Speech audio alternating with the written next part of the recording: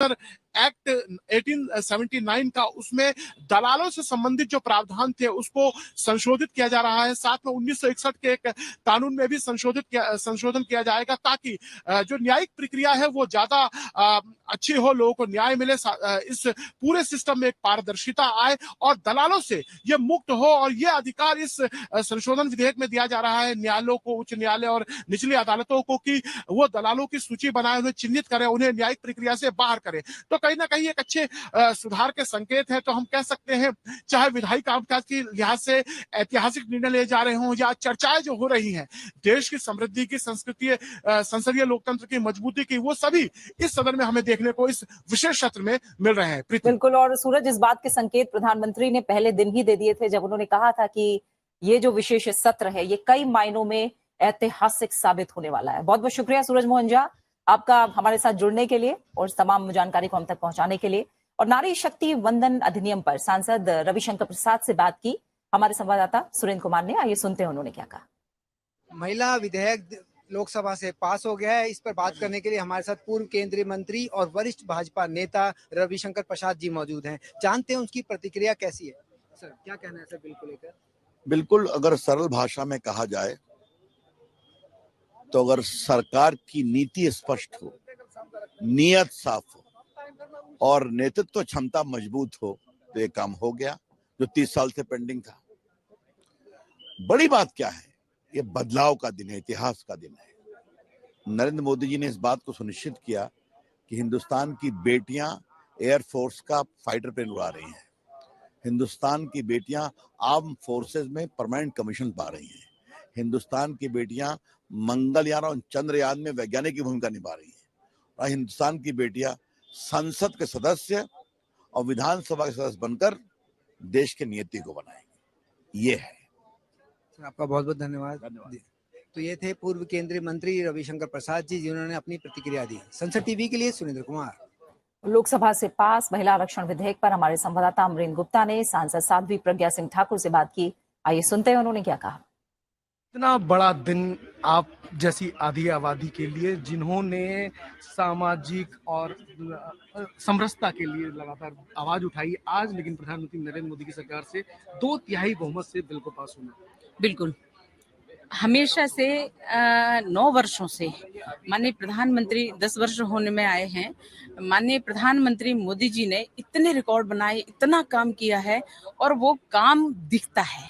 और इसी तरह से जो बिल इन लोगों ने पेंडिंग कर रखे थे, जिनकी नीयत थी ही नहीं कि वो उसको पास करवाएं, और क्योंकि इनकी बहुमत में सरकार भी रही, फिर भी इन लोग पास नहीं करवाना चाहते और इसलिए नहीं भी हुआ था। लेकिन अभी माननीय प्रधानमंत्री मोदी जी की सरकार में जिस प्रकार से यह बिल आया और आज लोकसभा, कल आया और आज लोकसभा में पारित भी हुआ और इसने इतिहास बना दिया, इसके लिए हम संपूर्ण राष्ट्र की, भारतवर्ष की मातृशक्ति को बहुत बहुत बधाई देते हैं, बहुत बहुत अभिनंदन करते हैं। इन्होंने देवेगौड़ा जी के समय से लेकर मनमोहन जी के समय तक कभी भी इसको ये विचार नहीं किया कि मातृशक्ति को अगर साथ लेकर के चलते हैं, और उनको आरक्षण तो एक ऐसा विषय है कि कोई कहेगा हम इसका विरोध करते, कोई कुछ कहे, लेकिन ये विरोध का विषय नहीं है, एक व्यवस्थात्मक विषय है। और ये व्यवस्था है कि मातृशक्ति और हमारे पुरुष वर्ग सभी मिलकर के, जो इस लोकसभा के सांसद हैं, सभी मिलकर के जब देश के लिए कार्य करेंगे तो सभी अपना अपना मत उसमें देंगे और देश की तस्वीर कुछ अलग होगी और बहुत आनंद आएगा। देश हमारा बहुत आगे बढ़ेगा। मातृशक्ति के साथ साथ हम संपूर्ण उनकी ऊर्जा का जिस प्रकार से देश के लिए उपयोग होगा, अद्भुत और अकल्पनीय होगा। अलग अलग सांसद नारी शक्ति वंदन बिल को लेकर अपने विचार साझा कर रहे हैं। आइए अब सुनते हैं लोकसभा से इस विधेयक के पास होने पर क्या कहा राज्य मंत्री साध्वी निरंजन ज्योति ने। लोकसभा से महिला विधेयक बहुमत से पारित हुआ है, उस पर बात करने के लिए केंद्रीय मंत्री साध्वी निरंजन ज्योति हमारे साथ हैं। जानते हैं उनसे, उनका क्या कहना है। आज बहुत खुशी का दिन है। बहुत वर्षों से लंबित बिल विधेयक के रूप में संशोधन करके उसको पारित किया सदन ने। माननीय प्रधानमंत्री जी की इच्छा शक्ति, नीति और नियत दोनों के कारण आज पार्लियामेंट में 27 वर्षों से अटका हुआ बिल पारित हुआ है। और मुझे लग रहा है कि महिलाएं तो आ रही थी, लेकिन एक संवैधानिक दायरे में आकर के यहाँ देश का नेतृत्व करेंगी। आज का दिन बहुत गौरव का दिन है। माननीय प्रधानमंत्री जी का और जितने सांसदों ने, पार्लियामेंट के मेंबरों ने इसका समर्थन किया, वो भी बहुत बहुत अभिनंदन के पात्र हैं। और कहीं ना कहीं सारे सदन ने, कुछ लोगों को छोड़ के सबने उसका समर्थन किया और पारित हुआ। और यही प्रजातांत्रिक देश की खूबसूरती है कि जहाँ सारे लोग मिल करके इस बिल को पास किए हैं। और ये 27 वर्ष लग गए जिसको पारित होने में, लेकिन कब हुआ? जब मोदी जी आए। भारतीय जनता पार्टी के नेतृत्व में इस सरकार ने इस बिल को पारित किया है। बहुत सारी महिलाओं की उम्मीदें हैं, उसमें पार्लियामेंट में, विधानसभा में चुन करके पहुंचेंगी और देश का नेतृत्व करेंगे। बहुत बहुत धन्यवाद मैम आपकी जानकारी। तो ये थी केंद्रीय मंत्री साध्वी निरंजन ज्योति, जिन्होंने। और आइए अब एक बार फिर से हम कृति मिश्रा अपनी सहयोगी रुख करते हैं। लोकसभा सांसद उनके साथ इस समय मौजूद हैं। कृति,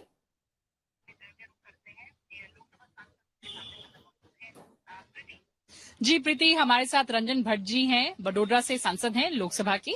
मैम स्वागत है आपका संसद टीवी में। मैम कल हमने देखा कि किस तरह से लोकसभा ने पूरे सर्वसम्मति से, हम कह सकते हैं 2 एब्सटेंशन जो हुए, नेगेटिव वोट गए, लेकिन उसके अलावा हम कह सकते हैं कि एक ओवरवेलमिंग मेजोरिटी थी, उससे पास किया। आज राज्यसभा में है। कितना हिस्टोरिक ये मोमेंट महिलाओं के लिए, औरतों के? ये 19 तारीख गणेश चतुर्थी और उसी दिन नए पार्लियामेंट में जाना, ये ऐतिहासिक पल और नए पार्लियामेंट की शुरुआत ही महिलाओं के रिजर्वेशन की बात और वो रिजर्वेशन पास करवाना, ये हमारे देश के प्रधानमंत्री आदरणीय नरेंद्र मोदी जी का ये गौरव वाला काम है। देश के प्रधानमंत्री आदरणीय नरेंद्र मोदी जी हमेशा महिलाओं को सशक्त बनाने के लिए, जब गुजरात के मुख्यमंत्री थे तब भी इन्होंने यही काम किया था। साथ में जब देश के वड़ा प्रधान बने 2014। कृति माफ कीजिएगा, रंजन भट्ट जी अपने विचार साझा कर रही हैं और जाहिर तौर पर इसे एक ऐतिहासिक पल बता रही हैं। और बहुत बहुत शुक्रिया आप दोनों का हमारे साथ जुड़ने के लिए। अब से कुछ ही पलों में ठीक 11 बजे से लोकसभा और राज्यसभा की कार्यवाही शुरू होने वाली है, जिसका सीधा प्रसारण आप संसद टीवी पर देख सकते हैं। फिलहाल संसद में आज में मेरे साथ इतना ही। बने रहिए संसद टीवी के साथ। नमस्कार।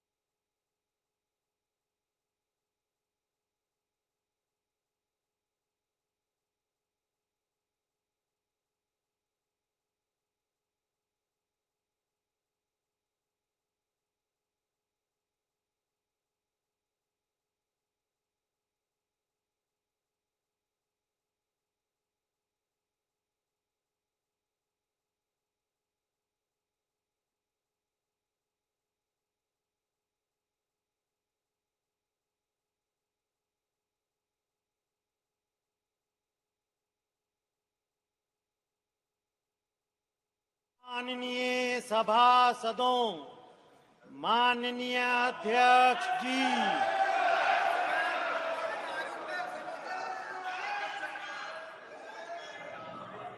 माननीय प्रधानमंत्री जी,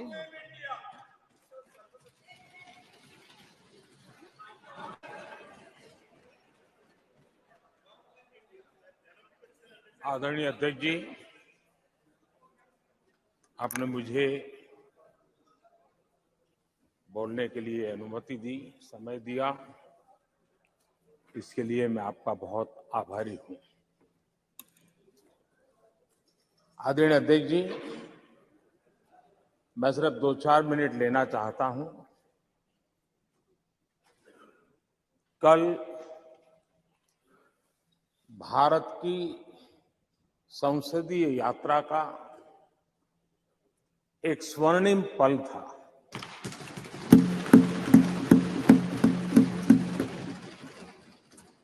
और इस स्वर्णिम पल के हकदार इस सदन के सभी सदस्य हैं। सभी दल के सदस्य,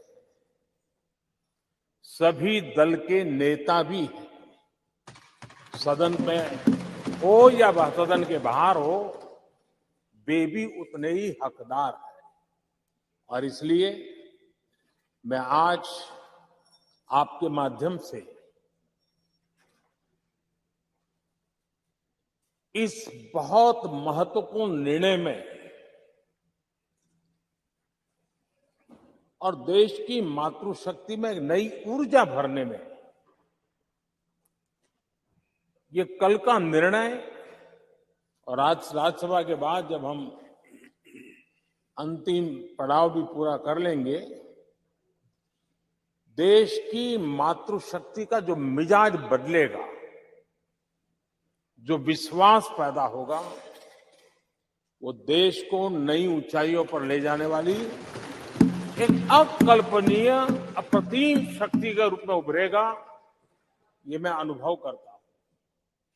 और इस पवित्र कार्य को करने के लिए आप सबने जो योगदान दिया है, समर्थन दिया है, सार्थक चर्चा की है, सदन के नेता के रूप में मैं आज आप सबका पूरे दिल से, सच्चे दिल से आदरपूर्वक अभिनंदन करने के लिए खड़ा हुआ हूं, धन्यवाद करने के लिए खड़ा हूं। नमस्कार। अब एक मिनट, सभी दलों के नेताओं ने कल समर्थन किया है। माननीय प्रधानमंत्री जी ने सबका आभार व्यक्त कर दिया, और सदन के नेता जब आभार कर दे तो पूरा सदन का आभार होता है। माननीय सदस्यगण, इसके बाद माननीय सदस्यगण, 21 सितंबर का दिन अंतर्राष्ट्रीय शांति दिवस के रूप में मनाया जाता है। सभी राष्ट्रों और लोगों के बीच शांति के आदर्शों को स्मरण और उन्हें सुदृढ़ बनाने के लिए इस वर्ष का अंतर्राष्ट्रीय शांति दिवस का विषय शांति के लिए कार्य # वैश्विक लक्ष्यों के लिए हमारी आकांक्षा। भारत विश्व शांति को प्रोत्साहित देने के लिए सदैव विभिन्न देशों के बीच सहयोग को बढ़ावा देने, परस्पर संवाद के माध्यम से आपसी टकराव का समाधान करने और वैश्विक एवं क्षेत्रीय शांति अहिंसा के आदर्शों को संरक्षित एवं संवर्धित करने के लिए प्रतिबद्ध रहा है। हमारी संस्कृति सदियों से अहिंसा की रही है। आइए हम इस अंतर्राष्ट्रीय शांति दिवस पर एक ऐसे विश्व के निर्माण के लिए संवाद, संवेदनशीलता, सहिष्णुता और सहयोग की भावना से काम करें, ताकि हम एक शांतिपूर्ण विश्व का सपना साकार कर सकें।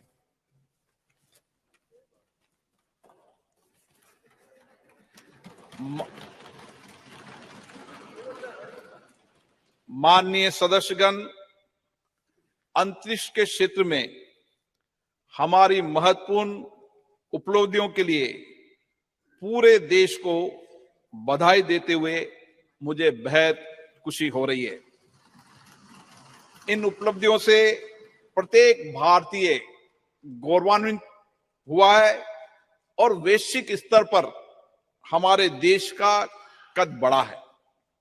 23 अगस्त 2023 को चंद्रमा के दक्षिणी ध्रुव के पास उतरने वाला पहला देश बनकर हमने एक ऐतिहासिक उपलब्धि हासिल की है। चंद्रयान 3 की मिशन की सफलता हमारे वैज्ञानिकों के अथक प्रतिबद्धता का प्रमाण है, जो निरंतर ब्रह्मांड के सुदूर क्षेत्रों तक पहुंचने का प्रयास करते आए हैं। इस सदन के माध्यम से मैं इस अभूतपूर्व उपलब्धि के लिए इसरो के सभी वैज्ञानिकों और इंजीनियरों और भारत के लोगों को बधाई देता हूं। भारत विश्व कल्याण के लिए अपनी सफलताओं और उपलब्धियों को दूसरों के साथ साझा करने में विश्वास रखता है। इसलिए हमने चंद्रयान 3 की सफलता को विश्व के वैज्ञानिक समुदाय और पूरी मानवता को समर्पित किया है। हमारे प्रज्ञान रोवर ने हमें चंद्रमा पर sulphur, oxygen, aluminium, calcium, iron जैसे तत्वों की मौजूदगी सहित अन्य अमूल्य जानकारी भेजी है, जिससे अंतरिक्ष के बारे में मानव ज्ञान में वृद्धि होगी और भावी अभूतपूर्व खोजों का मार्ग प्रशस्त होगा। 23 अगस्त को राष्ट्रीय अंतरिक्ष दिवस के रूप में मनाना उचित होगा।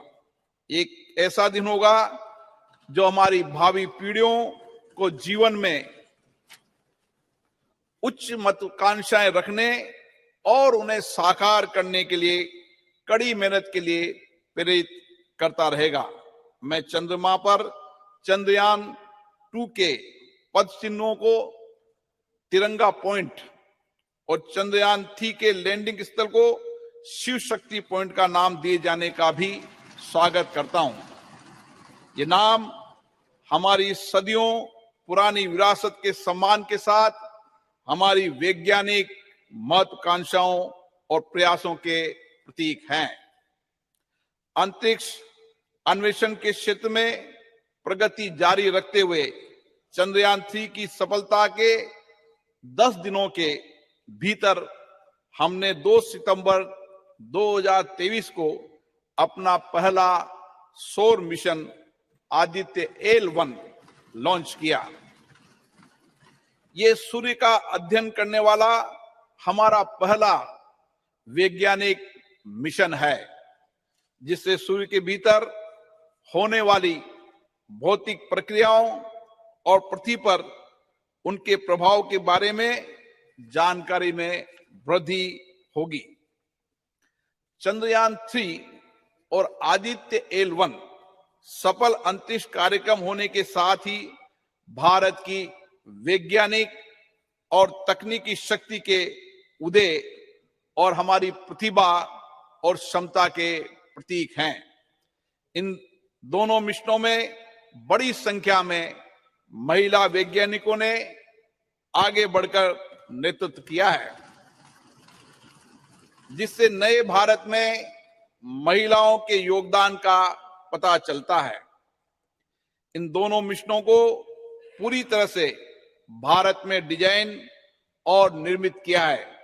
हमारे अंतरिक्ष कार्यक्रम की जो बात दूसरों से अलग करती है, वह हमारी सभी परियोजनाओं में कम लागत। इससे अंतरिक्ष प्रौद्योगिकी में हमारी बढ़ती क्षमताओं के साथ साथ हमारे वैज्ञानिकों की प्रतिभा का परिचय भी मिलता है। इन उपलब्धियों के फलस्वरूप भारत ने अंतरिक्ष के क्षेत्र में विश्व में अग्रणी देशों में अपना स्थान बनाया है। ये सभी उपलब्धियां प्रधानमंत्री माननीय नरेंद्र मोदी जी के नेतृत्व में भारत सरकार के अथक प्रयासों से संभव हुई है। प्रधानमंत्री बनने से पहले भी श्री मोदी जी अंतरिक्ष में गहरी रुचि रही है और चंद्रयान मिशनों के साथ उनका गहरा भावनात्मक जुड़ाव रहा है। 2008 में जब चंद्रयान 1 का सफल प्रक्षेपण हुआ था, वो इसरो गए और व्यक्तिगत रूप से वैज्ञानिकों को बधाई दी। 2019 में जब अंतिम समय में कुछ तकनीकी खराबी के कारण चंद्रयान 2 वांछित उद्देश्य प्राप्त नहीं कर पाए, तो उन्होंने हमारे वैज्ञानिकों के बीच जाकर उन्हें विफलताओं की चिंता किए बिना लक्ष्य प्राप्ति के प्रयास के लिए प्रेरित किया। कोविड-19 के समय जब पूरी दुनिया संकट में जूझ रही थी, ऐसे में माननीय प्रधानमंत्री श्री नरेंद्र मोदी जी इस विपदा का उपयोग अवसर के रूप में किया करते हुए अंतरिक्ष क्षेत्र सहित देश की अर्थव्यवस्था के विभिन्न क्षेत्रों में महत्वपूर्ण सुधार लाने के लिए प्रयासरत रहे। उनके इन्हीं प्रयासों के फलस्वरूप हम विश्व अंतरिक्ष शक्ति बनने की दिशा में आगे बढ़ रहे हैं। पिछले कुछ सालों में अंतरिक्ष स्टार्टअपों की संख्या में रिकॉर्ड वृद्धि हुई है। पिछले साल निजी क्षेत्र में निर्मित पहले रॉकेट विक्रम एस का प्रक्षेपण हुआ है। युवा स्कूली छात्रों ने 2 उपग्रह आजादी सेट और आजादी सेट 2 लॉन्च किए। अंतरिक्ष प्रौद्योगिकी क्षेत्र में हमें महत्वपूर्ण सफलता मिली है, जैसे प्रक्षेपण वाहनों का परीक्षण एक बार में 104 उपग्रह लॉन्च करके हमने विश्व रिकॉर्ड बनाया है। इन उपलब्धियों के फलस्वरूप भारत में दुनिया का नजरिया बदला है। हमारे देश को लेकर विश्व समुदाय के दृष्टिकोण में बदलाव आया है। माननीय प्रधानमंत्री नरेंद्र मोदी जी के दूरदर्शी नेतृत्व और विज्ञान और नवाचार को बढ़ावा देने के कारण ही संभव हो पाया है। हमारा सफल अंतरिक्ष कार्यक्रम उनके जय विज्ञान जय अनुसंधान के आह्वान का सबसे बड़ा प्रमाण है। ये विज्ञान और नवाचार का सबसे अच्छा उदाहरण है, जिसमें स्टार्टअप एमएसएमई को बढ़ावा मिला है, रोजगार अवसरों का सृजन हुआ है, हमारे विकास को भी गति मिली है। कृषि, मत्स्य पालन, संचार, नेविगेशन, राष्ट्रीय सुरक्षा सहित हमारी अर्थव्यवस्था के सभी क्षेत्रों में योगदान के माध्यम से हमारा अंतरिक्ष कार्यक्रम देश के लोगों के जीवन में गुणात्मक परिवर्तन ला रहा है। हमें विश्वास है इन उपलब्धियों में हमारी आने वाली पीढ़ियों को बड़े सपने देखने और अपने सपनों को साकार करने के लिए कड़ी मेहनत की प्रेरणा मिलेगी। सभी देशवासियों को 2047 तक एक विकसित भारत बनाने के लिए मिलकर कार्य करना होगा और अपने आप को पुनः समर्पित करना होगा।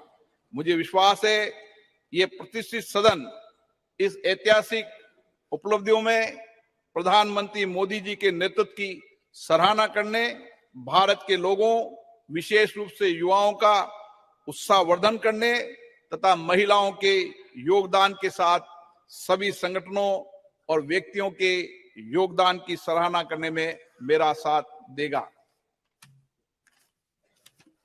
सभा पटल पर रखे जाने वाले पत्र। Item number 1 Shri Ashwini Kumar Choubey. अध्यक्ष महोदय, आपकी अनुमति से मैं आज की संशोधित कार्यसूची के क्रम संख्या 1 पर अपने नाम के आगे पर्यावरण, वन एवं जलवायु परिवर्तन मंत्रालय से संबंधित सूचीबद्ध विवरण सभा पटल पर प्रस्तुत करता हूं। आइटम नंबर 2 श्री कृष्णपाल जी। आपकी अनुमति से मैं आज की प्रस्तुत कार्यसूची में क्रम संख्या 2 पर अपने नाम के सम्मुख सूचीबद्ध कागजात सदन के पटल पर रखता हूं। आइटम नंबर श्री दानवे राव साहेब। अध्यक्ष महोदय, मैं आज की प्रदर्शित कार्यसूची में मेरे नाम के सामने क्रम संख्या 3 पर उल्लेखित कागजात को सभा पटल पर रखता हूं। Item number 4 Shri Pankaj Chaudhary. अध्यक्ष महोदय, मैं आज की संशोधित कार्यसूची में मत संख्या 4 पर मेरे नाम के सामने वर्णित कागजात आपकी अनुमति से सदन के पटल पर रखता हूं। Item number 5 Shri Devi Singh Chauhan. Daewoo Singh. Honorable Speaker, sir, with your kind permission, I rise to lay on the table of the House the papers mentioned against my name at serial number 5 in today's revised list of business. Item number 6 doctor Bharati Pawar. Honorable Speaker, sir, with your permission, I rise to lay on the table of the House papers mentioned against my name at serial number 6 in today's revised list of business. Item number 7 doctor Sanjay Jaiswal. आज की संशोधित कार्यसूची में अपने नाम के सम्मुख यथा सूचीबद्ध प्राक्कलन समिति के प्रतिवेदन संख्या 27 हिंदी और अंग्रेजी संस्करण को प्रस्तुत करता हूं। Item number 8 Shri Vishnu Dayal Ram.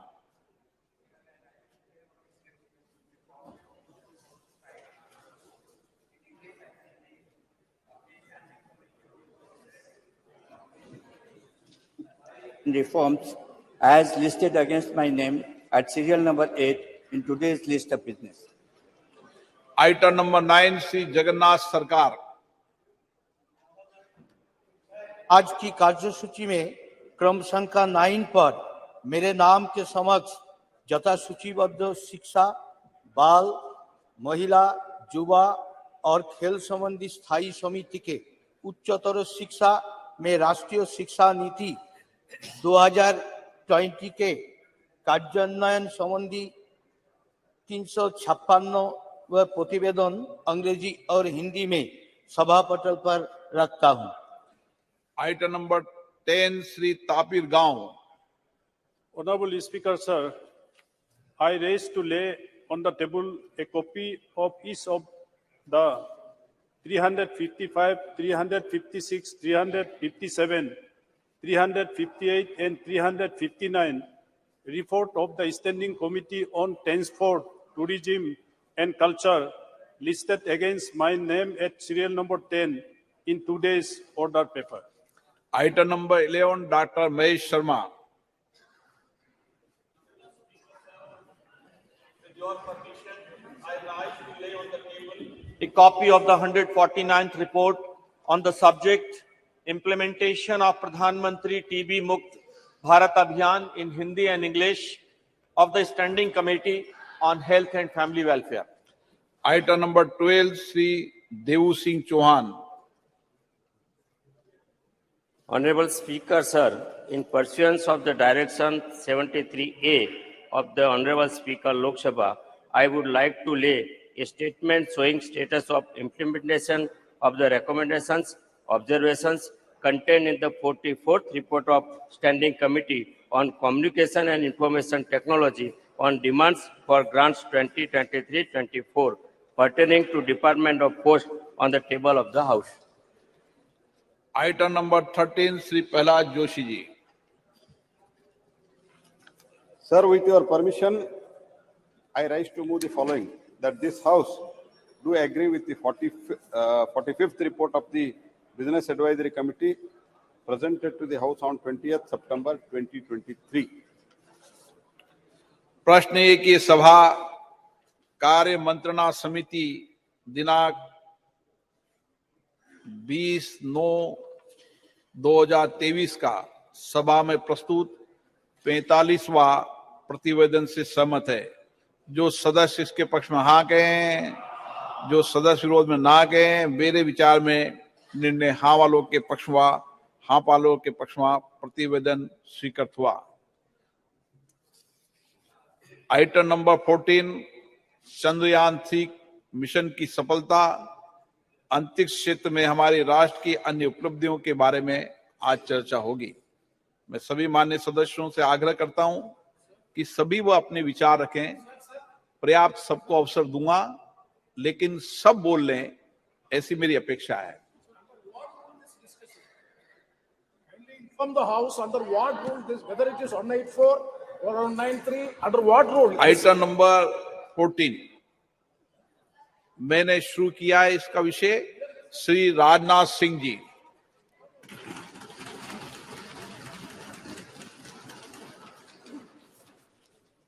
अध्यक्ष महोदय, इस गरिमामयी सदन में चंद्रयान 3 और आदित्य L1 की सफलता पर अपनी बात रखने के लिए आपने मुझे अवसर दिया है।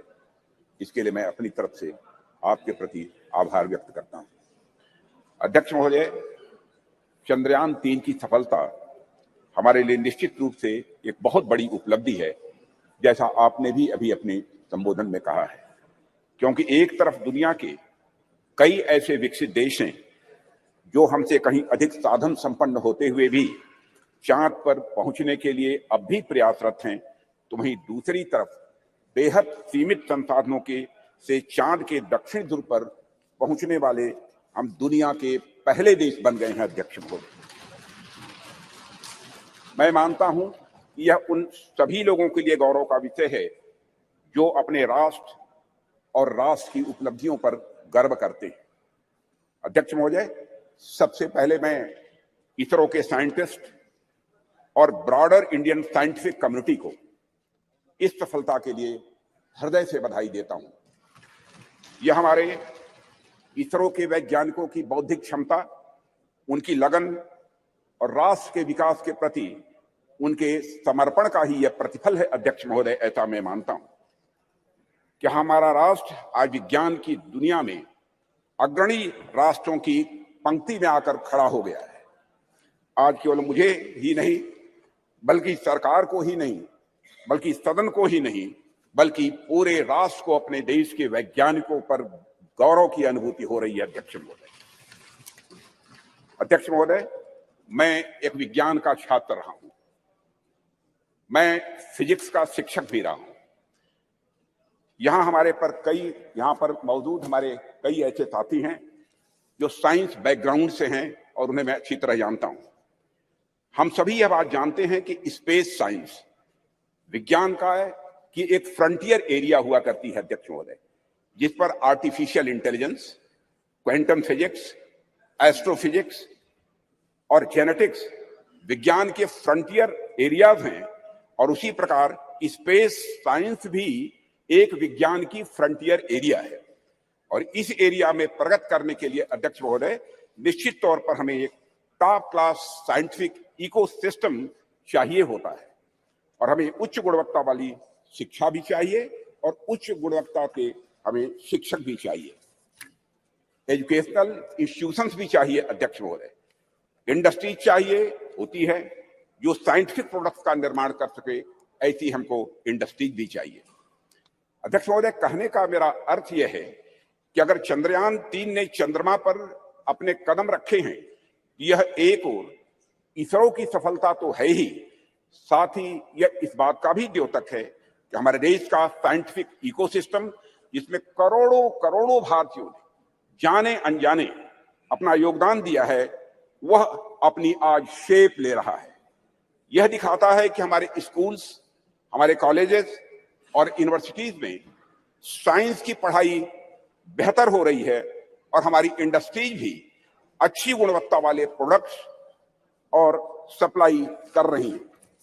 अध्यक्ष महोदय, हमें अच्छे स्टूडेंट्स, अच्छे टीचर्स और रिसर्चर्स आज मिल रहे हैं, इसलिए आज हम किसी उपलब्धि तक पहुंचते हैं तो उसके लिए वे सभी बधाई के पात्र हैं। अध्यक्ष महोदय, जिन्होंने इस यात्रा में अपना किसी भी प्रकार का सहयोग दिया है और राष्ट्र के भीतर साइंटिफिक टेम्परामेंट को जन्म दिया है। और अध्यक्ष महोदय, जब मैं यहां साइंटिफिक टेम्परामेंट की बात कर रहा हूं तो उससे मेरा मतलब कुछ वैज्ञानिक उपकरणों के, कुछ साइंटिफिक अपरेटस के केवल डेवलप कर लेने भर से नहीं है, यह हमारे कहने का तात्पर्य नहीं है। साइंटिफिक टेम्परामेंट की यदि मैं बात कर रहा हूं तो साइंटिफिक टेम्परामेंट से मेरा आशय यह है कि वैज्ञानिकता और तार्किकता, ये दोनों हमारी सोच में हो, वह हमारे बात और हमारे व्यवहार में हो और वो हमारे स्वभाव में भी हो। आवश्यक नहीं हम जब विज्ञान का विषय पढ़ें तभी हम साइंस से दो चार हों, बल्कि हम आर्ट्स, म्यूजिक और साथ ही साथ एस्थेटिक्स भी पढ़ें तो हम उसमें भी साइंटिफिक अप्रोच रख सकें। मैं इस साइंटिफिक टेम्परामेंट की यहाँ पर अध्यक्ष महोदय बात कर रहा हूं और हम सब इस संबंध में बड़े भाग्यशाली हैं अध्यक्ष महोदय कि यह टेम्परामेंट प्राचीन काल से ही हम भारतवासियों को विरासत में मिला हुआ है। आप देखें, चाहे हमारे प्राचीन ग्रंथ वेद हों या फिर उपनिषद देख लें या फिर स्मृति ग्रंथ देख लें, सर्वत्र आपको विज्ञान या फिर विज्ञान से युक्त विचारों के दर्शन करने को मिलेंगे।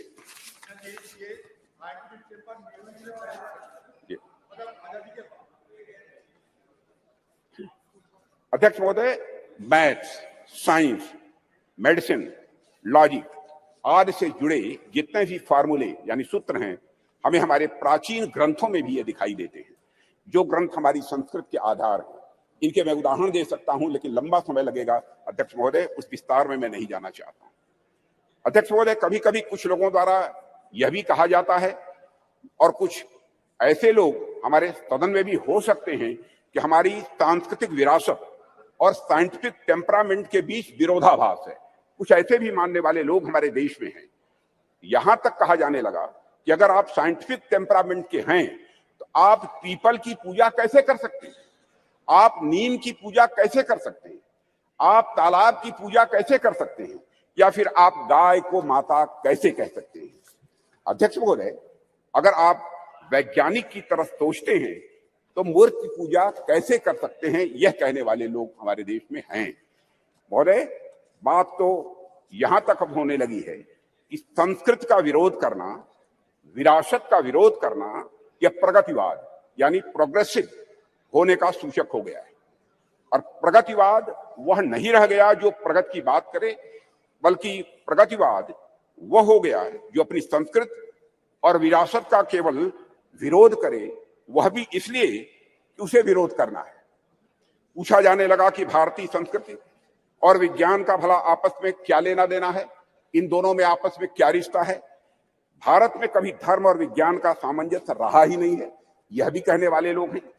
विपक्ष के हमारे कुछ मित्रों का ऐसा भी आरोप रहता है, क्योंकि राज्यसभा में मैंने सुना था कि भारतीय संस्कृति और विज्ञान एक साथ चल ही नहीं सकते हैं, ऐसी उनकी मान्यता है। अध्यक्ष महोदय, इनका ऐसा मानना है कि संस्कृति विज्ञान की विरोधी होती है। मैं इस सदन के माध्यम से उनके इन प्रश्नों का जवाब देने की भी अपनी तरफ से कोशिश करूंगा।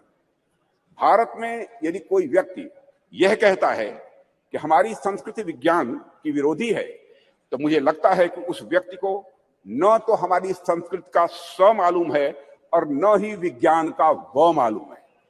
हमारे जो भी साथी विज्ञान का उद्गम पश्चिम के विचारों से मानते हैं, उन्होंने अगर इतिहास पढ़ा होगा तो मालूम होगा निश्चित रूप से उन्हें कि पश्चिम में ऐसे अनेक उदाहरण देखने को मिले हैं जहां चर्च और धर्म की मान्यताओं के खिलाफ जाने पर, वैज्ञानिक बातें कहने पर व्यक्तियों को जहर दे देना या उन्हें जिंदा जला देना यह आम बात सी हो गई थी। अध्यक्ष महोदय, उनको अपने वैज्ञानिक विचार छिपाकर कहने पड़ते थे, पर आज से लगभग 2000 साल पहले आर्यभट्ट ने जब कहा था कि हमारी पृथ्वी अपने एक्सिस पर घूमती है, तो क्या उनका विरोध हुआ था? बाराहमीर ने जब यह सिद्धांत दिया कि पृथ्वी का गुरुत्वाकर्षण बल, ग्रेविटेशनल फोर्स, हर वस्तु को अपनी तरफ खींचता है, तो क्या किसी व्यक्ति ने बाराहमीर के इस सिद्धांत को अधर्म कहा था? जब भी भारत में किसी ने कोई नया वैज्ञानिक सिद्धांत दिया है अध्यक्ष महोदय, तो भारतीय समाज ने उस व्यक्ति को ऋषि के रूप में प्रतिष्ठित किया है अध्यक्ष महोदय। और मेरा मानना है कि संस्कृति के बगैर, कल्चर के बगैर, विज्ञान और विज्ञान के बगैर कल्चर या संस्कृति अधूरी है। संस्कृति और विज्ञान दोनों एक दूसरे से जुड़ने के बाद ही अध्यक्ष महोदय वह पूर्णता को प्राप्त करते हैं। दोनों को एक दूसरे का पूरक कहा जा सकता है, क्योंकि दोनों ही मनुष्यता के लिए भी यह आवश्यक है। इसका एक छोटा सा लेकिन बहुत ही महत्वपूर्ण उदाहरण मैं आपके सामने रखना चाहूंगा। अध्यक्ष महोदय, लगभग 2 वर्ष पहले उत्तराखंड में भूस्खलन के रूप में एक दुर्भाग्यपूर्ण आपदा आई हुई थी। मैं समझता हूं कि सदन के सभी सम्मानित सदस्यों की इसकी जानकारी होगी, जिसके कारण एक सुरंग में हमारे कुछ मजदूर फंस गए थे। अब इससे निपटने के लिए यहां पर विज्ञान की भूमिका सामने आएगी। हमने सेंसर आदि के माध्यम से यह पता लगाया कि मजदूर सुरंग में कहां फंसे हुए हैं। उसके बाद हमने हेलीकॉप्टर से उन लोगों को वहां से निकालने में भी कामयाबी हासिल की। लेकिन अध्यक्ष महोदय, जैसे ही सुरंग से पहले मजदूर को बाहर निकाला गया, अन्यथा कोई न ले, जैसे ही मजदूर को सुरंग से बाहर निकाला गया, बाहर निकलते ही इसने दोनों हाथ ऊपर करके बड़ी तेजी के साथ जय घोष किया, बद्री विशाल की जय। अध्यक्ष महोदय, इस वाकये ने सारी दुनिया को बताया कि धर्म और विज्ञान किस तरह से यह आपस में जुड़े हुए हैं। एक दूसरे से अलग नहीं है धर्म और विज्ञान, बल्कि यह एक दूसरे से जुड़े हुए हैं। निश्चित रूप से विज्ञान ने उस मजदूर को सुरंग से बाहर निकालने में अध्यक्ष महोदय बहुत बड़ी भूमिका निभाई है, इसमें कहीं दो मत नहीं। लेकिन उन मजदूर बंधुओं को सुरंग के भीतर जिसने जिजीविषा की शक्ति प्रदान की, जिसने साहस प्रदान किया, जिसने मनोबल प्रदान किया, जिसने आखिरी समय तक प्रयास करते रहने की शक्ति प्रदान की, वह और कुछ नहीं, हमारा सांस्कृतिक विश्वास ही था अध्यक्ष महोदय, जिसने कि यह संबल उन्हें प्रदान किया। अध्यक्ष महोदय, वह हमारी कल्चर, वह हमारी संस्कृति ही थी जिसने सुरंग में फंसे उस मजदूर को यह भरोसा दिलाया कि वह इस संकट से बचकर निकल जाएगा, उसके ईश्वर इस संकट से उसे निकाल लेंगे, यह उसका विश्वास था, भरोसा था। अध्यक्ष महोदय, हमारी आस्था, हमारी संस्कृति इंक्लूसिव नेचर की है, समावेशी यह स्वभाव की है। हमारा सांस्कृतिक राष्ट्रवाद हमें अखिल मानवता के बंधुत्व का पाठ पढ़ाता है। हम सबने देखा कि जियो पॉलिटिकल दृष्टि से काफी कठिन जो वैश्विक परिस्थितियों के बावजूद हम G20 समिट का हमारे प्रधानमंत्री नरेंद्र मोदी जी के नेतृत्व में हम सफल आयोजन कर सके एवं न्यू दिल्ली डिक्लेरेशन पर भी हम कंसेंसस जुटाने में पूरी तरह से कामयाब रहे। अध्यक्ष महोदय, इसके पीछे हमारे प्रधानमंत्री द्वारा हमारी प्राचीन ज्ञान परंपरा से दिया गया संदेश है, जिसमें पूरी मानवता को एक सूत्र में बांध दिया है। प्रधानमंत्री जी ने ही कहा था, one world, one family, one future. Bharat का यही विश्वास, भारत का यही बंधुत्व का भाव प्रधानमंत्री जी ने G20 की सफलता पर भी मुखरित किया, जब उन्होंने यह कहा था कि यह केवल भारत की सफलता नहीं है, बल्कि पूरे विश्व की यह सफलता है। अध्यक्ष महोदय, विज्ञान तो वैल्यू न्यूट्रल होता है। ये वैल्यू न्यूट्रल क्या है, मैं आगे इसको विस्तार में बताने की कोशिश करूंगा। चंद्रयान जैसे अंतरिक्षयान हो, या परमाणु के भीतर छिपी शक्ति हो, या फिर DNA एडिटिंग की टेक्नोलॉजी हो, विज्ञान हमेशा यह मूल्य निरपेक्ष होता है, यानी वैल्यू न्यूट्रल होता है। विज्ञान हमें परमाणु शक्ति का ज्ञान दे सकता है अध्यक्ष महोदय, लेकिन वह संस्कृति ही है, वह कल्चर ही है जो हमें मार्ग दिखलाएगी उस परमाणु शक्ति का उपयोग हम ऊर्जा के रूप में स्वयं के विकास में करते हैं, या फिर हथियार के रूप में अन्य का विनाश करने में हम करते हैं। कहते हैं, with great power comes great responsibility. इसलिए जैसे जैसे हमारी शक्ति बढ़ती जाती है अध्यक्ष महोदय, वैसे वैसे हमारे संस्कारों का महत्व भी स्वाभाविक रूप से यह बढ़ता जाता है। प्रारंभ में मानव के पास बहुत सारे विकसित हथियार नहीं थे, ऐसे में यदि उससे कुछ नुकसान भी होता था तो बहुत बड़े पैमाने पर नहीं होता था। पर अध्यक्ष महोदय, आज जब मानव के पास परमाणु शक्ति आ गई है और मानव ने चंद्रमा तक पहुंचने के भी रास्ते खोज लिए हैं, तब ऐसी शक्तियों का दुरुपयोग भी उसी पैमाने पर संभव है। इस संभावना को भी नकारा नहीं जा सकता है। इसे मैं एक उदाहरण के माध्यम से इस सदन के समक्ष रखना चाहूंगा। अध्यक्ष महोदय, जब मैं जर्मन फिलासफर नीत्शे ने गॉड इज डेड कहकर अपने महामानव को सामाजिक नैतिकता से मुक्त किया, तो उसका नतीजा जर्मनी में नाजीवाद के कहर के रूप में प्रकट हुआ था। जर्मनी में हुए नरसंहार में मानवता को खत्म करने के लिए जो अपरेटस, जो उपकरण प्रयोग में लाए गए थे, जिन हथियारों या फिर जिन केमिकल्स का प्रयोग हुआ था, निश्चित रूप से वे सभी विज्ञान की ही देन थी अध्यक्ष महोदय। लेकिन नैतिकता और मानवीयता के गुणों के अभाव में उन सभी वैज्ञानिक खोजों का किस प्रकार दुरुपयोग हुआ, इसे हम सभी अच्छी तरह जानते हैं। सेकेंड वर्ल्ड वॉर में हिरोशिमा और नागासाकी पर जो बम गिराए गए थे, वह निश्चित ही विज्ञान की ही देन थे अध्यक्ष महोदय। वह विज्ञान की शक्ति के प्रतिनिधि थे, पर अभाव था तो धार्मिक शक्ति और नैतिक शक्ति का अभाव था। अगर उनके भीतर धार्मिक और नैतिक शक्तियां यह प्रबल होती तो इतिहास को इस काले कृत्य से बचाया जा सकता था अध्यक्ष महोदय। इसलिए विज्ञान कितनी भी प्रगति कर ले अध्यक्ष महोदय, विज्ञान चाहे कितनी भी प्रगति कर ले, वह संस्कृति और संस्कारों के बिना सदैव अधूरा रहेगा, ऐसी हमारी मान्यता है। अध्यक्ष महोदय, जैसा कि मार्टिन लूथर किंग ने कहा है कि science gives man knowledge, which is power, religion gives man wisdom, which is control. अध्यक्ष महोदय, एक बात पर मैं समझता हूं कि ध्यान देने की हम सभी को जरूरत है। जिस टेक्नोलॉजी का इस्तेमाल वैज्ञानिक किसी यान को चांद या मंगल पर भेजने के लिए करते हैं, कमोबेश उसी टेक्नोलॉजी का इस्तेमाल मिसाइल में भी काफी हद तक किया जाता है। पहला उपयोग मानवता के विकास में होता है अध्यक्ष महोदय, जबकि दूसरा उपयोग मानवता के विनाश में होता है।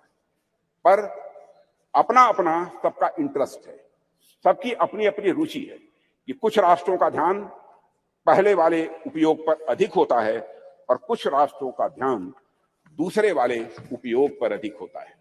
अध्यक्ष महोदय, कई बार कुछ लोगों का यह भी आरोप रहता है, अब देश में ऑलरेडी जमीनी विकास के इतने कार्य करने के लिए पड़े हैं जिसमें रिसोर्सेज की जरूरत होती है, संसाधनों की जरूरत होती है, तो ऐसे में चंद्रयान जैसे मिशन भेजने की क्या आवश्यकता है। अध्यक्ष महोदय, इन प्रश्नों का भी जवाब मैं आपकी अनुमति से इस सदन के समक्ष रखना चाहूंगा। जब हम इस प्रकार के मिशन भेजते हैं या फिर हम किसी प्रकार की वैज्ञानिक प्रगति हम करते हैं, तो इसका जमीनी विकास से किसी भी प्रकार का विरोधाभास नहीं होता है। हम यदि स्पेस रिलेटेड कोई भी मिशन भेजते हैं तो बाहरी तौर पर दिखने में सिर्फ स्पेस से रिलेटेड यह लग सकता है हम सबको, लेकिन वास्तव में उसका प्रभाव आम जनमानस पर भी पड़ता है। इस सच्चाई को भी नकारा नहीं जा सकता। अध्यक्ष महोदय, हमारे यह स्पेस प्रोग्राम्स भारत का तो नाम रोशन करते ही हैं, लेकिन साथ ही साथ इन मिशन का जो बहुआयामी उपयोग होता है, उसका प्रभाव आम जनता के ऊपर भी बहुत ज्यादा पड़ता है। स्पेस मिशन हमें अनेक प्रकार से सहायता प्रदान करते हैं, जैसे यदि हम इसके माध्यम से रेनफॉल पैटर्न, यानी वर्षा होने का जो पैटर्न है, इसका बेहतर प्रेडिक्शन यदि कर रहे हैं तो हमारे किसान बंधु बांधवों के लिए फायदेमंद आज हो रहा है। यदि हम इसके माध्यम से चक्रवात, साइक्लोन को यदि हम प्रेडिक्ट करते हैं तो हमारे कोस्टल एरियाज में रह रहे लोगों के लिए भी अध्यक्ष महोदय यह लाभदायक हो। इस प्रकार के प्रेडिक्शंस हमारे मछुआरों के लिए लाभदायक सिद्ध होंगे। यह तो मैंने एक दो उदाहरण केवल दिए हैं अध्यक्ष महोदय। बाकी स्पेस एप्लीकेशन से डेवलपमेंट में जो मदद मिलती है, उससे भी मैं समझता हूं सदन के अधिकांश सदस्य अच्छी तरह परिचित होंगे। इन सबसे भी महत्वपूर्ण बात यह होती है कि जब भी हम इस प्रकार के मिशन स्पेस में या फिर चंद्रमा और सूर्य की ओर भेजते हैं, तो सुदूर गांव में बैठे किसी बच्चे के मन में साइंटिफिक टेम्परामेंट स्वाभाविक रूप से जगता है और उसके भीतर भी इस बात की अलख जगती है अध्यक्ष महोदय कि वह भी आगे चलकर कुछ ऐसे ही करेगा। उसके अंदर यह प्रेरणा आती है कि एक दिन वह भी वैज्ञानिक बनकर भारत का नाम दुनिया में रोशन करेगा, और यही कुछ करने की तमन्ना ही अध्यक्ष महोदय राष्ट्र को स्वाभाविक रूप से आगे ले जाने का काम करती है। चंद्रयान 3 की सफलता से कितने रामानुजन, कितने भाभा या सारा भाई अपने लक्ष्य की ओर आगे बढ़े होंगे, यह हमें आज नहीं कुछ वर्षों के बाद यह पता लगेगा। अध्यक्ष महोदय, हमारे प्रधानमंत्री मोदी जी के नेतृत्व में हम संस्कृति और विज्ञान दोनों को समान रूप से महत्व देते हुए आगे बढ़ रहे हैं। और ऐसा बिल्कुल भी नहीं है, ऐसा बिल्कुल भी नहीं है कि यदि हम एक को महत्व दे रहे हैं तो दूसरे का महत्व कम हो जाएगा।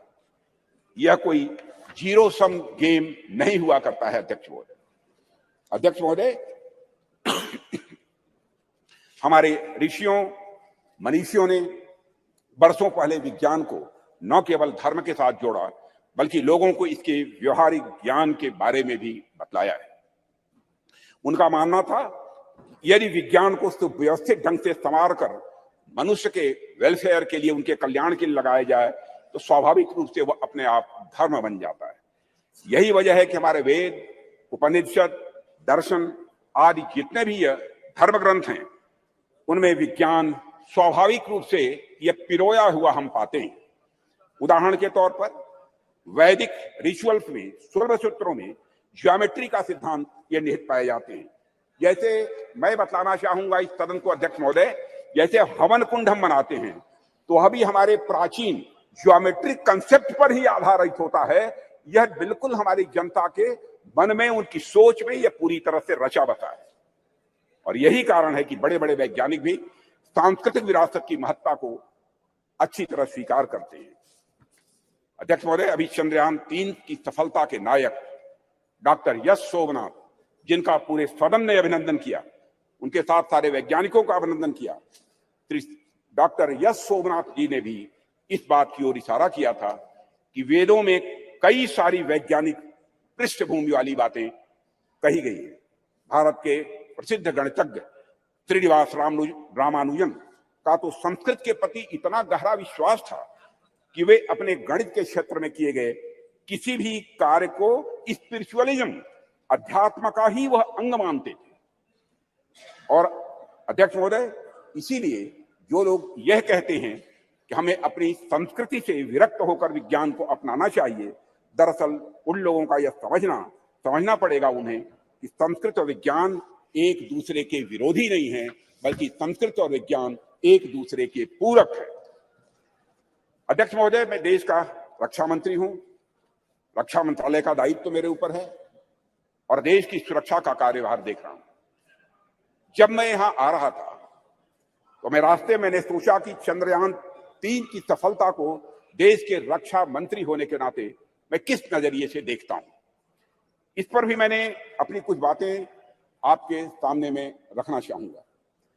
मैं अपनी बात पर आऊं, इसके लिए मैं आपको थोड़ा पीछे भी ले जाना चाहूंगा अध्यक्ष महोदय, और कुछ एक उदाहरण भी इस सदन के समक्ष आपके माध्यम से रखना चाहूंगा। आप सभी सदन के लोग अच्छी तरह अवगत हैं कि कुछ ही समय पहले हमारे प्रधानमंत्री मोदी जी ने के प्रयासों से काशी तमिल संगमम का भव्य और सफल आयोजन किया गया था। उसके कुछ समय बाद ही सौराष्ट्र तमिल संगमम का भी आयोजन उनके द्वारा किया गया था। अध्यक्ष महोदय, इसके पहले का एक और उदाहरण देखिए कि सरकार के प्रयासों से कैसे उज्जैन में बाबा महाकाल के क्षेत्र में भव्य कॉरिडोर का निर्माण किया गया। विश्व की प्राचीनतम नगरी ज्ञान नगरी काशी में बाबा विश्वनाथ धाम के परिसर के पुनरुद्धार का काम भी वहां पर किया गया। प्रधानमंत्री मोदी जी ने बाबा विश्वनाथ के चरणों में श्रद्धा के सुमन अर्पित किए अध्यक्ष महोदय। और राम मंदिर का एक और उदाहरण इसके साथ ही अध्यक्ष महोदय में देना चाहूंगा। जो रामचंद्र जी देश के जनमानस में निवास करते हैं, उन राजा जी को अयोध्या में निवास करना कितना मुश्किल कार्य हो गया था। जाने कितनी पीढ़ियां इस प्रतीक्षा में ही निकल गई कि रामलला के मंदिर का निर्माण कभी होगा कि नहीं होगा। सैकड़ों वर्षों से राम मंदिर बनने का सपना पाले बैठे उन भक्तों ने इसे बस एक सपना भर ही मान लिया था, कभी न पूरा होने वाला सपना ऐसा मान लिया था। पर माननीय प्रधानमंत्री जी के नेतृत्व में सरकार का प्रयास देखिए अध्यक्ष महोदय कि आज अयोध्या में राम मंदिर के निर्माण का कार्य बड़े जोर शोर के साथ चल रहा है। और अध्यक्ष महोदय, राष्ट्र में सांस्कृतिक उत्कर्ष के एक नए युग का प्रारंभ हुआ है। राष्ट्र के प्रयासों से भगवान राम अपने नए अवतार में जल्द ही जनता के सामने होंगे और यह भारतवासियों की, मैं समझता हूं, एक बहुत बड़ी, बहुत शानदार यह उपलब्धि होगी। अध्यक्ष महोदय, इस प्रकार के कुछ और उदाहरण देखिए। गंगा जैसी अनेक नदियों का पुनरुद्धार किया गया। हम देशव्यापी अभियान चलाकर हम गंगा, यमुना और नर्मदा जैसी नदियों की सफाई और उनके संरक्षण का कार्य कर रहे हैं। ऐसे ही अनेक उपक्रम सरकार द्वारा किए जा रहे हैं जो हमारी संस्कृति और परंपरा से जुड़ी चीजों को सहेजने और सुरक्षित रखने का वो काम कर रहे हैं। अध्यक्ष महोदय, आप सभी राष्ट्र के उपयुक्त विकास के लिए अनेक प्रकार की सुरक्षा से भी, मैं समझता हूं, सदन के सम्मानित सदस्य अच्छी तरह अवगत होंगे। आप सभी सीमा सुरक्षा, आर्थिक सुरक्षा, सामाजिक सुरक्षा, खाद्य सुरक्षा, ऊर्जा सुरक्षा और पर्यावरण सुरक्षा के बारे में, मैं समझता हूं, हम सभी समय समय पर चर्चा भी करते रहते हैं। अब तो पूरी हिम्मत है, पूरी हिम्मत है, पूरी हिम्मत है, पूरी हिम्मत है।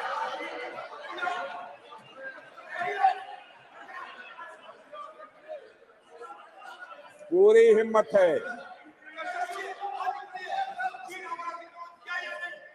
पूरी हिम्मत है। मत मत मत इतिहास में मत ले जाओ अधीर रंजन जी, इतिहास में मत ले जाओ। माननीय सदस्य प्लीज। चर्चा चीन पर भी। अध्यक्ष महोदय, अरे भाई, अब सुन लिया आपकी बात, मेरी बात सुन ली।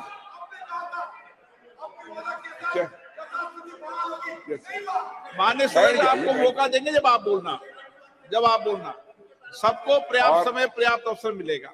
और मैं बतलाना चाहता हूं अध्यक्ष महोदय, मैं बीच में कहीं पर अपने को डिबेट नहीं करना चाहता हूं। मैं चर्चा करने को तैयार हूं और सीना चौड़ा करके मैं चर्चा करने को तैयार हूं। अध्यक्ष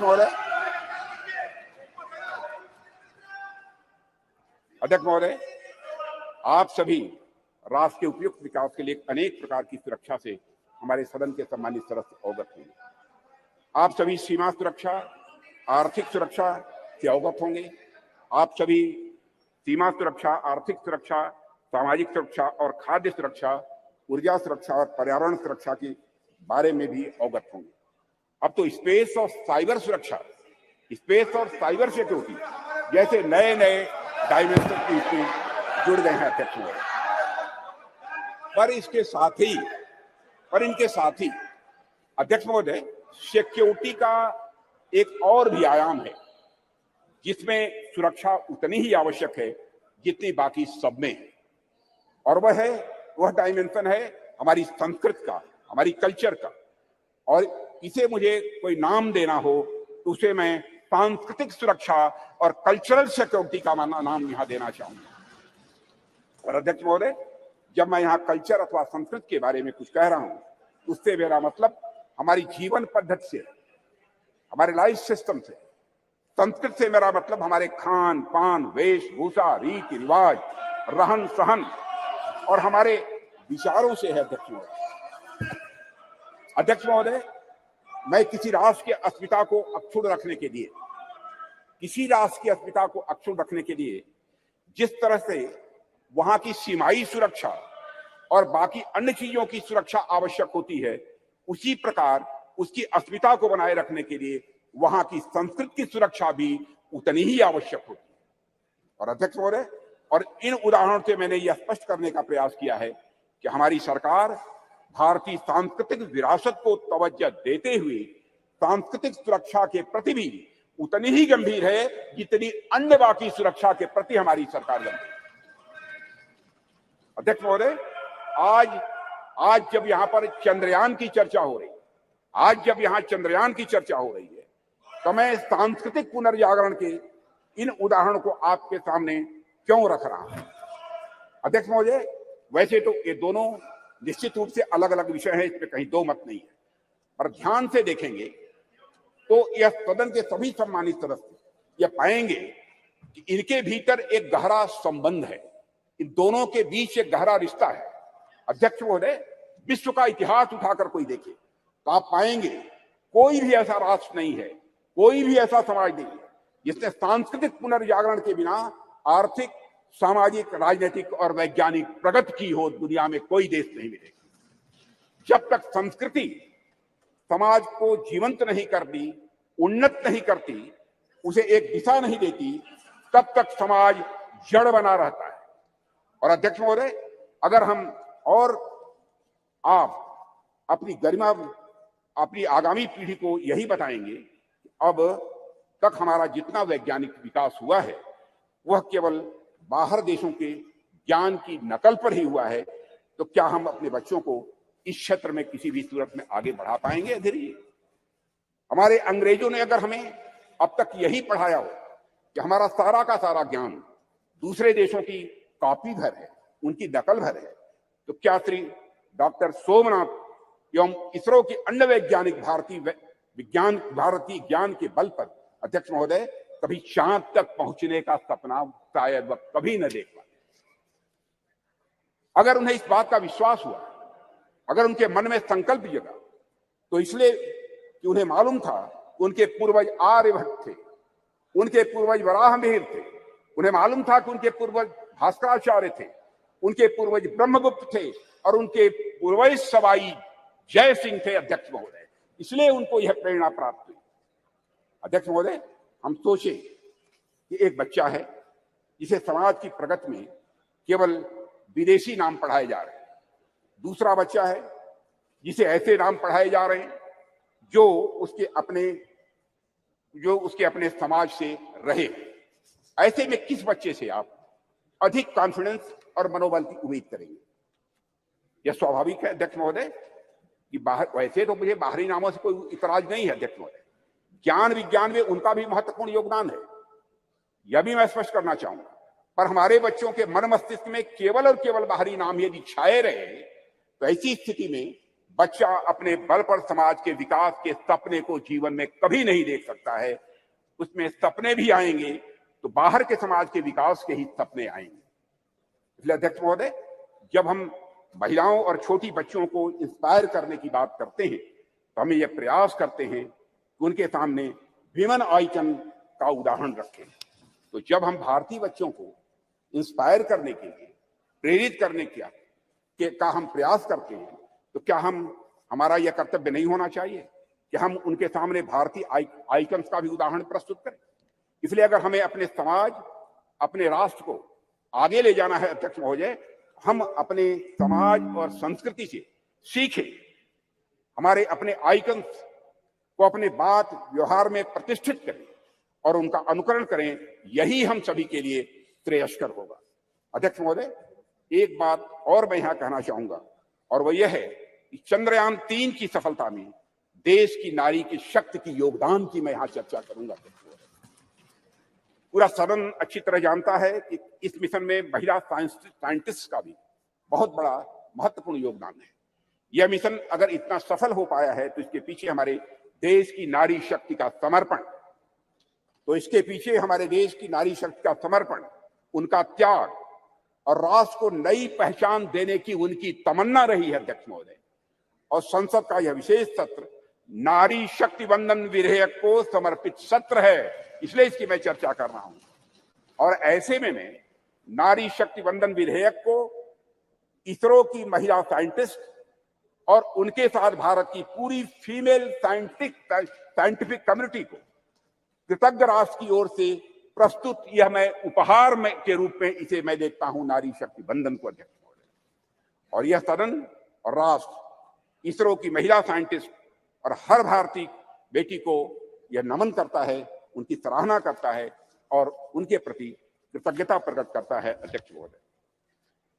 अध्यक्ष महोदय, अपनी बातों विस्तार रूप में मैं यहां रखना चाहूं तो यह है कि चंद्रयान 3 की सफलता कोई एक्सेप्शन नहीं है या कोई अपवाद नहीं है।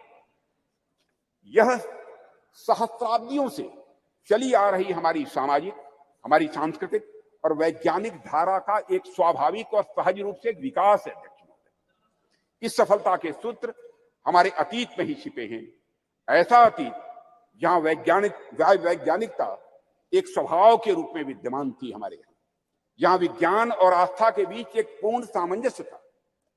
हालांकि विदेशी आक्रांताओं के चलते कुछ समय के लिए थोड़ा पिछड़ापन आ गया था, पर हम एक बार फिर से हुंकार भरते हुए पहले से भी अधिक ताकत के साथ उठ खड़े हुए हैं और सूरज, चांद, तारे अब हम छूने के लिए तैयार हैं और वहां पहुंच रहे हैं।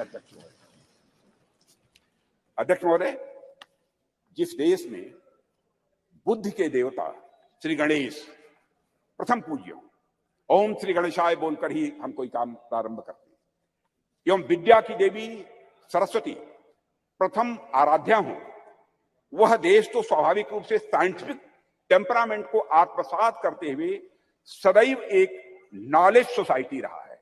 हमारे यहां कहा गया है तेजस्विनावधीतमस्तु, यानी may what we study we represent, कि प्रार्थना करने वाले भारतीयों को सिर्फ चंद्रयान तक ही नहीं रुकना है अध्यक्ष महोदय, बल्कि उसके आगे जाना है। अभी अंतरिक्ष में अनेक लक्ष्य हमारा इंतजार कर रहे हैं। अभी हम भारतीयों को कई मानदंड यहां स्थापित करने हैं। अध्यक्ष महोदय, मैं अपने वैज्ञानिकों की कामयाबी की एक दो और चर्चा करके अपनी बात यहां समाप्त करना चाहूंगा।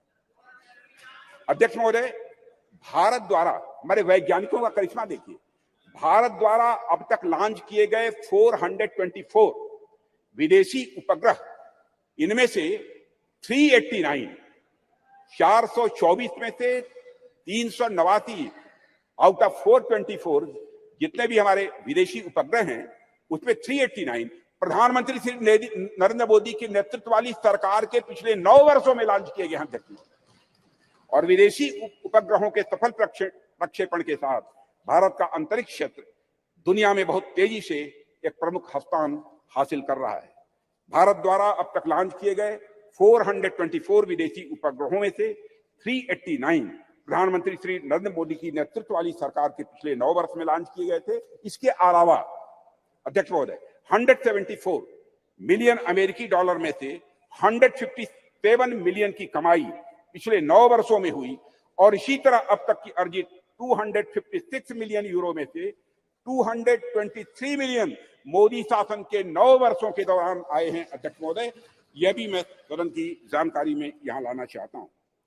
एक बार अध्यक्ष महोदय, मैं फिर अपने वैज्ञानिक समुदाय को बधाई देता हूं और आशा करता हूं कि जल्द ही हम नए मिशनों को भी अंजाम देंगे, आगे नए मिशनों को भी हम अंजाम देंगे, ऐसा मेरा पक्का विश्वास है, समस्त देशवासियों का भी विश्वास है। अध्यक्ष, अभी तो यह शुरुआत ही है, आने वाले समय में हमारा हाथ मंगल और शनि तक भी पहुंचेंगे और हमारा देश वहां भी अपना परचम लहराएगा। अध्यक्ष महोदय, जहां अब तक कोई नहीं पहुंच पाया है। इन्हीं शब्दों के साथ मैं अपनी वाणी को विराम देता हूं और सदन की ओर से राष्ट्र के वैज्ञानिकों को नमन करता हूं। अध्यक्ष महोदय। श्री शशि थरूर जी। Thank you very much, Honorable Speaker. I'm honored, really, to stand before this House and to speak on behalf of my party on a matter of great pride for Indians everywhere in the world, the success of our lunar mission, Chandrayaan-3, and according to the topic you've given us in the revised list of business, success of Chandrayaan-3 mission and other achievements of our nation in the space sector. I think my respected friend, Sri Rajnath Singh, treated us to a lecture on a slightly different subject. But on August 23rd, Mr. Speaker, we scripted history as our unmanned moon mission's lander module made a flawless soft landing, making us only the 4th country to achieve this feat and the first to reach the uncharted south pole of Earth's only natural satellite, the moon. It is fitting, sir, that as you proposed, we observe August 23rd as National Space Day in future. How far we have come since the late 1950s, when a classic photograph by Henri Cartier-Bresson showed Indian rocket parts being transported on a bullock cart. Let me take you back, sir, nonetheless, to when our nation's scientists, led by Dr. Vikram Sarabhai, began to develop the contours of India's nation space program in the early 1960s. Back then, the coastal village of Thumba, in the outskirts of Thiruvananthapuram, was identified as an ideal location, given its latitude and natural geological features, to allow for rocket launches and allied research. Imagine, friends in this house, a sleepy village with golden beaches and palm-fringed coconut trees, populated largely by an overwhelmingly Catholic community of fisherfolk. The catch, however, was that the community of scientists had identified a piece of an area of land, which housed in Thumba the Saint Mary Magdalene Church and the residence of the bishop himself, Peter Bernard Pereira, his own official residence. Now, in any other community or any other part of the world, even, the matter might have been put to rest right there. After all, the idea, the thought of displacing an active spiritual establishment would certainly have evoked outrage and fury, especially in today's India. But in this relatively obscure part of India near Thiruvananthapuram, where a decision of national importance and scientific progress presented itself, the community chose to make a remarkably patriotic choice, a choice for development and progress. When initial conversations with politicians and bureaucrats made little headway, something special happened. One day, when Bishop Pereira was sitting in his little office in the church, he heard a knock on the door. He said, "Who is this?" And a man in a white suit came and said, "I'm Dr. Vikram Sarabhai." Dr. Sarabhai explained the importance of this area to India's scientific research in space. The bishop understood the proposed mission of the scientists, and he told Dr. Sarabhai, "Come to my church on the following Sunday." So during the Sunday service, Dr. Sarabhai was there, and Bishop Pereira presented a proposition before the congregation. "My children," he said, "I have a famous scientist with me who wants our church and the place I live in for the work of space science research. Dear children," he said, "science seeks truth by reasoning. In one way, science and spiritualism seek the same divine blessings for doing good for the people. My children, can we give God's abode for a scientific mission?"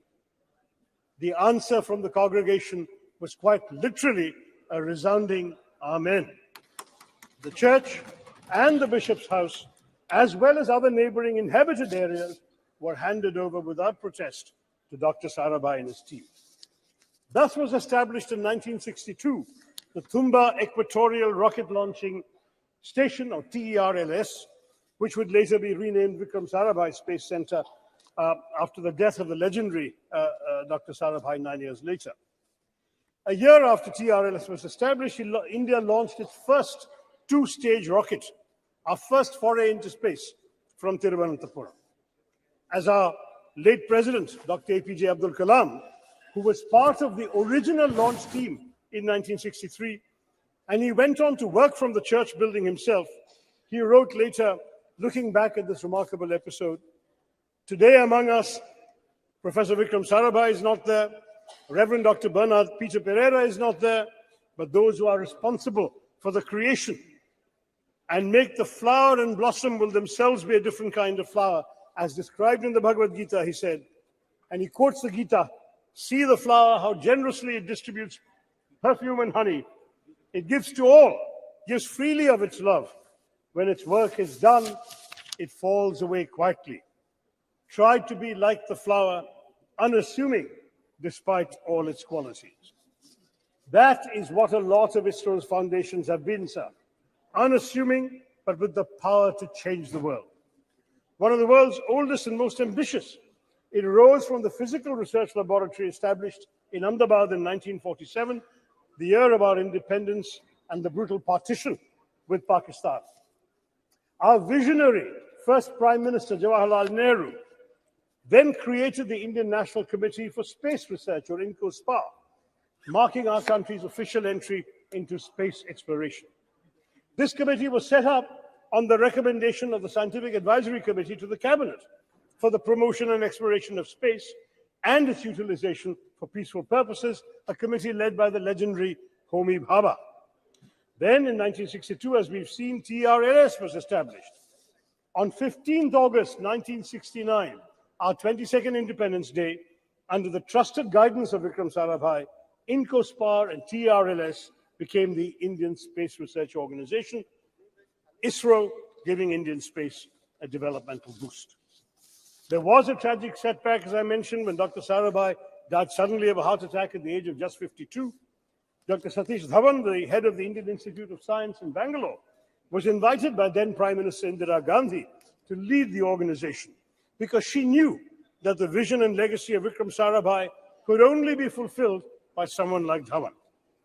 He accepted the invitation, though on condition that the headquarters be shifted to Bangalore, and guided ISRO as a leader who is still admired by many. In July of 1979, sir, our first satellite launch vehicle failed, and Mr. Dhawan, an exemplary leader, took responsibility for it. He gave a statement saying, "Dear friends, we have failed today. I want to support my technologists, my scientists, my staff, so that next year they succeed." The very next year, they did succeed. This is ISRO's history. Every setback became a stepping stone to greater success. And so we Indians are proud of our space program for good reason. Since then, ISRO has undertaken missions to the moon, Chandrayaan 1, 2, and 3, and the failure of 2 became a stepping stone to the success of 3, to Mars, the Mangalyaan Mars Orbiter mission. And we have created our own launch vehicles and satellites. Moreover, of course, as the Speaker has said, India launched the Solar Observatory Aditya L1 this month and aims to put 2 or 3 people into low Earth orbits by the end of this year to emulate the legendary Rakesh Sharma, who orbited the planet on a Soviet spacecraft in 1984.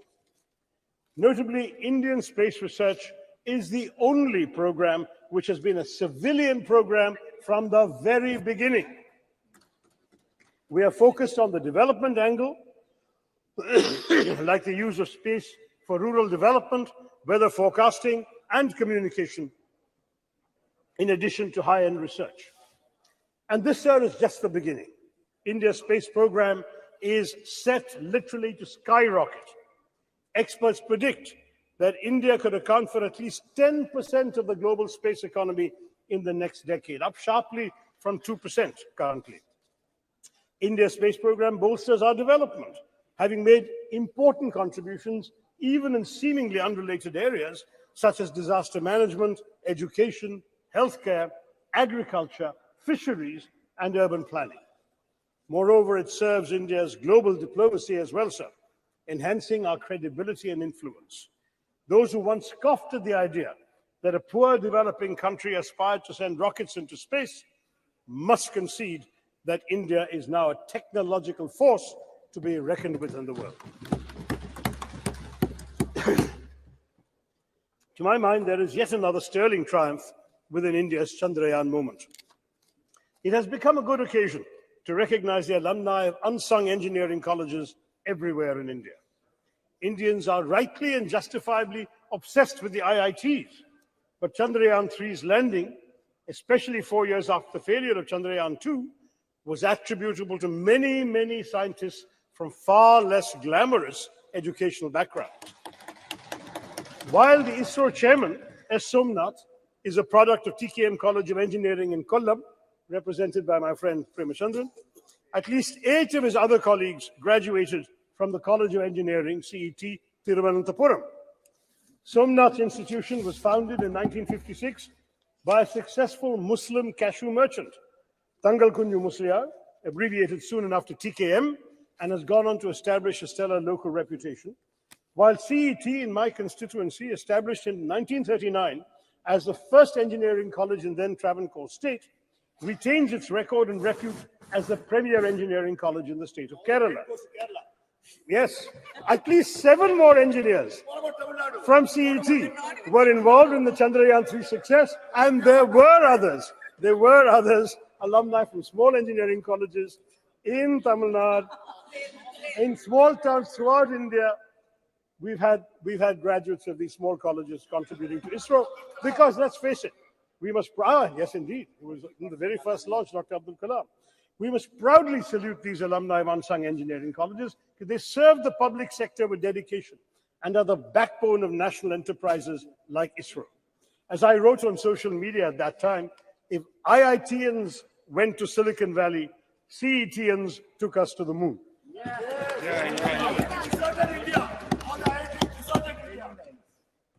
I would also like to point out that many of the stalwarts in our space program have been women scientists and engineers. Some 20% of ISRO's key personnel are women. And as women increasingly excel in science and technology studies, this number may only go up. And unlike in our parliament or legislative assemblies, they won't even need reservations either, sir. I can tell you from my experience of addressing many convocations, I'm in favor, But I have been giving away prizes at many convocations of science and technology and engineering colleges.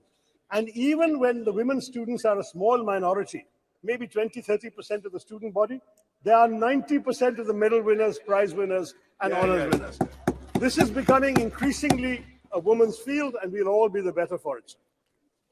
Now, the only thing that disappoints me today is that some in the government seek to make this their moment to bask in glory and polarize the country by speaking as if all space endeavors only began in 2014. First in the ancient years of the Vedas, and then in 2014. I mean, that's what we're hearing today. Now, the truth is, sir, that our space successes are a consequence of continuity in our national governance, and what has been achieved today stands on the shoulders of many past achievements, as I have described to you with my stories earlier. Any mature democracy would recognize that grooming the brilliance of our scientists, developing infrastructure, R&D, and global synergies on technology cannot be achieved unilaterally by any one government. This is the achievement of successive years of making the right governance choices. For example, we've heard so much about Aditya L1 mission. It began in 2006, sir. It took 17 years to be conceived, planned, executed, and finally launched this year. Thus, the Chandrayaan triumph is truly pan-Indian. Across, I hope, the political divide, it does not belong to any one person or any one party. If we all came together yesterday to affirm the solidarity we all feel for women's reservation bill, let us also come together, sir, to recognize the collective contributions of all governments in bringing glory to India's space endeavors. But after all, who can deny India owes its remarkable progress in space exploration in large part to Pandit Nehru's dedication to developing a scientific temper amongst the Indian people, his understanding of technology's role in national development, and his faith in the country's scientists. Though India was indeed beset by poverty, illiteracy, food insecurity, and disease, Nehru knew that it must and could aim for the stars. We did not have much money, and we relied on ourselves. Nehru's doctrine of self-reliance, though he didn't use the word Atmanirbharta, the concept was there, within very tight budgetary constraints, had an enduring influence on India's space program, exemplified by ISRO's decision, even in this Chandrayaan 3, to take a slower, fuel-saving approach to the moon.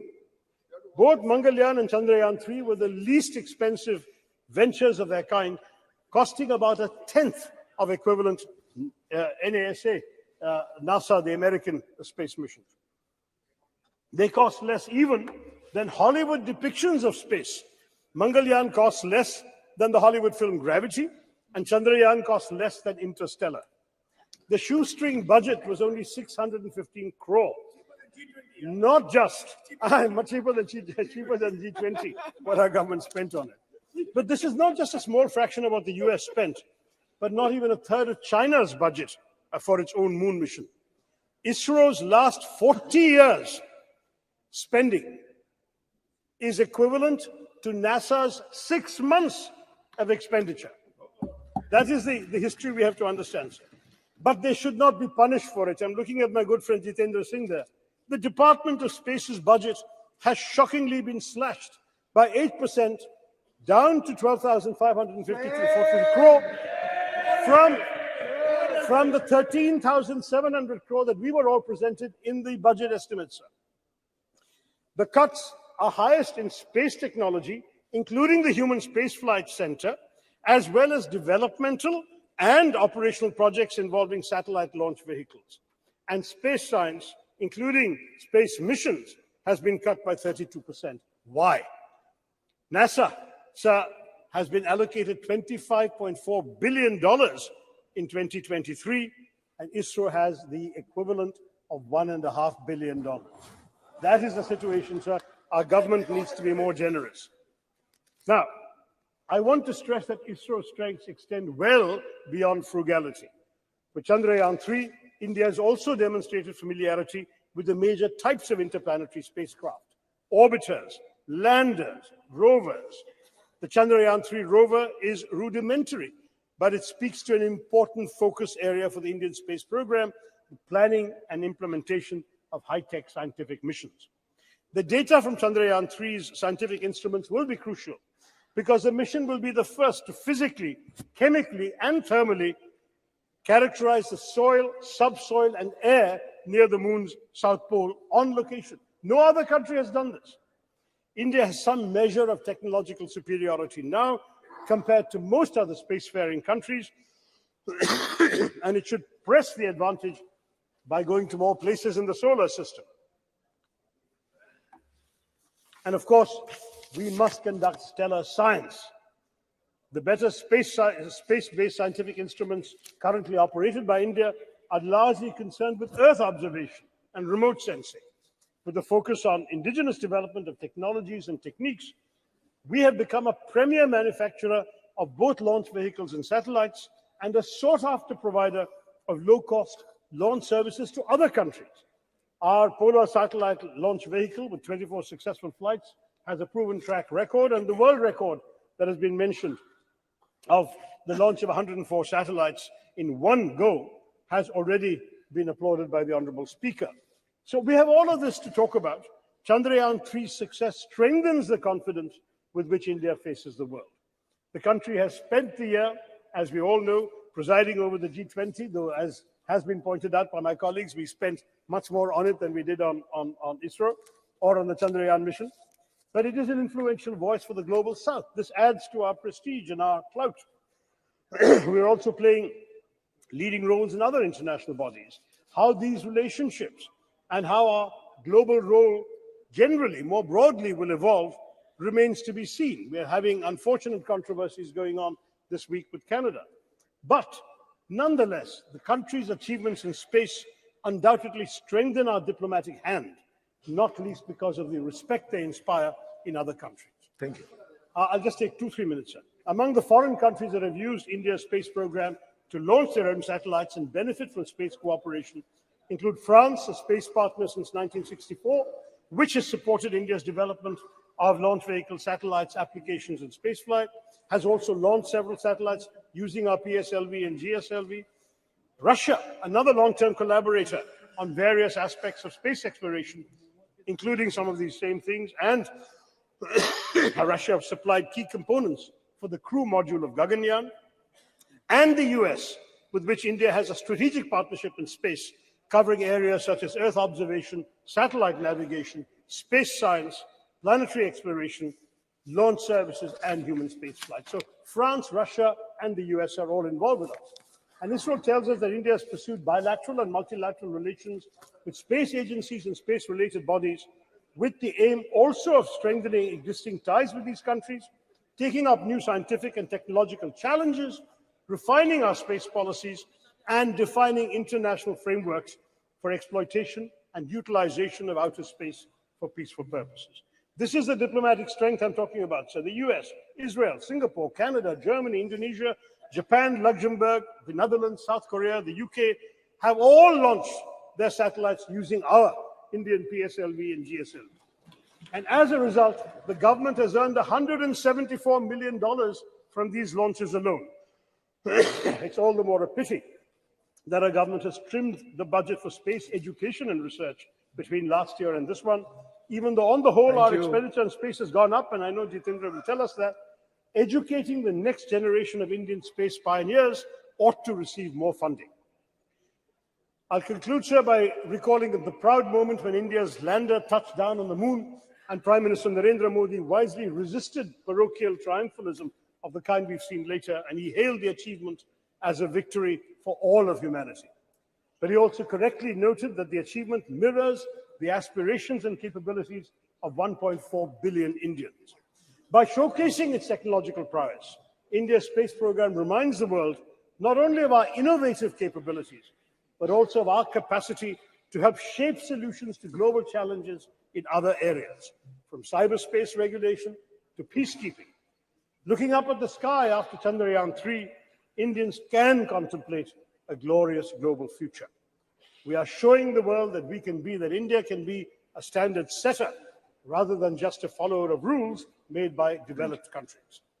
New horizons beckon, for the world is now our canvas, or should I even say, the whole universe. Jai Hind. Thank you very much. कुछ आपको कहना है क्या? Okay. It's We not are my at home speech. now. We are Have at some home patience. now. It's Please. not my speech. Okay. So She's member also. no, I'm just wanting to intervene for a minute. It's just an intervention. Have patience. Have patience. Just something very No, important. please. Sir, I want to make an observation, sir. Dr. Shashi Tharoor ji, you're a very learned and senior member. It's very enriching to listen to his ideas every time he participates in the debate. So you said a lot of good things, sir. But I didn't want to disrupt him in the middle of his speech, but I hope I heard you correctly. You said something in between which I don't much agree to. So you mentioned, if I heard you correctly, I repeat, that there are lots of women, there are lots of girls who are entering the field of science and technology, and hopefully we would see many of them working under our space programs. So unlike our parliament, they wouldn't need reservation to be a part of the space program. I don't much agree to this, sir. It's not very appropriate.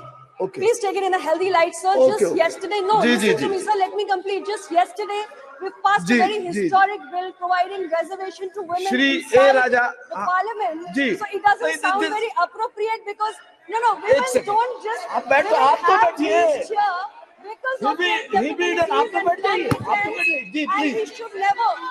नहीं ये इस ढंग से debate तो नहीं कर सकती. No. Please sit down. हाँ. जा बस quick. आप बैठ तो जाइए.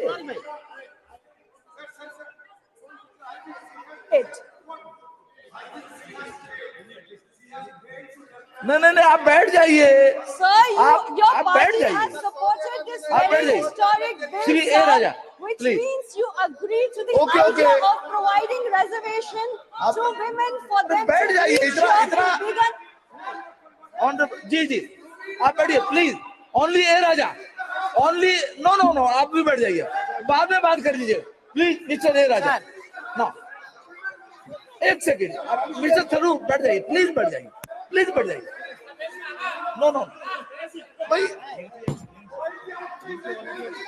अधीर जी आप बैठिए. आप बैठ जाइए.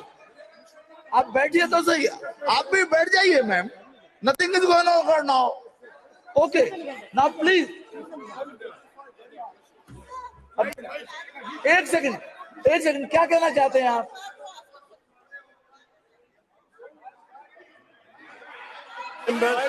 अरे आप बैठिए ना. I would like to clarify, since the Honourable Minister, who's also a good friend, appears to have misunderstood the thrust of my remarks. I would like to clarify that I meant no disrespect to either women in general or the very many honourable women in this House who have been elected without any benefit of reservation for all these years. Okay. We have said, sir, that we need reservation because the numbers are not enough. And that is why we passed the Women's Reservation Bill yesterday. I'm saying that in science and technology, we already have 20% in ISRO and the numbers are going up, sir. That's my point. That's it. Thank you. जी. Sir हो गया. कुछ कहना आपको क्या? Sir अध्यक्ष महोदय, मुझे लग रहा है we need not carry this further because I'm very sure and I trust my friend Shashi ji has never been anti-woman. Ji Mr. Chairman, sir. Okay. ठीक है. Mr. Chairman, sir, It should be in good humor I must always. express Yes, my please. gratitude. Please. Mr. Chairman, sir, I must Ji. express my gratitude to invite me to speak on this important issue. Sir,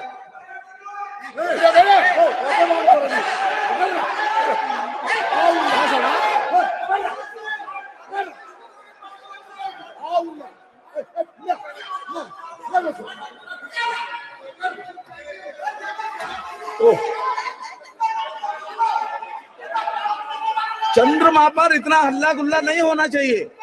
हाँ जी please.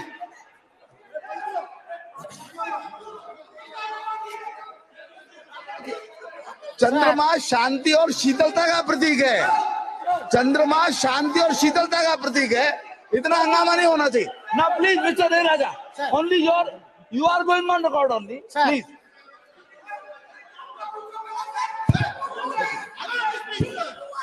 आप बोलिए ना. sir, how can you speak, sir? अरे नहीं, you can speak. आप बोलिए. House must come for order. हाँ. बैठिए. आप बैठ जाइए please. You are not helping the chair. आप बैठ जाइए प्लीज. बैठ जाइए. बैठ जाइए. हाँ प्लीज. Sir, अरे भाई. sir, sir, बैठ जाइए ना please. Mister A Raja, mister A Raja, बैठिए आप. ये अनावश्यक है. नो नो नो, प्लीज बैठ जाइए. आप बोलिए.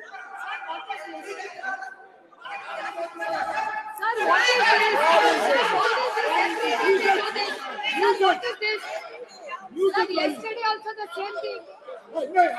Rakesh Singh ji, Rakesh Singh ji,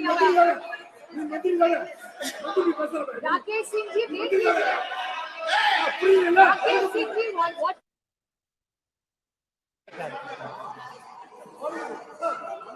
Started speaking. Sir, the chair should give us protection. Sir, what is this? Sir, every time they do this, sir. Please. A Raja बोलिए. Sir. बोलिए बोलिए बोलिए. I must express my gratitude for granting me this opportunity to say a few words on Chandrayaan. Sir, of course, I decided not to speak because of my health. More specifically, the throat is not cooperating with my voice. However, having heard the speech which was delivered by the Honorable Defense Minister Rajnath Singh ji, I am confined to stand before few minutes before this August House. Sir, the Prime Minister was yesterday very magnanimous that no one can claim exclusive credit for Chandrayaan. It is a common efforts, endeavors put by the team of our scientists with political and scientific will. Sir, in spite of that, we must be very magnanimous on behalf of DMK. The role of the Prime Minister or this government bringing this Chandrayaan 3 cannot be undermined. We want to wish and greet the government. Sir, I will come to later part. Once universe and galaxy was treated as a riddle for mankind. Till 1950s. In 1950s, various countries, including USA, used to send satellites to the moon and other planets. Thereafter Russia, thereafter China. No doubt, an exact position India has got today because of Chandrayaan that has been launched and smooth landed was effected. Sir, the parity which we claim today along with America and Russia and China will give a message that India is second to none to anybody in the space research hereafter.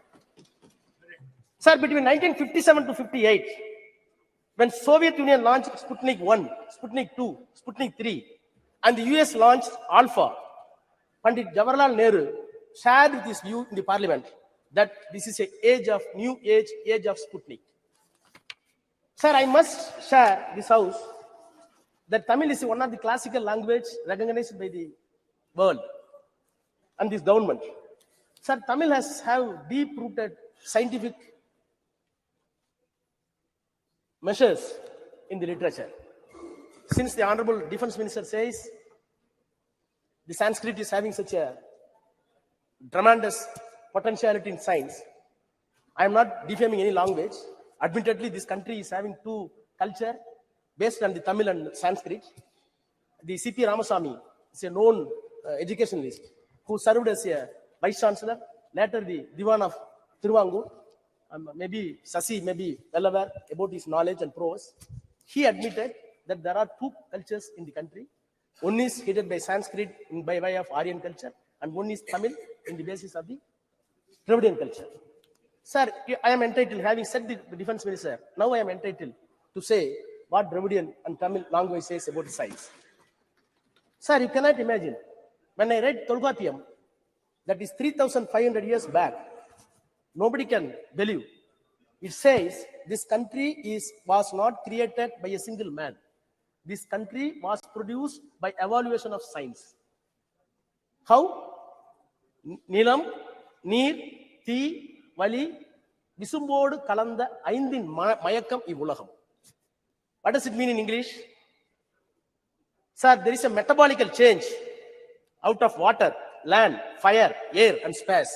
What we call Panchabhutas. The entire world that has been made because of these Panchabhutas, you cannot create a new thing. New building has come. Does it mean to say Delhi weight has gone? No. For this bench, somewhere else a tree has been cut off. So this is the science which was later, after all 200 years back, it was scientifically put into a proper phrase that the weight of the universe is constant by Newton. 300 years back, English law says by Newton that the weight of the universe is constant. But whereas 3,500 years back, Nilam, Thi, Neer, Vali, Visumbu, Aindodu Kalanda Mayakam, metabolical change of the water, land, space, everything. So, are we not entitled to have pride for 3,000 years back? You should be. Sir, Tiruvalluvar. Everybody believed that the earth is static.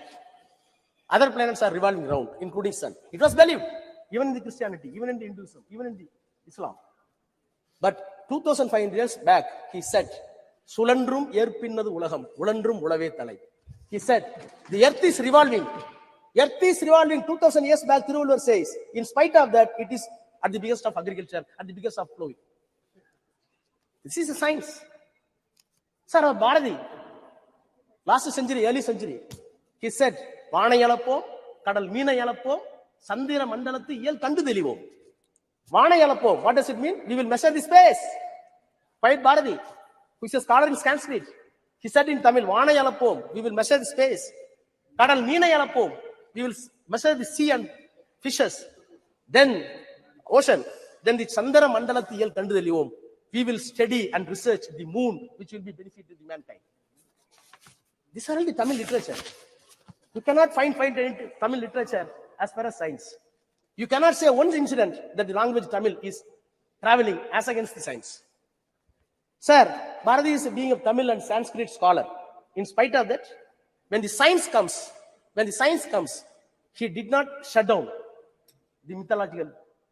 He did not stick on the mythological value.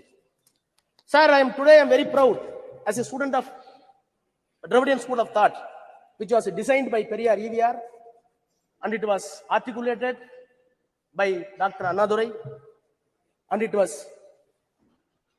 came to power after Kalaignar, respected our leader Dr. Kalaignar Karunanidhi.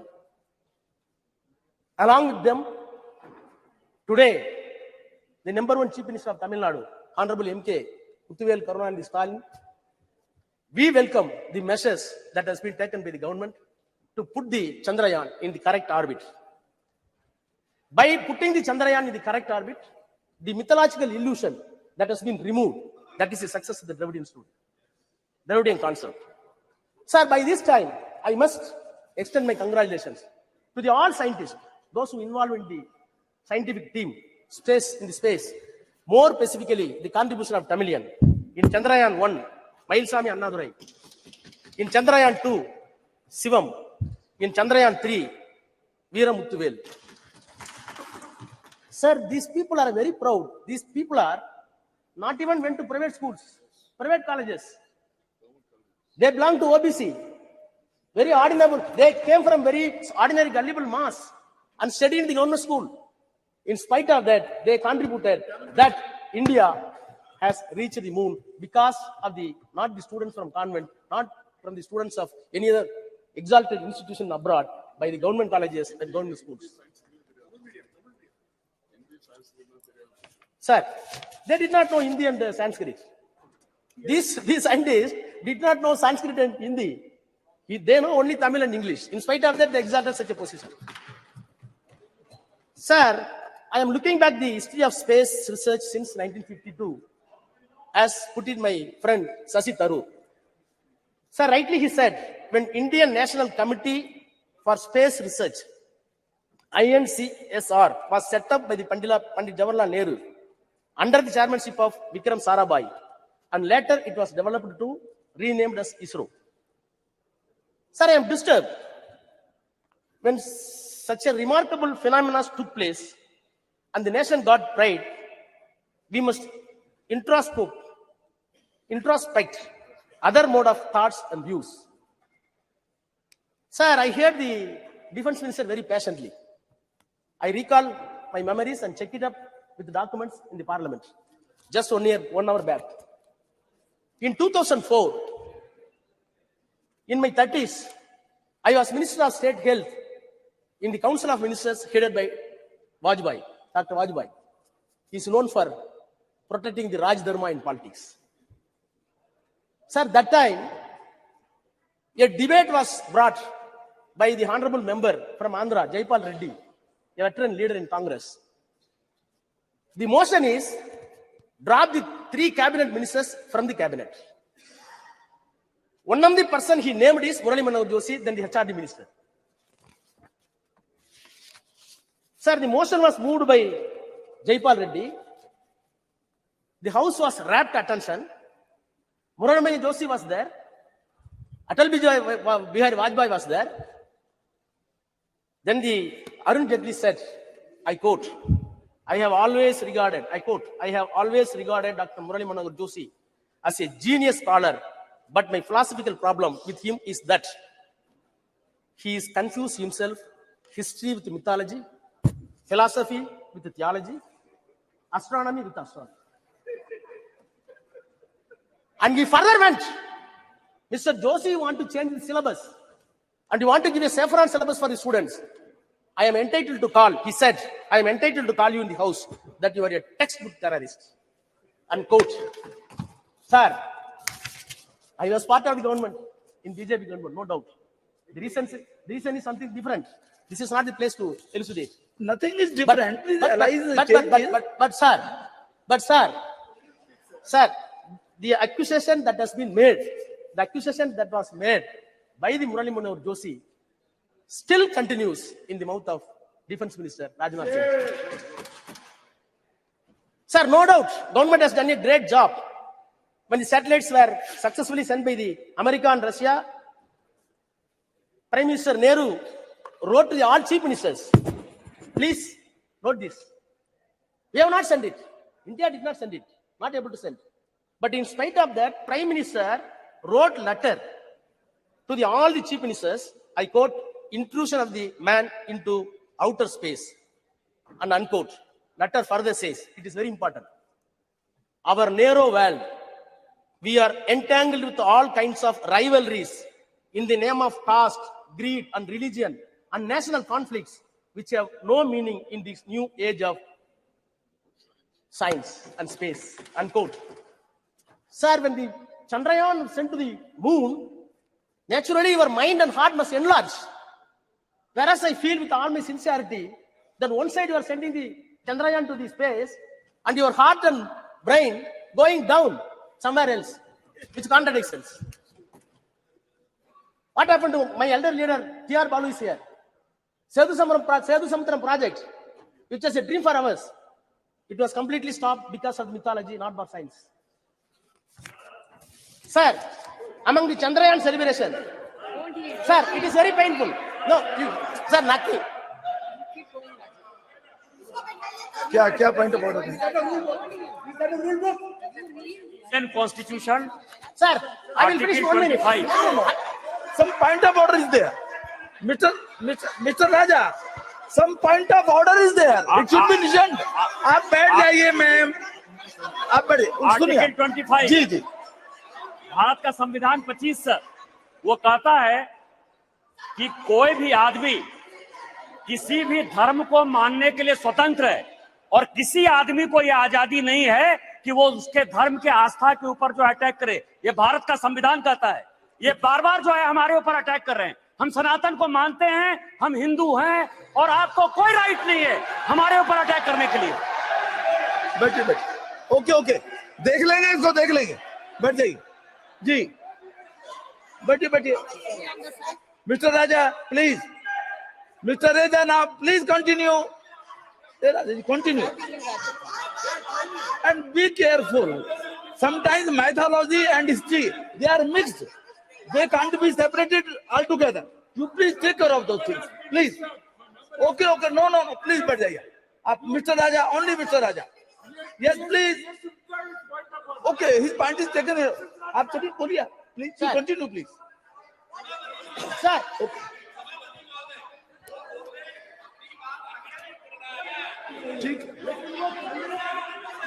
ठीक है बैठिए, बोलिए sir. जी जी जी बोलिए sir. We should be careful. We should be careful. Sir. I am repeating the words. Sometimes mythology Sir, and history, amongst they are the- mixed. They are mixed. Yes, sir. So I am not doing. Sir, I am not. In our nation, in our country, no. It is a tradition to tell the history through mythology. It is also a tradition Sir, there. Please now. Sir, without any Balu sahab, reservation. you are very senior, sir. Sir, Please. without any reservation, cutting across the political parties, we are ready to shower encomium upon this government, the Prime Minister, no doubt. But am I not entitled to say the other side also? Sir, Chandrayaan went successfully to the moon. We are celebrating, no doubt. We are entitled. The world should know that where India is going as a superpower of fourth place after USA, after Russia, after China, no doubt. I am also Indian. I am having my own pride towards the country, towards the Prime Minister, towards the ministers. But, sir, my heart is, sir, my heart is bleeding. Sir, my heart is bleeding. One side, Prime Minister was jubilant for Chandrayaan 3. Other side, Prime Minister was very proud to launch Vishwakarma scheme. For what purpose? At the age of 18, boys, you want to launch a scheme to enslave a barber as barber ever. To enslave a shoemaker as a shoemaker ever. To enslave a goldsmith as a goldsmith ever. No. To enslave a carpenter as a carpenter No. ever. Please. आप बैठिए ना, आप बैठिए।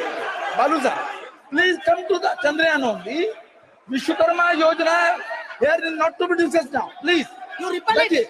No. You repel it. There could be different interpretation repel also. Mr. Raja, there could be different interpretation also. Please don't go into those details. Please. This is a minute problem for our.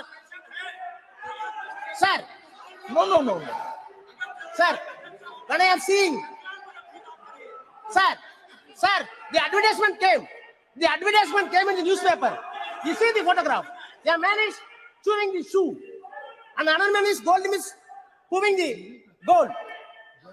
Is there scientific? No, Mr. Raja, please. Sir. No. It doesn't mean like that. No, please. Sir. It doesn't mean like that. To help some barber. Sir. To help some. No. Austin will. Okay. Sir. Ji. Sir. नहीं, अब बैठिए। देखिए, ये एक second. ये no. मैं मेरा एक आपसे Sir, I will complete after that. You can. जी, चलिए। Sir, the Nehru's political and scientific temper was assessed by one David Michael. He said, I quote, "The arrival of humanity on the moon was interpreted by Nehru as an opportunity to emancipate humanity in India from all cycles. Unquote. So, how we are viewing this Chandrayaan? It is not a mere scientific glory. Other side, it should give equal sociological effect to the common people to maintain equality and give all accessible science to everybody. Sir, I am finally, sir, I plead government, don't give any unscientific color to Chandrayaan. Yes. America did not do that. USSR did not do that. China did not do that. Please put the name of, please. No, I'm finishing.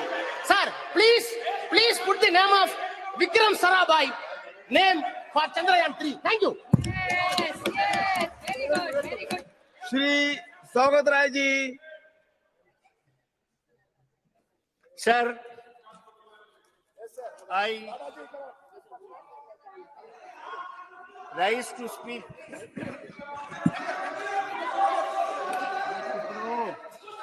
On the पिछले बार क्या बोले थे याद है फिर बोले क्या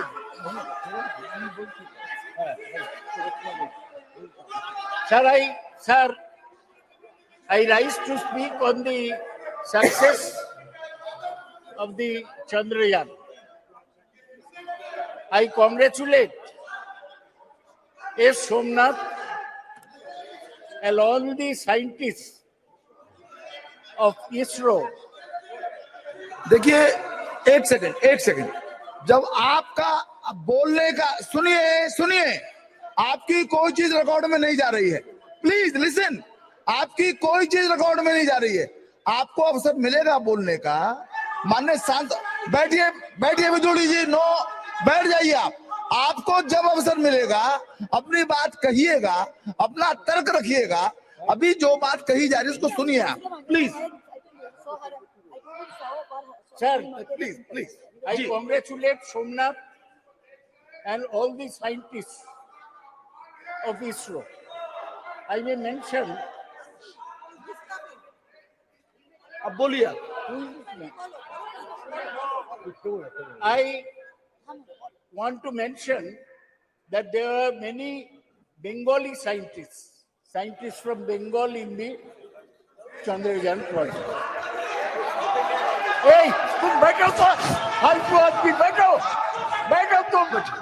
ताला बोल नहीं, भाषण दो ना. नहीं प्लीज. अगर सकते हो तो भाषण दो. They are scientists from Bengal, from Tamil Nadu, from Kerala, from other states, but they all are Indian scientists. Please. आप तो दादा you know the delicacy of the thing. Now please, आप बैठिए.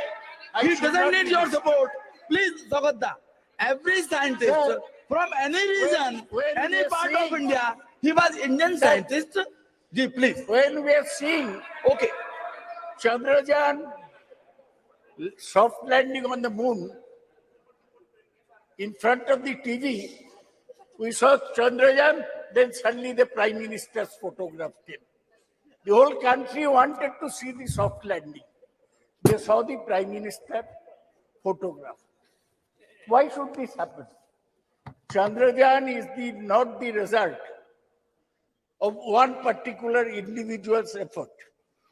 It is the result of 50 years of scientific work done by hundreds of scientists throughout the country. Sir, I was very pleased to hear Rajnath Singh speak on scientific temperament. The man who spoke of scientific temperament in this country was Jawaharlal Nehru. Scientific temperament means you do not accept anything without experiment, without logic. Science is knowledge which is certain and systematic. I am like Rajnath Singh, former professor of physics. But in my physics, while speaking on Chandrayaan, I don't bring Ram Mandir like Rajnath Singh. There's no connection between the two.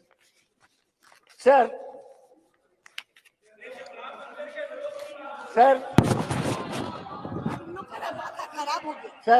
You continue on the. I want to say, I'm not.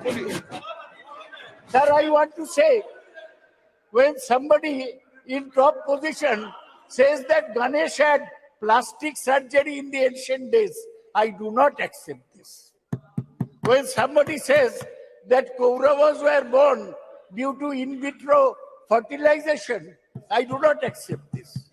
When somebody says that in Ramayana, the Pushpak Rath was a discovery by the ancient Indians, I do not accept this. I accept only that which is proved by science. Let me make it very clear. Sir, let me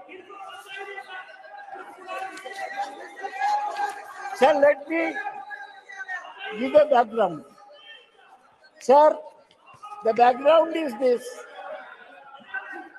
In 1957,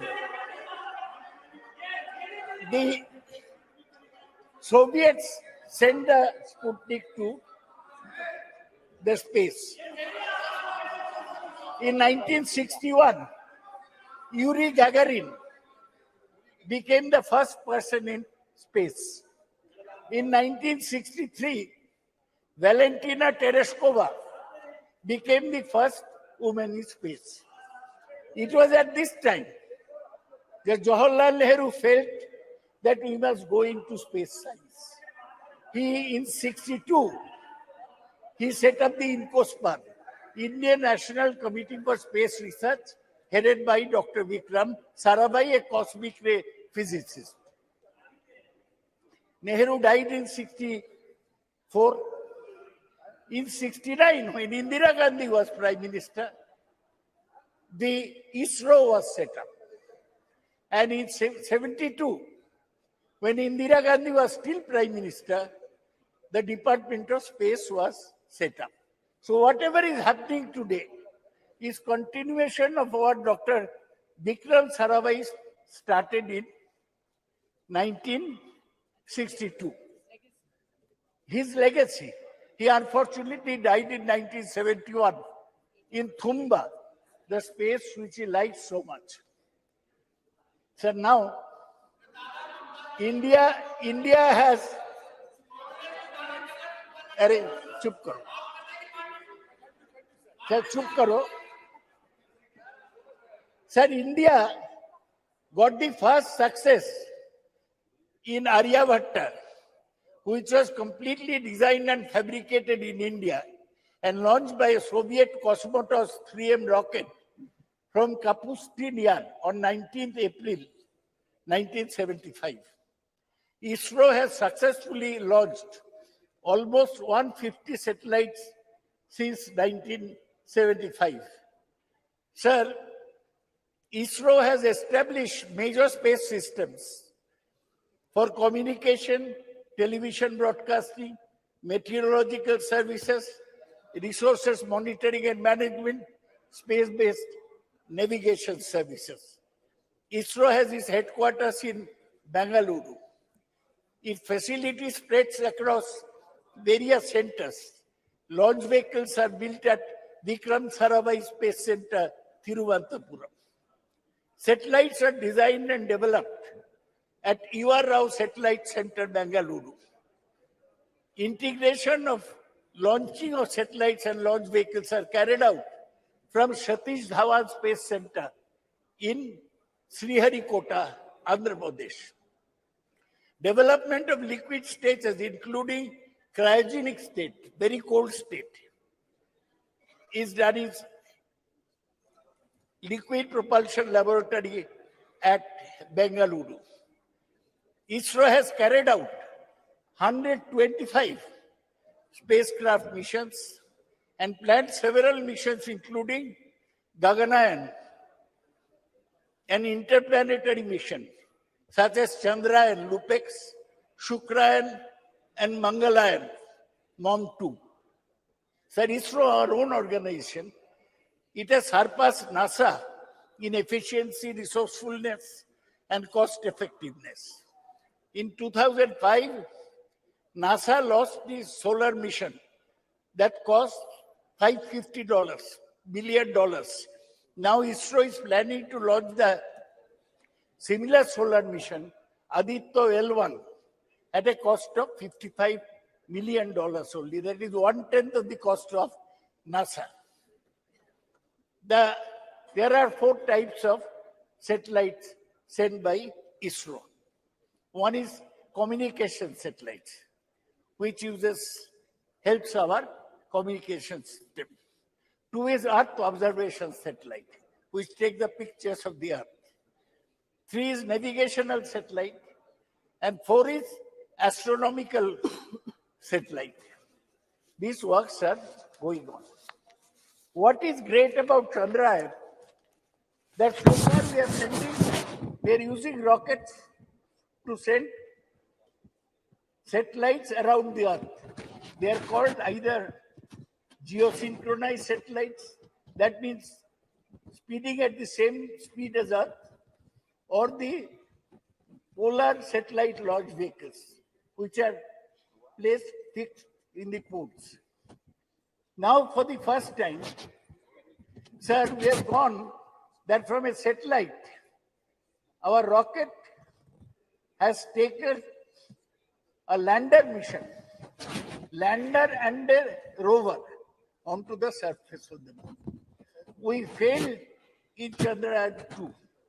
Our lander crash landed, but this time there was no crash. The lander landed very softly.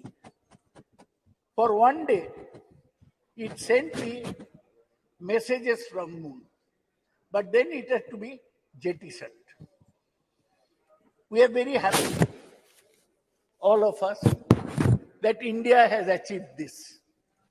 But we must have things in perspective. We are talking of a moon, not a moon landing, sending a lander in moon. There is a propulsion module and there is a landing module. Propulsion module takes it from the Earth orbit into the moon. Then landing module goes to the moon surface. Sir, I must remind you, आपको याद दिलाने चाहता हूं कि 57 में मैं बोला Soviet Sputnik भेजा, हम अभी मून में एक तो सॉफ्ट लैंडर भेजा 1969 में. आज से 54 साल पहले Neil Armstrong stepped on the moon as a man. Stepped on the moon. He said, it's a small step for me, but a giant step for mankind. Giant leap for the mankind. So हम लोग चोर नहीं है, तो हमें balance करके चलना चाहिए. लेकिन हमारा जो सैटेलाइट सिस्टम है, ये बहुत सर्विस दिया. They predict weather, कब तूफान आ रहा है. They predict crop development, and they, GPS, our taxi walas use GPS now. That is also based on satellite tracking. So I want to say that Chandrayaan 3 has demonstrated safe and soft landing on the lunar surface. It has demonstrated rover roving onto the moon. Thoda hi gaya, and to conduct in situ scientific experiments. What are the technologies there? Altimeters, laser-based altimeters, velocimeters, inertial measurement with laser gyro-based surface, propulsion system, navigational guidance and control, hazard detection and avoidance, and landing leg mechanism. ये सब हम India में develop किया. यही हमारा गर्व की बात है. गर्व से बोलो, ये लैंडर पेलोड, इसमें चंद्रशेखर के नाम पे चंद्रा सरफेस थर्मोफिजिकल एक्सपेरिमेंट है, to measure the thermal conductivity and temperature. Instrument for lunar seismic activity, Langmuir probe, to estimate the plasma density and its variation. So, इतना sir, I'm concluding. I'm not discussing anything controversial. तो मुझे बोलने दिया जाए. अग्रवाल जी, chairman साहब, sir मुझे यही कहना है कि हम आगे बढ़े हैं, लेकिन बहुत दूर जाने पड़ेगा. See, we have not mentioned, nobody has mentioned Kalpana Chawla. She went by the Columbia Space Shuttle. Her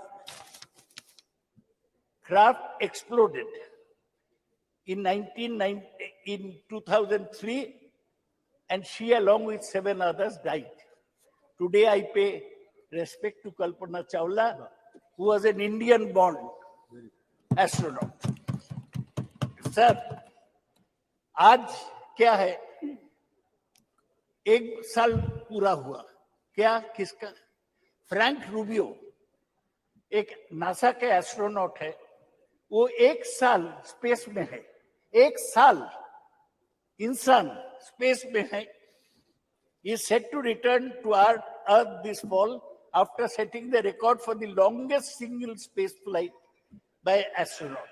He arrived at the International Space Station 21st September 2022 and will return home after 371 days in space. Rubio and his fellow crew members conducted dozens of scientific investigation and technology demonstration. Sir, ये NASA 58 में setup हुआ. उस समय Soviet union आगे था.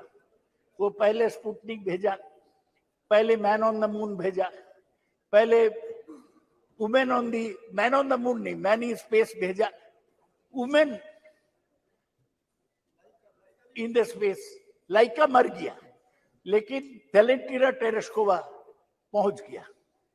तो हमारा लक्ष्य जो है, आप लक्ष्य सिनेमा देखे होंगे ऋतिक रोशन का. लाइफ में एक लक्ष्य होना चाहिए. लक्ष्य यही है कि हम देश को आगे बढ़ाएंगे. देश में जो कुसंस्कार है इन लोग का बीच, ये दूर करेंगे. देश को विज्ञान में और टेक्नोलॉजी में आगे ले जाएंगे जी. तभी हमारा काम पूरा होगा. सर, अभी भी इंटरनेशनल स्पेस स्टेशन घूम रहा है. वो उधर ही रहता है, खाता है, ऐसा जैसा घर है. फ्रैंक रूबियो ऐसा किया है. अभी भी चाइना एक इंटरनेशनल स्पेस स्टेशन बना दिया. 2 American have one, Chinese have one. So Chinese भी स्पेस स्टेशन. नाउ प्लीज, बहुत सारे काम करना है. ये जो इंटरनेशनल स्पेस स्टेशन है उसमें NASA, Russia, Japan, Europe and Canada. अभी एक और बता है आपके. One more speaker is there for party जी. सर, हमको यही कहना है कि हमारा रैंक अभी 6th है. किसका पीछे? NASA, Russia, Japan, Europe, Canada and China. China बहुत आगे बढ़ गया है. सर, आज इसलिए इस चर्चा में मैं जवाहरलाल नेहरू को प्रणाम करता हूं. Thank you.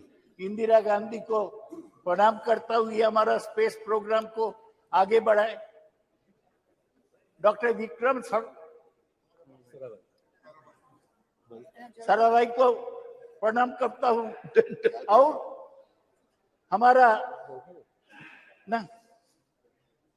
हमारा सतीश धवन और युवा राव, इन लोगों को प्रणाम करता हूं.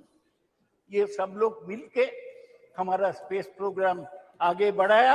ये बीजेपी का कोई कंट्रीब्यूशन नहीं है, ये साइंटिस्ट का कंट्रीब्यूशन है. Thank you. Thank you. लक्ष्य में Shri लाबू Shri Krishna ji.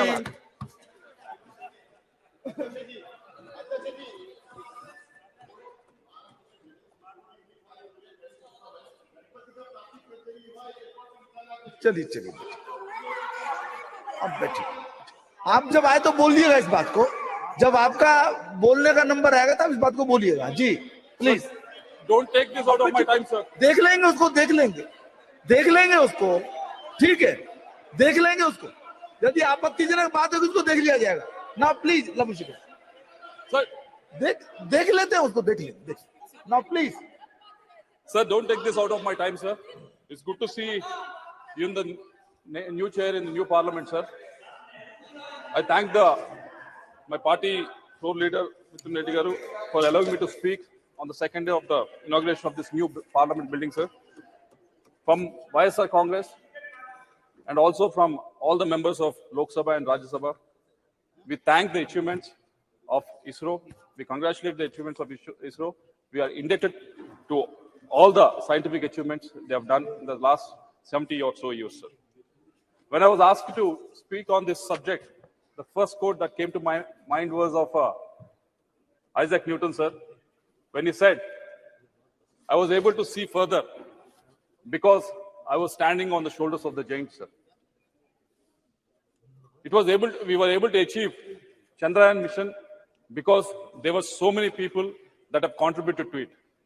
Just now, Professor Dada has mentioned about Vikram Sarabhai, Satish Dhawan, U.R. Rao, Madhavan Nair, Kastur Rangan. Because of what they've achieved in the last 65 to 70 years, Shivan, all these people have achieved and contributed to the frontiers of the space exploration, sir. Because of them, we were able to achieve Chandrayaan mission to the moon, sir.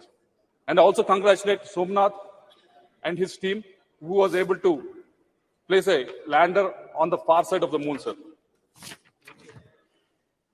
When I was watching it as a tech geek, like all of us, I was so happy for three different reasons, sir. The first one was, it was launched from Sriharikota, Andhra Pradesh.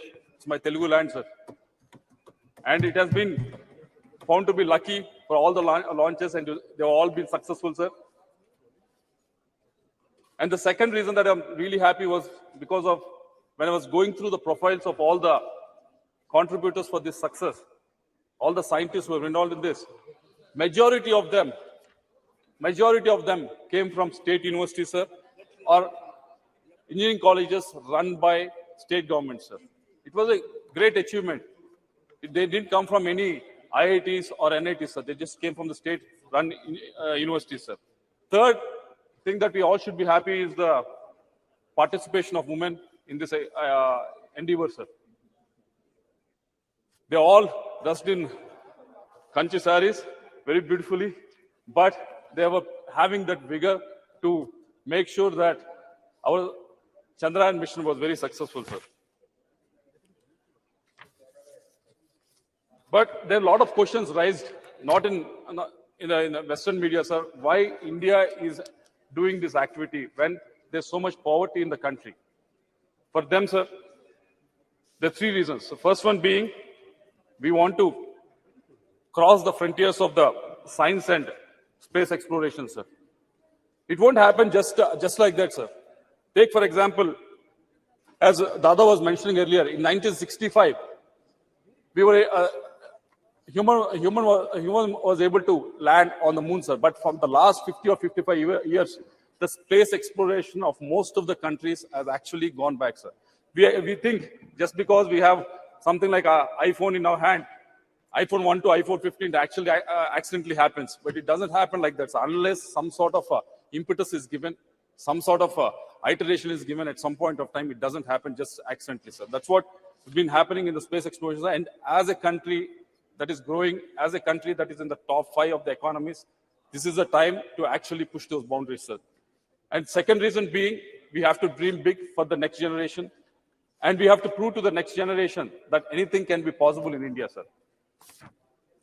But I, being the member of Standing Committee on Education, I was able to go through the funding that was available to most of the colleges that people like Somnath has gone through, sir. Like TKM College, which was there in Prem Chandra's constituency, sir.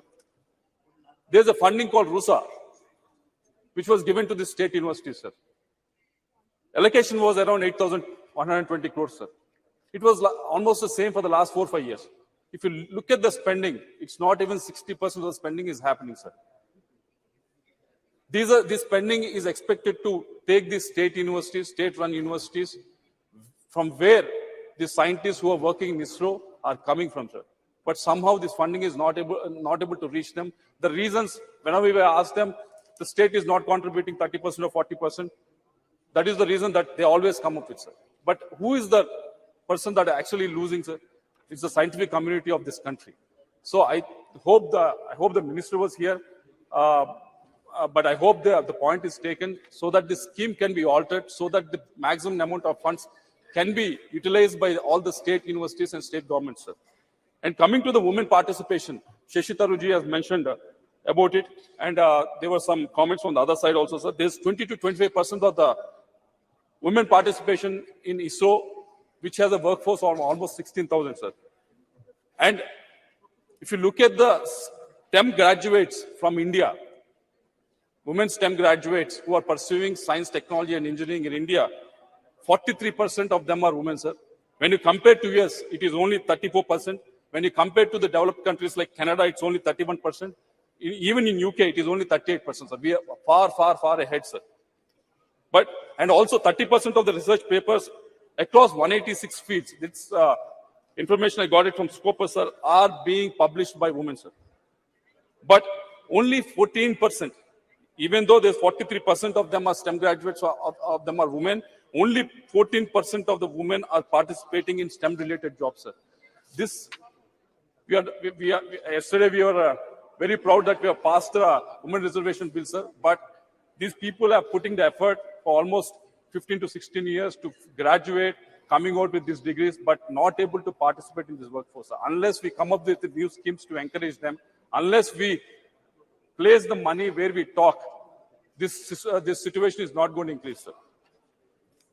And third, Minister Jitendra Singh ji is also here, sir. It is regarding National Research Foundation, sir.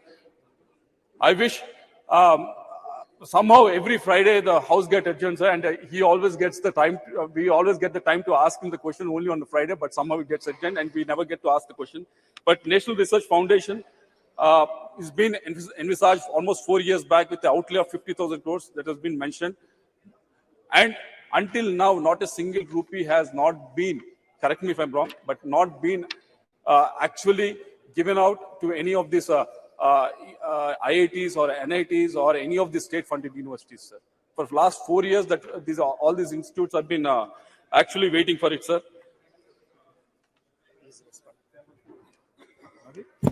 Mike, please. Yeah. Mike, sir, Mike. Because it's still being structured. So when my turn comes to speak, I'll elaborate on that. Yes, sir. I'll also elaborate on, because out of this 50,000 crores, we thought it's all coming from the state government, sir, but we have been told that 36,000 crores are supposed to be mopped up from the private. Yes. If you can give us the modalities of how you're going to I raise don't it. want to interrupt you, no. So I'll elaborate when my turn comes. Yes, because you're right. Almost 36,000 will be from non-government sources. That's the difference now. Because Yes. Dada, please. Dada, Bede, please. Because we are actually at one of the lowest globally, sir, with respect to the spending on the research. Only 0.7% of the GDP is spent on the research, sir. So that's why I expect the minister to answer it when elaborate it when you're speaking of it, sir. And the other point being, I've been speaking to a lot of the startups who are in the space exploration, sir, and most of them have come up with a request. You are doing PLI, Production Linked Incentive Scheme, for all the industries, coming from food sector to steel and every other industry. But somehow this PLI scheme is not being implemented for this space technology, sir. So if the minister can actually take it up. And also the second suggestion that they came up with is regarding GST exemptions for private satellite launch service providers, sir. There's a company called Skyroot, which is based out of Hyderabad. They're trying to, the most of the cost that happens is during the launch, sir. And this company, Skyroot, is trying to reduce the cost, like how SpaceX is doing. But indigenously, they're trying to reduce it. So if some sort of encouragement can be given with regards to this, that will be a big favor to them, sir.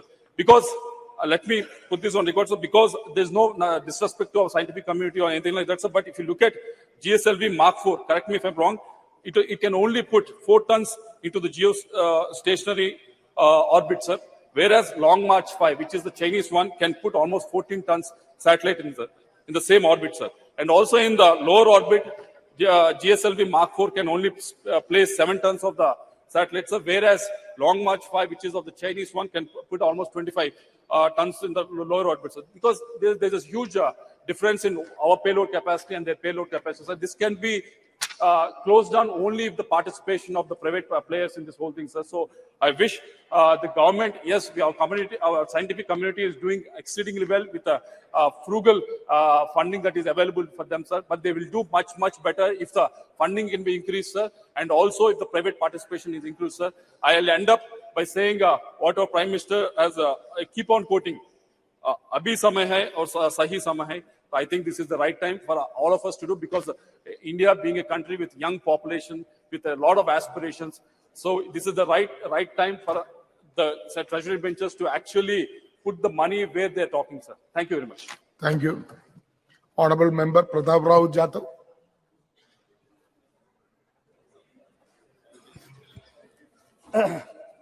धन्यवाद अध्यक्ष जी। आज यहाँ पर जो हो रही है चंद्रयान 3 की चर्चा पर मुझे बोलने का अवसर दिया। अध्यक्ष जी, भारतीय अंतरिक्ष अनुसंधान संगठन का गठन 15 अगस्त 1969 में ग्रहों की खोज और अंतरिक्ष विज्ञान अनुसंधान को आगे बढ़ाने के राष्ट्रीय विकास में अंतरिक्ष प्रौद्योगिकी विकसित करने में और उपयोग करने के दृष्टि से किया गया था। मेरे पहले बहुत सारे सदस्यों ने यहाँ पर बहुत सारे बातें यहाँ पर कही, मैं उसको दोहराऊंगा नहीं। लेकिन अध्यक्ष जी, आजादी के बाद से अब तक भारत ने अंतरिक्ष का सफर शानदार तरीके से तय किया है। साइकिल व बैलगाड़ी से शुरू हुई हमारी अंतरिक्ष की यात्रा मंगल और चांद तक पहुंच गई है और सूरज के तरफ भी हम निकल चुके हैं। आज भारत मानव को अंतरिक्ष में भेजने की तैयारी भी कर रहा है। अध्यक्ष महोदय,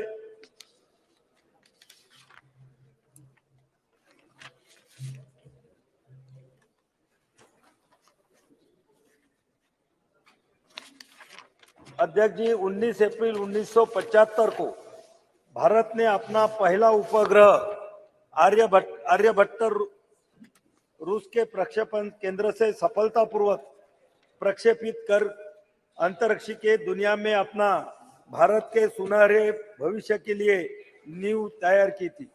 आर्यभट्ट उपग्रह का निर्माण इसरो के लिए बड़ी चुनौती थी, क्योंकि उस समय न तो भारतीय वैज्ञानिकों के पास आधारभूत सुविधाएं थी और न ही पर्याप्त संसाधन थे।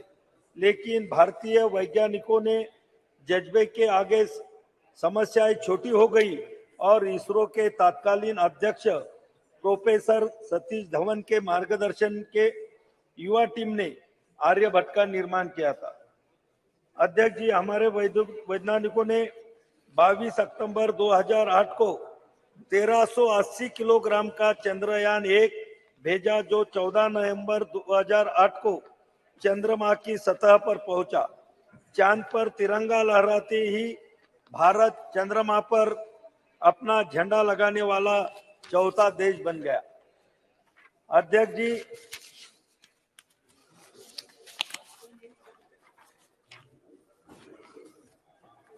यह सिलसिला यहाँ नहीं रुका। 22 जुलाई 2019 को भारत ने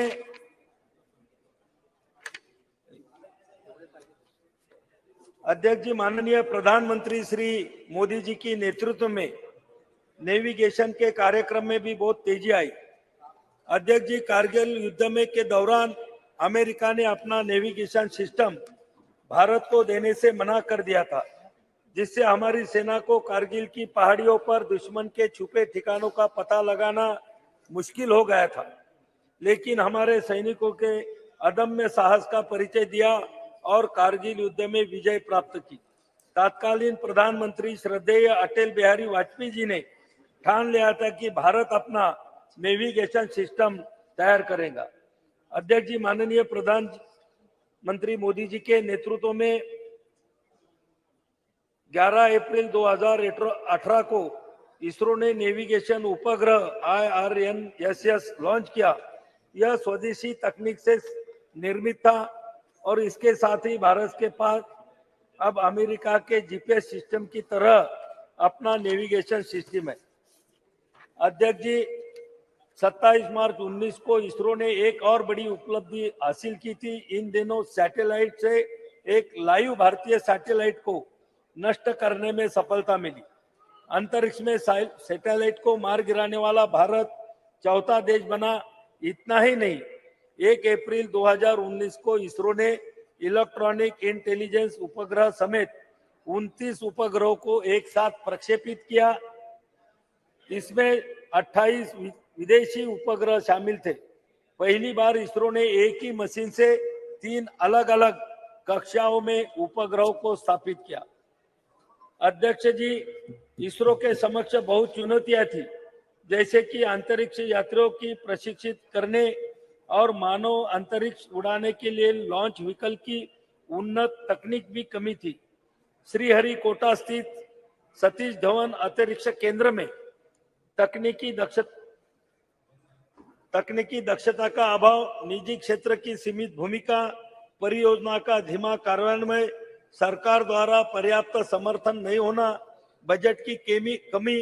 लेकिन जब केंद्र में माननीय श्री मोदी जी के नेतृत्व में NDA की सरकार आई, परियोजनाओं के क्रियान्वयन में तेजी आई और बजट की कमी भी दूर हुई। अध्यक्ष जी, चंद्रयान 2 से मिली सीख और राष्ट्रीय स्तर के विशेषज्ञों द्वारा दिए गए सुझावों के आधार पर चंद्रयान 3 पर भी काम किया और सफल प्रक्षेपण किया।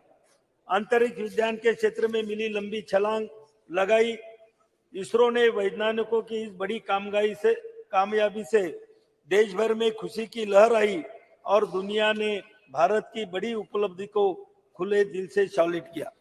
अध्यक्ष महोदय, मुझे यहाँ बताने में बहुत गर्व महसूस हो रहा है कि जिस लोकसभा क्षेत्र बुल्ढाना से मैं आता हूँ, वहां से चंद्रयान मिशन में जो सिल्वर स्टर्लिंग ट्यूब लगी है, वह मेरे लोकसभा क्षेत्र बुल्ढाना के खामगांव तहसील से बनाई गई थी और महाराष्ट्र के हिंगोली भूमि में एक शुष्क हिस्सा दुनिया के सबसे महत्वाकांक्षी विज्ञान कार्यक्रमों में से एक गुरुत्वाकर्षण तरंगों का अध्ययन करने के लिए LIGO वेधशाला का स्थल बनने जा रहा है।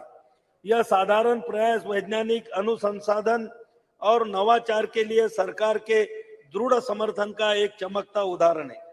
प्रधानमंत्री नरेंद्र मोदी जी के नेतृत्व में भारत ने अभूतपूर्व वैज्ञानिक अन्वेषण का एक युग देखा है, जिसने हमारे देश को वैश्विक वैज्ञानिक उपलब्धि में सबसे आगे खड़ा कर दिया है। अध्यक्ष महोदय, हिंगोली के परिदृश्य को शुभशोभित करने के लिए तैयार LIGO इंडिया प्रोजेक्ट अंतरराष्ट्रीय वैज्ञानिक सहयोग के शिखर का प्रतिनिधित्व करता है। यह प्रधानमंत्री मोदी जी के दृढ़ नेतृत्व द्वारा समर्थित ब्रह्मांड के रहस्यों का पता लगाने के हमारे देश के संकल्प का प्रतीक है।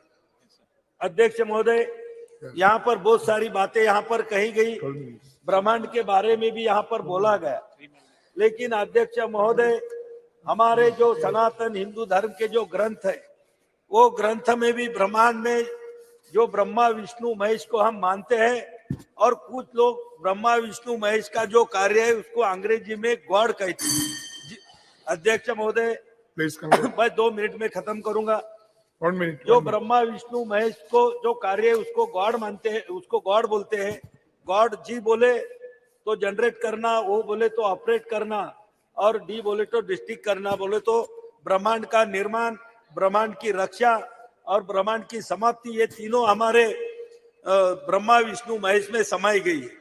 अध्यक्ष महोदय, मैं ये वैज्ञानिक को इसका श्रेय देते हुए हमारे ग्रंथ लिखने वाले ऋषि मुनियों को भी मैं इसका श्रेय दूंगा कि जिन्होंने अपने ग्रंथों में पुराने जो 5000 नहीं कई हजार साल पहले हिंदू धर्म के जो हमारे ग्रंथ है वो ग्रंथ में ये सभी चीजों का उल्लेख वहां पर क्या है। आज चंद्रयान का जो उल्लेख यहाँ पर हो रहा है, अध्यक्ष जी, हम बचपन में जब हमको समझ भी नहीं थी तो तब हमारी माँ, हमारी नानी, हमारी दादी हमको चंद्रमा की लोरियां सुना कर वहां पर हमको सुलाती थी, खाना खिलाती थी। और आज वो चंद्रयान की जो उत्सुकता थी हमारे दिल में पहले से ही मौजूद थी। और आज हमें यह भी महसूस हो रहा है कि हमारा देश और हमारा देश का तिरंगा वो चंद्रमा पे जाके लहरा रहा है। मैं हमारे वैज्ञानिकों को और उनको पूरा सपोर्ट करने वाले हमारे एनडीए सरकार को, आदरणीय नरेंद्र मोदी जी को बहुत बहुत धन्यवाद देता हूं। और मैं मेरी भाषण समाप्त करता हूं। धन्यवाद। ऑनरेबल मेंबर दिनेश कामित जी। माननीय सभापति महोदय, आपने मुझे चंद्रयान 3 की सफलता पर बोलने का मौका दिया, इसके लिए बहुत बहुत धन्यवाद। महोदय, मैं सबसे पहले भारतीय वैज्ञानिकों का आभार प्रकट करता हूं कि उन लोगों के प्रयास से हमारा देश का नाम गौरवान्वित हुआ है। सभी भारतवासियों के लिए एक बड़े हर्ष गर्व की बात है कि भारतीय वैज्ञानिकों ने चांद पर अपना यान भेजा है। अब हम सभी देशवासियों को यह उम्मीद रखनी चाहिए कि हमारे वैज्ञानिकों की मेहनत सफल हो।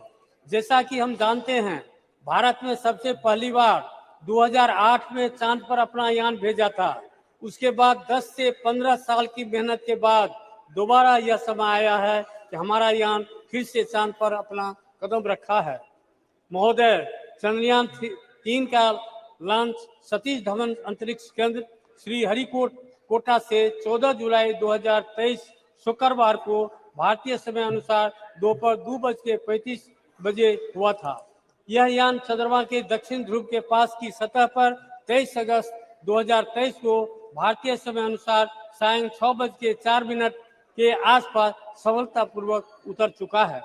इसी के साथ भारत चंद्रमा के दक्षिण ध्रुव पर सफलतापूर्वक अंतरिक्ष यान उतारने वाला पहला और चंद्रमा पर उतरने वाला चौथा देश बन गया है।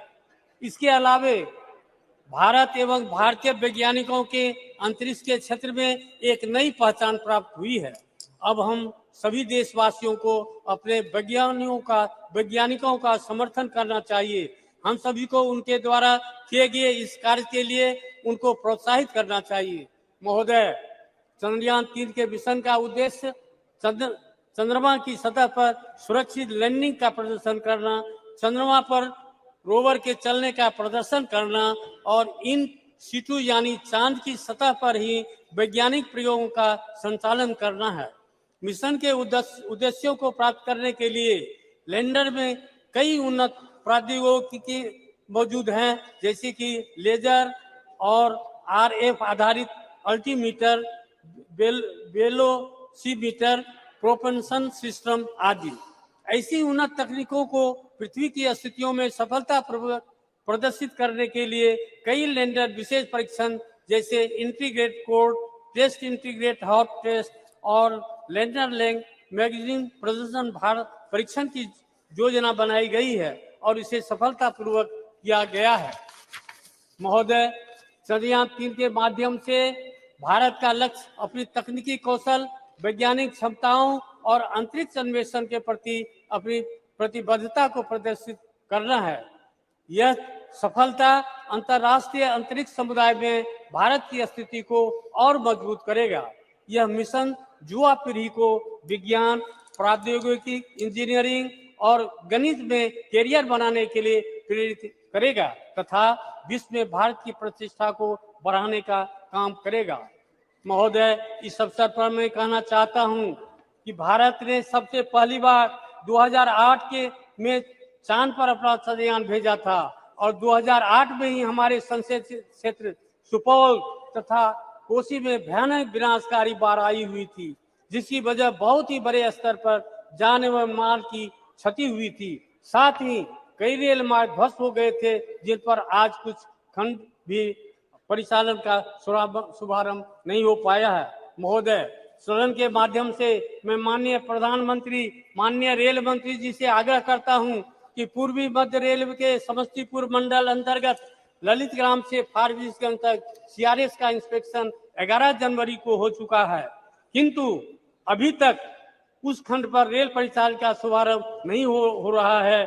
बस मालिकों द्वारा जनता का शोषण हो रहा है, जबकि कई बार माननीय रेल मंत्री से संपर्क करके उनका ध्यान आकर्षित किया, उस पर अतिशीघ्र रेल परिचालन का शुभारंभ किया जाए।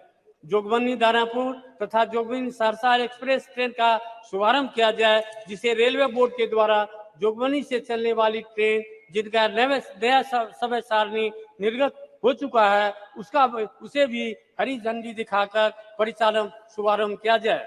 साथ ही राजधानी एक्सप्रेस गाड़ी 12,527 और 12,528 सरायगढ़ या सुपौल तक विस्तार किया जाए, जिससे सुपौल जिला सहित कोसी तथा सीमावर्ती क्षेत्र के सभी जनता को इसका लाभ मिले। महोदय, इसी के साथ पुनः मैं अपने पूरे संसदीय क्षेत्र की जनता की तरफ से हार्दिक धन्यवाद एवं बधाई देता हूं और ईश्वर से यह प्रार्थना करता हूं कि आप सभी वैज्ञानिकों को उनके कार्य क्षेत्र में सूर्य की तरह तेज प्रकाश बना रहे और इसी तरह देश को सर्वोच्च सम्मान मिलता रहे। इन्हीं शब्दों के साथ बहुत बहुत धन्यवाद। Thank you. धन्यवाद। Honorable Member Shri Achyutanand Samant ji. I would like to thank Honorable Chair to grant me this wonderful opportunity to participate in the discussions regarding success of Chandrayaan-3 mission and other achievements of our nation in the space sector. It's my first address in this new house that has brought with the historic passage of Nari Shakti Bandhan Adhiniyam, and today we are to discuss the other momentous milestone of soft landing of Chandrayaan-3 near the south pole of the moon, making Bharat the fourth country to achieve a soft landing on the moon after the US, Soviet Union, and also China.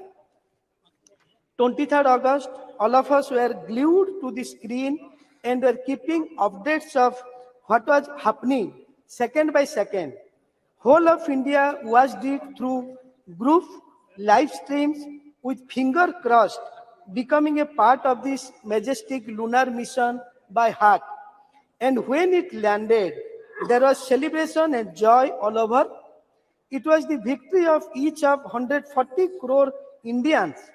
Really, it was the day when we saw the best of the poetic and literary references of Chand in relation with the space achievement.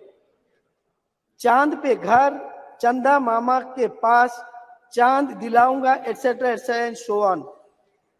In this regard, Russia's president acknowledged the impressive progress made by India in science and technology. South Africa president celebrated the moment as a significant achievement for the BRICS coalition, while Nepal's prime minister termed it historic. The European Space Agency was thoroughly impressed, and the United States praised the success for its inspirational and historic significance. In this regard, we acknowledge this and celebrate the significant contribution of Indian scientists who made this possible. It is their efforts and perseverance that paid off. They are shining examples of knowledge, dedication, and expertise. The exceptional analytical abilities of our scientists, their steadfast commitment to exploration, and relentless drive to overcome challenges consistently places India at the forefront of global scientific achievements. Their quest for excellence and curiosity not only solidify our global reputation, but also inspire others to dream big and contribute to the world's knowledge. The involvement of large number of women scientists have contributed to the success of Chandrayaan-3 and India's space program in general motivates aspiring women scientists like no one else. In this regard, I am happy that several scientists from our state, Odisha, played very significant roles in ISRO Chandrayaan-3 lunar exploration mission. Devashish Mahapatra, Sarath Kumar Das, Atal Krishna Khotua, and Naga Raju, and so many Odias have contributed in this mission. I have to congratulate Honorable Prime Minister Shri Narendra Modi ji, his visionary and exemplary leadership to inspire India's space program for human welfare and scientific progress. He has always encouraged science and innovation. Under his leadership, a series of reforms have been ushered which have made research and innovation easier. The celebration of 23rd August as the National Space Day is an example of his love, respect, and belief in Indian space program Chandrayaan 3 Triumph serves as a remarkable affirmation of Prime Minister Narendra Modi's resounding message, Jai Vigyan, Jai Anusandhan. I have to express my thanks for his leadership of including common man, everyone in the process, whether it is sports or space launch or G20. Thanks for Jan Bhagidari. Similarly, it has huge impact. It has opened up web of opportunity for several sectors that could boost India's economic growth. It has opened up a new horizon of opportunity for several startups and companies involved in sectors such as space technology, aerospace, defense, and R&D. It will also boost private investment in allied sectors. Coupled with higher budgetary allocation, it will ultimately contribute to economic growth. It also paves the way for an increased scientific temper amongst the youth of India, an accelerated pathway for self-reliance in emerging sectors and technology, and instilling the confidence to be amongst the top 3 economy of the world, solidifying the Made in India image. Lastly, the future of the Indian space sector is vibrant with several major initiatives and projects in progress, continuing government funding and private sector collaboration. India is poised to make an indelible imprint in the field of space exploration and technology. India is and will continue to be in the forefront of the space technology race. Thank you, sir. Thank you. Honorable Member Shri Ram Shiromani Verma ji.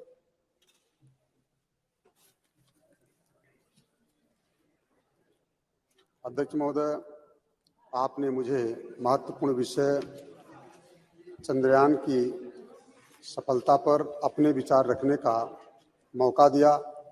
हम आपका हृदय से धन्यवाद देते हैं। मुझे गर्व है कि इस नए सदन में अपनी पार्टी की तरफ से बोलने का पहली बार मौका मिला है। इसके लिए हम अपनी पार्टी की राष्ट्रीय अध्यक्ष बहन कुमारी मायावती जी का दिल से आभार व्यक्त करते हैं। महोदय, चंद्रयान 3 की सफल प्रक्षेपण में अपना पूरा देश गर्वान्वित महसूस कर रहा है। अब हम वैश्विक मानचित्र पर अपना स्थान रॉकेट प्रक्षेपण के संदर्भ में अंकित हो चुके हैं।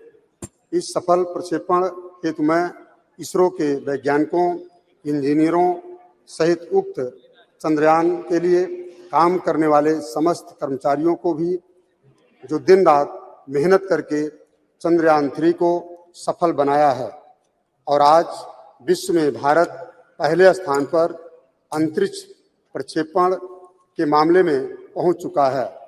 मैं और मेरी बहुजन समाज पार्टी और देश के सभी सम्मानित नागरिकों की तरफ से इसरो के सभी वैज्ञानिकों को दिल से धन्यवाद देते हैं और विश्वास करते हैं कि समय समय पर देश की जनता की मांग को देखते हुए नित्य प्रतिदिन हमारे वैज्ञानिक अपनी लगन, परिश्रम और मेहनत से सफल अंतरिक्ष प्रक्षेपण करते रहेंगे। इसी के साथ अपने लोकसभा क्षेत्र श्रावस्ती की सम्मानित जनता जनार्दन की तरफ से भी समस्त वैज्ञानिकों को बधाई देता हूं बहुत बहुत धन्यवाद।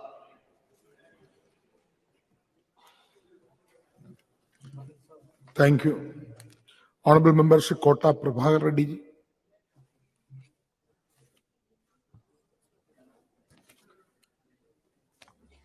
नया सदन में पहली बार बात करने का मौका मिला, बहुत बहुत धन्यवाद स्पीकर जी। I extend my heartfelt congratulations to all of us on the notable achievement of the Chandrayaan 3. Today, as I stand here, I want to reflect on the ISRO's history, which started from teeny outwise in the great scientist Sarabhaji ji and becoming the powerful counterpart of the international space agencies of the world as we know. Pandit Jawaharlal Nehru and scientist Sarabhai are considered among the founding further Indian space program ISRO, which today I know for its unique and cost-effective technologies. In this regards, we express our heartfelt gratitude to all the Honorable Prime Minister standing with the Nehruji to our current Prime Minister and the Narendra Modi ji for the invaluable contribution of the transforming ISRO's trajectory into the historic one, and I pay my respects to all of the scientists from the Aryabhatta to Somanath ji for the having contributed so much to the nation of the mission to the space. ISRO, through its hard work and the achievements, becomes a great role model, not just for the other countries, but also amongst the private companies invested in the space exploration, which ISRO was set up in the 1960s. Moon and Mars missions were not too in the agenda. Even in the for future, the aim was the initiate the space exploration, the expeditions to learn more about the world's space for the benefit of our people.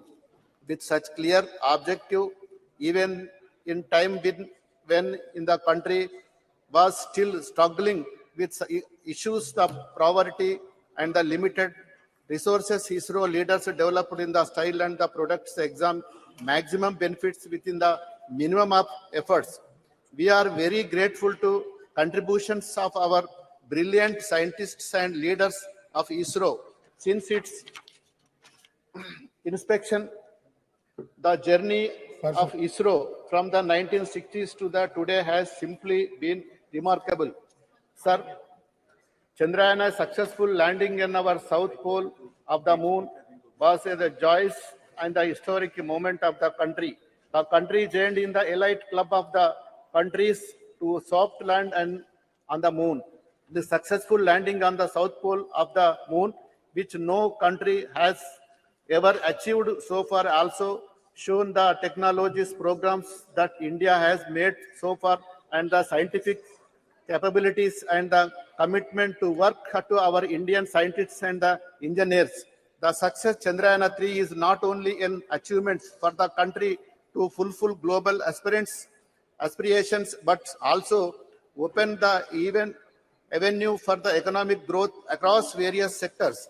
In the believed the bolster of Make in India initiative to contribute to the growth. Sir, of domestic companies which are engaged in the developing satellite systems and the telecommunications. The success of the great missions has also paved the way of the fostering heightened scientific mindset among the Indian youth, accelerating the journey towards the self-reliance of the emerging sectors and the technologies and installing confidence position ourselves among top of 3 economics globally. While taking about the many achievements of the ISRO, it is the quality important also take about the extensive role played by the Telangana for our same the Telangana state emerging as the commercial hub of the space related products and the services in the well known that over 30% of the components used in the ISRO highly acclamated Mars orbits missions in the supplied by SME based in Hyderabad. Sir, 1 minute, sir. I can proudly to say that I am the first state that effectively take about the mate waivers and most receptive state of encourage youth and relay space of the behind this was is the dream that turned out of the true overturn. There was no vision of the mission of the Chief Minister of Chandrasekhar Rao and our IT Minister of the KT Ramarao, which is the launch of the space technology framework in the April 23. Telangana government under the leadership of K. Chandrasekhar Rao unvalued, and this is the aim of the blostering private industry involvement in the space technology sector. This framework has been the magic position establishment, the state of the globally recognized the one-stop designations in the technology. And we are the emerging closer to the dream. My launching is the space tech framework and the implementing of the plan initiated to the Telangana state is the intents of the further achievements realize vision the promoting the domestic products and the launch of the vehicle satellite systems and their companies ground the equipment manufacturing and the various other facilities within the state of Telangana. The state's government of Indian can be matched, guided by the vision of the Chandrasekhar Rao Chief Minister, dedicated effort the Ramarao young individuals of the T-Hub established by Telangana government are the achieving the remarks factors on the across the various domestic expansional talents in the Telangana, pushing the boundaries, achieving the significant milestones in the nations of the setup and the provide the city-led launch of the history Hyderabad startup companies expanded the door of the new opportunities in the Indian space sectors. 1 minute, sir. One notable achievements in the economy, Skyroof Aerospace Private Limited, which has successfully pioneered Indian the maiden private rocket launches in the Vikram. Yes, setting the remarkable presented. This is the epitome of the Telangana government. Involving the support of the young individuals who are the showing of the talented world and the transforming their brilliant ideas in the reliability through their startups. Further coming up the latest national achievements of the Chandrayaan 3, there is a doubt about the mission if the displayed the fact of the Indian will be soon emerge prominent player as the cost of the effective satellite launcher. It is expected that is a will urgent argument of the Indian contribution of the global space of the economy by 8.10%. Honorable member, please sum up. Moreover, expected the believement if the Kindly Chandrayaan conclude. 3 is the ending time the influences Indian domestic market as is the expected of the foreign investors prepare respectively of the Indian grow in the space of the research. Yes. Thank you, sir. Okay. Honorable member, Srimati Supriya Sule. Thank you, sir. Is there a cabinet minister present in the house? Please raise your hand. Cabinet minister, cabinet. Already Well, cabinet, not for MOS, cabinet minister. Sir, such an important debate going on. There is not one cabinet minister, sir. we can expect ministers. Sir, please, you must put it, sir. It's such how serious they are about Chandrayaan 3, sir. Yes. It's such a we are so proud of what has happened.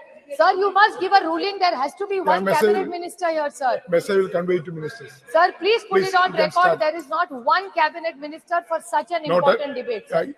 Your point is noted. It will convey to ministers. Please They do, will sir. convince. Please give us.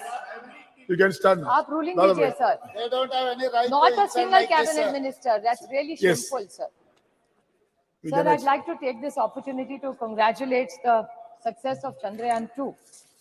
Every scientist and technocrat that has contributed in this 60-year journey. So I would like to congratulate everybody who has contributed in their way. Success of Chandrayaan is about competencies, capabilities, and capacities of people who have contributed in 60 years. Sir, I was very fortunate enough to grow in a city of Mumbai, which had Nehru Science Center and Nehru Planetarium. And I was brought up completely with a scientific temper. I see this whole debate actually with absolute respect to Rajnath Singh ji, who we always look up to.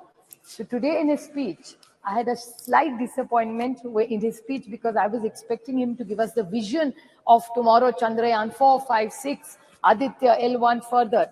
But that really lacked, so I was a little disillusioned today.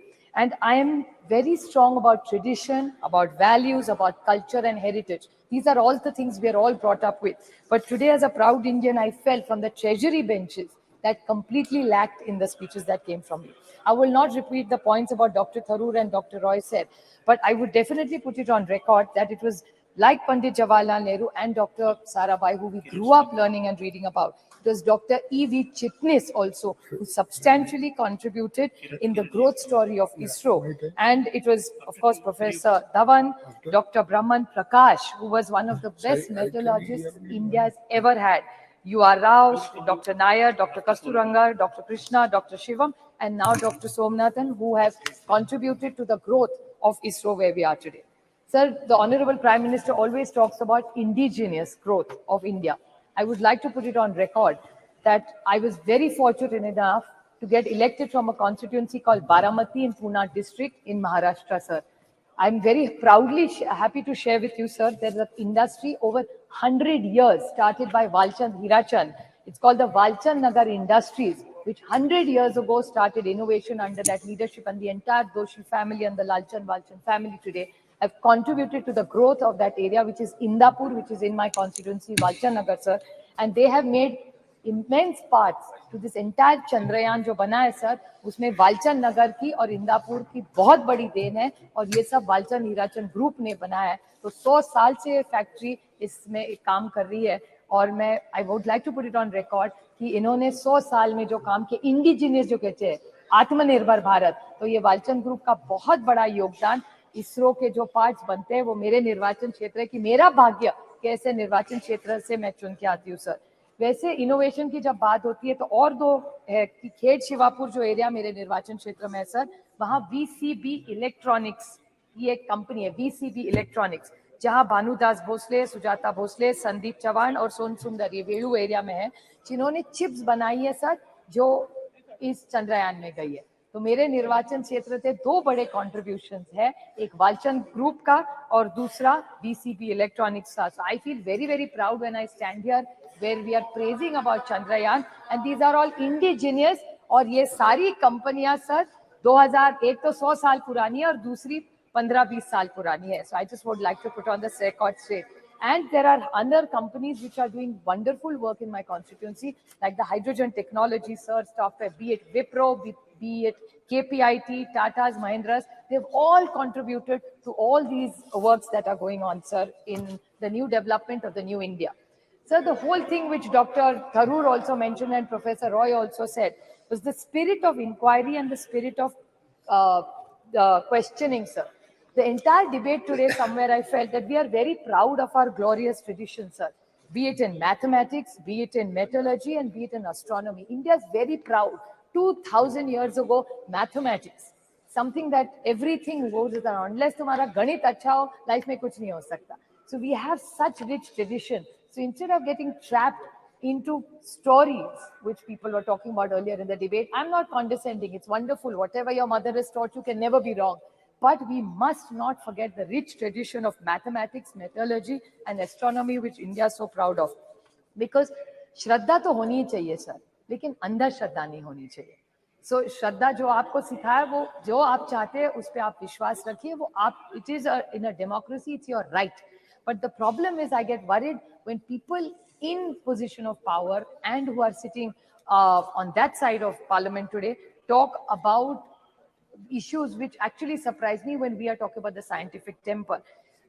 मेरे महाराष्ट्र में sir पिछले हफ्ते एक doctor आया था जो blankets डालता है लोगों पे, और ब्लैंकेट डालने के बाद वो बोलता है कि आपकी तबीयत ठीक हो जाएगी. सर आप सोचिए, एक तरफ हम लोग चंद्रयान 3 की बात करें और दूसरे जगह एक भारतीय जनता पार्टी का MLA बोल रहा है कि ब्लैंकेट डालिए आपकी तबीयत ठीक हो जाएगी. ये कैसे चलेगा? तो श्रद्धा जरूर होनी चाहिए, लेकिन अंदर श्रद्धा नहीं होनी चाहिए. आपको याद होगा sir, B it Shri Dabolkar, Shri Gauri Lankesh, Govind Pansare and Kalburgi ji. What were they? How did they die, sir? Because this was whole conflict which we are. And I think this was a debate where we only should discuss about scientific temper. तो श्रद्धा होनी चाहिए, लेकिन अंधर श्रद्धा के खिलाफ महाराष्ट्र में भी बहुत बड़ा दाभोलकर जी ने बहुत मूवमेंट चलाया था. हमारे यहाँ बिल भी है कि अंधर श्रद्धा के खिलाफ सबने एक्शन लेना चाहिए. और जहां पार्लियामेंट में अंधश्रद्धा के बारे में कहा जाता है, so somebody like me who believes in questioning and wants the next generation, तो इन चंद्रयान बैठ के हमारे बच्चों को हम अंधश्रद्धा सिखाएंगे तो देश आगे कैसे जाएगा sir? So we have to have a scientific temper. And I would like to quote Dr. APJ Abdul Kalam ji when he said, dreams are not those which come while you are sleeping.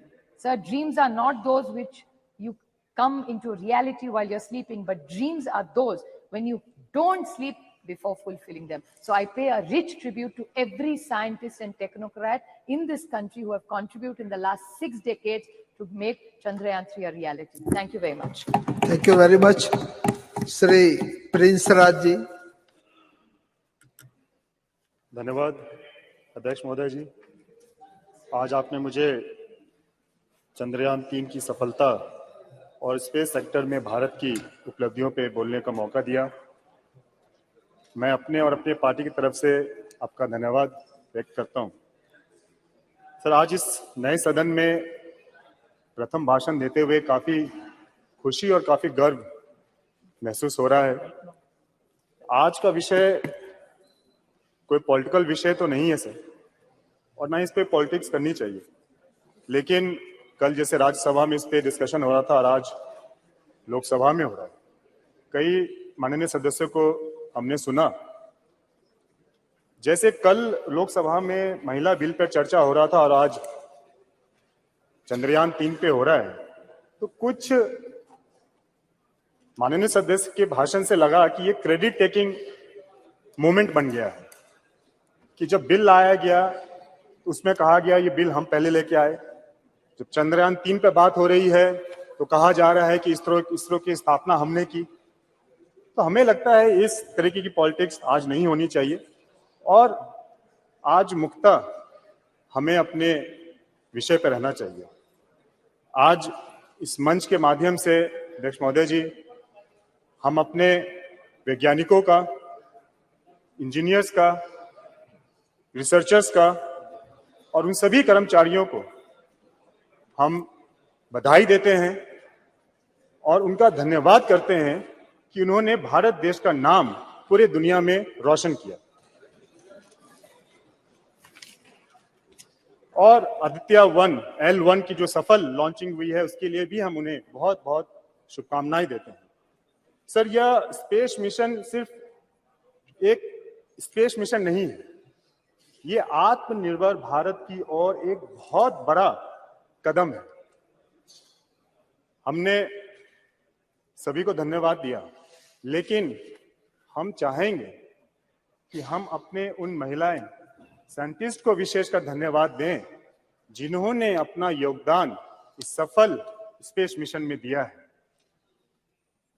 हम उन्हें धन्यवाद देना चाहेंगे कि किस तरीके से उन्होंने अपने योगदान के बदौलत एक पिक्चर बदला है, एक इमेज बदली है।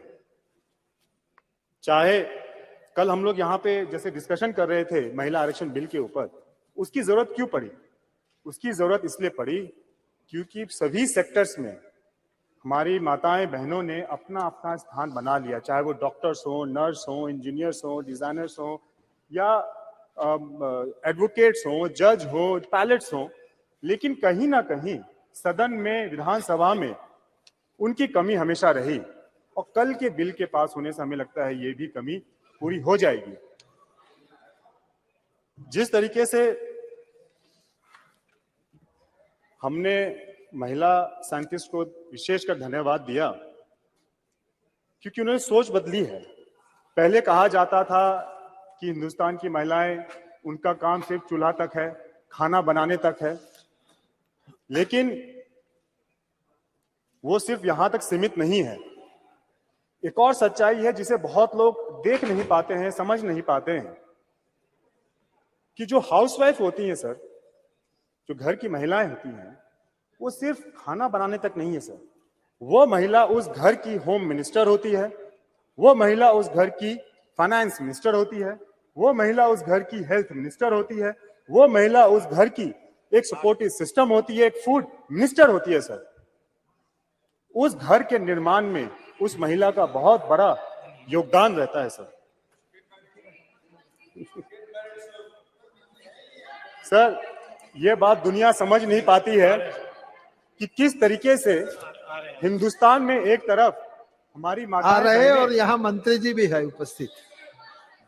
सर ये दुनिया समझ नहीं पाती है कि हिंदुस्तान में, भारत में किस तरीके से एक तरफ हमारी माताएं बहनें चंदा चांद को अपने करवा चौथ वाले दिन पूजती है और दूसरी तरफ हमारी माताएं बहनें उसी चांद पर दोनों सफलपूर्वक मंत्री है चंद्रयान और 3 का आ रहे हैं लैंडिंग मंत्री। करती है। कृपया शांत रहिए। ये हमारी संस्कृति है, ये हमारी शिक्षा है, इसको दर्शाती है। हम माननीय प्रधानमंत्री जी ने जो कहा बिल्कुल सही कहा, चंदा मामा अब दूर नहीं है। सर विश्व के अन्य देशों के मुकाबले हम लोगों का जो बजट है, जो स्पेस मिशन का बजट है, वो बहुत कम है और बहुत कम बजट में भी हम लोगों ने काफी उपलब्धियां प्राप्त की। अगर हम देखें अन्य देशों ने भी प्रयास किया, लेकिन भारत ही एक प्रथम ऐसा देश है जो कि दक्षिण ध्रुव में पहला सफलपूर्वक लैंडिंग उन्होंने किया। तो इसके लिए हम अपने साइंटिस्ट को बहुत बहुत बधाई देते हैं और एक आत्मनिर्भर भारत की ओर बढ़ता एक भारत का पहचान उन्होंने बनाया है। सर हम अपने प्रधानमंत्री आदरणीय नरेंद्र मोदी जी का भी धन्यवाद और करेंगे कि जिस तरीके से बुरे परिस्थिति में उन्होंने अपने साइंटिस्ट का साथ दिया, उनका हौसला बढ़ाया, उनको हिम्मत दी, उनका नेतृत्व किया, उसी का परिणाम है सर कि आज हम लोगों ने एक सफल मिशन, स्पेस मिशन हम लोगों ने पूरा किया। हमें पूर्ण विश्वास है सर कि उनके कौशल नेतृत्व में जिस तरीके से कोरोना काल में हम लोगों ने देखा कि देश ने एक स्वदेशी वैक्सीन का निर्माण किया, जिस तरीके से आज देश डिफेंस सेक्टर में सर इक्विपमेंट्स बना रहा है, इसको एक्सपोर्ट कर रहा है, हम लोग देख रहे हैं, हम लोग वहां गए थे, देखे भी थे। और जिस तरीके से ये नया संसद भवन भव्य भवन बनकर तैयार है और चंद्रयान 3 की लैंडिंग हो या आदित्य L1 की सक्सेसफुल लॉन्चिंग हो, सर इससे ये दर्शाता है कि किस तरीके से भारत आत्मनिर्भर बनता जा रहा है। और सर वो दिन दूर नहीं है जब आदरणीय प्रधानमंत्री की सोच 2047 में एक विकसित भारत अपने पूरे देश की सूची में अपना नाम दर्ज कराएगा। वो दिन दूर नहीं है सर।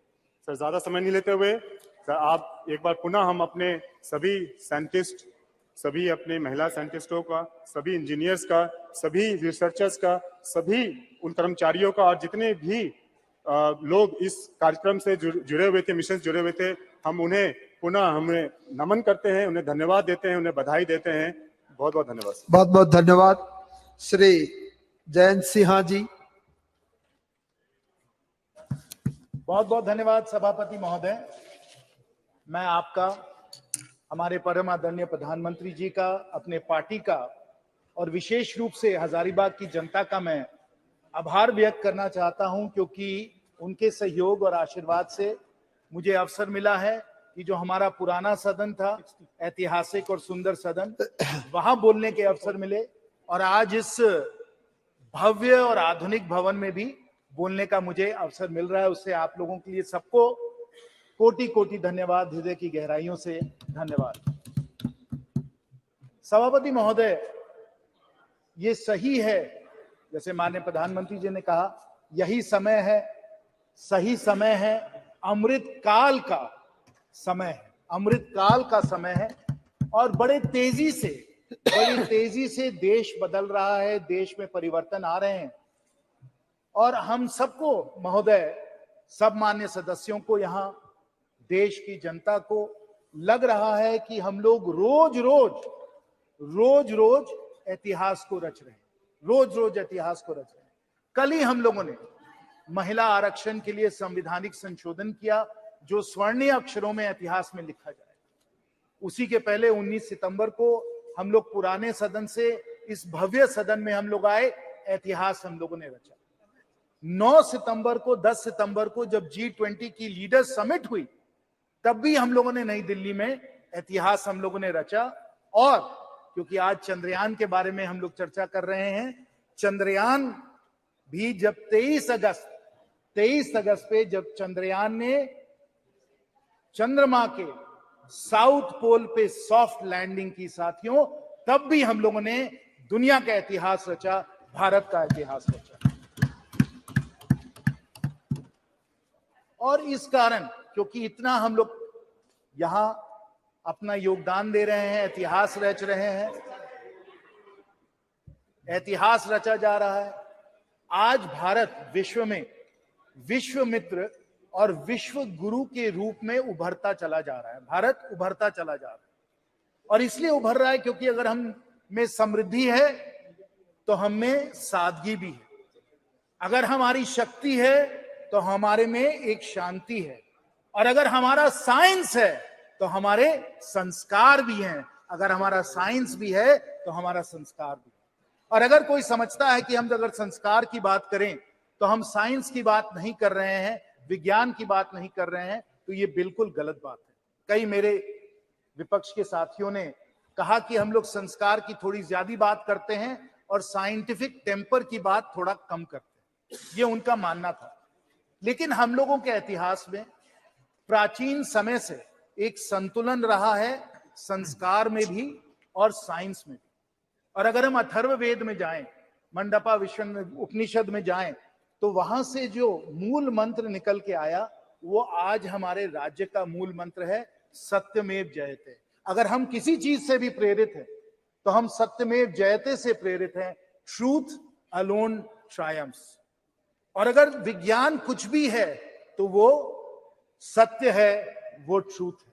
और जो भी कोई, और मैं खुद विज्ञान का स्टूडेंट हूं, इंजीनियर हूं, तो मुझे तो कहना पड़ेगा कि अगर हम लोग साइंस में कोई भी तलाश करते हैं, प्रोफेसर साहब बैठे हुए हैं, वो भी साइंटिस्ट हैं, उनको मालूम है कि जो साइंटिफिक मेथड है, जो साइंटिफिक टेम्पर है, that is a process of discovery of the truth.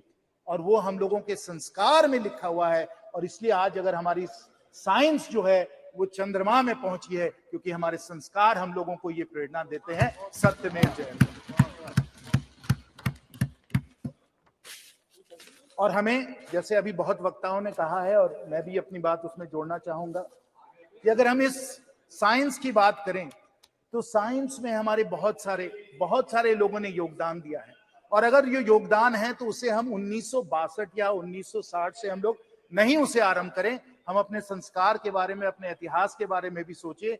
जहां विश्व को, प्राचीन समय विश्व को आर्यभट्ट जैसे, भास्कर जैसे, ब्रह्मगुप्त जैसे, वरमहीर जैसे वैज्ञानिक थे जिन्होंने विश्व को गिनती सिखाई, विश्व को ट्रिग्नोमेट्री सिखाई, विश्व को एस्ट्रोनॉमी सिखाई। और प्रोफेसर साहब और सब जो मेरे यहाँ साइंटिफिक जो हमारे सब यहाँ साथी हैं, उनको अच्छी तरीके से मालूम, ये हमारे संस्कार हैं, ये हमारे साइंटिफिक संस्कार हैं।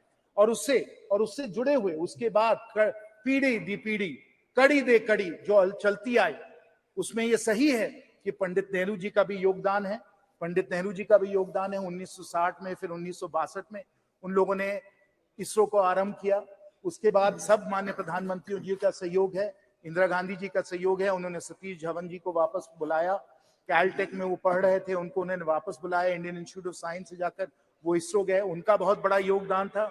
और उसी प्रकार हमारे भारत के बहुत सारे ऐसे वैज्ञानिक रहे हैं जो मुझे प्रेरणा जिन्होंने दिया है, जैसे सीवी रमन साहब, मेघनाथ साहा साहब, विक्रम साराभाई, होमी भाभा, एचजीएस मूर्ति, वमन पटवर्धन, हमारे परम आदरणीय एपीजे अब्दुल कलाम जी, सतीश धवन जी, इसरो के सब जो चेयरमैन रहे हैं, सतीश धवन जी, राधा कृष्ण जी, शैलेश नायक जी, किरण कुमार जी, शिवन जी, और अब सोमनाथ जी, युवा राव जी, कस्तूरी रंगन जी, माधवी नायर जी, इन सबको हमें धन्यवाद देना है। और विशेष रूप से इन सबको तो धन्यवाद देना ही है, लेकिन हम लोगों को सब जो हम लोगों की साइंटिफिक कम्युनिटी है, ना सिर्फ आईआईटी दिल्ली में या और सब आईआईटीज में जहां से मैं हूं, लेकिन जो हमारे सैकड़ों इंजीनियरिंग कॉलेजेस हैं, हजारीबाग में विनोबा भावे में भी इंजीनियरिंग कॉलेज है, वहां से हमारे इंजीनियर आए जिन्होंने इसरो में और साइंस में उन्होंने योगदान दिया है। अभी हमको बता रहे थे विद्युत जी कि जमशेदपुर से भी बहुत सारे लोग हैं जो इसरो में जुड़े रहे हैं, त्रिवेंद्रम से लोग जुड़े हुए हैं,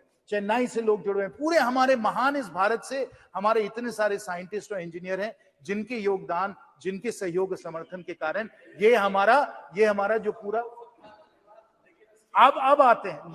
लेकिन इन सबको धन्यवाद, हम सबका नमन करते हैं, हम सबका प्रणाम करते हैं। लेकिन अगर एक व्यक्ति का योगदान इसमें स्मरणीय रहा है, अकल्पनीय रहा है, अतुल्य रहा है, तो हमारे परम आदरणीय प्रधानमंत्री जी का योगदान रहा है। सबको हम धन्यवाद देते हैं। लेकिन नेतृत्व और जो अतुल्य योगदान हमारे माननीय प्रधानमंत्री जी का रहा है, वो इतिहास कभी नहीं भूल जाए। हमारे विपक्ष के साथी भले भूल जाएं या चाहे उसको भूलने के लिए, लेकिन इतिहास उनको भूल सकते।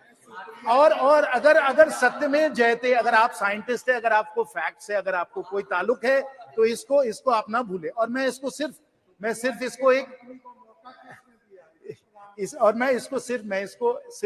ऐसे ही राजनीतिक तौर से मैं नहीं कह रहा हूं, मैं तर्क और तत्वों के आधार पे कह रहा हूं कि अगर योगदान विशेष और अकल्पनीय रहा है प्रधानमंत्री जी का, क्यों रहा है, मैं आपको बताता हूं।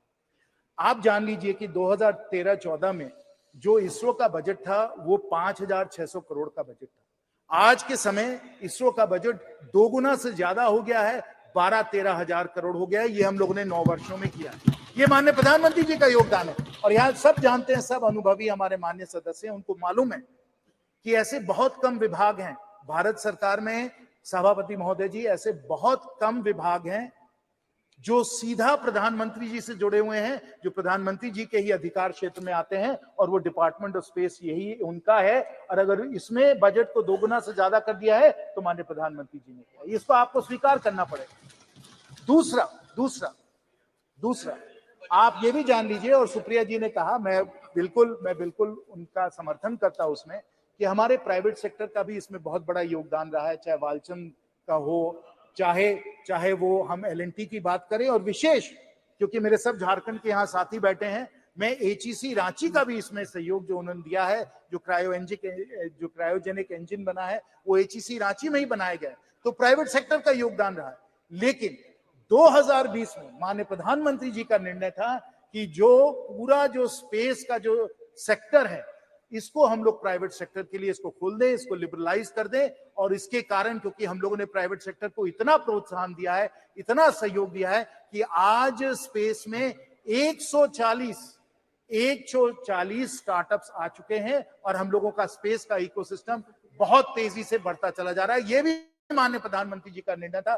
जैसे उन्होंने बजट को 2 गुना किया, वैसे उन्होंने स्पेस को लिबरलाइज करके 140 स्टार्टअप्स को उन्होंने योगदान दिया। और तीसरा कि जब हम लोगों ने इस तरीके से लिबरलाइज किया, तो विश्व में नंबर 1 और सबसे अफोर्डेबल किफायती तरीके से अगर कोई भी सैटेलाइट को जियोसिंक्रोनस ऑर्बिट में डाल सकता है तो वो इसरो ही डाल सकता है। और पिछले कुछ वर्षों में हम लोगों ने कुल मिलाकर, मैं आपको ये आंकड़े बता दूं, स्पष्ट आंकड़े जो हैं, कि हम लोगों ने करीब लगभग 400 फॉरेन सैटेलाइट्स को हम लोगों ने अर्थ ऑर्बिट में डाला है, जिससे हम लोगों को इसरो में 3300 करोड़ का हम लोगों को इसमें रेवेन्यू हम लोगों को मिला है। वो भी माननीय प्रधानमंत्री जी की सोच थी कि इस तरीके से इसरो को हम लोग पूरी तरीके से ओपन अप करके सैटेलाइट लॉन्च में हम लोग ले आए। और इस तरीके से अगर किसी को भी पूरी तरीके से श्रेय इस सफलता को मिलना चाहिए तो माननीय प्रधानमंत्री जी को मिलना चाहिए, ये हम सब लोग स्वीकार करें। इसरो का इतिहास बहुत दिनों से चलता है। मैं चंद्रयान पे आता हूं, लेकिन अगर हमें चंद्रयान को समझना है तो हम उसको पहले आर्यभट्ट सैटेलाइट को समझना होगा, जो सोवियट्स ने 1975 में जिन्होंने अर्थ ऑर्बिट में डाला। उसके बाद हम लोगों का खुद का लॉन्च व्हीकल सैटेलाइट 1980 में गया। फिर रोहिणी सैटेलाइट्स गए, इनसैट सैटेलाइट्स गए, IRS सैटेलाइट्स गए। ये सब सैटेलाइट्स गए, एक लंबी हम लोगों ने एक कड़ी बनाई इसकी। हम लोगों ने नए लॉन्च व्हीकल्स हम लोगों ने तैयार किए, polar synchronous launch vehicle, GSLV, और फिर छात्रों के लिए भी स्मॉल सैटेलाइट्स को भी हम लोगों ने लॉन्च करने की क्षमता की।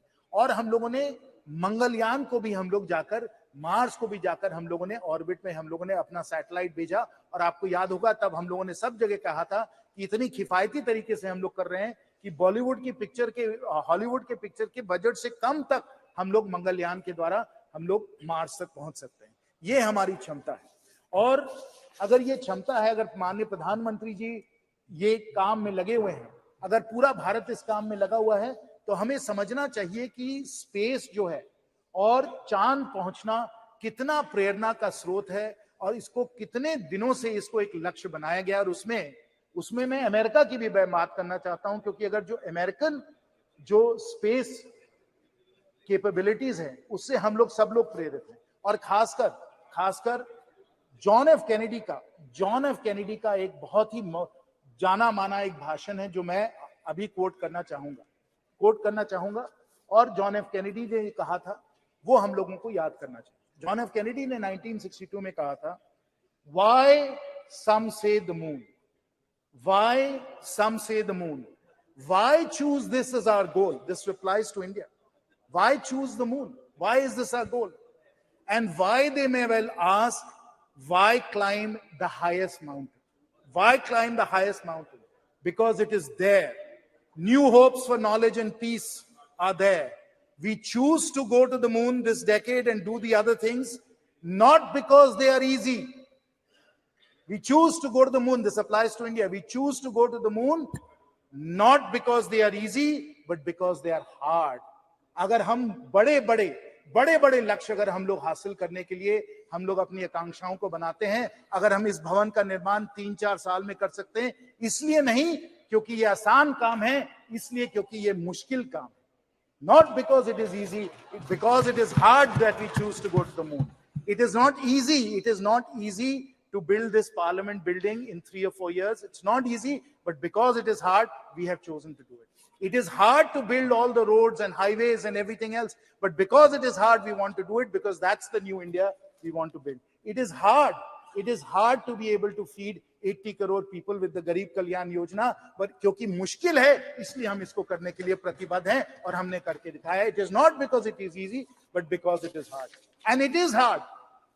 अगर कोई समझता है कि चंद्रयान चांद में पहुंच गया और कोई भी इसे कर सकता है, तो मैं आपको लूना 25 के बारे में बताना चाहता हूं. लूना 25 के बारे में. और आप जानिए कि अगर 1950s में स्पेस रेस चालू हुआ और अगर जॉन एफ कैनेडी ने कहा कि हम लोगों को 1960s में ही हम लोगों को मून पे पहुंचना है, तो क्यों किया उन्होंने? क्योंकि उनके सामने एक चुनौती थी, एक कंपटीशन था. और वो कंपटीशन किसके साथ था? वो सोवियत यूनियन के साथ था, क्योंकि सोवियत यूनियन ने स्पेस फ्लाइट और स्पेस का पायनियरिंग जो उन्होंने किया था, यूरी गगारिन वगैरह आप सबको याद होगा. उस स्पेस रेस के कारण जॉन एफ कैनेडी ने कहा कि we must get to the moon. वही सोवियत यूनियन, वही स्पेस प्रोग्राम उसी समय जब चंद्रयान अगस्त में पहुंच रहा था south pole of the moon, उनका लूना 25 जो था वो भी अगस्त में फेल हो गया. Not because it is easy, it is because it is hard that we go to the moon. The Russians who developed, who pioneered space flight, they were the ones who were not able to succeed. They tried a South Pole landing and they failed. They failed. And they used a 30 kg robotic launcher, a 1750 kg launch mass, not because it is easy. What did we do? Instead of putting a 1750 kg launch mass, Professor Saab, we put a 4000 kg launch mass and a much larger payload on Chandrayaan 3. We put it into Earth orbit. We moved it out of Earth orbit into the lunar orbit. And then on August the 23rd at 6:04 p.m., and I'm sure everybody here must have been spellbound watching. And I will tell you also that the number of concurrent users on the ISRO channel on YouTube that day was the highest YouTube has ever recorded. पूरा भारत उस ऐतिहासिक क्षण को देख रहा था YouTube के channel पे. और 6 बजे अगस्त 23 को हम लोगों का चंद्रयान वहां चांद पे पहुंचा. साउथ पोल की लैंडिंग हुई. 14 दिन उन लोगों के सब साइंटिफिक एक्सपेरिमेंट चले. Not because it is easy. The Russians were not able to do it. It is because it is hard that we did it, and we accomplished something that the Russians were not able to accomplish. Because it is hard, not because it is easy. That is the India we are building. That is the India that we want to see. That is the India our Prime Minister wants to see. और इसी कारण जो हमें चंद्रयान में सफलता मिली, सब हमारे scientist और इंजीनियर्स की सफलता थी. और मुझे तो खुद निजी तौर पे बहुत खुशी हुई, बहुत मुझे गर्व हुआ. हजारीबाग के भी कई लोग उससे जुड़े हुए थे. मेरी फोन पे भी उनसे बात हुई. और जब आप उनसे बात करें, हर से वो गदगद थे कि इतना बड़ा लक्ष्य हम लोगों ने हासिल किया. लेकिन ये तो एक और ही कड़ी है. अभी हमें और बहुत दूर जाना है, बहुत दूर जाना है. चांद पे तो हम पहुंच ही गए. फिर आदित्य L1 तो हम लोगों को सूरज तक ले गया. और सूरज पे जो हम लोगों ने एक्सपेरिमेंट्स किए, जो कोरोना पे जो एक्सपेरिमेंट्स हो रहे हैं, जो कोरोना का स्टडी हो रहा है, वो भी बहुत ही ऐतिहासिक है. लेकिन आपको मालूम है कि हम लोगों की सोच ये है कि हम लोग जल्द ही हम लोग गगनयान के द्वारा, और मैं आपको बता दूं कि इसकी ट्रेनिंग हमारे एस्ट्रोनॉट्स वगैरह की हो गई है. हमारे पास वो पेलोड कैपेसिटी है हमारे रॉकेट्स की, लॉन्चर्स की, कि हम लोग कुछ लोगों को हम लोग 400 किलोमीटर सैटेलाइट के पार हम लोग स्पेस में ले जाना चाहते हैं. गगनयान के द्वारा मैन स्पेस फ्लाइट भी यहां भी हम लोग जाना चाहते हैं। तो ये लक्ष्य, ये हमारा लक्ष्य है, ये हमारा लक्ष्य है, यहां हम लोग पहुंचना चाहते हैं। और इसके द्वारा जो हम लोगों का स्पेस का इकोसिस्टम बन रहा है उसे भी हमें समझना चाहिए। ये हमारे माननीय प्रधानमंत्री जी की दूरदर्शी सोच है कि हमें सिर्फ ये मिशन जो है इसमें हमें सफल नहीं होना है, हमें मिशन से और आगे बढ़कर पूरा स्पेस का एक इंडस्ट्री, पूरा स्पेस का एक इकोसिस्टम भी हम लोगों को बना देना है। और क्यों हमें इस तरीके से बनाना है? क्योंकि जब स्पेस का इकोसिस्टम बनता है तो बहुत सारे एडवांस टेक्नोलॉजीज भी हम लोग उसके द्वारा हम लोग उसमें बहुत आगे बढ़ जाते हैं। और ये एडवांस टेक्नोलॉजीज, क्योंकि हम लोग डेवलपमेंट के तौर पे इन एडवांस टेक्नोलॉजीज पे हम लोग अपना कंट्रोल हासिल करना चाहते हैं, ये बहुत ही जरूरी है। और इसमें मैं हमारे भारत रत्न पूर्व राष्ट्रपति श्री अब्दुल कलाम जी का मैं एक कोट आपको बताना चाहता हूं। ISRO's vision was clear. ISRO's vision was clear. If Indians were to play a meaningful role in the community of nations, they must be second to none in the application of advanced technologies to real-life problems. That is our Honorable Prime Minister's vision. We use the space ecosystem to develop the knowledge and the ability and the capabilities to deal with these advanced technologies, whether they pertain to material science, whether they pertain to telecommunications, whether they pertain to remote sensing, weather forecasting, all of these different advanced technologies in computing, in semiconductors, all of them will come within our capability set if we are able to push the space ecosystem. And I will conclude, Sabhapati Mohoday ji, with the vision that we take our 140 startups, they become thousands of startups, we generate tens of unicorns, and they become among the world's leading space companies, pushing these advanced technologies, taking India not just to the moon, not just to the sun, but to the stars. That is the new India that we are building, not because it is easy, because it is hard, and we want, as John Thank you F. very Kennedy much. said, progress of all Thank the you. people. Thank you very much. Shri Karti Chidambaram ji.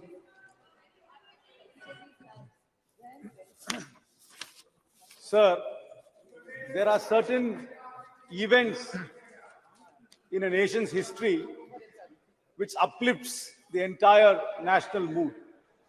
And August 23rd, 2023 was definitely a golden moment in our history when billions in India abatedly watched Chandrayaan successfully land on the uncharted part of the moon.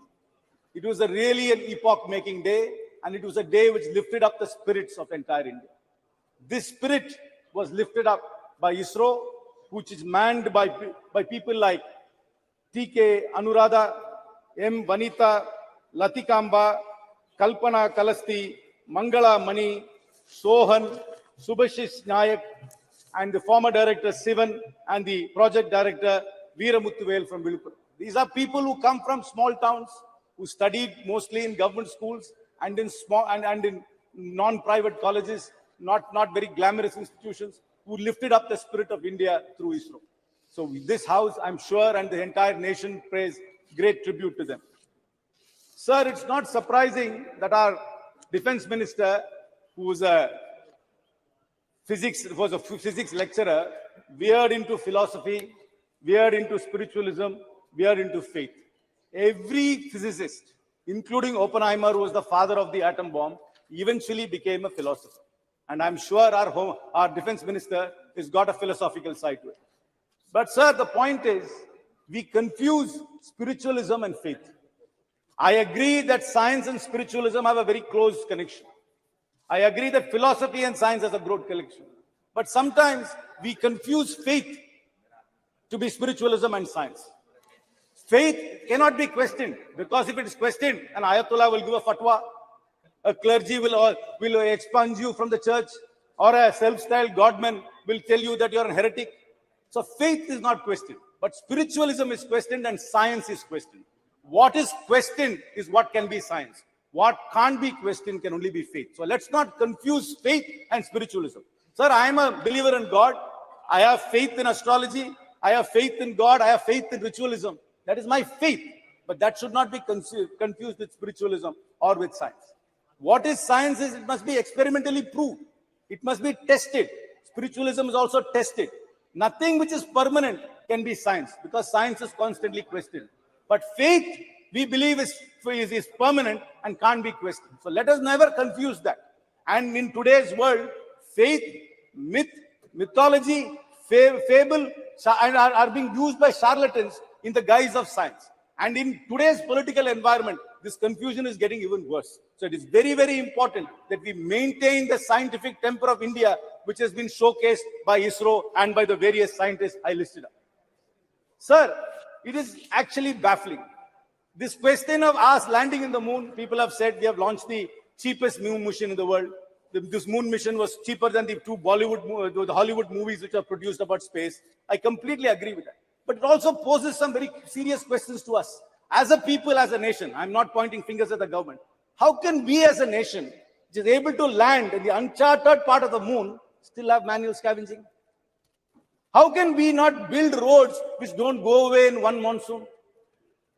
While we have this great scientific capacity, where have we lost this? I completely understand our heritage and our history has been very closely associated with science and with astronomy. In Tamil Nadu, you come to the Brigadishwara temple, you will talk about that building for thousands of years. But I'm not sure whether we are going to be talking about this parliament 1,000 years from now. I'm not sure whether this building will last 1,000 years from now. Where have we lost that? That is where we really need to focus. I am completely in agreement that we must research, we must test, we must go back to our roots to find out where did we lose this science which we already had. How can we as a people have this contrast, landing in the moon and having manual scavenging at the same time? How can we be there? We're launching satellites for everybody else, but can't manage a road in a monsoon. Why can't we do that? There is something seriously wrong in our society if we can't leverage on the scientific advancements we've been making. We really need to reach out. There are geniuses in every town, in every village. Then ISRO is being the classic example of little town India. ISRO is not about Ivy League schools. ISRO is not about IITs. ISRO is not about Oxford and Cambridge. ISRO's success is about the genius of India. If you want to call it Bharat as well. And we need to unleash that genius. And how do we do that? I have a proposal to the government. Please institute fellowships, scholarships, and internships for ISRO in government schools, particularly aimed at government schools. You are very, very good in running national campaigns, I must confess. Please run a national campaign. Identify the next Kalpana Chawla. Identify the next Vikram Sarabhai from the government schools of India. Run a nationwide program. Encourage people to believe that they can also be part of it. Because people, until this landing happened, many people don't even know that ISRO was there. Many people do not know that they can become scientists. And here we have living examples of people from small towns who went to government schools becoming great scientists. Run a national campaign, run fellowships, run scholarships, and run internships. Open the doors of ISRO to the average Indian who's so curious, who's fired by ambition, who's fired by aspiration to be part of it. Sir, this is a great day and a great time in our lives. It is important for us to merge our historic scientific knowledge with modern science. But let us never ever confuse ourselves. Let us never ever confuse ourselves with charlatans who confuse faith and who use that as a propaganda. I know many years ago, I am a firm believer in the Lord Ganesha, but they were telling us that Ganesha was drinking milk. But nobody ever explained it was actually capillary effect of a porous body which was actually sucking up a liquid.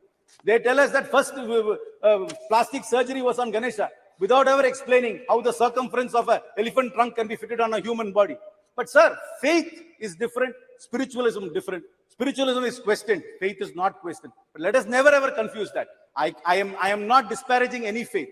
I am a man of faith. I believe in God. I believe in rituals. I even believe in astrology. But that should never take away the scientific temperament of India. And we must be a scientific nation, build on the foundations, and answer these contrasting questions which are being posed to us. I once again salute the unsung heroes of ISRO and hope we unleash the true potential of India. Thank you very much. Thank you very much. Sri K. Subaryam ji.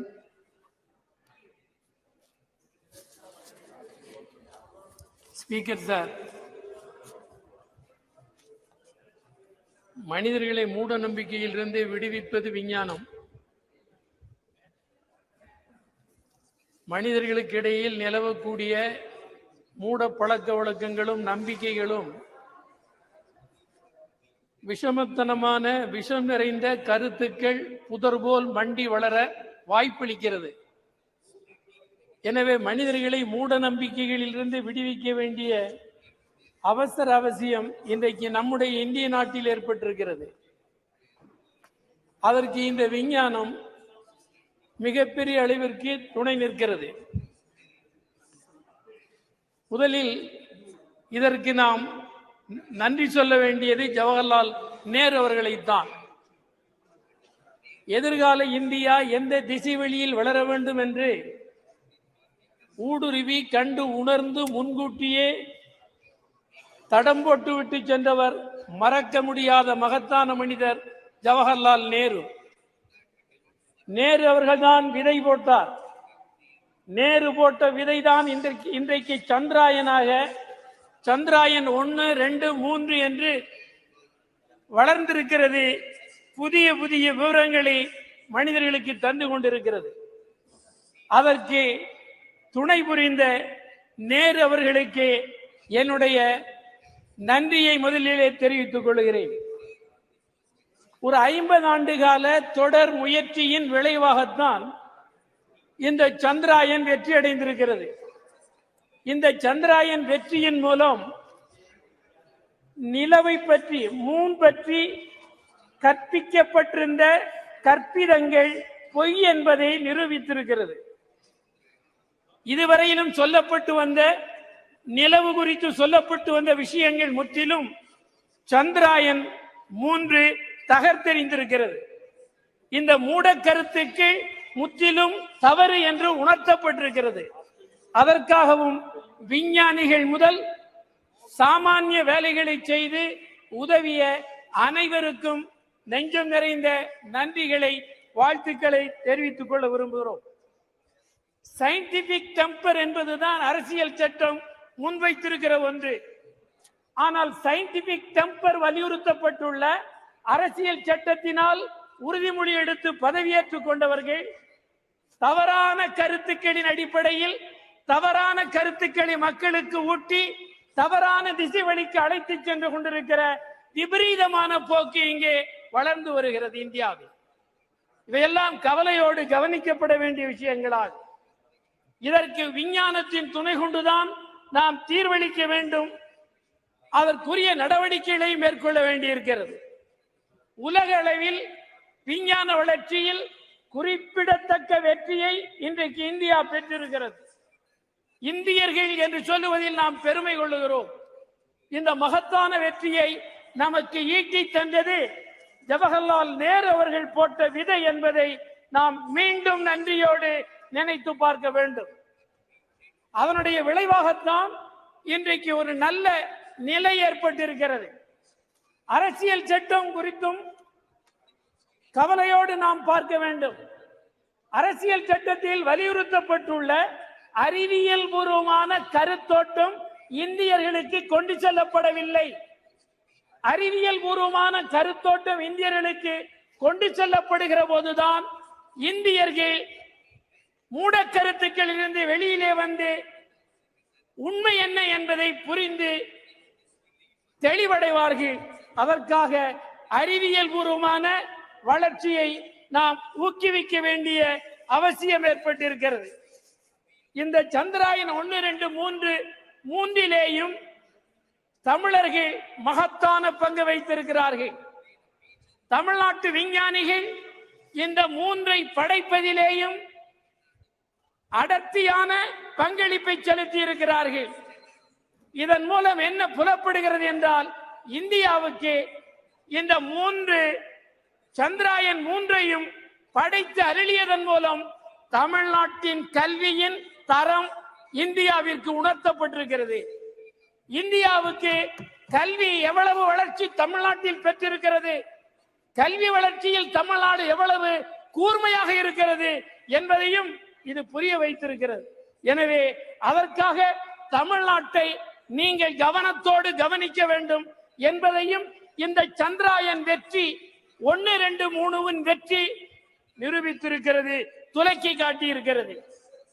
அதே மாதிரி நான் இந்த நிகழ்ச்சியை ஒட்டிய ஒன்றை union அரசுக்கு குறிப்பிட வரும்போது, கிராமங்கள் உட்பட எல்லா இடங்களிலேயும் அறிவியல் கண்காட்சிகள் நடத்தப்பட வேண்டும். அறிவியல் கருத்தோட்டத்தை மக்களுக்கு கற்பிக்க வேண்டும். அதன் மூலம்தான் அரசியல் சட்டத்திற்கு நாம் நம்பகத்தன்மை உள்ளவர்களாக இருப்போம் என்பதை சொல்லி விடைபெறுகிறேன். வணக்கம்.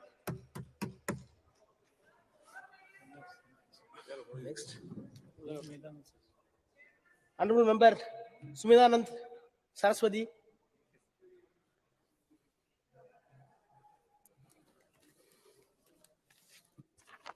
धन्यवाद सभापति जी, आपने मुझे बोलने का मौका दिया है। सबसे पहले मैं माननीय अध्यक्ष जी का बहुत बहुत आभार व्यक्त करना चाहूंगा कि उन्होंने एक बहुत ही महत्वपूर्ण विषय पर चंद्रयान 3 की सफलता के ऊपर ये चर्चा करने का मौका दिया है। इसके साथ ही मैं निवेदन करना चाहूंगा, जहां हमारे देश के साइंटिस्ट ने, वैज्ञानिकों ने एक सफल कार्यक्रम आयोजित किया। 14 जुलाई को चंद्रयान ने पृथ्वी से उड़ान भरी और 23 अगस्त को सफलतापूर्वक जब चंद्रमा के दक्षिण ध्रुव के ऊपर यह चंद्रयान उतरा, जहां का वातावरण अलग ही रहता है,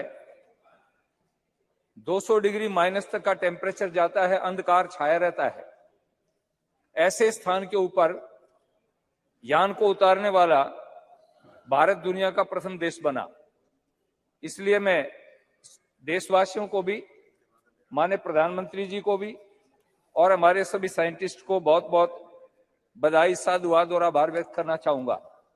मैं निवेदन करना चाहता हूं, हमारा देश ऐसा देश है जो ऋषियों का, मुनियों का देश है। अभी चिदम्बरम जी बोल रहे थे, उससे पहले हमारे कई वक्ताओं ने इस विषय पर रखा। हम कई बार भटक जाते हैं, जब कोई अध्यात्म की बात आती है, धर्म की बात आती है, तो विचलित होने का प्रयास करते हैं। हम जब अपने प्राचीन साहित्य को देखते हैं, इतिहास को उठा करके देखते हैं, वेदों को देखते हैं, तो हमारे यहाँ प्राचीन साहित्य में इस प्रकार का स्पष्ट उल्लेख मिलता है। हम अपने प्राचीन ऋषियों को देखते हैं। ऋषि का अर्थ क्या है? ऋषियों मंत्र दृष्टारः, जो विचार पर, मंत्र पर विचार करता है, चिंतन करता है, मनन करता है। और मैं तो निवेदन करूंगा कि जो आधुनिक साइंटिस्ट हैं, वैज्ञानिक हैं, ये हमारे आधुनिक ऋषि हैं। इन्होंने देश को जिस प्रकार से आगे बढ़ाया है, देश का नाम समुज्वल किया है। हम यदि रामायण काल को देखेंगे, उसमें भी हमारे यहाँ बहुत सारे इस प्रकार के वैज्ञानिक थे। पुष्पक विमान का उल्लेख रामायण में मिलता है, जो साउंडलेस था, ध्वनि रहित था। हमारे यहाँ भास्कर आचार्य का जो ग्रंथ है बृहद विमान शास्त्र, मैंने उस ग्रंथ को अच्छी तरह से पढ़ा है एक संस्कृत का विद्यार्थी होने के नाते। उसमें जिस प्रकार के विमानों का उल्लेख मिलता है, आज भी साउंडलेस विमान हम तैयार नहीं कर पाए हैं। और रात्रि को जो विमान उड़ते थे तो अंधेरे के अंदर भी दिखाई देता था। तो उस स्थान तक पहुंचते पहुंचते हमारे दुनिया के वैज्ञानिकों को भी अभी अध्ययन करना पड़ेगा, रिसर्च करना पड़ेगा। हमारे के जो दर्शन के विद्वान थे, गौतम थे, कणाद थे, कपिल थे, उन्होंने परमाणु के ऊपर और अणु पर जो विचार किया, हमने उन दर्शनों को कई बार नास्तिक दर्शन कह दिया। जिस ग्रंथ के अंदर यदि धर्म की चर्चा ने, हम उसको नास्तिक कह देते हैं, और यदि धर्म की चर्चा होती उसको हम अंधविश्वास कह देते हैं। ये दोनों का समन्वय जब तक नहीं होगा, मैं हमेशा एक बात कहा करता हूं, एक पक्षी जैसे उड़ान भरता है, पक्षी के एक पंख को बांध दीजिए, एक पंख को बांधने के बाद पक्षी उड़ान नहीं भर सकता। यदि मनुष्य अपने जीवन में पूर्ण विकास करना चाहता है, कोई भी देश पूर्ण विकास करना चाहता है, वो बिना अध्यात्म के आगे नहीं बढ़ सकता। अध्यात्म से विल पावर मिलता है। विल पावर क्या करता है? जैसे आपने देखा, हमारा 1 साल पहले एक यान हमारा असफल हुआ। माननीय प्रधानमंत्री जी हमारे साइंटिस्ट के बीच में गए और उनकी पीठ थपथपाई, उनको धीरज बंधाया। यदि हम उसमें निराश हो जाते, हताश हो जाते और हमारे अंदर विल पावर नहीं होती, तो हम आगे नहीं बढ़ सकते थे। और उसका परिणाम ये निकला कि विल पावर के कारण, आत्मबल के ऊपर हम आगे बढ़े, और आगे बढ़ते बढ़ते 1 साल के बाद में हमारे साइंटिस्ट ने, हमारे वैज्ञानिकों ने वो काम करके दिखा दिया जिसको पूरी दुनिया ने लोहा माना है। एक निवेदन मैं करना चाहूंगा, जहां हमारे साइंटिस्ट माने सोमनाथ जी की टीम ने काम किया, उसके साथ साथ में जो और भी लोग थे, जैसे प्राय मैं कई बार एक निवेदन किया करता हूं, गाड़ी है, कई करोड़ की गाड़ी है, लेकिन उसमें से अगर बाल का निकाल दिया जाए तो उसमें टायर में हवा नहीं ठहरेगी। तो उसमें लाखों करोड़ों रुपए का इंजन हो और साधन हो, यदि बाल की कीमत को हम नहीं समझेंगे तो वो गाड़ी चल नहीं सकती। इस काम के अंदर एक छोटे से छोटा साइंटिस्ट, आज हम इस भव्य भवन के बीच में है, नई पार्लियामेंट में है, इसमें एक सामान्य कर्मचारी भी जिसने छोटा सा काम किया है, जो पानी पकड़ाने का काम करता था, सीमेंट और गारा बनाने का काम करता था, पत्थर पकड़ाने का काम करता था, गाड़ी में पत्थर लादने का काम करता था, उसका भी इतना योगदान है जितना किसी आर्किटेक्ट ने इस भवन को बनाया और इंजीनियर ने इसमें सहयोग दिया। ठीक इसी प्रकार इससे हमारा जो ये यान चंद्रमा पर पहुंचा, उस चंद्रमा पर पहुंचने तक यान में जितने लोगों का सहयोग रहा है, एक सामान्य कर्मचारी जो उनकी टीम के अंदर काम करता था, वो उसमें भागीदारी था। तो मैं आपसे निवेदन करना चाहता हूं, हमारा देश तो इतना समृद्ध था, हमारी संस्कृति में स्पष्ट आता है, एतद् देश प्रसूतस्य सकाशाद अग्रजन्मन है स्वयं स्वयं चरित्रम शिक्षेरन पृथ्वी सर्वमानवाः। हमारे देश के ऋषियों के चरणों में तो नालंदा जैसी यूनिवर्सिटी, अभी G20 हुआ, माने प्रधानमंत्री जी जहां खड़े थे उसके बैकग्राउंड के अंदर नालंदा विश्वविद्यालय का एक बैकग्राउंड दिया, इसलिए दिया कि दुनिया के विद्वान आए थे, दुनिया के नेता आए थे, राष्ट्राध्यक्ष आए थे और आए थे। उन्होंने आकर के जब उसको देखा और उनको बता भी रहे थे, समझा भी रहे थे कि हमारा देश कभी भी ऐसी स्थिति नहीं रही है, बीच में गुलामी की जंजीरों में हम जकड़े गए और गुलामी होने के कारण हम विकास नहीं कर पाए, लेकिन हमारी जो प्राचीन धरोहर थी, उस धरोहर का स्मरण करेंगे, उसका स्मरण करके उसके ऊपर अनुसंधान करेंगे, रिसर्च करेंगे तो हम और आगे बढ़ सकते हैं। अभी तो हमारे देश ने उड़ान भरी है और अभी चंद्रमा के साथ साथ में सूर्य की तरफ बढ़े हैं। सूर्य का अध्ययन करने के लिए हमारे साइंटिस्ट जो काम कर रहे हैं, और बहुत सारे ग्रह उपग्रह हैं। मैं जब प्राचीन साहित्य को पढ़ता हूं तो प्राचीन साहित्य में उल्लेख मिलता है कि अन्य ग्रहों के ऊपर भी मनुष्य हो सकता है। इस पर हमारे साइंटिस्ट रिसर्च कर रहे हैं और वैज्ञानिकों को मैं सबसे बड़ा आभार इसलिए करना चाहूंगा, कोई भी वैज्ञानिक किसी काम को करता है फुल स्टॉप नहीं लगाता है, वो आगे के लिए रिसर्च का काम छोड़ देता है, अनुसंधान का काम छोड़ देता है। इसलिए मैं निवेदन करना चाहता हूं कि हमारे सारे जितने भी वैज्ञानिक हैं, उन्होंने जिस काम को किया है चंद्रयान 3 के ऊपर और दूसरे इसके ऊपर, प्रारंभ से लेकर के देश की आजादी के बाद में जब से इस काम इसरो का काम प्रारंभ हुआ या हमारी जितने अन्य रिसर्च सेंटर हैं उनमें काम हुआ, उन सब का आभार व्यक्त करता हूं। और खास तौर से आज ये महिला बिल आया है, मैं उन बहनों को भी, महिलाओं को भी बहुत बहुत आभार व्यक्त करूंगा जो इसमें शामिल थी। हमारी नंदिनी हरिनाथ, डॉक्टर रितु कारीधाल, श्रीवास्तव जी, मिनल जी, रोहित, अनुराधा टीके सहित अनेक महिलाएं जो इसमें थी। मेरे क्षेत्र की भी एक बेटी इस टीम के अंदर सम्मिलित थी।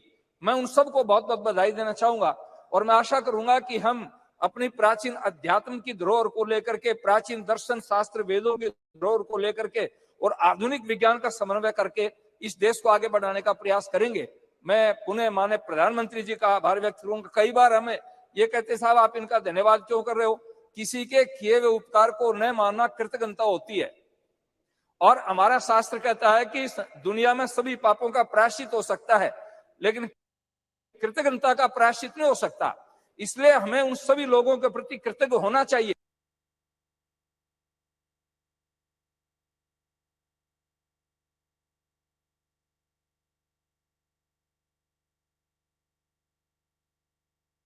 जिन्होंने इसमें योगदान दिया है, तो माननीय प्रधानमंत्री जी ने पर्याप्त मात्रा में बजट दे करके, और जिस दिन प्रधानमंत्री जी विदेश की धरती से यहाँ पहुंचे, मैं प्राय सुबह टेलीविजन नहीं खोलता हूं, लेकिन सुबह एक्सरसाइज कर रहा था, मैंने टेलीविजन खोला और प्रधानमंत्री सीधे बेंगलुरु गए और वैज्ञानिकों के सामने जब जाकर के कहा कि मैं आपके दर्शन करने के लिए आया हूं।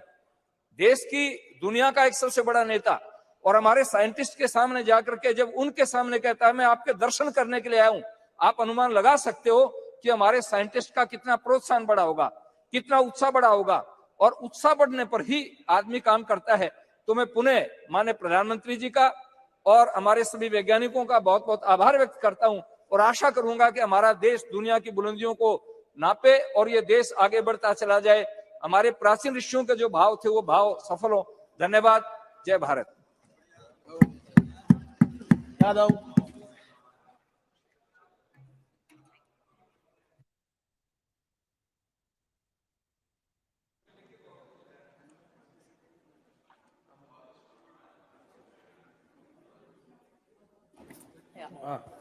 Thank you, Speaker, sir, for giving me an opportunity to speak today. Sir, the moon signifies wisdom, intuition, birth, death, and reincarnation, and a spiritual connection.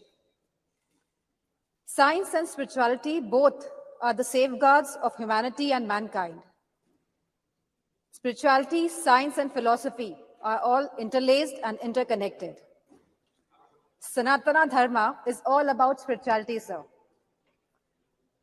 Moon also signifies powerful feminine energy.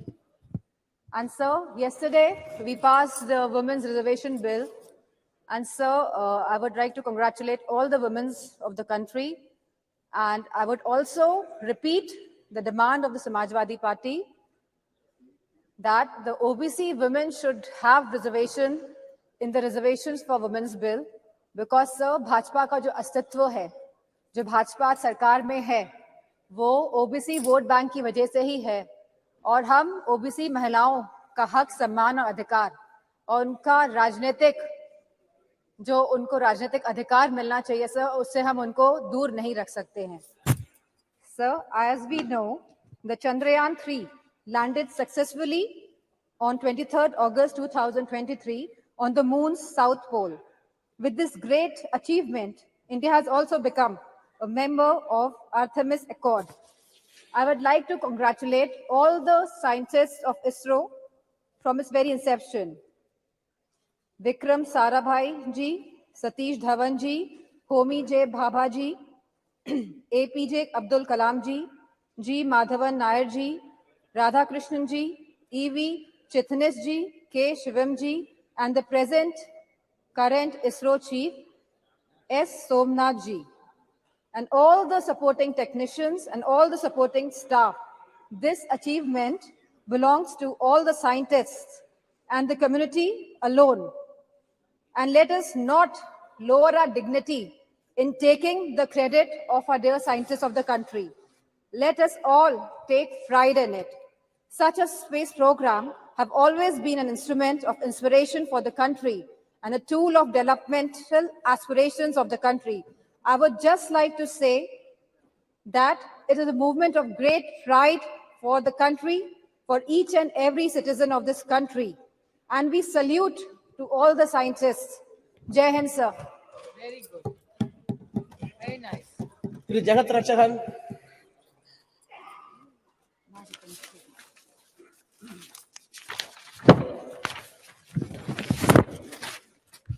Thank you, Mr. Renowned astronomer Galileo from West had discovered moon in 1678.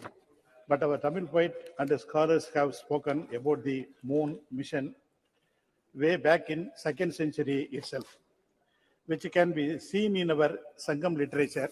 Tamil literature is a testament to the fact that Tamils known the scientific method of measuring the planets and their orbits in the sky, their movement and time scales. Tamil Sangam poet sung about various planets and galaxies in the sky, including the moon. In 1930s, our Tamil poet Mahagavi Bharatiya sung about the moon in his new Aathichudi that we will explore moon. Also, our great Tamil poet Kaviyar Kannadasan, who predicted the day in the early 1966, stated in his song, Sandranai Tedi Sendu Kudiyirupoma, Tamilukku Seidi Solli Alizhthuk Kolvoma, which means we will go in search of the moon and live there, and we will inform our Tamil language to come there and be with us. This is about our love for our language, which is equal to our life.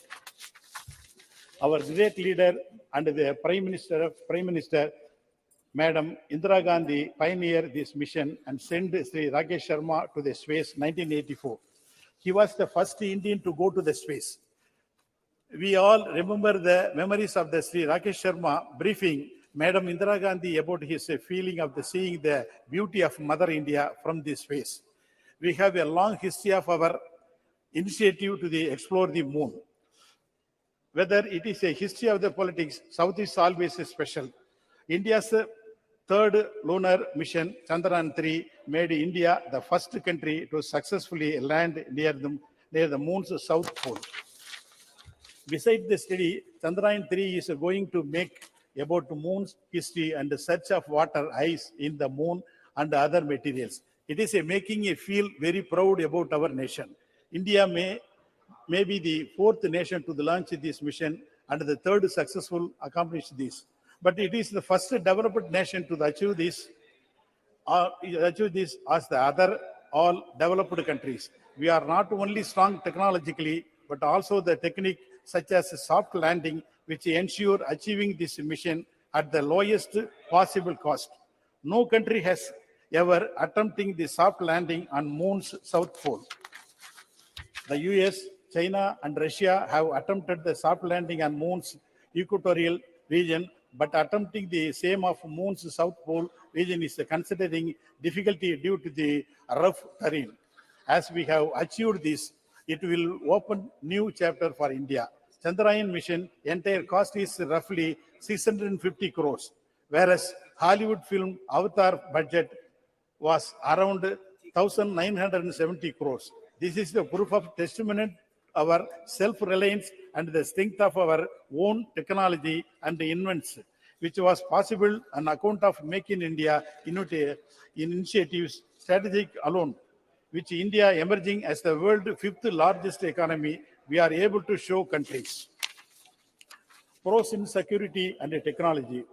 The new satellite center in Thoothukudi, Kulasegarapatnam, which you are planning to inaugurate.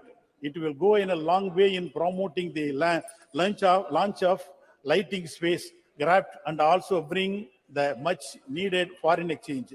The success of Chandrayaan 3 could contribute significantly Indian space economy projected to be worth 13 billion by 2025. And I wish all the success of our first solar mission, Aditya 1. A pride, our beloved Tamil Nadu Chief Minister, Thiru M.K. Stalin, whose government is also contributed lot of Dravidian models. Mission Director Thiru Veeramuthuvelu of Chandrayaan 3 and Mission Director Aditya 1, Tirumadi Nisha Sharij. Both of them are from Tamil Nadu and significantly they completed their primary education from Tamil Nadu government schools in their mother language and Tamil, and rose to such a height and brought pride to our Indian and Tamilians. We are thankful to remember of our Tamil scientist APJ Abdul Kalam, Dr. Mailswamy Annadurai, popular known as a moon man of India, and is a proud moment.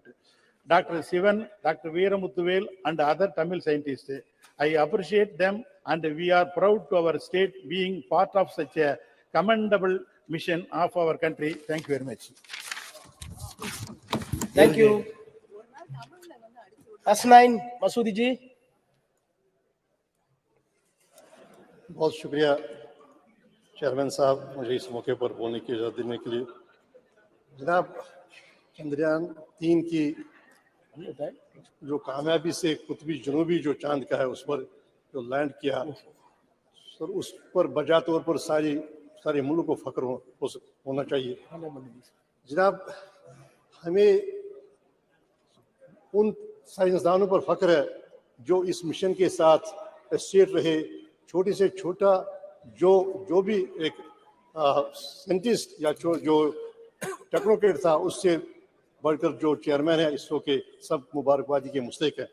जनाब, जब हम इस पर इत्मीनान का इजहार करते हैं तो हमें डिनाई नहीं करना चाहिए जो सरकार का हक बनता है कि हम उसकी सराहना करें और उसको मुबारक दें। प्राइम मिनिस्टर साहब या डॉक्टर जितेंद्र सिंह जी जो इसके साथ वाबस्ता रहे, इनका भी वही हक बनता है लेकिन जब हम ये बात करते हैं तो हमें सबको ये ज़हननशीन करना चाहिए कि एक कंटिन्यूटी का मामला है। जनाब, जो भी ये सफ़र हमारा रहा खला में, तो ये सफ़र की शुरुआत हो गई आज से 50-60 साल पहले, जनाब, जब इसरो का क़याम बामल लाया गया। तो पहले एक मुल्क में एक साइंटिफिक टेम्परामेंट बनाने के लिए जनाब पंडित जवाहरलाल नेहरू और उनके बाद उनके जो साथी थे उनका योगदान रहा, और हमारे जम्मू कश्मीर में बाबा कौम जनाब शेर कश्मीर शेख मुहम्मद ने एक साइंटिफिक टेम्परामेंट बिल्ड करने के लिए पहले दिन से, जो खुद एक साइंस में एक पोस्ट ग्रेजुएट थे 1930 से पहले, जिन्होंने एक मास्टर्स हासिल किया था, उनका बड़ा एम्फेसिस रहा, उनका बड़ा जोर रहा कि वो कि एक साइंटिफिक टेम्परामेंट बिल्डअप हो जाए। तो वो सारा सब मिल मिला के, तो जो जम्मू कश्मीर के जो वहाँ के जो अभी फारिग हो गए वहाँ की यूनिवर्सिटी से या बाकी यूनिवर्सिटी, वो सारी दुनिया में आज बहुत ही सराहना उनका रोल है और मुल्क में सराहना रोल है। तो जनाब, इसरो की जो शुरुआत हो गई वो 1962-1960 की दहाई में हुई। तो उस वक्त तो आप खती अफलास से नीचे बड़ी कसीर तादाद रहती थी। जब PL 480 की बात होती थी, जब अभी ग्रीन रेवोल्यूशन नहीं आया था, व्हाइट रेवोल्यूशन नहीं आया था, तब उस वक्त इस पर केंद्रित रहा, तवज्जो रही। तो उस वक्त से जनाब इस पर जो फोकस रहा, तो उसी की एक पड़ाव ये है जो चंद्रयान 3 है, ये उसका पड़ाव है। लेकिन यही अंत नहीं, इसके बाद अभी जो नए प्रयास हो रहे हैं, नए तजुर्बे हो रहे हैं और नए मिशन तश्कील दिए जा रहे हैं, वो भी इस समत में आगे हमें ले जाएंगे। हमारा जो अखला के हवाले से जो हमारी तरक्की की मंजिलें हैं और होंगी, उससे उसके आगे बढ़ेंगे। तो जनाब, इसी पर हमें बस नहीं करना है, लेकिन जहाँ तक हमें उनको क्रेडिट देना चाहिए जो पहले दिन से इसके साथ वाबस्ता रहे, जो उन्होंने पहले दिन से साइंटिफिक जो टेम्परामेंट है उसकी बिल्डअप करने में जो उन्होंने अपना रोल किया, वहाँ हमें जनाब आगे ले जाना है। और उसके लिए हमें 2-3 चीज़ें अहम है। एक ये है कि जो आज की तारीख में बड़ा सितारा किया जा रहा है इसरो को, या जो बाकी स्पेस के हवाले से जो रिसर्च प्रोग्राम है, वो होना नहीं चाहिए। दूसरी बात यह है कि जनाब, हम सिर्फ शाबाशी पर अपना we should not rest on the laurels, हम शाबाशी पर का लिहाफ ओढ़ कर न रहे। जनाब, जो अभी इस वक्त हमारे मुल्क में जो मामले दरपेश हैं, जो कि अभी इस प्लेनेट के हिस्से में रह रहे हैं कोई 150 करोड़ लोग, जो उनके मसाइल हैं, उन मसाइल से हम नजरें ओझल नहीं कर सकते, उनको हम कभी अपनी उन पर अटेंशन कम नहीं कर सकते। जैसे हेल्थ केयर का मामला है, मैं जम्मू कश्मीर की बात करूंगा, बड़े गैप से हेल्थ केयर में, बड़े गैप से जनाब जो सेफ ड्रिंकिंग वाटर है, इस शाबाशी में हम कहीं वो ना भूल जाएं जो वहाँ पर हैं अभी, जो वहाँ पर हमारे मसाइल हैं, जो हमारी कसीर आबादी है उसके जो मसाइल हैं, उससे ओझल न करें, उसको अपनी नज़रों से ओझल न करें, उस पर फोकस कम न करें। तो जो हमारे इस वक्त के मसाइल हैं, तो उन मसाइल की तरफ तवज्जो देने की ज़रूरत नहीं, ज़रूरत है सिर्फ हम शाबाशी पर हम नहीं रहेंगे। जब जम्मू कश्मीर का एक बहुत बड़ा मसला है, आज जनाब कनाडा के प्राइम मिनिस्टर ने कहा, एक एडवाइजरी जारी की है कि यहाँ जो वहाँ के नागरिक हैं यहाँ न जाएं, और उसका समर्थन और लोगों ने किया। और देखिए, ये एक बड़ी परेशानी का मामला है।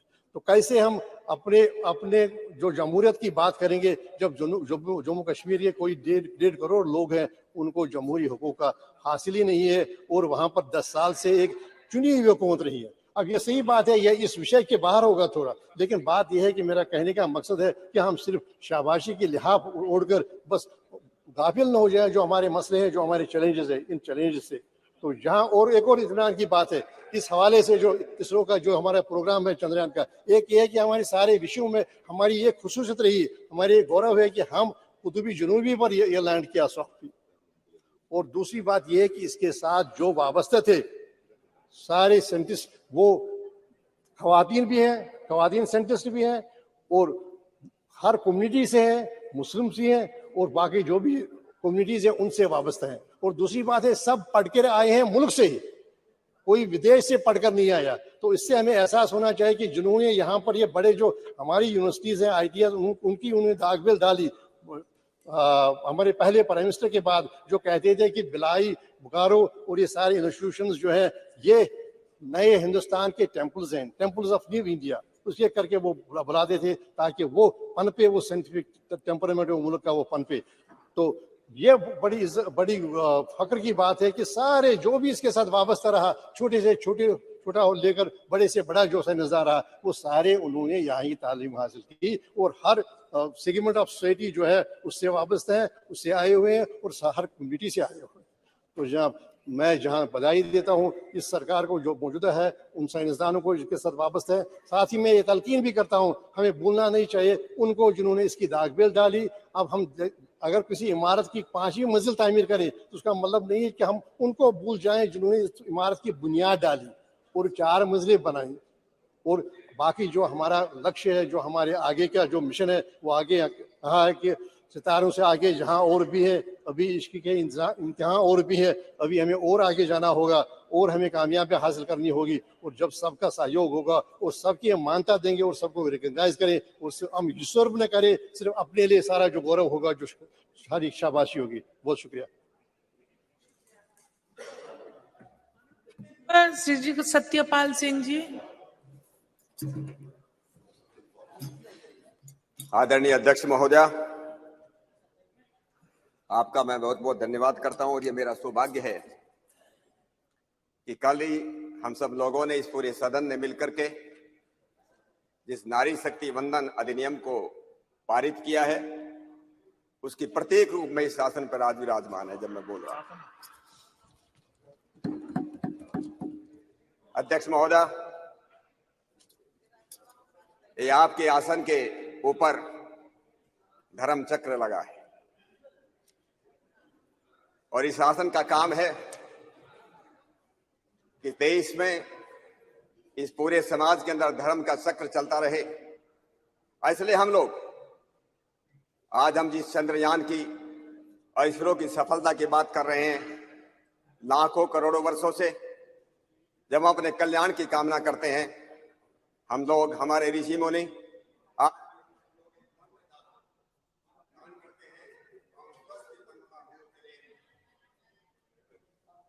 ओम स्वस्ति पंथा मनुचरेम सूर्य चंद्र मसावी, सूर्य और चंद्रमा की तरह हम कल्याण के मार्ग पर बढ़ते रहें। स्वस्ति पंथा मनुचरेम सूर्य चंद्र मसावे पुनर्दत्ता घंता जानता संगे में ही। आदरणीय अध्यक्ष महोदय, ये जो दुनिया है, ये जो पूरा का पूरा विश्व है, ये बहुत ही वैज्ञानिक है। हम लोग भी मानते हैं, आज के वैज्ञानिक भी मानते हैं, ये सारी की सारी दुनिया, इस विश्व के अंदर प्रत्येक वस्तु, चर और अचर जगत में प्रत्येक वस्तु बड़ी वैज्ञानिक है, बहुत व्यवस्थित है और बहुत ही सुंदर है और बहुत ही उद्देश्यपूर्ण है। It is very organised, very scientific, very beautiful and very purposeful. और इसका उदाहरण हम देखते हैं, एक शरीर, मानव शरीर की तरफ हम देखते हैं कि मानव शरीर इतना वैज्ञानिक, इतना साइंटिफिक है कि दुनिया के लाखों करोड़ों साइंटिस्ट मिलकर के भी आज तक इस शरीर को सुधारने के लिए कि 2 की जगह 3 आंख होनी चाहिए थी, 2 कान के बजाय 4 कान होना चाहिए था, 5 उंगलियों के बजाय 6 उंगली 4 उंगली होना चाहिए, इस बारे में कुछ सोच नहीं सका। इसलिए अध्यक्ष महोदय, मैं इससे, ये दुनिया जो इतनी साइंटिस्ट, इतनी जो वैज्ञानिक बनी है, उसी का उसमें हम लोग, मैं जो खड़ा हूं आज, ये चंद्रयान और इसरो की अंतरिक्ष की यात्रा हमारी इस देश की जो रही, जो अभूतपूर्व सफलता इस देश को मिली है, इसलिए मैं सबसे पहले अपने सभी इसरो के सभी वर्तमान और पुराने जितने भी वैज्ञानिक हैं, मैं उन सबका बहुत बहुत अभिनंदन करता हूं। मैं इस देश के बहुत ही यशस्वी और बहुत ही दूरदर्शी प्रधानमंत्री आदरणीय नरेंद्र मोदी जी का भी मैं बहुत बहुत अभिनंदन करना चाहता हूं। पिछले 9 वर्षों में उनके आने के बाद जिस प्रकार से साइंस और टेक्नोलॉजी के क्षेत्र में जिस प्रकार से इस देश ने अभूतपूर्व सफलता प्राप्त की है, बहुत लोगों ने बातें की हैं, मैं सब बातों को मैं दोहराना भी नहीं चाहता। चाहे 2018 के गगनयान प्रोग्राम की बात हो, 2017 में जो हम लोगों ने जो एक साथ 104 सैटेलाइट को छोड़ने की बात हो, new space India limited public undertaking बनाने की बात हो, 2020 में प्राइवेट प्लेयर्स को अलाउ करने की बात हो, 2022 में इंडियन स्पेस पॉलिसी लाने की बात हो, या 2023 चंद्रयान की हम बात कर रहे हैं 23 अगस्त को, जिन्होंने चंद्रमा पर हमारा चंद्रयान उतरा, प्रत्येक भारतवासी का सीना जो है गर्व से फूल गया, अभिमान से भरा। और इस बात के लिए मैं पुनः आदरणीय प्रधानमंत्री जी का बहुत बहुत मैं उनका अभिनंदन करता हूं। बहुत लोग हुए अध्यक्ष महोदया, हमारे इस देश में, दुनिया में बहुत लोग हुए कि जो वक्त के सांचे में ढल गए, बहुत लोग हुए जो वक्त के सांचे में ढल गए, लेकिन मोदी जी उठे कि वक्त का सांचा बदल गई, वक्त का सांचा इसलिए न केवल अंतरिक्ष विज्ञान और टेक्नोलॉजी के क्षेत्र में उन्होंने इंडियन रिसर्च काउंसिल बनाई, उन इनोवेशन पॉलिसी लाए, अटल टिंकरिंग, हजारों स्कूलों के अंदर अटल टिंकरिंग लैब्स उन्होंने खोले, और अभी PM national science research fellowship शुरू की। विज्ञान और टेक्नोलॉजी के जैसे हम सब लोग इस बात को मानते हैं कि अगर हम प्रगति करना चाहते हैं तो विज्ञान और टेक्नोलॉजी के बिना यह संभव नहीं है। देश को अगर पुनः विश्वगुरु बनाना है इस अमृत काल के अंदर 2047 तक, अगर इस दुनिया को विश्वगुरु बनाना है, वो साइंस और टेक्नोलॉजी के बिना ये संभव नहीं है। और इसलिए मैं एक बात और अपने सभी मित्रों को याद दिलाना चाहता हूं, हजारों लाखों साल पहले ये देश दुनिया का विश्वगुरु था। दुनिया का विश्वगुरु था तो किस लिए विश्वगुरु था? मैं जब इस बात पर विचार करता हूं, इसके मूल में केवल 3 कारण थे। इसका सबसे पहला कारण था कि ज्ञान और विज्ञान के अंदर इस देश की कोई सानी नहीं थी, इस देश की कोई बराबरी नहीं थी, न विज्ञान में न ज्ञान में। लेकिन ज्ञान विज्ञान किसी काम का नहीं अगर वो जो है भूखों को जो है खाना न दे सके, अगर वो लोगों को बिना घर के को घर न दे सके, अगर वो लोगों को समृद्धि का रास्ता न दिखा सके, वो ज्ञान विज्ञान किसी के काम का नहीं। इसलिए हमारा प्राचीन भारत वो केवल ज्ञान विज्ञान तो उसके पास था, उससे एक समृद्ध देश था, वो सोने की चिड़िया थी। हजारों लाखों बाहर के लोग इसलिए आते थे कि ये देश कितना समृद्ध है। न केवल मात्र समृद्धि लंबे समय तक चल नहीं सकती, ज्ञान विज्ञान भी लंबे समय तक नहीं चल सकता अगर देश के पास वीरता न हो, देश के पास शौर्य न हो। ये 3 कारण थे। ये देश जो था इसलिए दुनिया का विश्वगुरु था। इस ज्ञान विज्ञान की हमारी परंपरा बहुत पुरानी अध्यक्ष महोदय। और ये जो है हमारे नाम अलग अलग हो सकते हैं। कुछ लोग बोलते हैं हमारा सनातन संस्कृति, हमारा सनातन संस्कृति भी एक है, उत्तर से लेकर के भारत तक, पूर्व से लेकर पश्चिम तक एक ही संस्कृति है। कल्चर अलग अलग हो सकती है, क्योंकि कल्ट अलग अलग हो सकते हैं, कल्ट अलग अलग है तो कल्चर अलग अलग हो सकती है, लेकिन संस्कृति कभी भी 2 नहीं हो सकती, 4 नहीं हो सकती। एक संस्कृति होती है और उसके बाद अपसंस्कृति होती है। इसलिए मैं जब कभी बात करता हूँ, हमारे देश के अंदर उत्तर भारत हो चाहे दक्षिण भारत हो, हमारे जो है शिव ब्रह्मा विष्णु, हमारे गणपति गणेश, यहाँ अलग नाम हो सकते हैं। उत्तर भारत में, दक्षिण भारत में वही नाम है। हमारे यहाँ पर राम के नाम पर राम सिंह हो सकता है, हमारे देश के उत्तर भारत में रामचंद्र हो सकता है, रामपाल हो सकता है, आंध्र प्रदेश में जाकर कोई रामन्ना बन जाता है, कर्नाटक में जाकर के वही रामैया बन जाता है, और तमिलनाडु में जाकर के वही रामचंद्रन बन जाता है। नाम वही है, वही शिव है, अलग अलग उनके नाम है। इसलिए मैं कहता हूं कि हमारी संस्कृति, इस देश की संस्कृति एक है। कुछ लोग आजकल ये भी बोलते हैं ये आर्य संस्कृति, उत्तर भारत में आर्य संस्कृति है और दक्षिण भारत के अंदर द्रविड़ संस्कृति है। मुझको लगता है वो संस्कृति से मुझे लोग कहते हैं उनको जो है इतने वो अनभिज्ञ हैं। द्रविड़ उसको कहते हैं जो वैज्ञानिक होता है, जो विद्वान होता है। हमारे देश के अंदर, प्राचीन भारत के अंदर जिस प्रकार से दक्षिण भारत के अंदर विद्वान पैदा हुए, इसलिए उसको द्रविड़ संस्कृति कहने लगे। मैं कुछ बातें आपको बताना भी चाहता हूँ कि हम लोग जो है, जब कभी हम लोग बात करते हैं हमारे वेद केवल मात्र यज्ञ और कर्म कांड के ग्रंथ नहीं है, कुछ लोगों की ये भ्रांति है। हमारे वेद जो है वो वेद विज्ञान के ज्ञान और विज्ञान के ग्रंथ है, और इसे ज्ञान विज्ञान के साथ कुछ रिकॉर्ड में आदरणीय अध्यक्ष महोदय आपके सामने रखना चाहता हूँ कि हमारे जो है किस प्रकार के हमारे ऋषि महर्षि। अभी स्वामी जी महाराज कह रहे थे हमारे ऋषि कितने बड़े वैज्ञानिक थे। मैं कुछ उदाहरण देता, अभी मैंने कुछ दिन पहले ही माननीय प्रधानमंत्री जी को एक चिट्ठी लिखी है। डॉक्टर जितेंद्र सिंह जी यहाँ पर बैठे हैं, उनके डिपार्टमेंट का एक काम है। मैंने उनका कहा है, महर्षि भारद्वाज ने यंत्र सर्वस्व लिखा, अंशु बोधनी लिखा, आकाश तंत्र लिखा। अरे आकाश में यात्रा करनी हो तो आकाश तंत्र को पढ़ना चाहिए, ये महर्षि भारद्वाज ने लिखा है। केरल में रहने वाले महर्षि अगस्त ने शक्ति तंत्र लिखा, जिसमें 32 प्रकार की पावर, इलेक्ट्रिसिटी, बिजली, एट्रैक्शन, उसके बारे में बहुत विशद वर्णन है। महर्षि शाक्टायन ने लोह तंत्र लिखा कि जमीन के नीचे भूगर्भ स्थित जो मिनरल्स है, खनिज है, और उसमें जो है आपको विश्वास नहीं होगा 3007 अलग अलग प्रकार की धातु हम किस प्रकार से बना सकते उसके बारे में उसके वर्णन है। मैं नारद मुनि ने वैश्वानर तंत्र लिखा, उस वैश्वानर तंत्र के अंदर 101 प्रकार के गूढ़ प्रकाश, इंटेंस लाइट के अलग अलग प्रकार हैं। एक 101 और 1007 प्रकार की अग्नियों फ्लेम्स का वर्णन है।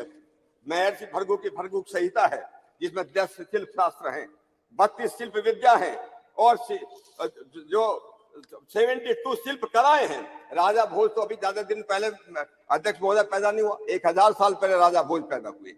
राजा भोज ने किताब लिखी है सम्रांगण सूत्रधार। उस सम्रांगण सूत्रधार के अंदर एक ऐसे घोड़े का वर्णन है कि इस प्रकार का यंत्र बनाया जा सकता है जो जमीन पे भी चलेगा, पानी में भी चलेगा और आकाश में भी दौड़ेगा। ये राजा भोज की किताब में लिखा हो। मैं आपको एक उदाहरण देना चाहता हूं अध्यक्ष महोदय। अभी 1975 के अंदर 1975 में इस सम्रांगण सूत्रधार का एक पेज इनको चाइनीज लोगों को मिला। जब चाइनीज लोगों को मिला, जब वहां पर गए, वो तिब्बत की जो राजधानी है क्या उसको लासा में गए तो संस्कृत में लिखा हुआ था, लेकिन उसको लोगों इंटरप्रेट नहीं कर पाए। थोड़ा पानी मंगा थोड़ा सा भी। जब उसको इंटरप्रेट नहीं कर पाए, उन्होंने पंजाब यूनिवर्सिटी के अंदर एक अमेरिकन प्रोफेसर आई थी, प्रोफेसर रूथ रेयान। ये रूथ रेयान संस्कृत की विद्वान थी, उनके पास भेजा। रूथ रेयान ने इसका संस्कृत का इंटरप्रेट किया। इंटरप्रेट करके एक कॉपी चाइनीज को भेजी और एक copy Indian institute of science Bangalore को भेजी। इंडियन इंस्टीट्यूट ऑफ साइंस को भेजी। अरे बोलने दीजिए भाई। उसके बाद 10 साल इस पेपर पर रिसर्च करने के बाद उस जमाने में इंडियन इंस्टीट्यूट साइंस के लोगों ने कहा कि हमको जो इस पे सैटेलाइट के बाद हमको कुछ समझ में नहीं आई, लेकिन चाइनीज ने उसके ऊपर रिसर्च किया और चाइनीज ने रिसर्च करके ये सिद्ध किया कि जो इंटर स्टेलर स्पेस क्राफ्ट की बात जो है इसके अंदर दी हुई है। अध्यक्ष महोदय, इस बात का हमको मालूम नहीं चला। मालूम कब चला? जब एक अमेरिकन वैज्ञानिक का नाम है डेविड हैचर चाइल्डरेस, उसने किताब लिखी एंटी ग्रेविटी हैंडबुक। उस एंटी ग्रेविटी बुक के अंदर उस वैज्ञानिक ने यह वर्णन किया है कि ऐसे ऐसे एक चैप्टर मिला था जो चाइनीज को मिला, इंडिया में भेजा गया। इंडिया के लोगों ने उस पर कोई काम नहीं किया, चाइना के लोगों ने उस पर काम किया और चाइना हमसे आगे निकल गया। तो मैं अध्यक्ष महोदय ये कहना चाहता था कि ये जो बातें थी कि हमारे शास्त्र, हमारे वेद साइंस के ग्रंथ हैं, और आधुनिक काल में इस बात को याद दिलाने के लिए महर्षि दयानंद सरस्वती ने बड़े दम ठोक करके लिखा, बड़े दम ठोक करके कहा, वेद सब सत्य विद्याओं की पुस्तक है। वेद में सब सत्य विद्याओं की पुस्तक है। ऋग्वेद आदि भाष्य भूमि का उन्होंने लिखी। ऋग्वेद आदि भाष्य भूमि के अंदर लिखा कि हमारे वेदों के अंदर जो है हमारे विमान विद्या भी है, गणित की विद्या भी है, इस तरह दूसरी प्रकार की विद्या है, इन्होंने कहा। और उसके बाद उन्हीं का एक शिष्य, मैं एक नया उदाहरण देना चाहता हूँ। महर्षि दयानंद का शिष्य, मुंबई की नगरी में रहने वाला एक पंडित, उस पंडित का नाम था पंडित शिवकर बापूजी तलपदे। और बेंगलोर का एक पंडित सुबराय शास्त्री। इन दोनों ने मिलकर मुंबई के समुद्र तट पर 1895, प्रोफेसर सोगत राय नहीं है इस समय, सबसे पहले गुब्बारा बना 1903 में। 1900 में जो बैलून उड़ाया गया, 1900 से 1895 से 8 साल पहले मुंबई के चौपाटी पर समुद्र तट पर एक प्लेन बना करके उसको उड़ाने का प्रयत्न किया गया। और उन्होंने, मैं किल्लाए का आया हूं अध्यक्ष महोदय, ये किताब है उसी पंडित की लिखी हुई किताब है, प्राचीन विमान कला का शोध। ये 1907 की पब्लिश्ड है, 1907 जो उन्होंने जैसे किताब के अंदर लिखा है कि किस प्रकार से विमान बनाया जाना चाहिए, उसमें क्या उसमें लिखना चाहिए। अब पुष्प विमान की बात कर रहे थे, स्वामी जी महाराज ने उसका जिक्र किया, यंत्र सर्वस्व का जिक्र किया। यंत्र का बृहत विमान शास्त्र है और बृहत विमान शास्त्र आज भी अवेलेबल है। बृहत विमान शास्त्र का भारत सरकार ने, या पंडित जवाहरलाल नेहरू इस देश के प्रधानमंत्री थे, उस समय पंडित जवाहरलाल नेहरू ने ही इस बृहत विमान शास्त्र का इंटरप्रिटेशन करने के लिए एक हमारे स्वामी यज्ञ मुनि परिव्राजक हुई, ब्रह्म मुनि परिव्राजक, वो ब्रह्म मुनि परिव्राजक ने उस किताब का ट्रांसलेट 1956 में किया है। यह सरकार की तरफ से किया गया था। तो मैं आपसे ये कहना चाहता हूं अध्यक्ष महोदय कि हमारे लगभग आज भी 10,000 स्क्रिप्ट, मैन्युस्क्रिप्ट जिसको संस्कृत में बोलते हैं, हमारे तंजौर, तमिलनाडु की तंजौर की लाइब्रेरी में, जिसको सरस्वती महल लाइब्रेरी कहते हैं, मैसूर की ओरिएंटल रिसर्च लाइब्रेरी है, बड़ौदा की ओरिएंटल रिसर्च लाइब्रेरी है, पटना की जगह जगह हजारों ग्रंथ आज भी इस देश के अंदर अवेलेबल है, जहाँ प्राचीन शिल्प कला के बारे में, विमान विद्या के बारे में, आकाश तंत्र के बारे में जो हमारे जो ग्रंथ। मैं 2 मिनट लेता हूँ। समाप्त कीजिए। मैं library, it doesn't teach us anything scientific. So don't definitely please don't मैं mislead. अपनी बहन कानी मोदी जी को ये रिक्वेस्ट करना चाहता हूँ। मैं उस लाइब्रेरी में गया हूँ, आज भी मैं कई साल पहले गया था। चेयर को एड्रेस कीजिए। सॉरी अध्यक्ष महोदय, आई एम सॉरी। उस समय अराउंड 1 लाख के आसपास संस्कृत मैन्युस्क्रिप्ट हैं। लोग केवल कैटलॉगिंग कर रहे हैं, लेकिन जनरली उनके बारे में क्या उसमें लिखा है, क्या उसमें शास्त्र है, इसके बारे में हम लोगों को बहुत कुछ काम करने की जरूरत है। इतना बड़ा ट्रेजर हाउस हमारे पास तंजौर की लाइब्रेरी में रखा है, उसको हमको उस विषय में काम करना चाहिए। मैं एक और जिक्र करना चाहता हूं अध्यक्ष महोदय। एक एरिक वॉन डेनिकन करके एक यूएस में एक बहुत बड़े लेखक हुए, वो आप लोग पढ़ सकते हैं किताब में, एरिक वॉन डेनिकन ने एक किताब लिखी है अकॉर्डिंग टू एविडेंस। ये किताब जो है आज से लगभग 40 साल पहले मैंने पढ़ी है, हम लोग देख सकते हैं, मार्केट में अवेलेबल है। एरिक वॉन डेनिकन ने अकॉर्डिंग टू एविडेंस किताब में लिखा है कि दुनिया के अंदर लगभग 10,000 साल पहले भारतवर्ष के अंदर और चाइना के अंदर विमान बनाने की कला थी। एक एरिक वॉन डेनिकन लिखता है। मैं 2 मिनट अध्यक्ष महोदय, थोड़ा प्लीज। औरों को भी बोलना है ना। हाँ, और भी बोलेंगे। मैं आपको ये कहना चाहता था अकाउस्टिक्स के बारे में, थर्मल अकाउस्टिक्स के बारे में, जो एक स्विस साइंटिस्ट हुआ हंस जैनी ने लिखा है, जो उन्होंने टोनोस्कोप बनाया है। और मैं एक बात अपनी बात कह लास्ट में एक बात कह देता हूँ।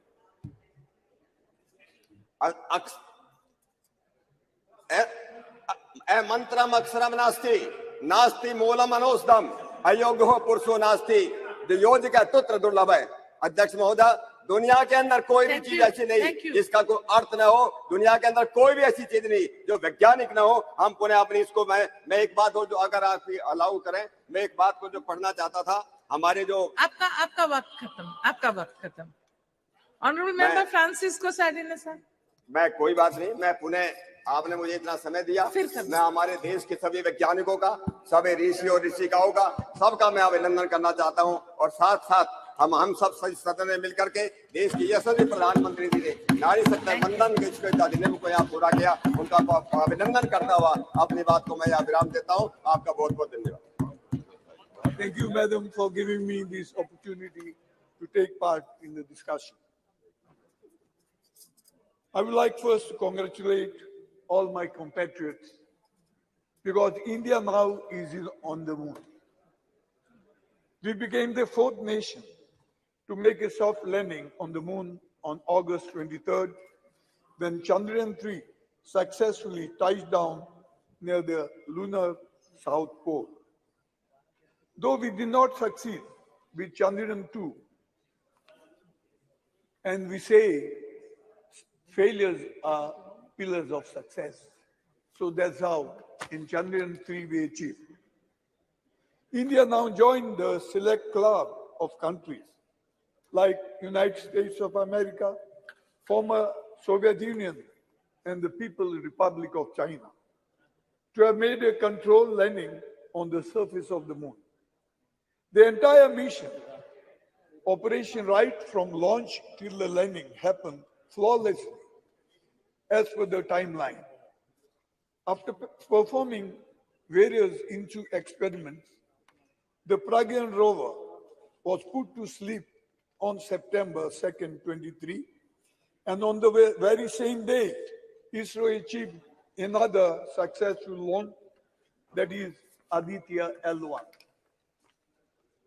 I join my fellow members in expressing heartfelt commendation to the Indian Space Research Organization and all other organizations and companies, all the scientists and engineers involved with the project, for bringing us this moment of joy and hope, the hope of a better tomorrow. It gives me immense satisfaction that we became the first country to go near the south pole of the moon.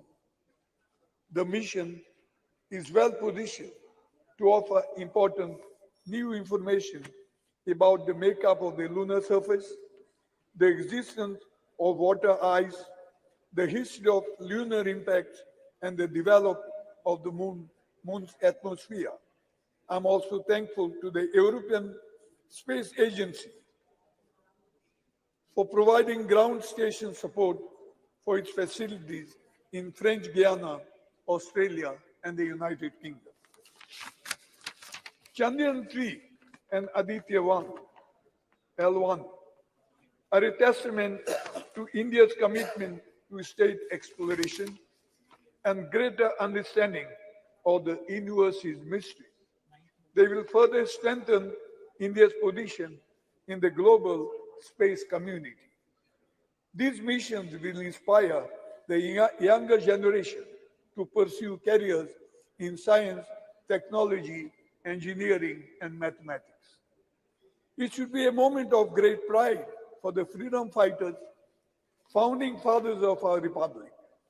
This is indeed a success which belongs to all the society, which will help boost the development of science and, most importantly, scientific temper in the country, with which all can aspire to transform our country, which is 1/6 of the entire humanity, into a developed nation. Therefore, I support the decision to mark the successful landing of Chandrayaan 3 on August 23 as a National Space Day every year. Science and human knowledge cuts across all boundaries of the countries, ideologies, and parties.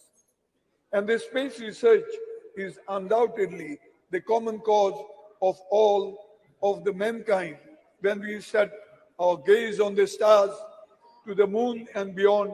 We realize that we are a small planet which is home to the humanity. It reminds us our collective existence and our common destiny. It gives us the sense and purpose to find peace and shared happiness for all the mankind. I congratulate all and implore my honorable colleagues and respected members of the country to tap on the rise in the scientific fervor for the all-round success of our society. We need to strive for bringing about social modernity and harmony and surge ahead as we embrace technological modernity. In the end, I congratulate all our past Prime Ministers, Nehru ji, Indira ji, Rajiv ji, Nasir Ahmed ji, and all others for the success of this mission. And I congratulate Modi ji that you are lucky that this achievement took place during his tenure. Thank you, Madam. Thank you, sir. Honorable Member S. Venkatsan. அவைத்தலைவருக்கு வணக்கம். புதிய நாடாளுமன்றத்தின் முதல் உரை சந்திராயனுடைய வெற்றிக்கான பாராட்டு உரையாக அமைந்தது மகிழ்வளிக்கிறது. சந்திராயன் 3 வெற்றி பயணத்திலே ஈடுபட்ட இஸ்ரோவினுடைய அனைத்து விஞ்ஞானிகளுக்கும் அனைவருக்கும் எனது வாழ்த்துக்கள். செயற்கை நுண்ணறிவை பயன்படுத்தி விண்கலத்தின் வேகத்தை தீர்மானித்து நிலவின் வழித்தடத்தை துல்லியமாக கணித்து இறங்கியது தொழில்நுட்பத்துறையில் நம்முடைய பாய்ச்சல் வேக முன்னேற்றத்தினுடைய ஒரு சான்று. உலகத்தில் கடந்த 5 ஆண்டுகளில் நிலவு நோக்கிய பயணம் 7 பயணங்கள் நிகழ்ந்திருக்கிறது, நிகழ முயற்சி நடந்திருக்கிறது. அதில் 4 தோல்வி அடைந்திருக்கிறது, 3 வெற்றி, 1 இந்தியா, 2 சீனா. மிக துல்லியமான இடத்தை வெறும் 1/2 கிலோமீட்டர் நீளம், 2 கிலோமீட்டர் அகலத்தில் மிக சரியாக போய் விண்கலத்தை இறக்கிய நம்முடைய விஞ்ஞானிகளுக்கு என்னுடைய வாழ்த்துக்களை தெரிவித்துக் கொள்கிறேன். ஆனால் இந்த அவையில் காலையிலிருந்து நடக்கிற விவாதம் உண்மையில் மிகுந்த கவலை அளிக்கிறது. இது விஞ்ஞானத்தை பற்றிய ஒரு விவாதமா அல்லது வேத புராணங்களை பற்றிய விவாதமா என்ற குழப்பம் இருக்கிறது. இந்த விவாதத்தை ஆரம்பித்து வைத்த அமைச்சர் அவர்கள் புராண இதிகாச கதைகளை அவ்வளவு நேரம் பேசினார். அதை கேட்பதற்கு புதிய பாராளுமன்றத்துக்கு வர வேண்டிய அவசியம் இல்லை. ஒரு கோவில் மடத்திலே அமர்ந்தால் நல்ல கதா காலட்சியத்தை நான் கேட்க முடியும். இப்பொழுது எனக்கு முன்னால் பேசிய ஆளுங்கட்சியினுடைய ஒரு எம்பி கூட சொன்னார், தஞ்சாவூரில் இருக்கிற நூலகத்தில் ஓலைச்சுவடியில் 10,000 ஆண்டுக்கு முன்பு ராக்கெட் விமானத்தை அனுப்பியதற்கான விவரங்கள் அடங்கிய ஏற்றுச்சுவடிகள் இருக்கிறது என்று சொன்னார். நான் ரெண்டு விஷயங்களை இங்கே பதிவு செய்ய கடமைப்பட்டிருக்கிறேன். அதைவிட பல ஆயிரம் ஆண்டுகளுக்கு முன்பு சொல்லப்பட்ட கதைகள் எல்லாம் அங்கே இருக்கிறது. ஆனால் அதெல்லாம் கதைகள், வரலாறு கிடையாது, அல்லது அறிவியல் கிடையாது. 2, அந்த நூலகத்திற்கு கூட மோடி அரசு கொடுக்க வேண்டிய நிதியை கடந்த 4 ஆண்டுகளாக கொடுக்காமல் வைத்திருக்கிறது என்பதையும் இந்த நேரத்தில் பதிவு செய்ய கடமைப்பட்டிருக்கிறேன். ஆமா, அது இரண்டாவது கேள்வி. ஒரு ஓலைச்சுவடி 10,000 ஆண்டுகளாக எப்படி இருக்கும் என்பது ஒரு முக்கியமான கேள்வி. அதிகபட்சம் 1000 ஆண்டுகளுக்குள்ளே தான் எவ்வளவு பாதுகாத்தாலும் இருக்கும் என்பது நமக்கு தெரியும். நண்பர்களே, அறிவியல் சூழலில் நாம் எவ்வளவு பின்தங்கி இருக்கிறோம். இந்தியாவில் 10 லட்சம் பேரில் 262 அறிவியல் ஆய்வாளர்கள் தான் இருக்கிறார்கள். சீனாவில் அது 2500 பேர் இருக்கிறார்கள். பிரிக்ஸ் நாடுகளில் மிக குறைவான எண்ணிக்கையில் நாம் தான். அதே போல ஆய்வுக்கு நாம் ஒதுக்குகிற நிதி ஒருவருக்கு $43 தான் ஒதுக்குகிறோம். பிரேசில் $173 ஒதுக்குகிறது. ரஷ்யா $255 ஒதுக்குகிறது. அது மட்டுமல்ல, இந்த ஆண்டு ஏப்ரல் மாதம் துவங்கி செப்டம்பர் மாதம் வரை பல்வேறு ஆய்வுகளுக்கு, அது பல்கலைக்கழக மாணவர்கள் மற்றும் ஆய்வாளர்களுக்கு, அறிவியல் துறையில் பணியாற்றுகிற ஆய்வாளர்களுக்கு இந்த ஆண்டு ஏப்ரல் டு செப்டம்பர் வரை ஒன்றிய அரசு கொடுத்திருக்கிற நிதி 0. வெறும் செங்கல்லை வைத்து எய்ம்ஸ் படத்தை காட்டுவதை போல வெறும் வாயு சாவடாலை வைத்து சந்திரயான் படத்தை காட்டிக் கொண்டிருக்கிறது ஒன்றிய அரசு. இதனுடைய உச்சமாக 2 விஷயங்களை நான் இங்கே பதிவு செய்ய கடமைப்பட்டிருக்கிறேன். ஒன்று, SSLV கலாம் உருவாக்கிய வகை ராக்கெட். அதற்கான தேவை இன்றைக்கு அதிகமாகி இருக்கிறது. ஒரு ஆண்டுக்கு 1000க்கும் மேற்பட்ட செயற்கைக்கோள்களை விண்ணிலே அனுப்ப வேண்டிய தேவை இருக்கிறது. ஆனால் இன்றைக்கு SSLV ராக்கெட்டை தனியாருக்கு கொடுப்பதற்கான டெண்டர் விடப்பட்டிருக்கிறது. அதாவது லாபகரமான விஷயங்களை தனியாருக்கு கொடுத்துவிட்டு இஸ்ரோவை நட்டத்திலே காட்டுகிற ஒரு வேலை. எப்படி விக்ரம் லேண்டர் போய் இறங்கிய இடத்திற்கு சிவசக்தி என்று பிரதமர் பெயரிட்டார் என்றால், SSLV-யை தனியாருக்கு கொடுக்கிற இந்த மிஷனுக்கு அதானி சக்தி என்று பெயர் வைப்பாரா என்ற கேள்வியை நான் இங்கே கேட்க விரும்புகிறேன். அதே போல இந்த 10 ஆண்டுகளில் எத்தனை வேத ஆய்வு நிறுவனங்களை ஒன்றிய அரசு துவக்கி இருக்கிறது, ஜோதிட ஆய்வு நிறுவனங்களை துவக்கி இருக்கிறது. ஆனால் ஒரே ஒரு அறிவியல் ஆய்வு நிறுவனத்தை கூட ஒன்றிய அரசு துவக்கவில்லை என்பதை இந்த நேரத்தில் சொல்லிக்கொள்ள கடமைப்பட்டிருக்கிறேன். இன்றைக்கு இந்த அவை இவ்வளவு பாராட்டுகிற இஸ்ரோவுக்கு இதே ஆண்டு ஜனவரி மாதம் 13ஆம் தேதி ஒன்றிய அரசு ஒரு சுற்றறிக்கை அனுப்பியது, இஸ்ரோ வாய் திறந்து பேசக்கூடாது என்று. ஜோதிமத் விஷயத்தில், நிலச்சரிவு விஷயத்தில் இஸ்ரோவும் நிலவியல் துறையும் எதுவும் பேசக்கூடாது என்று இந்த ஒன்றிய அரசு சுற்றறிக்கை அனுப்பியது. எப்படி பூமி சூரியனை சுற்றுகிறது என்று சொன்ன கலிலியோவுக்கு வாய்ப்பூட்டு சட்டம் போட்டீர்களோ, அதே போல இஸ்ரோவுக்கு நீங்கள் போட்டுக் கொண்டிருக்கிறீர்கள். நண்பர்களே, அறிவியல் என்பதும் விஞ்ஞானம் என்பதும் கேள்வியில் தான் பிறக்கிறது. ஆனால் இன்றைக்கு கேள்வி நேரம் உள்ளிட்ட விஷயத்தை தவிர்த்துவிட்டு இந்தியாவினுடைய அனைத்து முன்னேற்றமும் அறிவியல் பூர்வமான பார்வையிலே இருந்து உருவாகிற விஷயங்கள், அவற்றை எல்லாம் மறுதளித்து புராணங்களை வரலாறு என்றும் இதிகாசங்களை அறிவியல் என்றும் மீண்டும் மீண்டும் நீங்கள் நிலைநிறுத்த நினைக்கிறீர்கள். அது உங்களுடைய பார்வையை மக்களிடம் அம்பலப்படுத்துவதற்கு தான் உறுதி செய்யும். எப்படி ஒரு ராக்கெட் விண்ணிலே போகிற பொழுது அது உதிர்த்து கீழே தள்ளுகிற கரிப்புகையை போல உங்களது பொய்யும் கதைகளும் கீழே விழுந்து இந்தியா வரலாற்று ரீதியாகவும் அறிவியல் ரீதியாகவும் முன்னோக்கி செல்லும். 40-50 ஆண்டுகளுக்கு முன்பு நம்மை பார்த்து ஒரு சைக்கிளிலே ராக்கெட்டை கொண்டு போன இஸ்ரோ தான் இன்றைக்கு செவ்வாய் விண்கலத்திற்கு தன்னுடைய முயற்சியை தொடர்ந்து கொண்டிருக்கிறது. 50 ஆண்டுகளுக்கு முன்பு தொற்று நோயை ஒழிக்க முடியாது என்று சொன்ன உலக நாடுகள் இந்தியாவை சொன்னது. ஆனால் இன்றைக்கு தொற்று நோயை நாம் முழுமையாக ஒழித்திருக்கிறோம். எருமைப்பாலிலே இருந்து பவுடர் உருவாக்கி இந்தியாவின் ஊட்டச்சத்தை வளர்த்திருக்கிறோம். இது அனைத்தும் அறிவியல் பார்வையோடு திடமான ஒரு இந்தியா மூட நம்பிக்கையை தகர்த்து முன்னேறியது. எனவே நீங்கள் உங்களது மூட நம்பிக்கையை தகர்த்து இந்தியாவின் அறிவியல் தலைமுறை முன்னேறும் என்பதை சந்திராயன் பறைசாற்றுகிறது என்று சொல்லி முடிக்கிறேன். வணக்கம். Please, thank you. Honorable Member Tejaswi Surya ji. Madam Speaker, thank you so much for giving me this opportunity to speak in the very first special session of this Parliament in this new Parliament building.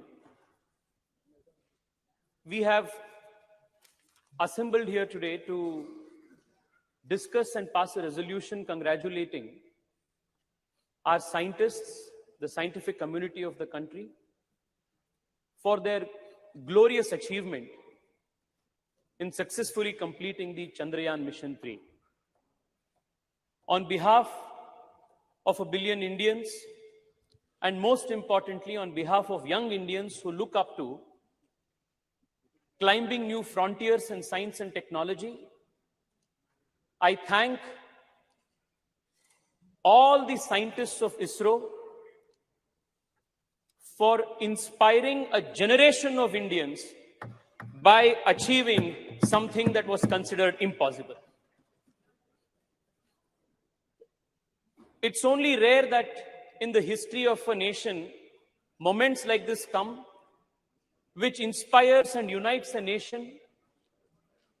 And the landing of the Chandrayaan mission on the moon was one such rare moment where the whole nation stood in unison, saluting the scientific prowess and achievement of this great country. While I am indeed proud that our country became the very first nation in the world to land successfully on the south side of the moon, I am even more proud that I represent a city which is the science capital of India, and even this mission, Chandrayaan 3, while it is made in India, it was also made in Bengaluru, the city that I represent. Most speakers who have spoken earlier than me have highlighted the achievements of ISRO in the last few decades and how the scientists of ISRO have not only shown the world how to make efficient space missions, but also do it in a cost-effective manner. I wouldn't want to repeat most of the points that have been already covered. I would only want to say that the last 9 years have truly been historic for the country, even in the space and technology realm. Under the leadership of the Honorable Prime Minister, not only have we increased the budget for ISRO, budget for space exploration by a whopping 142%, we have also strengthened scientific institutions, whether it is CSIR, whether it is funding for IISc, or leveraging technology to benefit the last mile delivery of services to the people. UPI की बात हो या ई-नैम की बात हो, startup से लेकर sericulture engineering तक, स्पोर्ट्स इंजीनियरिंग से लेकर क्वांटम कंप्यूटिंग तक, अटल इनोवेशन मिशन से लेकर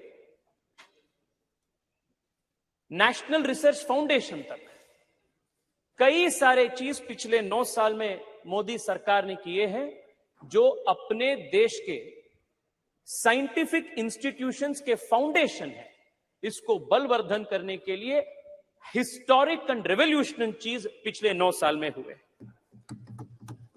Madam, I wanted to keep my speech as apolitical as possible. I wanted to keep my speech as academic as possible. But the speakers from the opposition benches have indulged in a continuous Nehru bhajan from morning, instead of doing a bhajan of ISRO and ISRO scientists.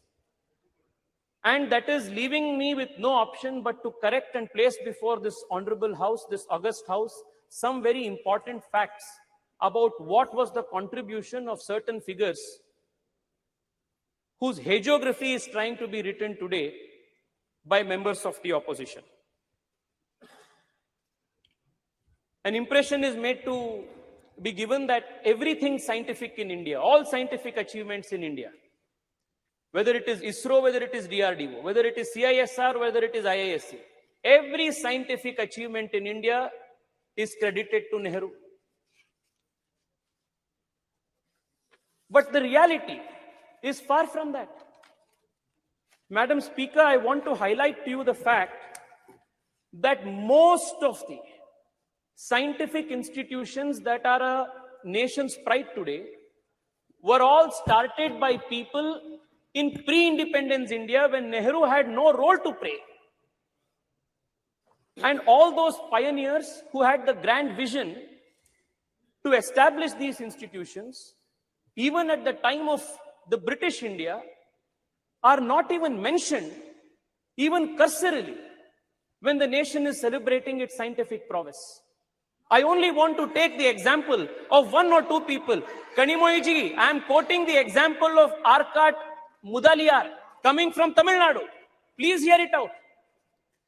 In 1940, 1942, when India was not independent, Arkat Ramaswamy Mudaliar, he envisioned an institution by the name Council of Scientific and Industrial Research in India and established it from 1942 to 1942 with the help of Shanti Swarup Bhatnagar.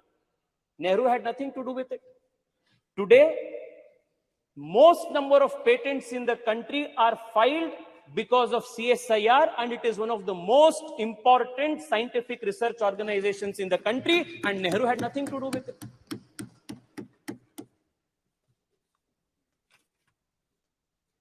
Let me tell you what role Nehru played immediately after independence when the institute, CSIR, was brought under the Ministry of Industries and Commerce.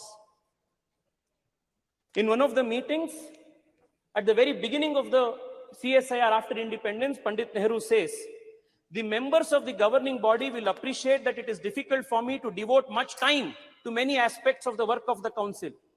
For the present everyday work, Dr. Shyama Prasad Mukherjee will, however, look after the council. It was because of Dr. Shyama Prasad Mukherjee, the founding father of my party, the earlier avatar of the Bharatiya Janata Party, Jansangh, that the country's earliest scientific establishments were strengthened and gotten strengthened at the root level. Dr. Shyama Prasad Mukherjee, as the Minister of Industries and Commerce, set up the National Physical Laboratory, National Chemical Laboratory, National Metallurgical Laboratory, Fuel Research Institute, Ceramic Research Institute, Central Leather Institute, Central Electrochemical Institute. All of these institutions were started, strengthened, and supported by Dr. Shyama Prasad Mukherjee. But today, Arkat Ramaswamy's name is not mentioned. Dr. Shyama Prasad Mukherjee's name is not mentioned. Shanti Swarup Bhatnagar's name is not mentioned. Morning till now, I have been seeing it's only Nehru Bhajan that is going on. The cosmos of the Congress party starts with Nehru and ends with Rahul Gandhi. It is unfortunate, but it is necessary for us to inform the nation through this August House what Nehru truly did, even when it came to atomic research. I want to draw the attention of the members from the opposition when acquisition of missiles and research in atomic bombs, nuclear bombs, for protecting the country's national security, energy security was made to Nehru. This is what Pandit Nehru says, and I quote, the distribution of this toy, the toy that he is mentioning is the atom bomb, a nuclear bomb. The distribution of this toy, the atom bomb, ballistic missiles and the like to countries will not only be dangerous, very dangerous, but it will completely poison the already disturbed atmosphere of the world today. He goes on to then say,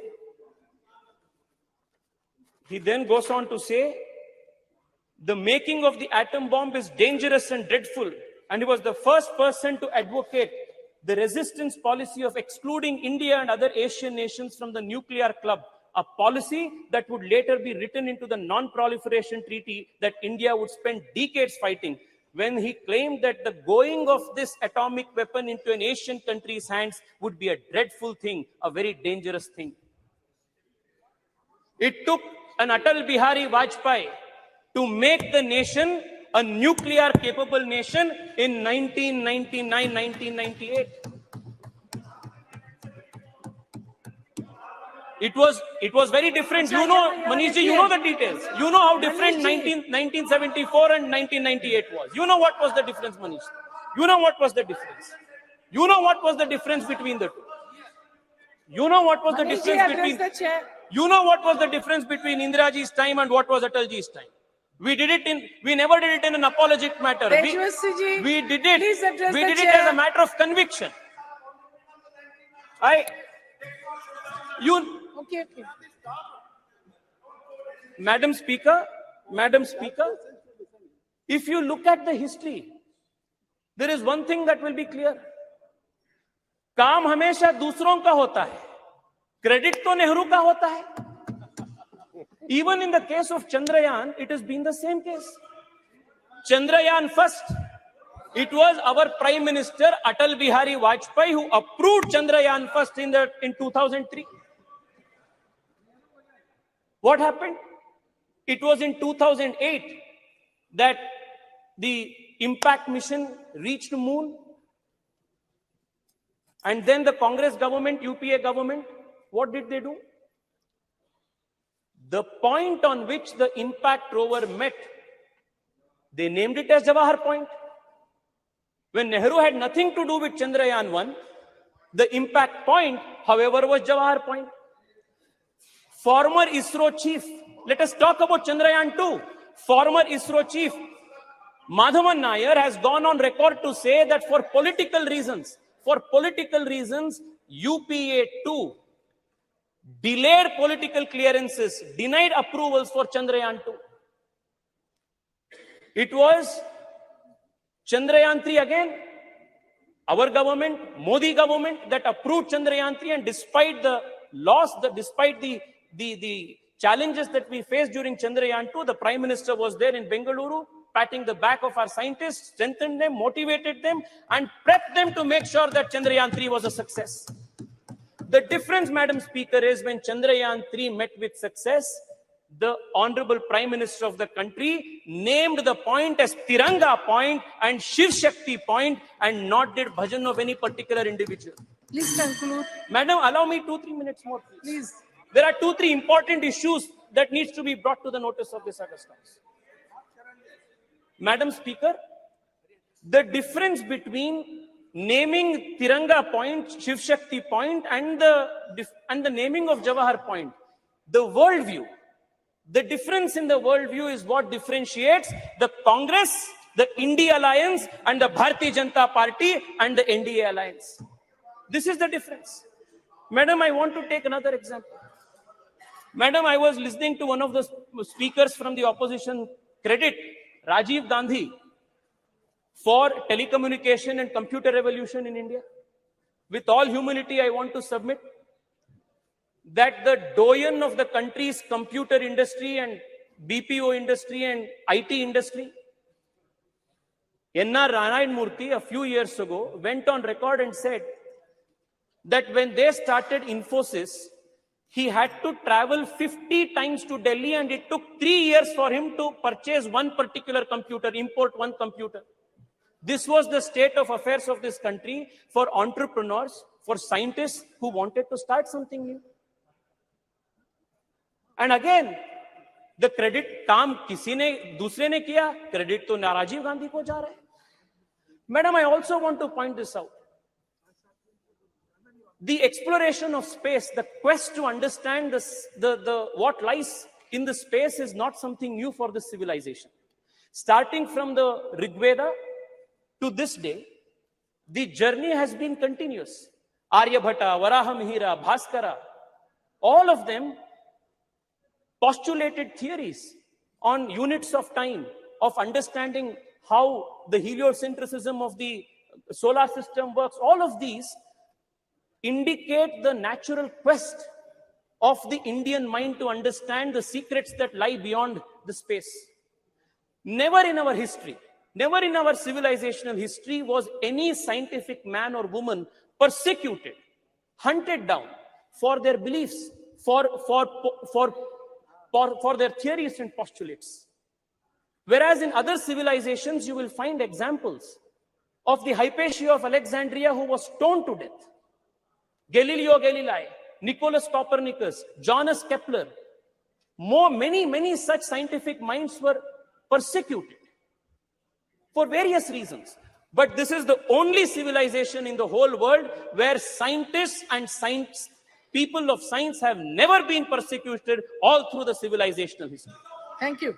The only exception to this, please, madam, please give me 2 more minutes, madam. The only exception to this is the persecution of a scientist from ISRO by the Kerala Congress government, Nambi Narayan. And this is the only exception where a scientist was persecuted for political reasons by the Kerala Congress government. I also want to remind you that it was in 2013. It was in 2013 that Honorable Prime Minister Narendra Modi, as the candidate for Prime Minister, as the BJP's candidate for Prime Minister, when he visited Thiruvananthapuram, visits Nambi Narayan, promises that the country will stand by him again. And it was in 2018, after Narendra Modi government came into power, that Nambi Narayan was given the honor of Padma Shri Padma Bhushan, and that was how Narendra Modi government has respected, strengthened the scientific people and scientific institutions of India. Madam, I only want to conclude by saying this. Madam, many institutions are extremely important for strengthening our scientific prowess. One of them is HAL. I come from Bengaluru, and I want to tell you that just 7-8 years ago, the state of HAL was in dire distress. Today, not only is the company, the organization manufacturing LCA Tejas, but in recent meeting of the Honorable Prime Minister in Delhi, in US, along with GE, they have gotten into a memorandum of understanding to manufacture GE 414, F1414 engines with 80% technology transfer that is going to make India a superpower in this. Madam, Madam Speaker, I will conclude with just this. I will conclude in 1 minute, madam. In 1 minute. Madam,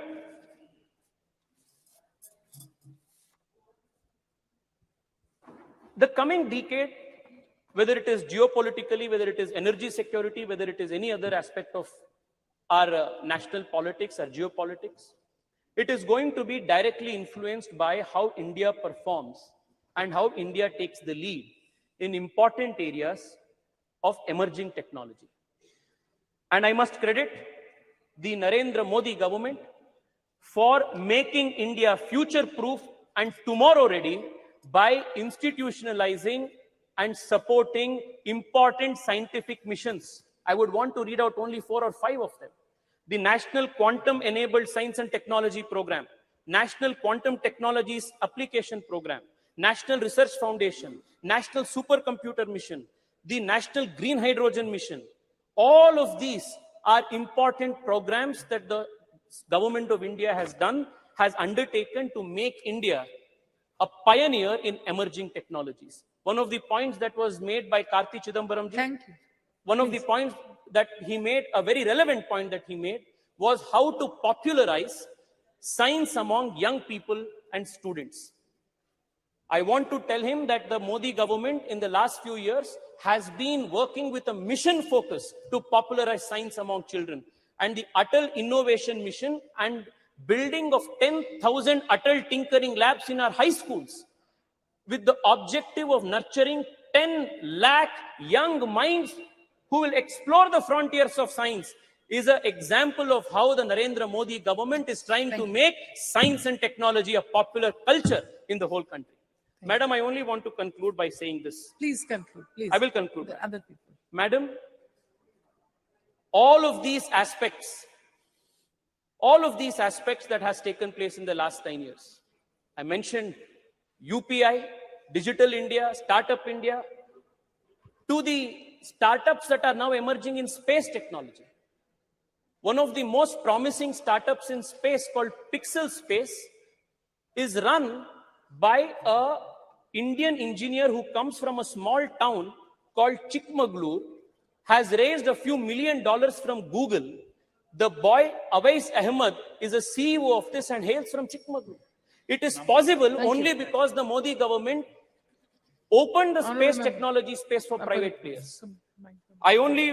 Madam, the next few decades is going to be extremely important for the country in strengthening our industrial, our scientific institutions and making India future ready, India tomorrow ready. And we are extremely fortunate that at such an important point in history, we have the leadership of Narendra Modi, who has been leading this country with such foresight and vision. I want to once again congratulate the Prime Minister for his deftful leading of this country, deftful leadership for this country at such an important time. Thank you so much, ma'am. Thank you.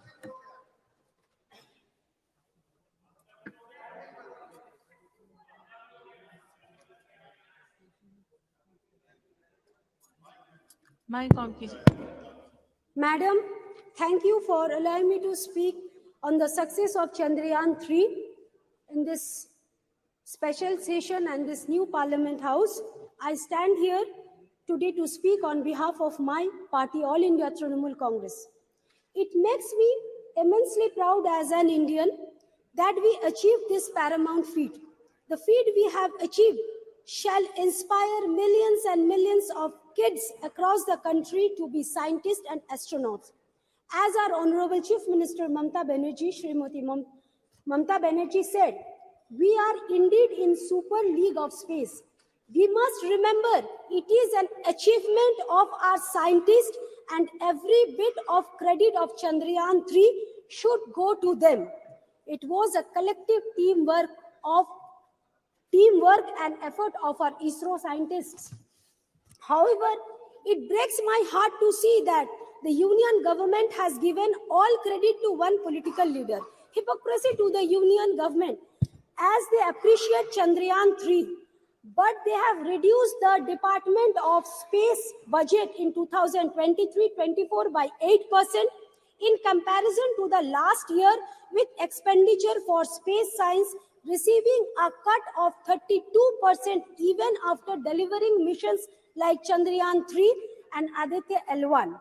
While our own very ISRO is achieving this marvelous achievement, it has 303 vacancies for various scientists and engineers like electronic, mechanical, and computer science. It also reflects a grave problem in our society of unemployment. The Reserve Bank of India's monthly bulletin for September shows that our unemployment rate has increased to 8.1%, which is extremely concerning. While we are trying to empower women by bringing in legislation like women reservation bill, but only 1 out of 4 employees of ISRO's are women out of 16,000 employees. Not even a single woman in the panel that headed the Chandrayaan 3. The union government claims that India only achieved success after 2014. We must remember that we have been a democracy over 75 years and India began its space journey in 1960s. It is not today's effort that put us on this feet. Consistent effort for 60 years from the scientists and the people of India has put us on this feet.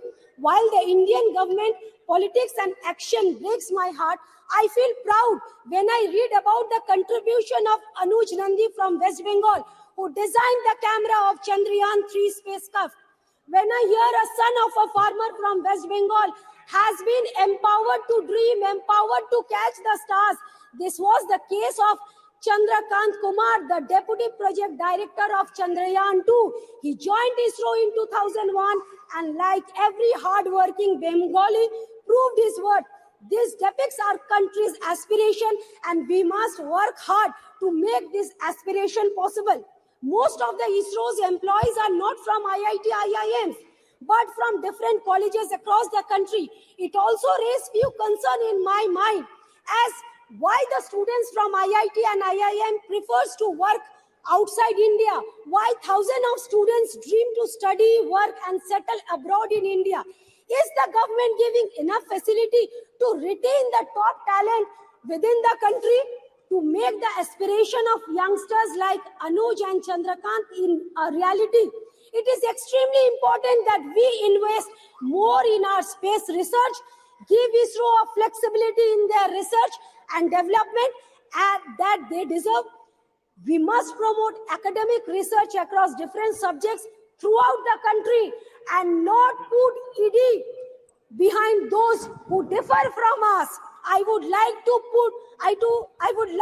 end with Dr. APJ Kalam's quote: winners are not those who never fail, but those who never quit. और उर्दू का 2 line पर तवज्जो फरमाइए। चांद पे पर्दा की, चांद से पर्दा कीजिए, कहीं चुरा ना ले चेहरे का नूर। धन्यवाद। Thank you. Honorable Member Maluk Nagar ji. जी अध्यक्ष जी धन्यवाद बहुत बहुत। आज इस ऐतिहासिक समय पे नई पार्लियामेंट, महिला आरक्षण बिल और चंद्रयान 3 पे जो चर्चा हो रही है, एक ऐतिहासिक समय है।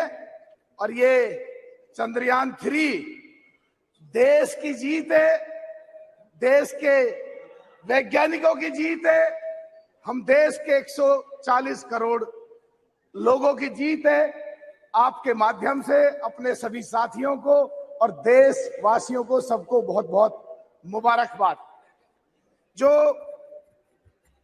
जितना देश का नंबर तीसरे नंबर पे रहा और चंद्रमा के एक कोने पे पहले नंबर पे रहा, ये जाहिर सी बात है देश का नाम रोशन हुआ है और देश का नाम संसार में ऊपर आया है। और इसके लिए ये अच्छी बात भी है और कहीं ना कहीं पूरे संसार में छोटी मोटी कहीं ना कहीं कोई जलन भी है।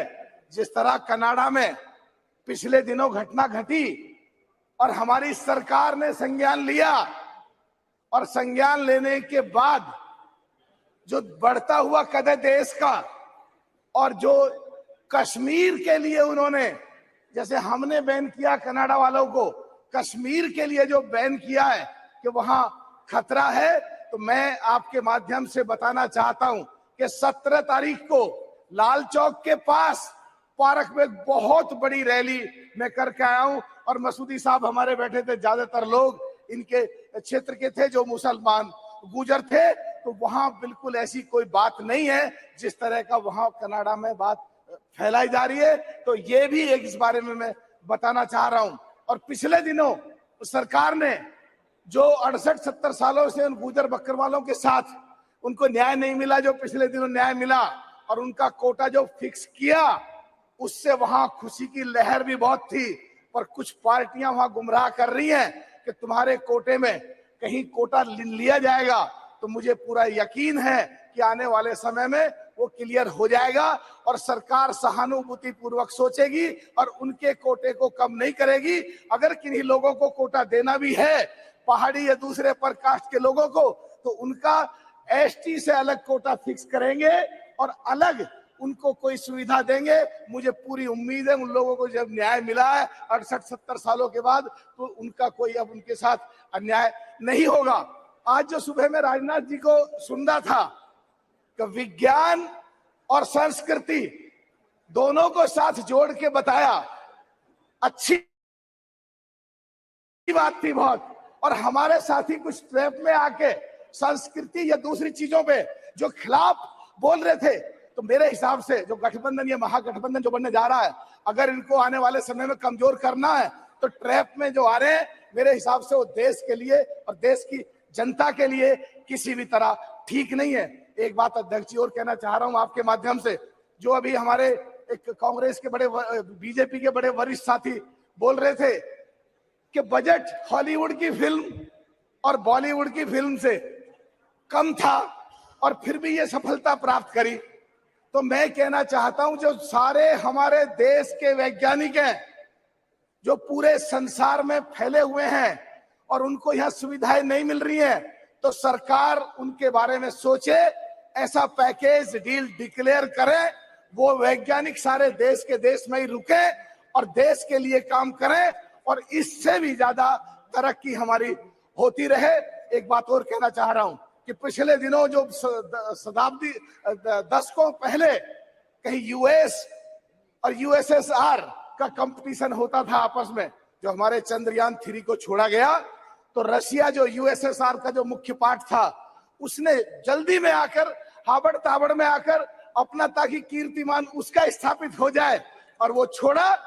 और वो रास्ते में ही जो है कहीं ना कहीं ऊपर वाले को शायद यही मंजूर था कि उनका फेल हुआ, बस खत्म कर रहा हूं जी, उनका फेल हुआ और हमारे देश का नाम एक कीर्तिमान स्थापित हुआ। तो मैं कहना चाह रहा हूं कि ये जो टेक्नोलॉजी है, सरकार इसको कॉमर्शियली कैसे लगाए, और जो आंकड़े सवेरे आ रहे थे वो ज्यादा से ज्यादा पूरे संसार का इस सैटेलाइट के द्वारा, इस टेक्नोलॉजी के द्वारा कैसे ज्यादा से ज्यादा फायदा उठाया जाए और हमारे देश में विदेशी रिवेन्यू कैसे ज्यादा से ज्यादा आए। जो असली, बस खत्म कर रहा हूं, जो असली जीत होगी हमारे देश की, हमारे देश के लोगों की, और यही सबसे बड़ी उपलब्धि होगी। बहुत बहुत धन्यवाद। धन्यवाद। ऑनरेबल मेंबर श्रीमती अनुप्रिया पटेल जी, मंत्री जी।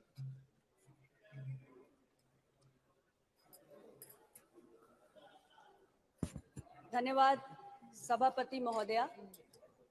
इस महत्वपूर्ण विषय पर आपने मुझे मेरी बात रखने का अवसर दिया। आज हम इस नए संसद भवन के अंदर चंद्रयान 3 की सफलता और भारत की अंतरिक्ष के क्षेत्र में जो भी उपलब्धियां रही हैं उसके संबंध में विचारों का आदान प्रदान कर रहे हैं।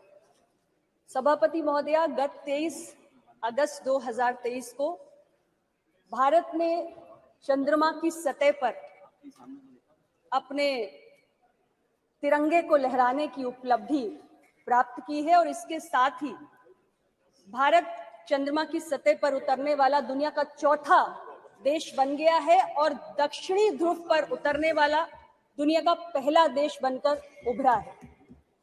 चंद्रयान 3 की सफलता के बाद हमने आदित्य L1 की सफलता को भी देखा और आज देश में गगनयान की भी बात हो रही है।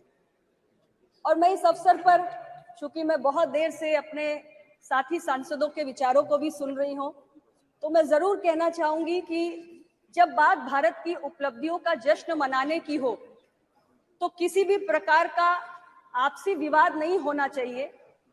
भारत के अंतरिक्ष क्षेत्र की जो यात्रा है वो 6 दशक से भी लंबी रही है और इसमें कोई भी किसी प्रकार का कोई मतभेद नहीं होना चाहिए कि इतने वर्षों की यात्रा में भारत के अंदर अलग अलग जो सरकारें रही, जो हमारे तमाम प्रधानमंत्री रहे जिन्होंने देश का नेतृत्व किया, और जो हमारे महान वैज्ञानिकों की तमाम पीढ़ियां रही, उन सब के सामूहिक और सतत प्रयासों का ये परिणाम है कि आज हमने इतनी बड़ी उपलब्धि प्राप्त की है। इसलिए आज के इस अवसर पर उन सभी लोगों का अभिनंदन इस पूरे सदन को, हम सभी को करना चाहिए।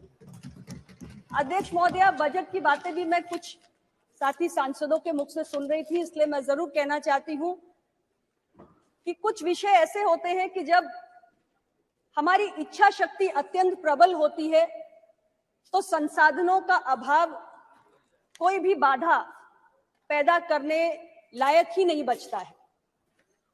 लेकिन हमारी सरकार ने इस सेक्टर को हमेशा बहुत प्राथमिकता दी है और 2014 में जब प्रधानमंत्री नरेंद्र मोदी जी के नेतृत्व वाली सरकार आई, उस वक्त जो बजट स्पेस डिपार्टमेंट को दिया जाता था तो 5,168 करोड़ हुआ करता था, जिसे हमारी सरकार ने इतने वर्षों में बढ़ाकर 13,000 करोड़ कर दिया है।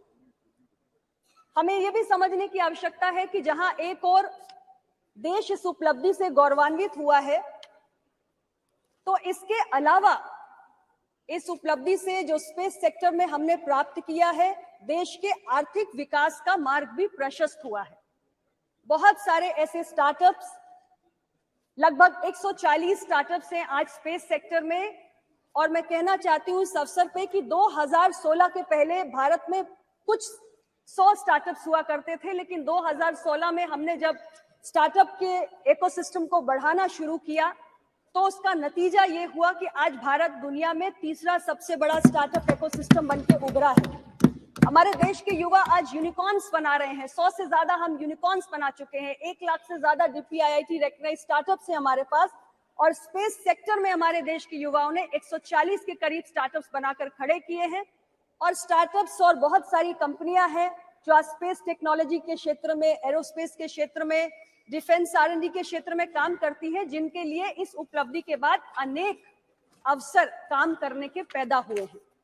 इसके साथ ही ऐसी बहुत सारी स्पेस सेक्टर में काम करने वाली भारतीय कंपनियां जिनके अंदर अब और काम करने की दिलचस्पी बढ़ेगी, क्योंकि इस चंद्रयान 3 के सफलता के माध्यम से हमारी जो अपनी इंडिजिनस टेक्नोलॉजिकल प्रोवेस है उसको भी हमने दुनिया के सामने प्रदर्शित किया है। सभापति महोदय, सबसे बड़ी उपलब्धि अगर मैं कहूं तो आज ये है कि भारत एक लीडिंग प्लेयर के रूप में रिकॉग्नाइज हुआ है अंतरिक्ष अभियानों के मामले में, यानी स्पेस एक्सप्लोरेशन और साइंटिफिक रिसर्च में आज भारत की जो ग्लोबल रेपुटेशन है वो बड़ी है, और तमाम जो अंतरराष्ट्रीय कम्युनिटी है वो भारत को ज्यादा मान्यता, ज्यादा रिकॉग्निशन दे रही है। और कहा जाता था कि एक बड़ा एक्सक्लूसिव क्लब होता है यूएस का, रशिया का, चाइना का, जिसमें भारत को प्रवेश मिलने में कठिनाई होती थी, लेकिन आज अपने इस उपलब्धियों के साथ भारत उस एक्सक्लूसिव क्लब का हिस्सा बन चुका है।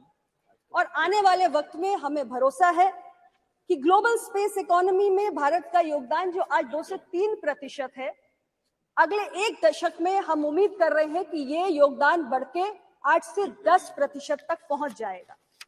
आर्थिक प्रगति के जो रास्ते आज इस उपलब्धि के माध्यम से खुले हैं, भारत आज दुनिया की 5वीं सबसे बड़ी अर्थव्यवस्था बनके उभरा है। आने वाले समय में हमने कल्पना की है कि भारत दुनिया की 3री सबसे बड़ी अर्थव्यवस्था बनने जा रहा है, तो ये उस दिशा में, उस लक्ष्य के प्रति योगदान का भी एक और माध्यम हमारे लिए बनकर तैयार हुआ है।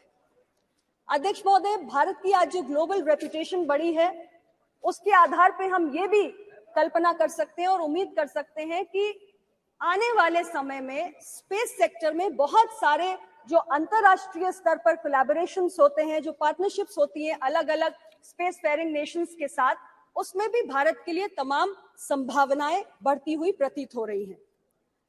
मैं माननीय प्रधानमंत्री जी के लिए जरूर कहना चाहती हूं कि हमारे प्रधानमंत्री जी ने स्पेस टेक्नोलॉजी के महत्व को समझा है, उसकी उपयोगिता को समझा है, और इसलिए इसकी उपयोगिता पर बल देते हुए उन्होंने तमाम मंत्रालयों के कामकाज में इसके विस्तार करने के लिए भी अपने मंत्रिमंडल और अपनी पूरी टीम को प्रेरित किया है। एक समय में हम 20 मंत्रालयों में इसका उपयोग करते थे, लेकिन आज वो संख्या बढ़कर 60 हो चुकी है, यानी कि 60 मंत्रालय ऐसे हैं जिनके विभिन्न कामकाज में हम इस तकनीक का आज उपयोग कर रहे हैं। और बहुत सारे ऐसे हमारे प्रोग्राम्स हैं, जैसे मनरेगा है, PMGSY है, PMKSY है, अमृत है, PM फसल बीमा योजना है, UIDAI है, स्वामित्व है। ऐसी बहुत सारे हमारे जनहित के प्रोग्राम्स हैं जिसमें एक बेहतर गवर्नेंस के लिए हम स्पेस टेक्नोलॉजी का उपयोग भी कर रहे हैं।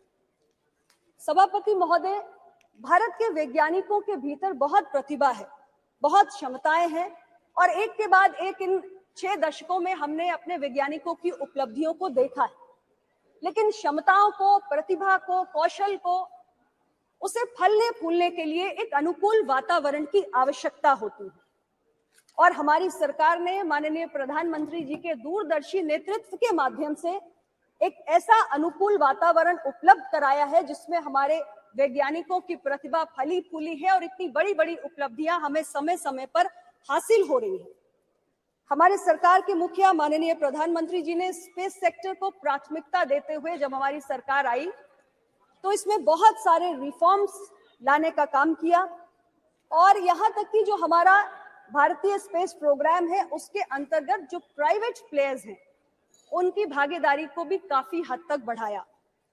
यहाँ तक कि 2022 में हम अपनी एक इंडियन स्पेस पॉलिसी लाए और उसकी भी हमने घोषणा की। तो ये सारे कदम हमने इस नजरिए से उठाए कि हमारा ये जो अंतरिक्ष विभाग का कार्यक्रम है, हमारा जो स्पेस मिशन है, वो आगे बढ़े।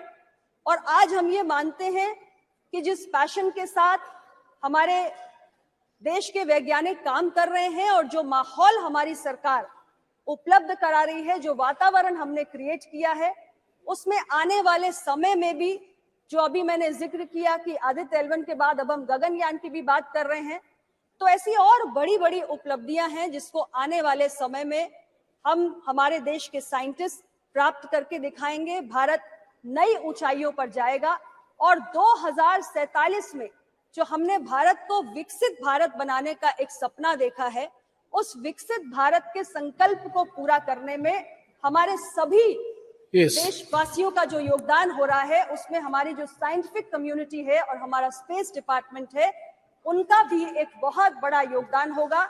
और हम सबके सामूहिक प्रयास से मिलकर 2047 में भारत को हम एक विकसित देश बनाने का काम करेंगे। पुनः मैं आपके माध्यम से हमारे देश के सभी वैज्ञानिकों को बहुत बहुत बधाई देना चाहती हूँ, उनका अभिनंदन करना चाहती हूँ और भविष्य में भी भारत को वो इसी प्रकार अपने प्रयासों से गौरवान्वित करते रहे, इसके लिए उन्हें बहुत सारी शुभकामनाएं भी देना चाहती हूँ। आपका बहुत बहुत धन्यवाद। धन्यवाद। Next speaker Shri MP Abdul Samad Samadani ji. Thank you, sir. Thank you, sir, for permitting me to take part in this very important discussion on Chandrayaan. Sir, Moon has always captured the imagination of humanity. And sir, the moon landing is quite natural. It has captured not only the imagination of the countrymen, all the people of the country. Not only that, sir, the whole country is rejoicing upon this great achievement of India becoming only the 4th nation in the moon landing after the US, Russia, and China. Sir, the poet of all the languages has celebrated moon. I am reminded of a couplet, sir. Kal 14वीं की रात थी, कल 14वीं की रात थी, शब भर रहा चर्चा तेरा, शब भर रहा चर्चा तेरा, कुछ ने कहा यह चांद है, कुछ ने कहा चेहरा तेरा। और ये चेहरा सर देश का चेहरा है, देश का चेहरा है। इस पर हर भारतवासी को फख्र है, गर्व है। And also, sir, it is the achievement of the ISRO, the great scientists of the country. When we say this is the achievement of the government of the country, sir, I have to reiterate the point that the government is a continuous entity. Government is a continuous entity, sir, that the present government also has to acknowledge. Sir, when we think of the space missions of the country, we have to think of the two great luminaries, stalwarts, whose names start with N in English, Newton and Nehru. Newton and Nehru. Newton, the luminary of science. Nehru, the great luminary of wisdom, science, learning, politics, everything. Yes, sir. And sir, there is a famous statement of Sir Isaac Newton, which has become almost like a metaphor. Standing on the shoulders of giants. Everybody knows the importance of the message of this statement. Everybody making some achievement in the field of science, technology, in any branch of learning, wisdom. Sir, they have to acknowledge the past, the heritage of the past, the stalwarts who have made the present generation deserving for this great achievement. And also, sir, we have to salute two other great luminaries. One, Maulana Abul Kalam Azad, the philosopher, minister of education, the comrade of Nehruji, who was the first as the minister of education when India attained independence. He great impetus for scientific temperament in inculcating in the minds of the younger generation of the country. We know, sir, he was responsible for establishing all the academies which are the proud of the country now.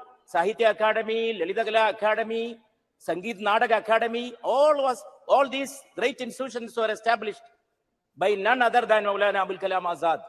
And also, sir, Vikram Sarabhai, who was the friend of Nehru. Nehru, Vikram Sarabhai mutuality. It is not a mutuality of politics and science alone. It is the mutuality of culture, learning, philosophy. And sir, much has been discussed here about the role of religion, faith, and science. Sir, we have no difference of opinion with the role of all these things have to play in shaping the destiny of humanity. But sir, one thing has to be admitted and acknowledged.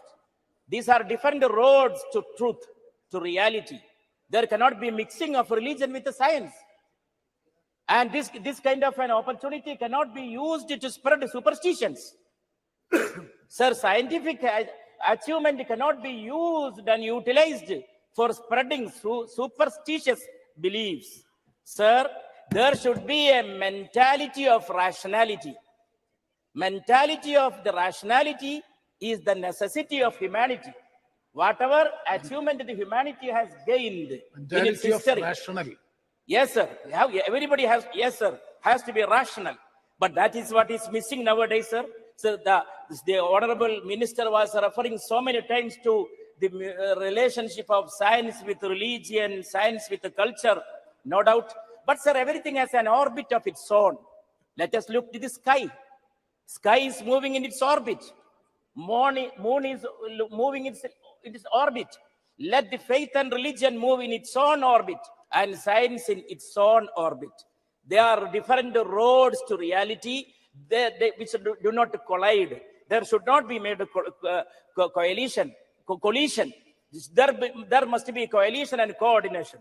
And sir, another very important lesson that we have to learn from sky, from the universe, that is the lesson of plurality. Sir, in the sky, all the stars, the planets, all the other particles of the country. Sir, Newton's theory of gravitation, what is the essence of it? Yes. Every particle is attracting another particle of the universe, attracting. Newton's theory is the theory of inclusion. Newton's theory is not the theory of exclusion, which these present day people and the present day people who spread hatred throughout the country. Yes, sir, I am concluding, sir. And also, sir, this has to be hailed as an achievement of man. सुना है खाक से तेरी नमूद है लेकिन तेरी सरिश्त में है कौकबी व महताबी. Though man is made of clay, he is made of that essence of moon and star, kawkabi wa mehtabi. These particles are there inside man.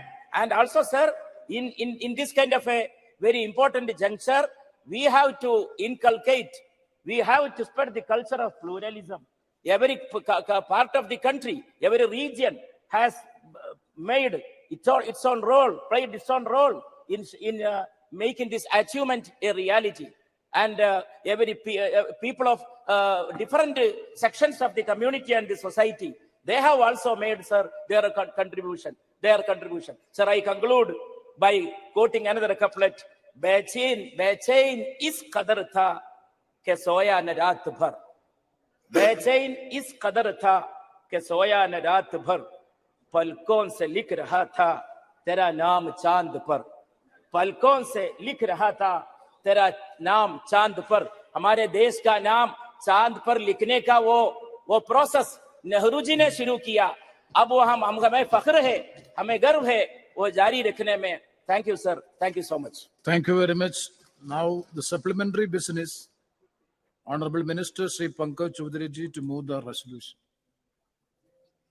महोदय, मेरे वरिष्ठ सहयोगी श्रीमती निर्मला सीतारमण की ओर से मैं निम्नलिखित प्रस्ताव प्रस्तुत करता हूं. सीमा शुल्क टैरिफ अधिनियम 1975 के अनुसरण में यह सदन 19 अगस्त 2023 के सूचना संख्या 47/2023 सीमा शुल्क GSR 616E दिनांक 19 अगस्त 2023 को मंजूरी देता है, जिसमें HSS कोड 070310 के तहत आने वाले प्याज के निर्यात पर निर्यात शुल्क लेवी लगाने के लिए सीमा शुल्क टैरिफ अधिनियम के द्वितीय अनुसूची में संशोधन की मांग की गई है. दूसरा, सीमा शुल्क टैरिफ अधिनियम 1975 की धारा 8 के अनुसरण में ये सदन एक्ट द्वारा अधिसूचना संख्या 49/2023 सीमा शुल्क दिनांक 25 अगस्त 2023 GSR 628E दिनांक 25 अगस्त 2023 को मंजूरी देता है, जिसमें एचएस कोड 100633010 के तहत आने वाले परबाइल्ड चावल के निर्यात शुल्क लेवी लगाने के लिए सीमा शुल्क टैरिफ अधिनियम की द्वितीय सूचना में संशोधन की मांग की गई है। प्रश्न है कि माननीय मंत्री जी द्वारा प्रस्तुत संविधान की संकल्प को स्वीकृत किया जाए। जो सदस्य इसके पक्ष में है वो हाँ कहे, जो सदस्य विरोध में है वो ना कहे। मेरे विचार में निर्णय हाँ वालों के पक्ष में हुआ, हाँ वालों के पक्ष में हुआ, संवैधानिक संकल्प स्वीकृत हुआ। नेक्स्ट, श्री इम्तियाज जलील। चंद्रयान 3 जब चांद पर लैंड हुआ तो सारी दुनिया में हमारी दखल ली गई और पूरे देश में बड़े गर्व का एक माहौल था, खुशी का माहौल था।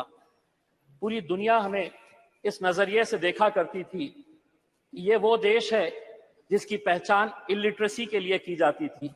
ये वो देश है कि जहां पर सड़कों के ऊपर गाड़ियां कम और जानवर ज्यादा घुमा करते थे। ये वो देश था कि जहां पर फीमेल इन्फेंटिसाइड के नाम के ऊपर हम बच्चियों को पेट के अंदर ही खत्म कर देते थे। ये वो देश था जहां बेरोजगारी हमारा मुकद्दर थी। लेकिन आज ये देश बदल गया है और आज पूरी दुनिया इस देश को झुककर सलाम कर रही है। लेकिन अगर कोई ये समझ रहा है कि ये देश इसलिए बदला कि हम राजनीतिक पार्टी के नेताओं ने या कुछ राजनीतिक पार्टी के मंत्रियों और प्रधानमंत्रियों ने इसको बदला है, तो बहुत बड़ी गलतफहमी का हम शिकार है। ये देश अगर बदला है तो युवा शक्ति की वजह से बदला है। ये देश अगर बदला है तो हमारे किसानों की वजह से बदला है। ये देश अगर बदला है तो हमारी महिलाओं की वजह से बदला है, हमारे वैज्ञानिकों की वजह से बदला है। और आज अध्यक्ष महोदय, हम सब बहुत सारे सदस्य ऐसे हैं जिन्हें याद होगा कि एस्ट्रोनॉट राकेश शर्मा जब स्पेस के अंदर गया और उससे पूछा गया था कि वहां से भारत देश कैसा दिखता है, तो उसने कहा था कि सारे जहां से अच्छा हिंदुस्तान हमारा। अध्यक्ष महोदय, अगर इस स्पेस प्रोग्राम को हमें आगे बढ़ाना है तो हमें कहीं ना कहीं से इसे और फंडिंग देने की जरूरत है। लेकिन आज इंडियन स्पेस रिसर्च ऑर्गेनाइजेशन की फंडिंग अगर हम देखते हैं तो क्या वजह है कि 2022 के फाइनेंशियल ईयर के अंदर 13,700 करोड़ रुपए का बजट घटाकर 12,553 करोड़ रुपए कर दिया गया था।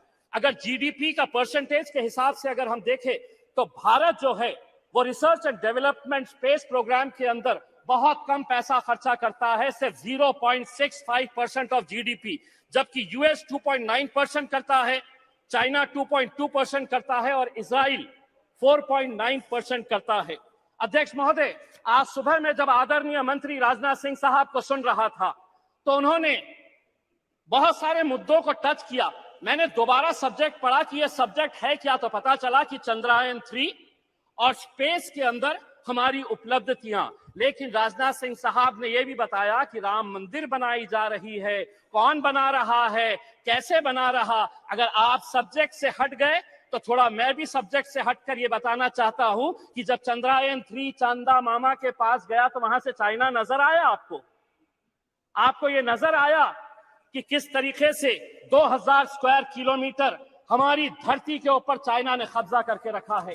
लेकिन अध्यक्ष महोदय, राजनीति अपनी जगह। एक मिनट माननीय सदस्यगण, मैं कई बार इस बात की सुनता हूं, हमारे देश की महिमा, उसकी प्रसिद्धि, उसके बारे में ये हम सदन में क्या मैसेज देना चाहते हैं। सदन में कुछ विषयों को सकारात्मक तरीके से पूरा देश, पूरा विश्व संसद की कार्रवाई को देखता है। हम कह रहे हैं कि कोई ऐसा विषय नहीं बोलना चाहिए जिससे कि हम कमजोर नजर आए। भारत आज मजबूत है, दुनिया भारत की ओर देख रही है। आप सदन में थोड़ा सकारात्मक बात करें।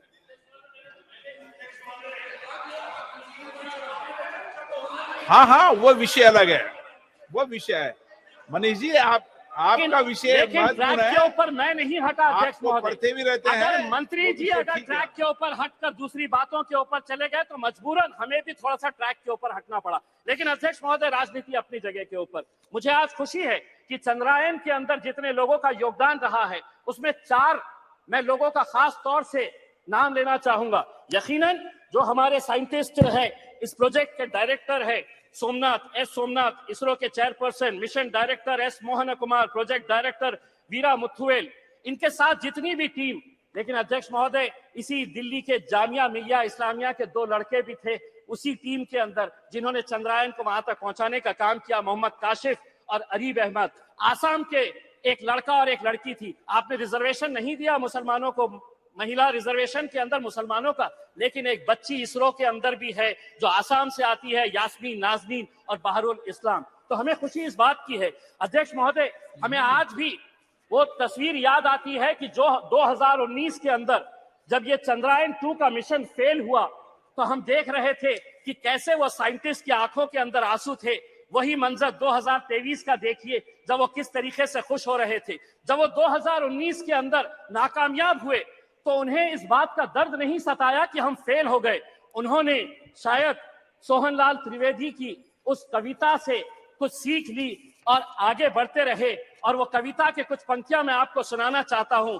असफलता एक चुनौती है, स्वीकार करो, क्या कमी रह गई देखो और सुधार करो, जब तक न सफल हो नींद चैन को त्यागो तुम, संघर्ष का मैदान छोड़ मत भागो तुम, कुछ किए बिना ही जय जयकार नहीं होती, कोशिश करने वालों की कभी हार नहीं होती। धन्यवाद। धन्यवाद। श्री उदय प्रताप सिंह जी। धन्यवाद माननीय अध्यक्ष जी। सबसे पहले तो मैं आपका हृदय से अभिनंदन करता हूं कि इस नए सदन में जो बरसों बरस इस देश के विकास को, इस देश की भाग्य को गढ़ने का काम करेगा, उसमें आपने मुझे पहली बार बोलने का अवसर दिया। मैं हृदय से आपका अभिनंदन करता हूं। माननीय अध्यक्ष जी, आज चंद्रयान, उसकी सफलता, हमारे इसरो के साइंटिस्ट, उनका गुणगान हम सुबह से कर रहे हैं। मैं सबसे पहले हमारे इसरो के चेयरमैन एस सोमनाथ जी और उनकी पूरी टीम को बहुत बधाई देता हूं, उनका हृदय से अभिनंदन करता हूं। उन्होंने इस देश को गौरव की अनुभूति करने का एक बड़ा ऐतिहासिक अवसर इस देशवासियों को दिया है। साथ ही में देश के प्रधानमंत्री, हम सबके गौरव श्रद्धेय नरेंद्र मोदी जी का भी हृदय से अभिनंदन करता हूं कि विपरीत परिस्थितियों के बाद 2019 में कोविड के समय चंद्रयान 2 की असफलता के बाद भी उन्होंने लगातार हमारे वैज्ञानिकों को प्रोत्साहित किया और लगातार उनको प्रोत्साहित करते हुए आज हम इस स्थिति में पहुंचे कि हम चंद्रयान की सफलता को प्राप्त कर सके और पूरा देश गौरव की अनुभूति कर रहा है। मैं प्रधानमंत्री जी को इसलिए और धन्यवाद देना चाहता हूं कि 23 अगस्त स्पेस डे के रूप में पूरा देश आगे आने वाले वर्षों में मनाएगा और जब 23 अगस्त आएगा तो उस दिन ये देश उन वैज्ञानिकों को विजेता के रूप में अनुभव करेगा, उन विजेताओं को स्मरण करने का काम करेगा, उनका गौरवगान करेगा। माननीय अध्यक्ष जी, अभी हमारे दूसरे वक्ता कुछ के बजट के ऊपर बात कर रहे थे कि बजट में बढ़ोतरी करी, कटौती करी। मुझे तो आश्चर्य होता है हमारे वैज्ञानिकों के ऊपर कि उन्होंने कितने कम बजट में इतनी बड़ी सफलता हासिल करी। कहीं मैं अखबार में पढ़ रहा था कि जो आदि पुरुष फिल्म बनी है उस पर ज्यादा बजट खर्च हुआ है, लेकिन हमारे चंद्रयान को सफल करने के लिए कम बजट में हमारी इतनी बड़ी ऐतिहासिक सफलता हमारे वैज्ञानिकों ने हासिल की। हम उनका अभिनंदन करते हैं। अध्यक्ष जी, हम सनातन संस्कृति को मानने वाले लोग, हमारी संस्कृति हमको प्रेरणा देती है सतमार्ग पर चलने के लिए, प्रगति के लिए। हम अभिभूत हैं कि हमारे इसरो के चेयरमैन इस सफलता के बाद वो मंदिर में जाते हैं, मत्था टेकते हैं और प्रभु का धन्यवाद करते हैं कि हे प्रभु, आपने हमारी इस सफलता को अंजाम तक पहुंचाने में आशीर्वाद प्रदान किया। मुझे आज भी स्मरण है हमारे पूर्व ब्रह्मलीन शंकराचार्य ज्योतिष शारदा पीठाधीश्वर श्रद्धेय स्वरूपानंद जी महाराज के पास जब एस सोमनाथ जी एक बार आशीर्वाद लेने गए थे, उस समय हम लोगों ने कल्पना नहीं करी थी कि आगे जाकर कभी इतनी बड़ी सफलता के कारक बनेंगे। हमारी संस्कृति हमको प्रेरणा देती है कामों में सफलता पाने के लिए। और सबसे महत्वपूर्ण तो हम जहां पहुंचे हैं दक्षिण ध्रुव पर, वहां दुनिया का कोई व्यक्ति नहीं पहुंच सका। ये हमारे लिए और एक अद्भुत हमारे लिए संयोग है। और मुझे लगता है इसलिए प्रधानमंत्री जी ने अपने वक्तव्य में सबसे पहले कहा था कि मैं विदेश में हूं, मैं शीघ्र हिंदुस्तान पहुंचकर आपके साथ शरीक होना चाहता हूं, आपकी खुशी में शामिल होना चाहता हूं। मैं सैल्यूट करता हूं इस देश के वैज्ञानिकों को जिन्होंने इतनी बड़ी सफलता आज भारत के लिए दिलाई।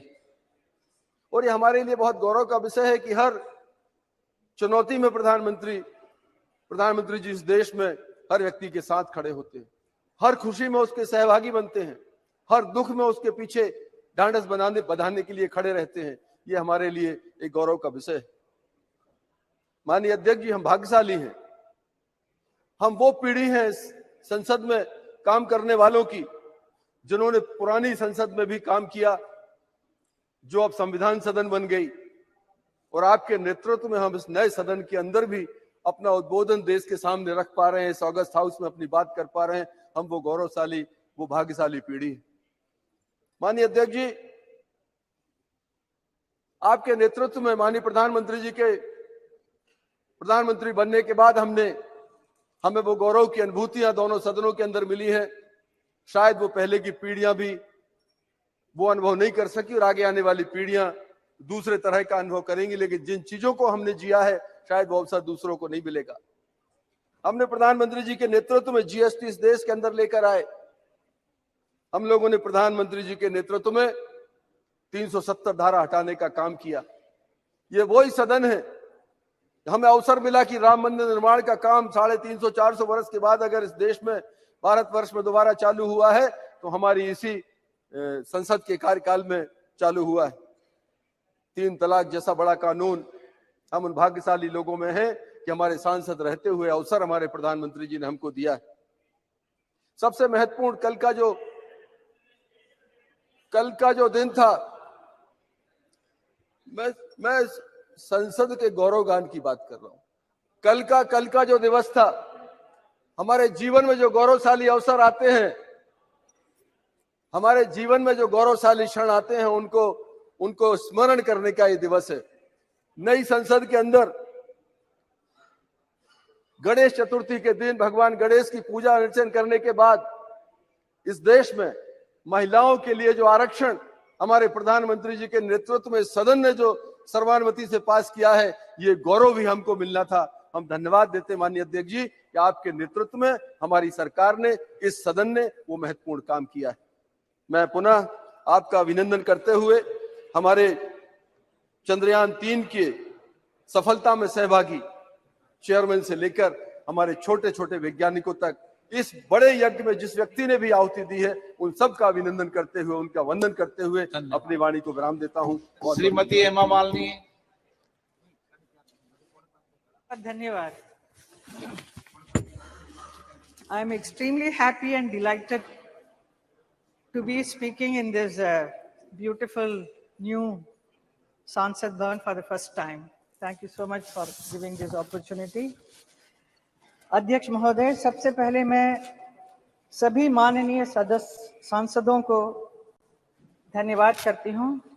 नए सांसद भवन के पहले कानून के रूप में नारी शक्ति वंदन अधिनियम 2023 विशाल बहुमत से पारित करने के लिए गृह मंत्री श्री अमित शाह जी को, कानून मंत्री अर्जुन मेघवाल जी को ऐतिहासिक भाषण के लिए आभार व्यक्त करती हूं, और आपको भी और हमारे प्रधानमंत्री जी को भी अभिनंदन करती हूं। अध्यक्ष महोदय, भारत आज चंद्रमा पर है हमारा राष्ट्रीय गौरव तिरंगा और अशोक चक्र आज चंद्रमा पर है। ये आज का भारत है, 21वीं सदी का भारत है, जो नरेंद्र मोदी जी के सशक्त और दूरदर्शी नेतृत्व में निर्भीक और जुझारू है। हर भारतीय आज शान से कह सकता है कि मेरा देश आज अमेरिका, इंग्लैंड, फ्रांस की तरह पहली पंक्ति में खड़ा है। लेकिन ये कैसा संभव है? ये संभव हुआ हमारे कर्मयोगी प्रधानमंत्री श्री नरेंद्र मोदी जी के दूरदर्शी नेतृत्व और दृढ़ संकल्प से। हमारे वैज्ञानिकों को दिए गए प्रोत्साहन से, उनके समर्पण और परिश्रम से और 140 करोड़ देशवासियों की एकजुटता से। ये कैसा संभव है? इसलिए संभव है, कुछ पाने के लिए दिल में जुनून चाहिए, कुछ पाने के लिए दिल में जुनून चाहिए, रगों में दौड़ता हुआ खून चाहिए, आएगा आसमान भी जमीन पर, इरादों में बस फतह की गूंज चाहिए। ये हमारे प्रधानमंत्री में है, इसलिए वो कर सकते हैं इतना सब काम। पिछले 9 वर्षों में प्रधानमंत्री जी नरेंद्र मोदी जी के नेतृत्व में देश में निरंतर ऐसे निर्णय लिए गए हैं, नीतियां बनाई गई है, जिन्होंने भारत में इनोवेशन और रिसर्च को आसान बनाया है। भारत के अंतरिक्ष प्रोग्राम में समस्त साइंटिस्ट के साथ महिला वैज्ञानिकों को भी महत्वपूर्ण भूमिका है। भारत को गर्व है कि चंद्रयान 3 की सफलता में भी हमारी महिला वैज्ञानिकों का बहुत बड़ा योगदान रहा है। ये सफलता आने वाले वर्षों में भी हमारी महिला वैज्ञानिकों को प्रेरित करती रहेगी। चंद्रयान मिशन से जुड़े 2 महत्वपूर्ण पॉइंट, तिरंगा और शिव शक्ति। और ये सिर्फ नाम ही नहीं, बल्कि ये हमारी हजारों वर्ष पुरानी विरासत और आज की वैज्ञानिक आकांक्षाओं वाले भारत को एक सूत्र में पिरोती है। जैसा कि प्रधानमंत्री जी चंद्रयान की सफलता पर इसरो के वैज्ञानिकों को संबोधित करते हुए कहा था, भारत के पास विज्ञान के ज्ञान का जो खजाना है, वो गुलामी के लंबे कालखंड में दब गया है, छुप गया है। आजादी के इस अमृत काल में हमें इस खजाने को भी ढूंढना है, उस पर रिसर्च भी करनी है और दुनिया को इसके बारे में बताना भी है। भारत दुनिया की सबसे युवा प्रतिभा वालों देश है। नई पीढ़ी के लिए ये संदेश है कि भारत के प्राचीन ग्रंथों में खगोलीय सूत्रों को वैज्ञानिक रूप से साबित करने के लिए और उनका नए सिरे से अध्ययन करने के लिए आगे आए। यही भावना 2047 में विकसित भारत के सपने को साकार करेगी।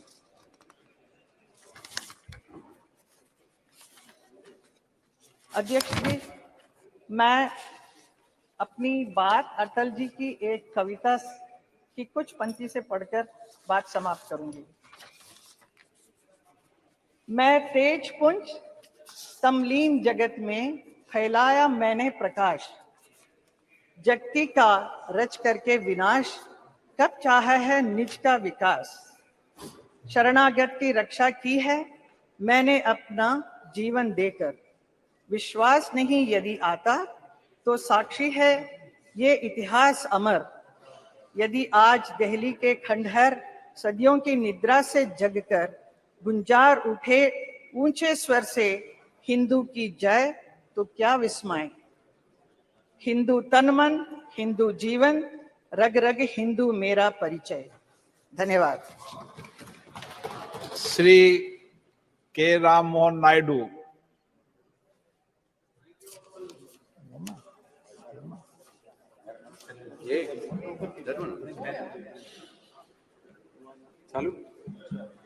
Thank you, Honorable Speaker, sir, for giving me an opportunity to participate in this important debate. I stand before you with immense pride and joy. I think both are on. I stand before you with immense pride and joy as I reflect upon the recent successes of ISRO Chandrayaan 3, which is the world's first mission to successfully land on the lunar South Pole, and Aditya L1, which was the first satellite mission to study the sun. Sir, these achievements are not just a milestone, they are a testament to the unwavering dedication, hard work, and remarkable journey of our nation's space program, fueled by the tireless work of our scientists, engineers, and our support team at ISRO. Sir, I was thrilled to watch on TV the awe-inspiring launch of Chandrayaan 3, which happened in Sriharikota, which is in my home state of Andhra Pradesh. It is an experience that filled my heart with pride, excitement, and joy. The sight of our spacecraft ascending into the cosmos was nothing short of breathtaking. It was a moment that resonated deeply with every Indian and a moment that affirmed our status as Vishwa Guru. I also would like to take a second and appreciate all scientists, including the Telugu scientists who have contributed to the Chandrayaan mission. What makes Chandrayaan 3's triumph even more inspiring is the journey that led us here. It reminds us that failure should never deter us. Instead, it should propel us to return stronger. Chandrayaan 2 faced its own challenges, but our scientists and engineers demonstrated an unwavering spirit of resilience and determination. So they refused to let adversity define their journey, and their efforts bore fruit with the resounding success of Chandrayaan 3. In the words of our visionary leader, Sri Chandrababu Naidu Garu, every crisis creates an opportunity, and those who fight in those situations will emerge as leaders. This is precisely what our ISRO scientists have demonstrated to the world. They have seized the opportunity, overcome the challenges, and emerged as leaders in the space exploration program. Respected sir, as we speak about the successes of ISRO, the first name that comes to the young minds of this country is our beloved former president, Abdul Kalam ji, sir. He is commonly known as the People's President also. We have all heard inspiring stories of his association with ISRO. And it is an honor for TDP, as Sri Nara Chandrababu Naidu Garu, the then convener of NDA, was the one who proposed and supported the nomination of Kalam as the president of our nation. And I'm certain that Dr. Kalam, had he been among us today, he would have been filled with immense joy and satisfaction seeing the success today. He also preached to this great nation to dream big and achieve big. But sir, ISRO not only dreamt big, but it dreamt of the impossible and achieved what no other country could today. It's now upon the central government to take these great technological advances and breakthroughs and use them for the benefit of 140 crore people of this country, sir.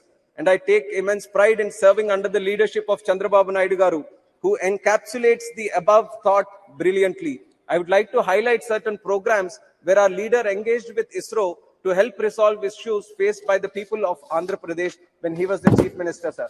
The lightning alert system, which was initiative launched to help warn people about possible lightning and staying safe, sir. And it was a lot of beneficial program for my constituency of Srikakulam, as it is a cyclone-prone area. And envisioning the use of satellite imagery for crop health monitoring, yield protections, and crop insurance payouts, sir. And the government is today using it for Pradhan Mantri Fasal Bima Yojana also. And building spatial dashboards to monitor big development infra projects like Polavaram and other ones, sir. Monitoring groundwater levels and actively working with our young entrepreneurs to develop technology that can benefit the common man. We should also acknowledge the rapid growth in our private sector's involvement in the development of space technologies over the last few years. Young startups like Dhruva Space, Satshore, Digantara, Skyroot Aerospace, Bellatrix, and many others across India have achieved remarkable success over the last few years. I urge the central government to actively engage, assist, and tap into the potential of such organizations to accelerate our country's overall progress in space research and satellite technology. I also applaud the government for launching programs such as Atal Tinkering Labs and legislation such as Anusandhan National Research Foundation Act 2023 that are aimed towards fostering the spirit of learning and scientific temperament in our country, sir. Sir, before I conclude, I would like to bring the attention of the House to the case of Sri Nambi Narayan, a stark reminder of how motivated, petty vindictiveness can uproot and put back years of scientific development and innovation. It puts fear in the hearts of people and discourages them from carrying forward the works of their leaders, lest they be termed traitors to the nation themselves.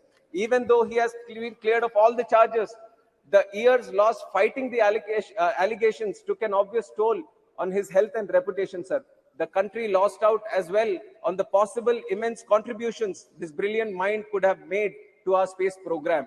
Sir, we live in strange times where the Thank you. corrupt are putting the honest and sincere in jail, sir. We see a similar chain of events unfold in my state of Andhra Pradesh, where our beloved leader Chandrababu Naidu, who worked relentlessly for 45 years with an unblemished career, have been jailed. Sir, if I'm speaking anything unparliamentary, you have the right to expunge it, sir. But I'm not speaking anything unparliamentary. Within my limits of being a parliamentarian, I'm speaking in this house, sir, who has worked relentlessly for 45 years with an unblemished career, has been jailed on trumped up charges, which is an obvious case of regime revenge litigation. What incentives do young leaders like me have when honesty is being impeached? On the other hand, another leader from my state, surrounded by sycophants, will be celebrating 10th year anniversary of being out on bail this 23rd September for looting our country of 43,000 crores, sir. Sir, respected sir, we need to fix our system before it is taken for granted. Sir, 2 lines and I'm concluding. Please conclude. Concluding, sir. Sir, many of them who have benefited from CBN's policies and leadership over the years have come out on the streets to show their concern over his arrest. Not only in Andhra Pradesh, but in Hyderabad, Bangalore, Delhi, not only in India, but cities across USA, UK, Australia, Yes, and please. many other countries. Now There conclude. is support pouring in, sir. Through you, I appeal to the members of this august house to raise their voices collectively against the grave injustice and blatant assassination of democracy One second. unfolding in Ramo, Andhra one Pradesh. sec. You please, he is not speaking anything unparliamentary. Please, you can dispute it. You can dispute. Suppose anything, anything unparliamentary, objectionable, it will be looked into. But unnecessarily, you don't create noise because you can very well dispute it after when your turn comes. No. He is comparing Nambi Narayan's Let me case. conclude, sir. Let me conclude. Please, let him Let me complete. conclude. You conclude. Let me conclude, sir. Last 4.5 years, I'm seeing, sir, the members of parliament from YCP, after his their speech, only you can agenda very is well- to you can stop very well me say. and my members from speaking. There is nothing else. Yes. I'll just conclude. Very last point, sir. As I conclude, I am reminded of Martin Luther King's quote, "Injustice anywhere is a threat to justice everywhere," sir. Thank you. Jai Hind. Save democracy Thank you very in Andhra much, Pradesh. Sri Pratap Sarangi ji. No. You give your name when your turn. No. When your turn comes, you can speak.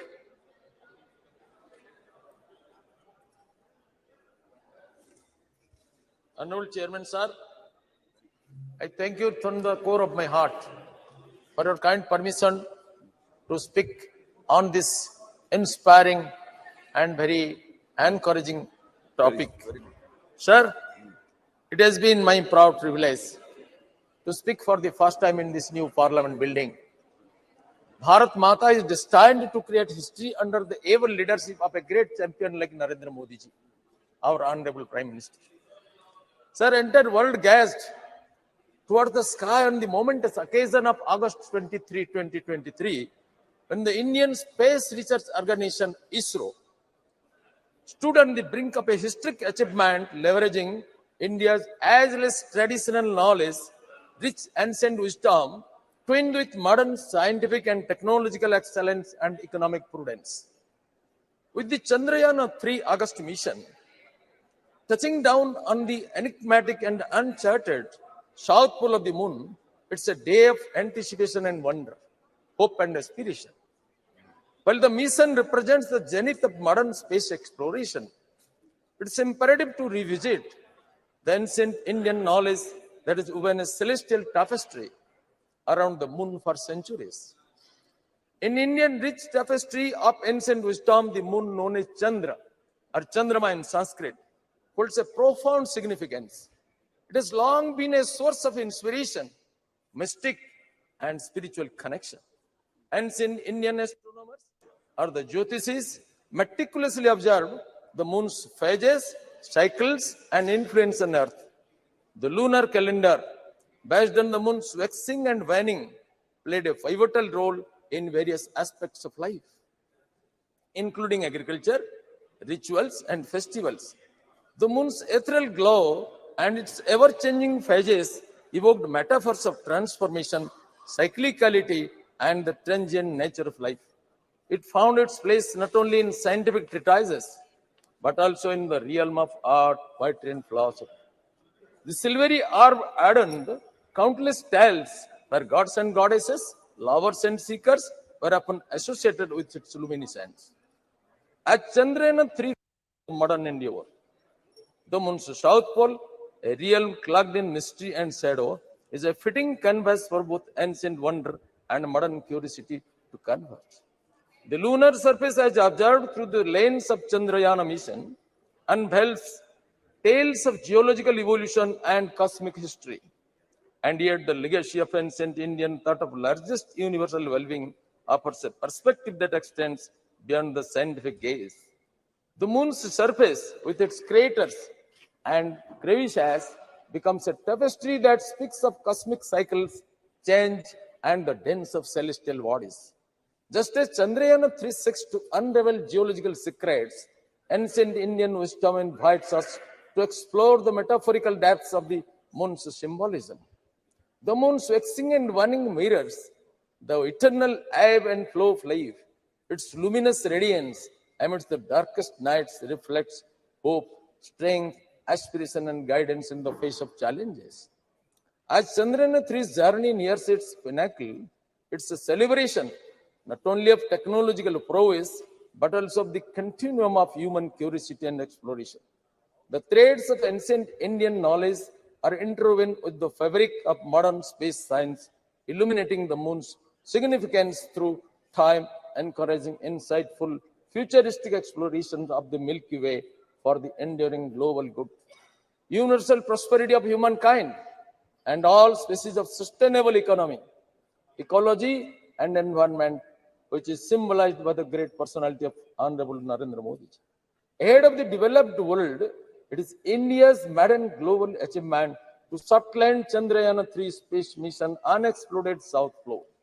This demonstrates undivided attention, inspiring support, and visionary leadership of our Honorable Prime Minister Sri Narendra Modi ji, complemented by collective technical excellence of the Indian scientific community led by ISRO.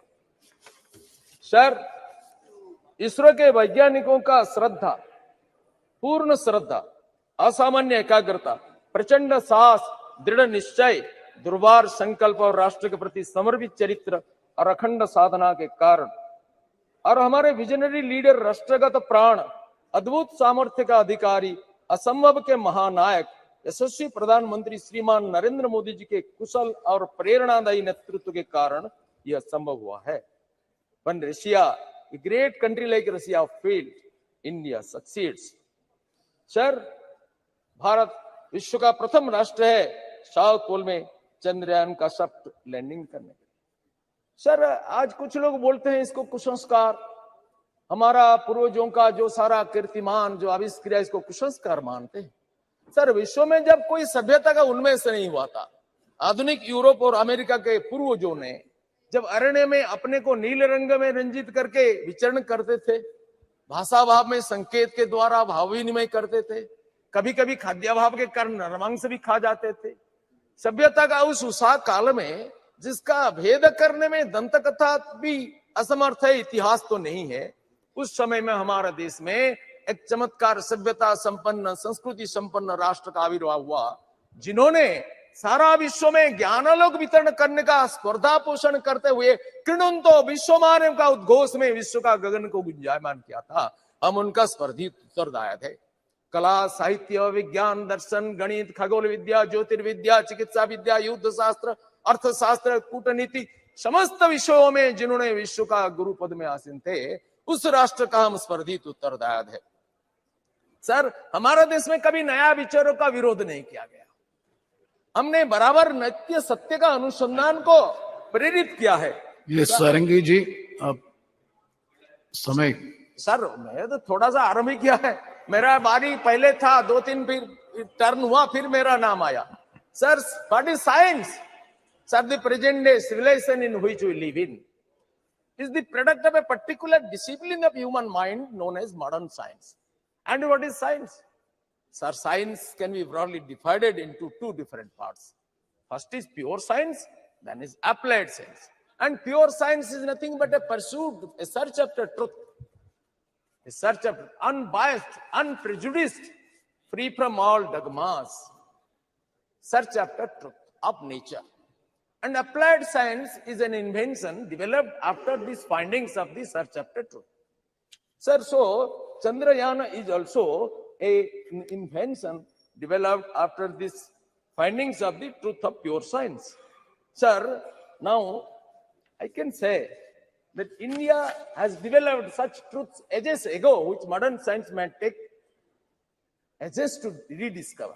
हमारे पूर्वजों ने जिस ज्ञान विज्ञान का आविष्कार किया, इसमें यह विराट पुरुष का आविष्कार हुआ. चंद्रमा मनसो जातो चक्षु सूर्य जायत. The vastness and the oneness of the universe is the unique discovery of our sages ages ago. Sir, I would remember one incident. A great scientist, a Nobel laureate in physics, an American physicist, Dr. John Hobson, he wrote in a book that Swami Vivekananda posed a challenge to modern science when he asked, can we activate matter and energy? And the challenge was answered by Albert Einstein after 3 years of his passing away. While explaining the philosophy of Sakya and Vedanta, Vivekananda told American scientists that your science is incomplete. Since your investigation stopped on 2 points, you could not discover the unity of human experience. Your knowledge, your experience could not proceed further. That is energy and mass. You could not unify them. But he explained how our sages ages ago discovered this unity in cosmic intelligence. From lowest atom to the highest Brahman, how the entire process ran, Vivekananda explained it very scientifically. Referring to this incident, John Hobson told that. And this truth was discovered that energy and mass are two different aspects of the particular, of a single truth discovered by Albert Einstein after passing 3 years of passing away of Swami Vivekananda. Sir, इन सब विषयों में suppose शून्य का आविष्कार नहीं होता भारत में, तो गणित का कितनी असहाय अवस्था होता. रसायन विद्या का भरत मुनि का नाट्य शास्त्र हो, संगीत शास्त्र हो, कणाद मुनि का अणुशास्त्र हो, चरक और सुश्रुत का चिकित्सा शास्त्र हो, कौटिल्य का अर्थशास्त्र हो, ये सारा ज्ञान विज्ञान का भंडार भारत में है.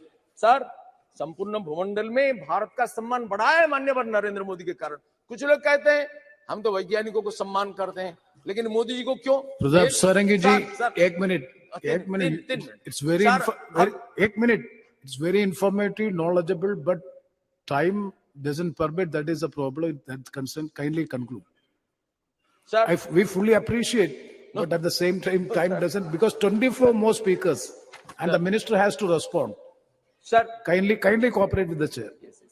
Sir, हमारे देश में सम्मान ऐसा बढ़ा है कि हमारे वैज्ञानिकों ने माननीय मोदी जी के प्रेरणा में कोविड वैक्सीन आविष्कार किया, और कोविड वैक्सीन को मोदी जी ने सारा विश्व में वितरित किया. कुछ लोग कहते हैं विश्व में क्यों देते हो, हमारे देश में देते हो. सर, इस युग है दुनिया का एक्सपेंशन का युग है. विवेकानंद कहते हैं unselfishness is life, selfishness is death. Helping others is life, not helping others is death. Strength is life, weakness is death. India was weak, nobody respected her. India became strong, America respected her, Australia respected, the world respected. Sir, Chandrayaan mission में हमारी सफलता, ये हमारा विस्तार का, हमारा शक्ति का नमूना है. और माननीय मोदी जी ने घोषणा किया कि ये हमारी ये सफलता सारा विश्व का ज्ञान भंडार को समृद्ध करेगा, न केवल हमारा देश का मोनोपोली का विषय होगा. सर, इटर्नल सनातन धर्म, जिसको आज कुछ लोग विरोध करते हैं, ये अपने को धर्मनिरपेक्ष मानते हैं, बोलते हैं सनातन धर्म को उखाड़ के फेंक दो, ये डेंगू, ये मलेरिया, ये HIV. सर, हम इसको सहन करते हैं क्योंकि हम जानते हैं कि हमारा धर्म सहनशीलता का वैशिष्ट्य हमें देता है. बाकी कुछ धर्मों के बारे में बोलेंगे तो फतवा जारी हो जाएगा. हम ऐसा नहीं करते हैं. हमारा स्वामी विवेकानंद ने घोषणा किया कि I am proud to belong to a nation which has sheltered the persecuted and the refugees of all the nations and of all the nations around. Sir, we take pity on them. We take pity on their knowledge. Those who say we are separate, we belong to Ravana race. Sir, Ravana was an Arya Santan, son of Vishrava Rishi. He was accepted as the Purohita by Ramachandra in Setu and the Pratishtha. They do not know the history of the nation. The whole nation is one. भगवान व्यासदेव वेदों का संकलन किया, अष्टादश महापुराण का रचना किया, और व्यास सूत्र वेदांत सूत्र का रचना किया, श्रीमद् भागवत का रचना किया, श्रीमद् महाभारत विश्व का सबसे बड़ा महाकाव्य का रचना किया, जिनमें श्रीमद् भगवत गीता को संयोजित किया। सर, भगवान व्यासदेव का माता एक धीवर कन्या, ट्राइबल लेडी, और उनका पिता ब्राह्मण पराशर मुनि। इसलिए वेदों के ऊपर ब्राह्मणों का जितना अधिकार है, वनवासियों का भी उतना अधिकार है। अति प्राचीन काल से वंशगत सम्मिश्रण हुआ है। सर, मैं कहना चाहता हूं, ये जातिगत विद्वेष फैला करके भारत को खंडित करने का जो कोशिश कर रहे हैं, ये हमारा राष्ट्रघातक है। सर, ये अपना ज्ञान का दारिद्र्य के कारण अपना अत्याचार को दूसरों के ऊपर स्थापित करने की जो कोशिश कर रहे हैं, इसको हिंदुस्तान बर्दाश्त नहीं करेगा। सनातन धर्म अनादिकाल से चल रहा है, अनंत काल तक चलेगा, इसको विध्वंस कोई कर नहीं सकता है।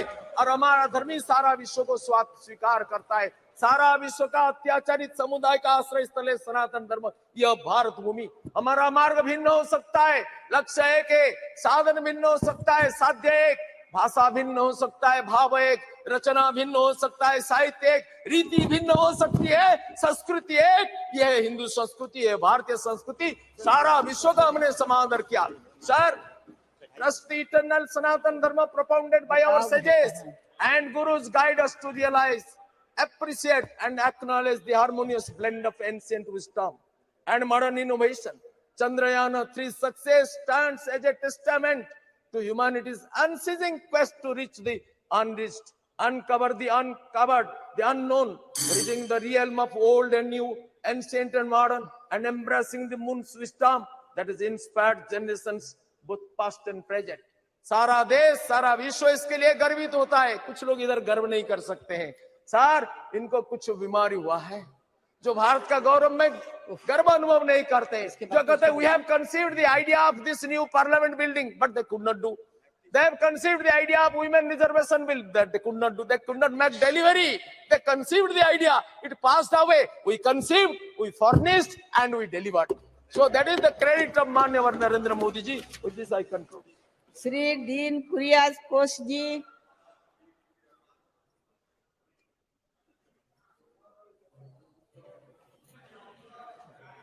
Sir, Madam,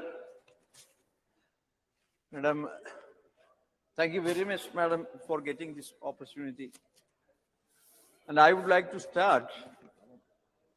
Madam, we heard so many speeches here, and I would like to point out how BJP people politicizing this matter, Chandrayaan.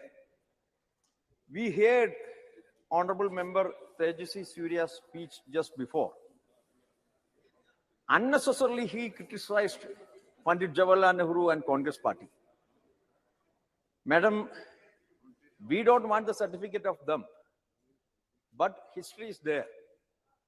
Whatever Pandit Jawaharlal Nehru did, whatever Indira Gandhi ji did, whatever Rajiv Gandhi ji did, whatever Narasimha Rao did, whatever Manmohan Singh ji did, that is in the history. And the difference of opinion is, unnecessarily they are claiming India became independent after 2014. That is the difference of opinion in this matter also. Madam, we would like to point out, this matter, it is a proud of nation. And they are mentioning another political issues also. Honorable Member Tejasvi Surya pointed out Nambi Narayan issue, the great scientist. And he connected that matter with Kerala Congress party also. Madam, what was the issue? We condemned what happened to that great scientist. That issue has happened at that period, but it was connected to a court case. That was the most unfortunate incident. What is the role of Congress party in that issue? This is the problem of BJP, and they are unnecessarily claiming it is their only credit. That is, we are criticizing now. Madam, I am coming to the point. I am coming to the subject. First of all, I would like to congratulate the people of India, especially the hardworking scientists of ISRO, the great Indian universities that produced them, and also the people who came before them, who laid the strong foundations for this success. When the Chandrayaan 2 suffered a setback, India was sad only for a day. Deep inside, we all knew that ISRO will bounce back. That is the great Indian spirit of coming back stronger after a failure. The traditions of Indian science exploration were established along with the constitution.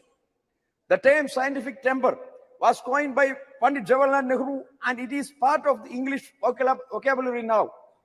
It finds mention in our esteemed constitution too. This is an opportune moment to discuss what we are doing to promote scientific temper across the country. Madam, this success of Chandrayaan 3 is a moment of great pride for the people of Kerala as well. From the beginning, Kerala has played an important role in the story India's success in space sector. The very first rocket launch in India happened at Tumba, Trivandrum. The hard work of scores of Malayali scientists as well as local residents was what made the launch so successful. From there, we never had to look back. Dr. APJ Abdul Kalam, former President of India and the rocket man of India, is almost like a Malayali. He spoke fluent Malayalam and also built his career at Kerala, where he created a large body of work in service of the nation. Most of the great achievements of the ISRO was done when it was headed by Malayalis. I would like to gratefully remember the stellar tenures of Dr. K. Kasturirangan, Dr. G. Vadhavan Nair, Dr. K. Radhakrishnan, and the Madam, I just started. The present chairman, Dr. T. Somanath, is a proud child of Kerala, having completed his education from the state itself. Madam, 26 companies from Kerala have contributed to the manufacturing of components used in Chandrayaan 3. Out of these, 6 are public sector companies and 20 are in the private sector. A lot of manufacturing has done in facilities like that are situated in Valiamala, amongst others. It is a matter of pride for us to be able to contribute to this like that. Madam, grand success like that of Chandrayaan 3 helps boost the positive image of science in the minds of people. But as the news fades away, that excitement is pushed to the background. We need to have consistent engagement with the people to ensure that the message is always communicated to them. We need to build on the successes like this and make sure that children are attracted to the science. Also, being a scientist is a dream for millions of Indians, but hardly a handful of people know it from the childhood on how to work towards that aim. This has to be addressed at the earliest. Madam, science is everywhere. And concluding, just allow 2 another minutes, madam, please. Science is everywhere, but science education is not. If we are to look around, the marvels of this world is a gift of science. However, to truly appreciate that, the people of India should have a dedicated science museum close to them. A science museum at the state capital can serve only so many people. My humble submission is that there should be a mini science museums and science center at every Lok Sabha constituency. Every school in the constituency should be tried to this science center.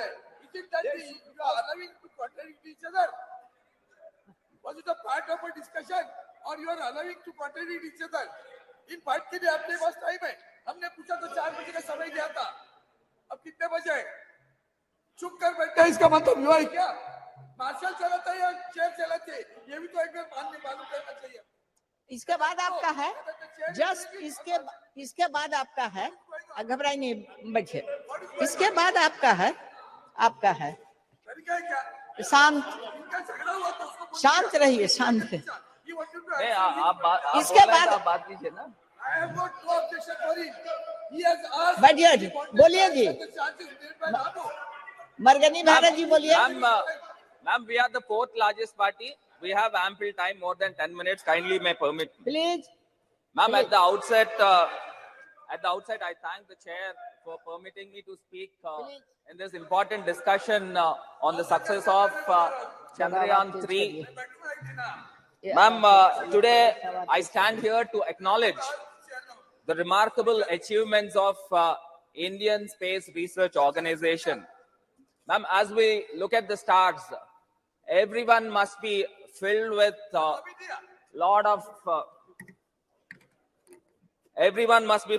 immense pleasure and pride, ma'am, for the accomplishments of ISRO.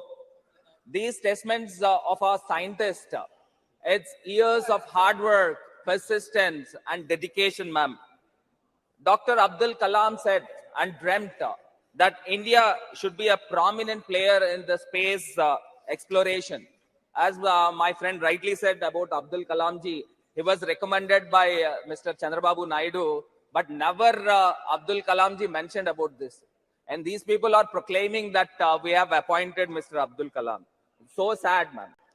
And one more thing, the ISRO remarkable achievements in the space exploration with the success of Chandrayaan 3 and as well as the first lunar exploration is Aditya L1, ma'am. The ISRO journey, which began in 1969, has been nothing short of extraordinary, ma'am. Ma'am, the ISRO provides services like the weather forecasting, broadcasting, networking, navigation, and geographic information, and so on. But the Chandrayaan 3 soft landing on the moon, on the lunar surface, solidifies the India's dominance in the space sector, ma'am.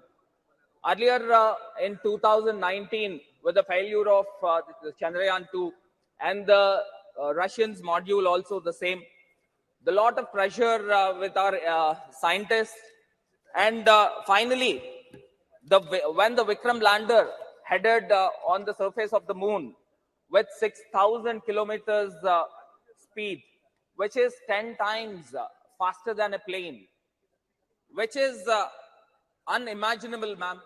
To land in that speed on the earth is unimaginable. But our scientists had made really and hard work and also the complicated maneuver to land on the surface of the moon. And when the countdown was going on, it was really nerve-wracking, ma'am.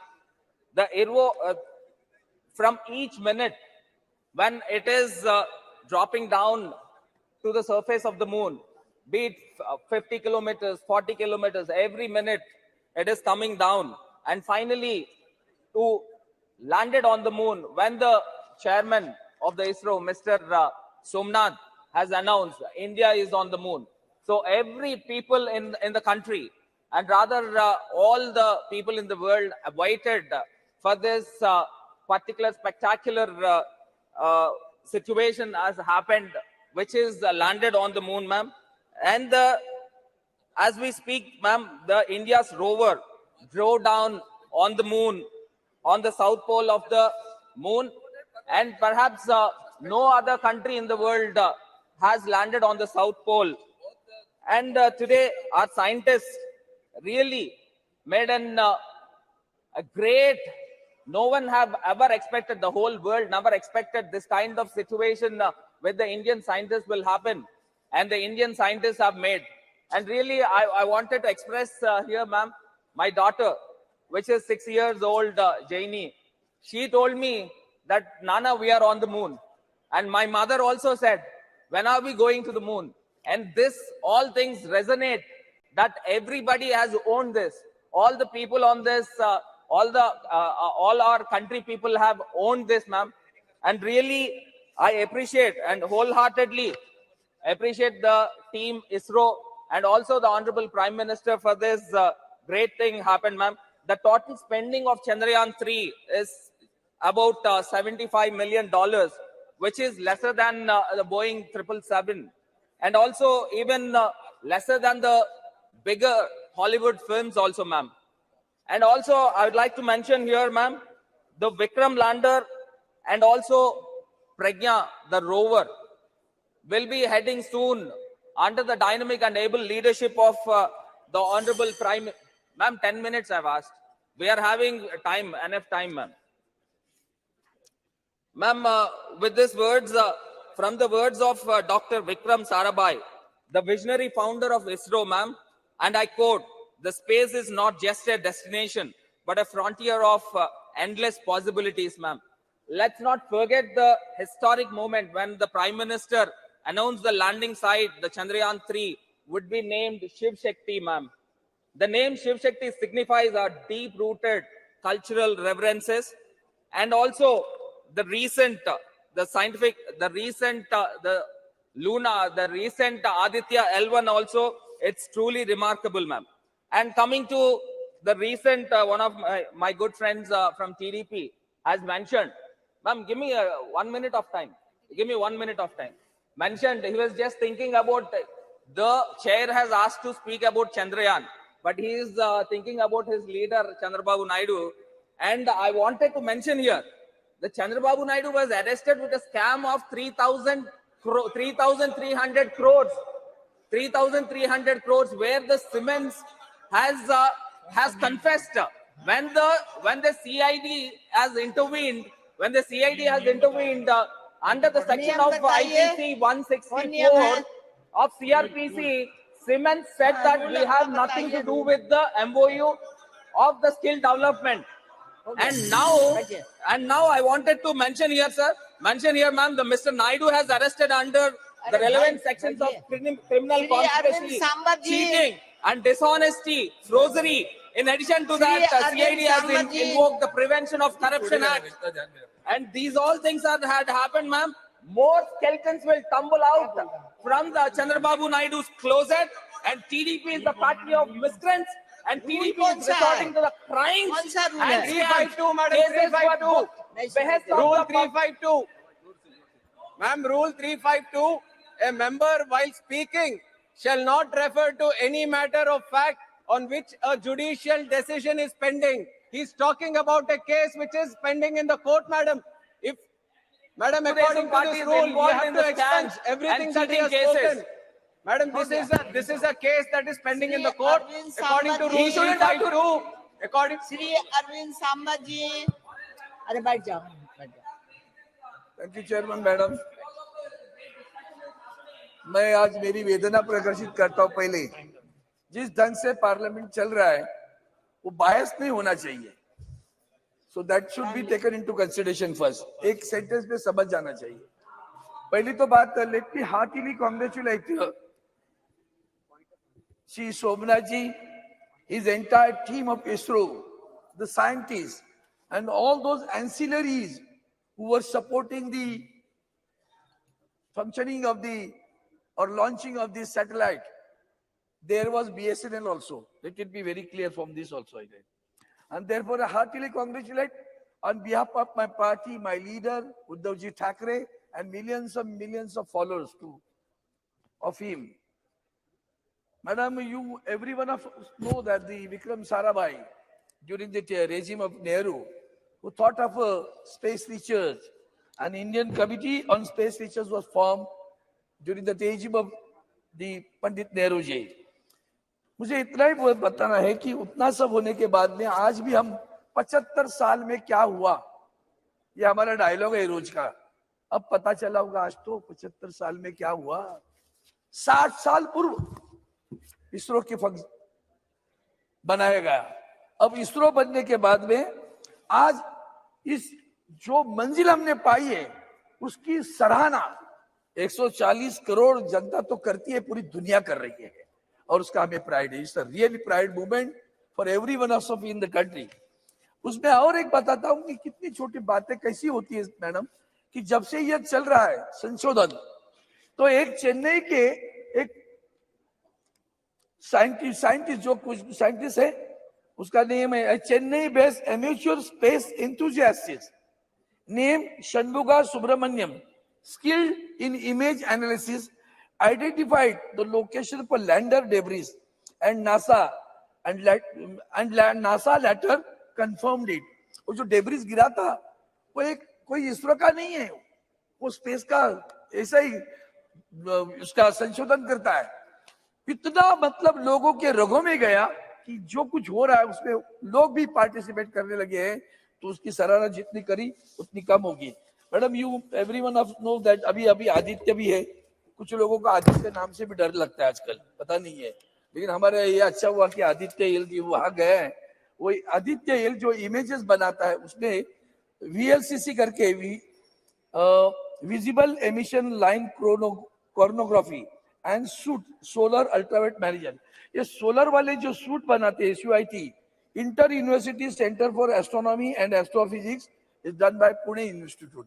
So this is everybody is contributing on all these things. I mean अब जब मैं विक्रम साराभाई जी की बात कर रहा हूँ, Tata institute of social science is and the Colombo Observatory is in my constituency, it is in Mumbai. आज मुझे उनकी याद आती है, अब्दुल कलाम जी की, और खास करके इंदिरा गांधी जी की। जब राकेश शर्मा जी गए थे तो वो एक फोन पे बात हुई और राकेश शर्मा जी से पूछा स्वर्गीय इंदिरा गांधी जी ने, हमारा हिंदुस्तान कैसे दिखता है? सारे जहां से अच्छा हिंदुस्तान हमारा। वो सारे जहां से अच्छा हिंदुस्तान आज दुनिया में सबको पता चला कि हिंदुस्तान छोटा नहीं है, बहुत बड़ा हो गया है। चांद पे गया, अब सूरज को भी उसकी भी जान ले, उसकी भी रिसर्च करने के लिए, संशोधन करने के लिए हमारा ऑर्बिट लैंडर उधर बड़ा खड़ा है, वहां आदित्य एल लैंडर ऑर्बिट में खड़ा है। अब आज सुबह जो बातें हुई उसको थोड़ा सा स्पर्श करूंगा, ज्यादा नहीं बोलूंगा। धर्म और विज्ञान दोनों एक दूसरे से हाथ जुड़े हुए, सही है। धर्म किसको कहे, ये बात आती है मन में कि जब हम सावरकर जी की बात करते हैं तो उन्होंने खास करके धर्म के बारे में व्याख्या की है। धर्म क्या है, हिंदू नाम कैसे गिरा, सिंधु से हिंदू कैसे हुए। तो ये सारा जो है, अभी हमारे सारंगी जी बताए, सही है। हजारों वर्ष से हमारे पास आया है, हजारों वर्षों से है। हमारे तुकाराम, संत तुकाराम जी का एक अभंग है, अणु रेणु या तोकडा तुका आकाशा एवढा, मराठी में। अणु is an atom, Renu, so all those things have been there in our, I can say, epics, in our granthas, in your all those abhangas, it is existing. लेकिन इसमें एक बड़ी बात आपने कही, उसका मैं खास करके आपको धन्यवाद देता हूँ। हम बड़े दिल के लोग हैं, कोई छोटा से है तो उससे क्या ध्यान देना है। हम जहर को हम नहीं फैलाना चाहिए, हम जहर को फैलाना चाहते हैं, वो अच्छी बात नहीं मुझे लगती। संस्कृति, परंपरा और श्रद्धा, ये श्रद्धा जो बात है, श्रद्धा क्या है, हर एक की श्रद्धा अलग अलग होती है। 2 मिनट में खत्म करता हूँ। हर एक की श्रद्धा अलग अलग होती है। हमारे हिंदू मंदिर में जाता है तो भी हिंदू है, नहीं जाता तो भी हिंदू है, पूजा करता है तो भी हिंदू है, भगवान को नहीं मानता तो भी हिंदू ही है। यही तो बड़प्पन है अपने। हम परिवर्तनीय हैं। हमारे प्रबोधनकार ठाकरे जी, जो हमारे बाला साहब ठाकरे जी के पिताजी रहे, शाहू फुले आंबेडकर जी, ये सारे परिवर्तनीय थे। इसीलिए तो धर्म में जो परिवर्तन आया बड़ा स्वागतपूर्ण है। और अब जब हम, इसलिए मैंने सावरकर जी का जरा सा जिक्र किया, ज्यादा बात नहीं करना चाहता हूँ कि इसको लेकर हम राजनीति खेल रहे, वो अच्छा नहीं लग रहा है मुझे। आज हम चंद्रमा की बात कर रहे हैं। अब चंद्रमा की जब बात करते हैं तो मैंने अभी एक बात कही और दूसरी बात और भी करना चाहता हूँ कि उन्होंने सुबह एक बात कही कि वहां भूस्खलन हुआ और भूस्खलन में जो बचे उन लोगों ने बद्री विशाल की जय कहा। अच्छी बात है, भगवान के ऊपर श्रद्धा है, लेकिन जो मर गए उनका क्या करे, वो किस पर श्रद्धा जताए, वो किसको बुरा कहे। तो इसलिए हमारा धर्म समझने की कोशिश करने की आवश्यकता है। टेम्परामेंट एंड साइंटिस्ट, वो जो बात है वो ज्यादा स्वागत है, मान लिया उसको। और मैं चाहता हूं कि जिस ढंग से चंद्रमा पर हम गए हैं और सूरज की हम संशोधन कर रहे हैं, मुझे नहीं लगता हमारा इसरो और देर करेगा। एक दिन आएगा जब चंद्रमा पर हिंदुस्तानी उतर कर आएगा और तिरंगा मशीन, तिरंगा रोवर, एक सेकंड वाक्य तो पूरा करने दो। तिरंगा रोवर नहीं फैलाएगा, तिरंगा हिंदुस्तानी फैलाएगा। और वही सावरकर जी को हिंदुस्तानी वाक्य जब बड़ा अच्छा लगता था। मैं आपने मुझे समय दिया, धन्यवाद चाहता हूँ। At the very outset, I would like to thank you for giving me this opportunity to speak in this magnificent new Parliament building. Madam, today I stand before you to celebrate our country's historic achievement in the field of space exploration and with the success of Chandrayaan 3's soft landing in the yet unexplored South Pole terrain of the moon, thereby making us the first country in the world to do so and the 4th country in the world to reach the moon. Close on the heels of the Chandrayaan success was the historic launch of Aditya L1. Both these missions have showcased our indigenous technological prowess and made every citizen of the country proud indeed. However, in the spirit of Vasudhaiva Kutumbakam, we cannot alone take this glory and we have to share it with the rest of the world. This achievement is a testament to our Honorable Prime Minister's dedication, perseverance, ingenuity, commitment to advancing scientific knowledge and space technology, his exemplary proclivity for taking bold decisions, and last but not the least, to the diligence and unwavering spirit of the scientists and engineers of ISRO. The Indian space research and its ecosystem have been in an upbeat mood since the Honorable Prime Minister announced space sector reforms with enhanced participation of private players in the Indian space program, and also approved the Indian space policy in 2022. The success of the Chandrayaan 3 has been the logical extension of a series of key missions undertaken by ISRO in the last decade, and will be followed by many more ambitious projects, to name one, Gaganyaan, in the future under the visionary leadership of Honorable Prime Minister. In 2017, PSLV C-37 created a world record by successfully placing 104 satellites in orbit in a single launch. The new Space India Limited, NSIL, launched in 2019, has presently signed 19 technology transfer agreements and successfully transferred 8 ISRO-developed technologies to the Indian industry. In 2022, Vikram S Prarambh mission, a suborbital launch vehicle, was launched successfully and became the first privately built rocket launched in India. ISRO in the last 9 years has launched 52 launch vehicles and 57 spacecraft missions. Chandrayaan 3's success has established our country as part of an exclusive club alongside the US, Russia, and China, and has enhanced our global reputation as a serious player in the field of space exploration and R&D. It will also have a domino effect, leading to international collaborations, joint global space initiatives, knowledge exchange, and fostering closer ties with other nations, leading to further advancements in space technology. Madam, currently India contributes around 2 to 3% to the global space economy, which is expected to increase to 8 to 10% in the next decade. Our astute Honorable Prime Minister recognized the benefits of space technology and has expanded its usage to 60 line ministries for improved governance. Even during the COVID outbreak, the navigation and geospatial technologies were used efficiently to coordinate relief deployment. India has joined 5 nations capable of adopting navigation satellite system capacity. The Indian Regional Navigation Satellite System, launched by Honorable Prime Minister in 2015, has helped save the lives of fishermen amid extreme weather conditions. India already has more than 140 startups, and the successful lunar mission will provide a huge boost to them. It will establish India's position as a cost-effective satellite launcher benefiting aerospace and defense sectors. The Chandrayaan mission will inspire and captivate the imagination of the youth and encourage them to pursue careers in science, technology, engineering, and math. Also, several rural space labs are being set up in schools across the country to foster interest in young minds vis-a-vis space studies.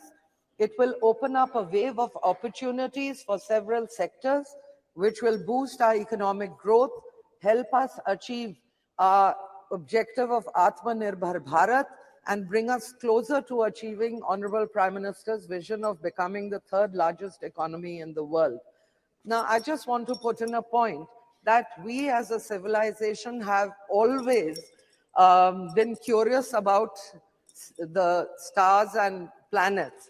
And Puranic literature tells us that in ancient India, we had the knowledge of astrophysics, sophisticated understanding of astronomy, which was also called Nakshatra Vidya, the science of the stars, and we were able to accurately predict eclipses, motions of the planets, and use this knowledge in Vedic astrology.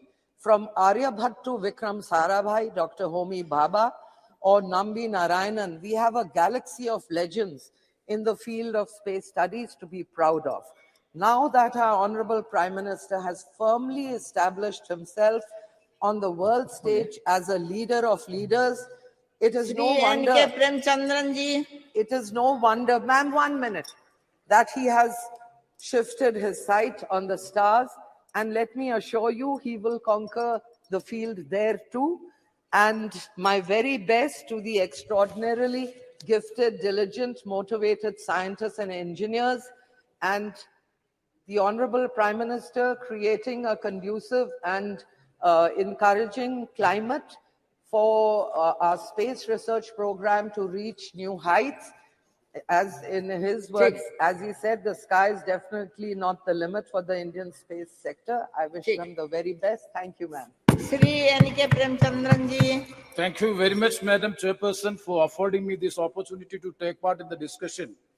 Madam, it is really a proud and prestigious moment to all Indians. On 23rd of August 2023, in the history-making soft landing of Chandrayaan 3 in the moon's south pole. Madam, we salute the Indian scientific community, in particular ISRO, for having achieved this historic success in space technology. Madam Chairperson, 13 scientists, including the chairman of ISRO, they are the former students of the TKM College of Engineering, wherein my constituency is there. 13 scientists who are part of the mission, including the chairman, Mr. S. Somnath. He is from the TKM College of Engineering, a well-reputed, prestigious college in the state of Kerala in my constituency. And that is being installed, that is being instituted by a learned person, Sri Tangal Kunju Musliya, in the year 1955. Madam Chairperson, when Chandrayaan 3 successfully landed on the moon, 1.4 billion people of India was in full joy and triumph in its making history. Through this landmark achievement, India's space agency ISRO became the first space mission in the world to land near the south pole of the moon. Madam Chairperson, the remarkable achievement of ISRO not only underscores the powers of Indian scientists, but also highlights the extraordinary journey of scientific development that India embarked upon since the establishment of ISRO in the year 1962. Further, it showcased India's technological capabilities and its visionary approach towards leveraging science and technology to address various other areas of development. Our moon mission is always having a human-centric approach. That is why immediately after the landing, soft landing, Honorable Prime Minister has said, this success belongs to all humanity, not to any individual or not to a particular community or a country. Madam, the roots of modern India's scientific journey is from the days of great visionary leader Pandit Jawaharlal Nehru. It can be traced back to the establishment of Indian National Committee for Space Research in 1962, that is INCOSPAR. That was INCOSPAR. INCOSPAR is subsequently renamed as ISRO in the year 1969. ISRO steadily evolved from its modest beginning, achieving a series of milestones that illuminated the nature's scientific landscape. Madam, on October 22nd, 2008, India's first lunar probe was launched by ISRO. It carried 11 scientific instruments to study the moon's surface, mineral composition, and the presence of water molecule. The result was the discovery of water molecules on the lunar surface, indicating the possibility of water ice in polar regions. Further, it identified the presence of magnesium, aluminum, silicon, iron, and titanium on the moon. And Chandrayaan 2, I am not going to the details. Madam, coming to Chandrayaan 3, a testament to ISRO's dedication to exploring new frontiers. The lunar lander Vikram consists of 3 parts: lander, rover, and the propulsion module, which provide the spacecraft to traverse 384,400 kilometers wide between the moon and the Earth. Thereby, India has become the 4th nation to achieve this after US, Russia, and China. Chandrayaan mission cemented India's global status as a superpower in the space. ISRO's accomplishment demonstrate how investment in scientific research can yield both knowledge and technological advancements with far-reaching impacts. What are the impacts of the mission? Madam, 4 main impacts. Number 1 is the healthcare. Number 2, the climate change mitigation. And number 3, the security. And number 4, only is the national well-being. So, Madam, the fusion of science and technology has catalyzed the transformative revolution of the healthcare like telemedicine and bringing the service of the expert healthcare professionals even to the remotest part of our country. In the area of climate change, India's strategic alignment of science and technology assumes paramount importance. And that too in the case of sustainable development adopted by the UN resolution in the year 2015. And we are commitment to honor them. We have to honor the commitments made in the UN as far as the sustainable development is concerned. Madam, national security demands a multi-phased approach rooted in innovation. So, Madam, the realm of science and technology is intricately linked to its educational ecosystem and its ability to nurture a culture of curiosity, learning, and innovation. India's educational institutions and research centers plays a pivotal role in cultivating a skilled workforce and fostering a spirit of inquiry. Initiatives that promote STEM, that is science, technology, engineering, and mathematics, have the potential to propel India further on its scientific journey, for which I urge maximum budget allocation has to be provided in the field of research and innovation. The present budget allocation is not sufficient to meet the purpose. And one more suggestion I would like to make, as far as the private sector is concerned, what is the amount being spent for research and innovation and development in the field of research and innovation? It is negligible amount being spent by the private sectors. It is everything is from the public sector. Definitely, once again, I would like to take this opportunity to congratulate the scientific community, in particular the ISRO, and also the college from whom most of the members have already pointed out. Most of this engineering faculty is from the aided colleges or the government colleges. So once again, I take to congratulate and salute all the scientific community, in particular ISRO. Thank you very much, ma'am. Shri C. Thomas ji. Shri C. Thomas ji.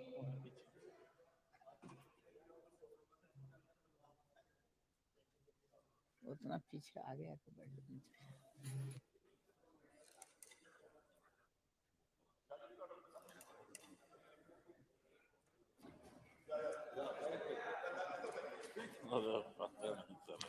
Thank you, Madam, for giving me an opportunity to participate in the discussion on the success of Chandrayaan 3 mission and other achievements of our nation in the space sector. As a representative of Kottayam Parliamentary Constituency and a member of the Kerala Congress CM, I congratulate the scientists of Indian Space Research Organization and other crew members who contributed to success the Chandrayaan 3 mission. The whole country is proud of you. In a lighter vein, I must mention that most of the scientists, including the ISRO chairman, Dr. S. Somanath, are from my state, Kerala. The VSSC Thiruvananthapuram director, Dr. Unnikrishnan Nair, who also was a part of in this mission, and he belongs to my constituency and he hails from a small village called Kodanallur in my constituency. He also had his studies in Malayalam medium schools and also had the local college where he has studied in the primary level. Sir, most of the alumni of the College of Engineering at Trivandrum, then TKM College of Engineering, Kollam, as well as the Kodamangalam MA College of Engineering, Kodamangalam. 55 members of that alumni from MA College of Kodamangalam are part of this mission. Sir, that way Kerala has a glorious and prestigious position in the success of this historic mission. Sir, having said that, I want to raise a few other issues which are affecting the scientist community in India at large. First, apart from ISRO, there are so many other institutions which contribute to scientific research in India. If you want to grow in science and development cutting edge technology, we have to make sure that the institutes other than the premier agencies like ISRO also get enough funding and other support. However, the data tells us that the data which gives us is a complete different story. The expenditure on research and development as a percentage of GDP was 0.71% in 2013-14, which has now got reduced to 0.64 in 2021. Importantly, the most of the countries who are leaders in the field of technology and scientific advancement, the expenditure in research and development as a percentage of GDP is more than 3%. Sir, second, I would like to point out one more fact that in 2022, the GST rates on scientific and technological instruments to research institutes was raised from 5% to 18%.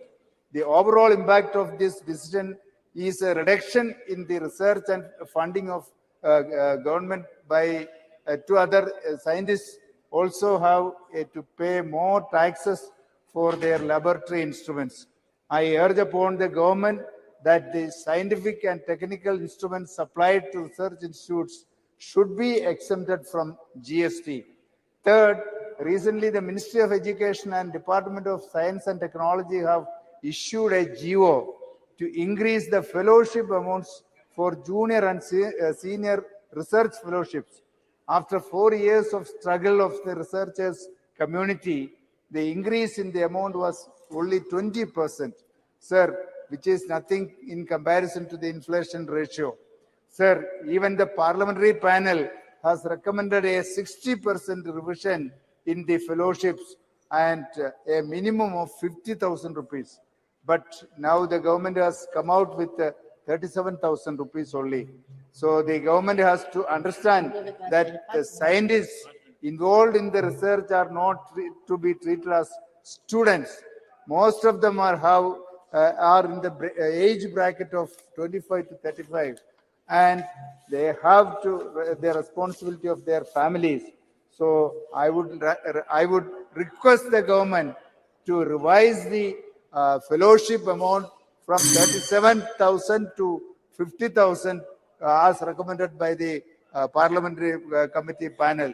Sir, while we celebrate the success of Chandrayaan 3 and the successful missions of ISRO, we must not forget that that in order to become at par with the developed economies in terms of scientific and technological advancements, the government has to provide enough funding and support to the scientist community. Thank you, Madam. Shri B. Mahtab ji. Good morning. My good friend, Honorable Shashi Tharoor ji, Honorable Prem Chandran ji, other friends from Kerala are saying he belongs to my constituency, scientists belong to their constituency. Good, but they are proud Indians and all of us are proud of them. And the second thing which they need also to acknowledge that after doing the successful mission of Chandrayaan, they went to Tirupati temple and they went to other temples also to offer their greetings and pranam. In fairness, they also ought to have said that. Shri B. Mahtab ji.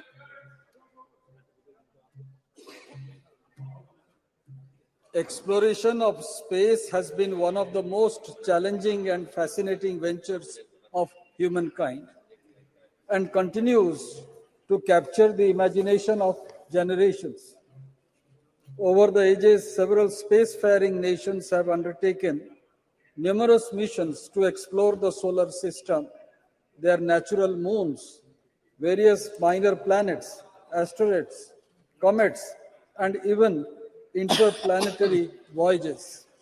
Some 150 years ago, in the 19th century, an astronomy knowledgeable person named Samanta Chandrasekhar could map and tell us accurately what is the distance between the Earth to that specific planet. And this was confirmed by the astrophysicist of Calcutta University. And he wrote in Sanskrit, Siddhanta Darpan, and he belongs to Odisha, to my constituency, Khandpada, and that is the present planetarium is named after him.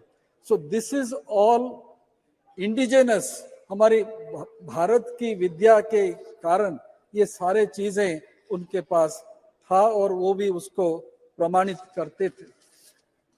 आज जिस बारे में हम आज दिन भर चर्चा कर रहे हैं, सारे members, this house is in one voice congratulates Indian scientists for their endeavor.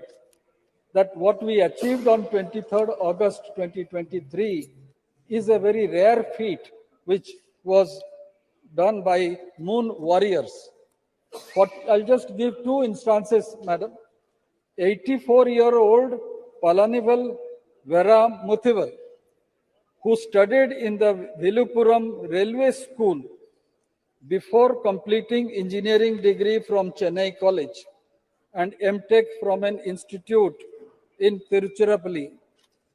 He shifted to ISRO in 2014 as project director for Chandrayaan 3.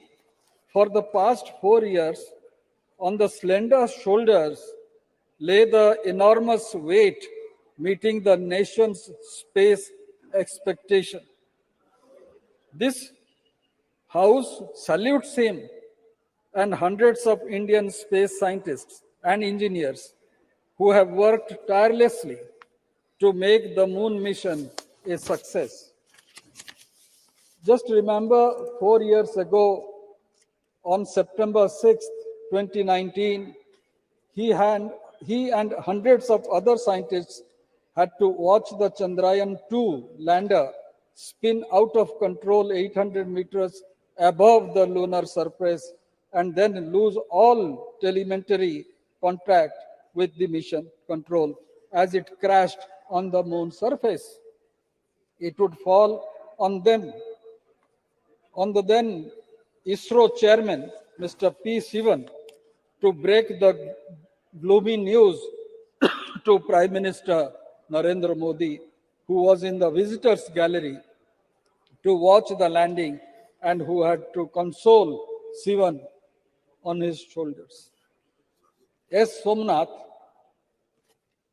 Dr. S. Somnath, then the director of Tiruvananthapuram-based Vikram Sarabhai Space Center, was there.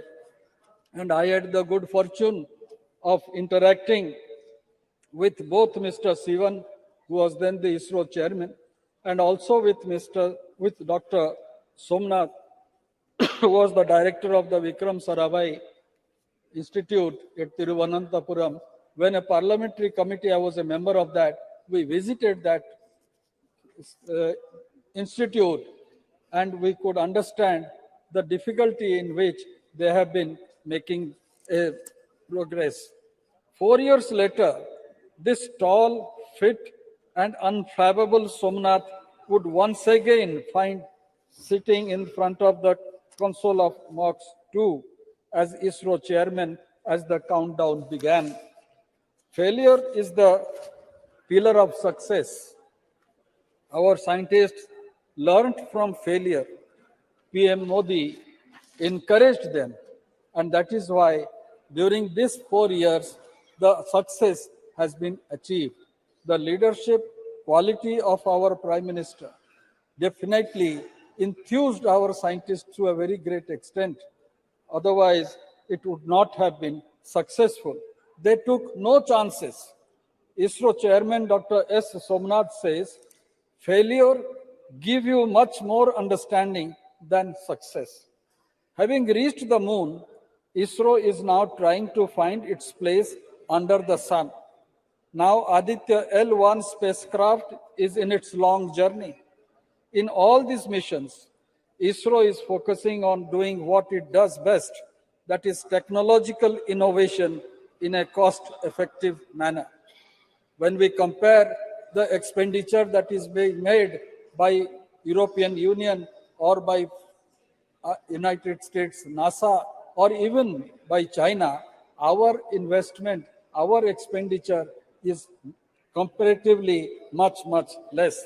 The process of synergy is happening, and in just 3 years, we have more than 150 private startups in the space sector. It is not only the government which is investing, it is private investment which is very important. If India's space sector has to expand rapidly, it cannot depend on government funding only. India is emerging in the new global order, and in that respect, I believe today, when the Parliament is deliberating on this great mission of our Indian scientists, we should not forget. We should not forget that we also are having adequate support and interaction with the NASA scientists and also the scientists of other scientific societies, and the world looks up to Chandrayaan 3 with great anticipation, expectations, and hope, and at the same time waits for it to uncover many more new features and mysteries of the moon and the universe. Thank you, ma'am. Shri Soumitra Khan ji.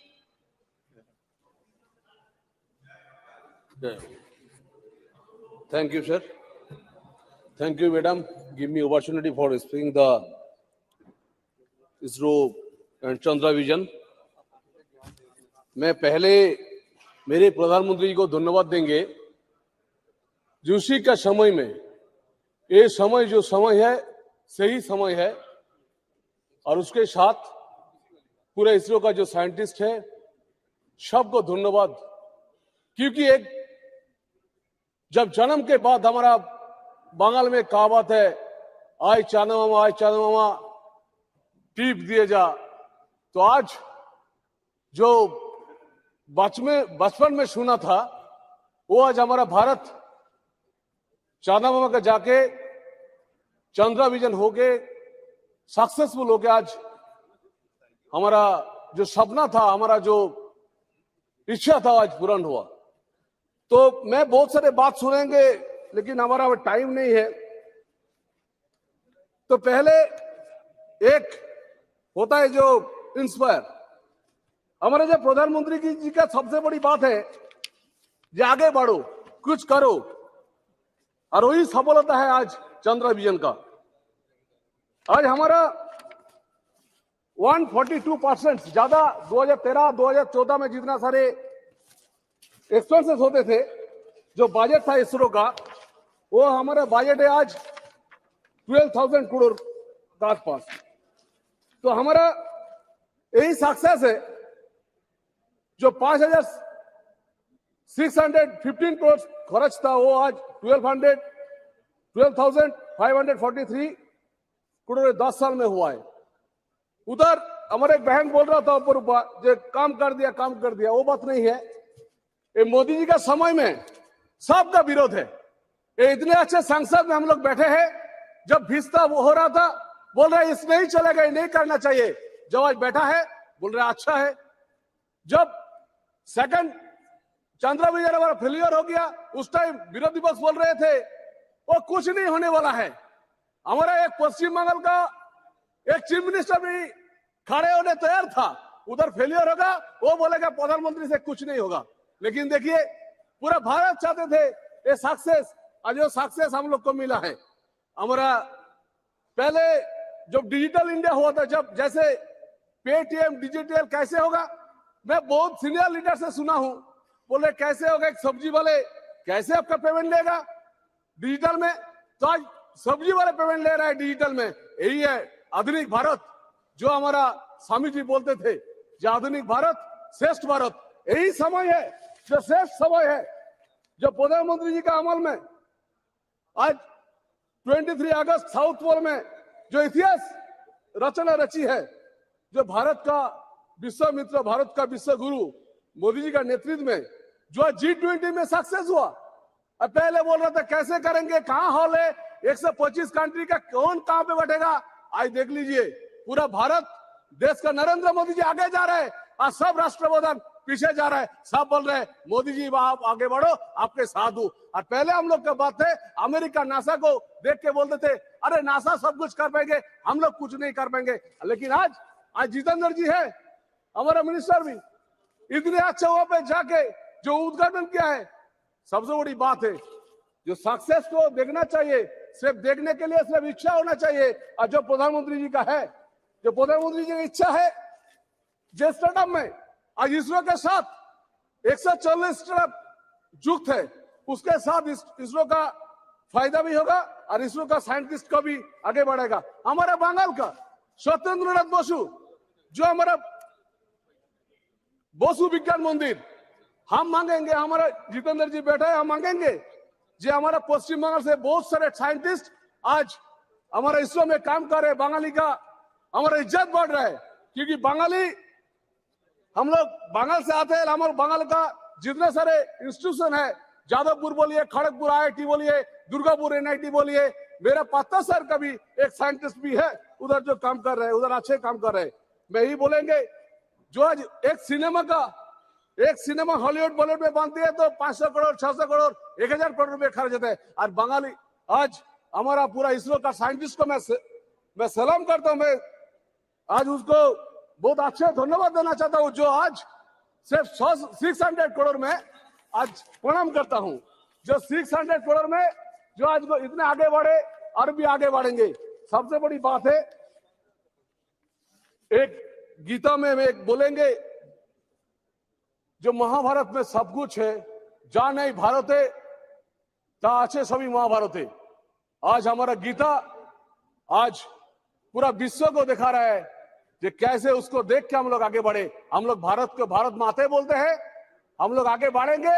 एक प्रधानमंत्री जी का नेतृत्व में इसरो तो आगे बढ़ेंगे, पूरा देश आगे बढ़ेंगे। हम लोग मेक इन इंडिया हुआ, हम लोग आत्मनिर्भर भारत हुआ, हम लोग आगे बढ़ेंगे, आगे रहेंगे मोदी का नेतृत्व में और भी आगे बढ़ेंगे। धन्यवाद। श्री रविंद्रनाथ कुमार जी, किधर है रविंद्रनाथ कुमार? अच्छा Chairperson, Madam.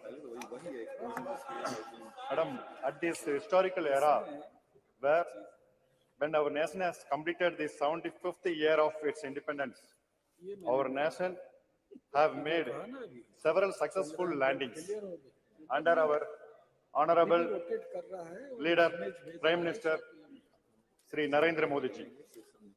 Madam, we have successfully landed into the magnificent new parliament building, which will be privy to several landmarks decisions in its journey. And the successful presidency of G20 under our honorable Prime Minister ensured the successful landing of the several most powerful world nations into our country. The G20 New Delhi Summit evidenced our nation's collective power and showcased our diversity and prosperity to the rest of the world.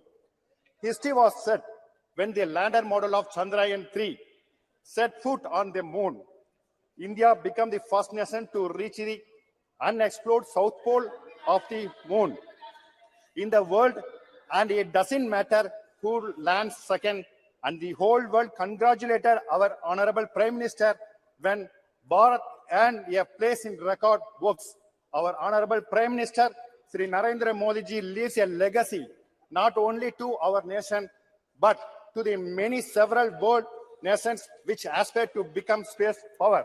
I wish to take this opportunity to congratulate the ISRO chairperson, S. Somnath, project director, Veera Muthuvel, deputy director, Kalpana Halahasti, VSSC director, S. Unnikrishnan Nair, and Sankaran Srikant, the former chairman of ISRO, and Sivan, and the entire team of heroes behind the historical mission, ma'am. Ma'am, apart from contributing with the expert project management team from Chandrayaan 3 mission, I am delighted to say that from Tamil Nadu, in the district of Namakkal has contributed to the mission with the supply of soil for testing this Chandrayaan mission capacity. And finally, I finish in 1 minute, ma'am. I am equally proud that Tamil Nadu is home to many top scientists of the world, notably Sir C.V. Raman, astrophysicist Radhakrishnan, S. Chandrasekhar, who later on called as mathematician Sri Srinivasa Ramanujan, and notably our former president Bharat Ratna APJ Abdul Kalam, who was also the project director of India's first SLV rocket. And finally, I conclude with the vision, our vision of our Honorable Prime Minister shall help in expanding our space sector, further contributing to the overall progress of the country. I hope that our country will leave an even more prominent mark on the history of space travel and India's human space missions in the coming years. Ma'am, after achieving its target at present, the Chandrayaan lander is in sleeping mode. I wish this week, anytime again, it will come to backup mode. With this, I conclude, ma'am. Thank you. माननीय सदस्यगण, अभी मेरे पास वक्ताओं की लंबी सूची है। यदि सभा की सहमति हो तो सभा की कार्रवाई 8 बजे तक बढ़ा दी जाए।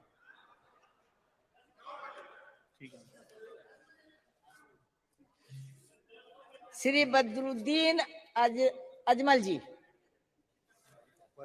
मैडम, मैं आपका बहुत बहुत आभारी हूं कि आपने इस बिल के ऊपर मुझे बोलने का मौका दिया। मैं सबसे पहले इस मुल्क के वजीर आजम श्री नरेंद्र भाई मोदी जी को मुबारकबाद देना चाहता हूं। इसरो के तमाम उन साइंटिस्टों को और छोटे छोटे वर्करों को जिन लोगों ने इस मामले में इतने सालों से मेहनत की और रिसर्च करके इस मौके पे हमको पहुंचाया कि हम लोग चंद्रयान 3 के ऊपर पहुंच पाए। ये हमारे मुल्क के लिए बहुत बड़े सौभाग्य की बात है। इसको नेहरू जी ने शुरू किया, इंदिरा गांधी जी ने आगे बढ़ाया, राजीव जी ने आगे बढ़ाया और हमारे प्रधानमंत्री जी नरेंद्र मोदी जी ने अब इसको पूरा किया। मैं उसको दिल की गहराई से उनको मैं मुबारकबाद देना चाहता हूँ। अगर उन जैसे प्रधानमंत्री नहीं होते तो शायद यहाँ तक लोगों को, साइंटिस्टों को इसका मौका नहीं मिलेगा। मैं आसाम से आता हूँ सर, मैडम, और वहाँ के हमारे 2 बच्चे जो इसरो में हैं, एक है नाजनीन यास्मीन, एक है डॉक्टर बहारुल इस्लाम, ये चंद्रयान 3 के मिशन में काम करते हैं। मैं इसलिए उन लोगों को मुबारकबाद देता हूँ और साउथ इंडिया के उन तमाम साइंटिस्टों को जो इसरो के साथ जुड़े हुए हैं, वो पूरे साउथ इंडिया के ज्यादा से ज्यादा लोग हैं, मैं उन सब साइंटिस्टों को मुबारकबाद देना चाहता हूँ कि आगे बढ़ो और आगे बढ़ो और आगे बढ़ो, मुल्क को ऊंचाई के ऊपर ले जाओ। हम तुमको सलाम करते हैं। मैडम, इसी के साथ मैं अपने मुल्क की, जब हम चांद पे जा रहे हैं तो हमें नीचे भी देखने की जरूरत है। जिस जमीन से हम जाते हैं मैडम, आज भी हमारा मुल्क पूरे दुनिया के एक बहुत बड़े नंबर पे पहुंच चुका है, लेकिन हमारे मुल्क में आज भी लाखों लोग गरीब सोते हैं, भूखे सोते हैं। मैडम, बच्चे पढ़ने के लिए उनके स्कूल नहीं है, लाखों बच्चे ड्रॉप आउट हो जाते हैं, उनके पास स्कूल नहीं है, स्कूल है तो उनके पास पढ़ने के लिए पैसा नहीं है। मैडम, इस तरफ भी ध्यान देने की जरूरत है कि उन बच्चों को, उन माओ को कैसे हम रोटी पहुंचाएं, कैसे उन भूखों को खाना पिलाएं। हम चांद पे जरूर जाएं। इसलिए दूसरी तरफ मैडम, मैं आसाम से आता हूं। मेरा आसाम, मैंने कल भी कहा, फ्लड और इरोशन से जूझ रहा है। मेरा क्षेत्र धुबड़ी, वहाँ फकीरगंज है मैडम, और बोरपेटा है, वहाँ पूरा इलाका का इलाका टूट रहा है। लाखों बीघे जमीनें चली जा रही है, हजारों लोगों के घर बह जा रहे हैं, बच्चे बेघर हो रहे हैं, उनके रहने की कोई जगह नहीं है। मैडम, चांद, जब आप आसाम से, मैं प्रधानमंत्री जी से आपके माध्यम से गुजारिश करूंगा कि आप चांद पे जाएं और लोगों को भेजें। मुबारक हो, लेकिन इन गरीबों की तरफ, पूरे मुल्क में जो गरीब है उनकी तरफ ध्यान दें। बहुत बहुत शुक्रिया। निवाल जी, आपके लिए सभापति महोदय, सदन में आज चंद्रयान मिशन की सफलता और अंतरिक्ष क्षेत्र में हमारे राष्ट्र की अन्य उपलब्धियों के बारे में चर्चा हो रही है। सबसे पहले मैं आपको धन्यवाद दूंगा कि आपने मुझे बोलने का अवसर दिया।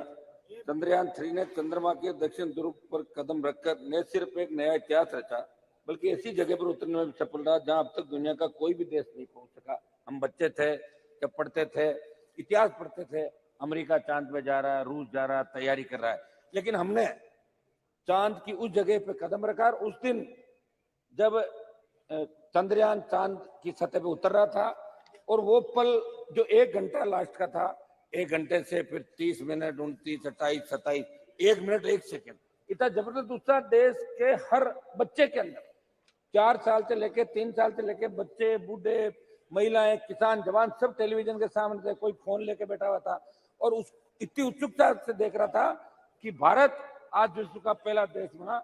ये हम सब के लिए गौरव की बात है।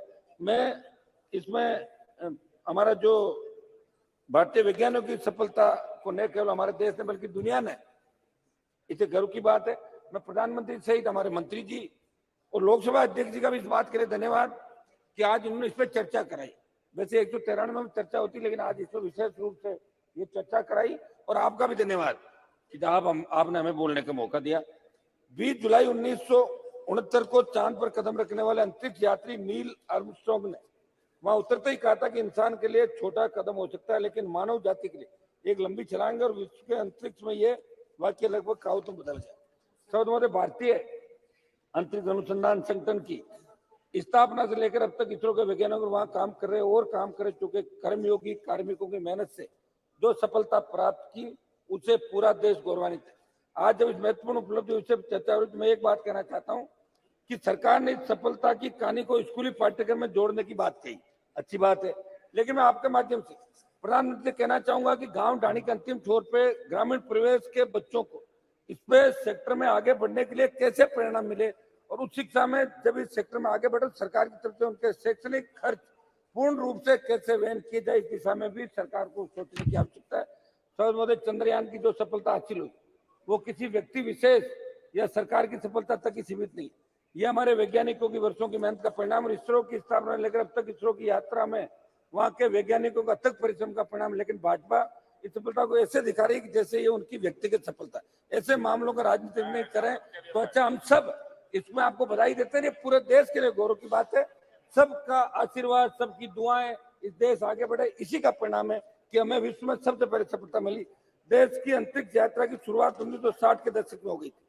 फरवरी 62 में अंतरिक्ष अनुसंधान के राष्ट्रीय का गठन किया, जिसके सदस्यों में होमी जहांगीर बाबा और विक्रम साराभाई जैसे महान वैज्ञानिक शामिल थे। और चंद्रयान 3 और आदित्य L1 की सफलता वर्षों की मेहनत का नतीजा।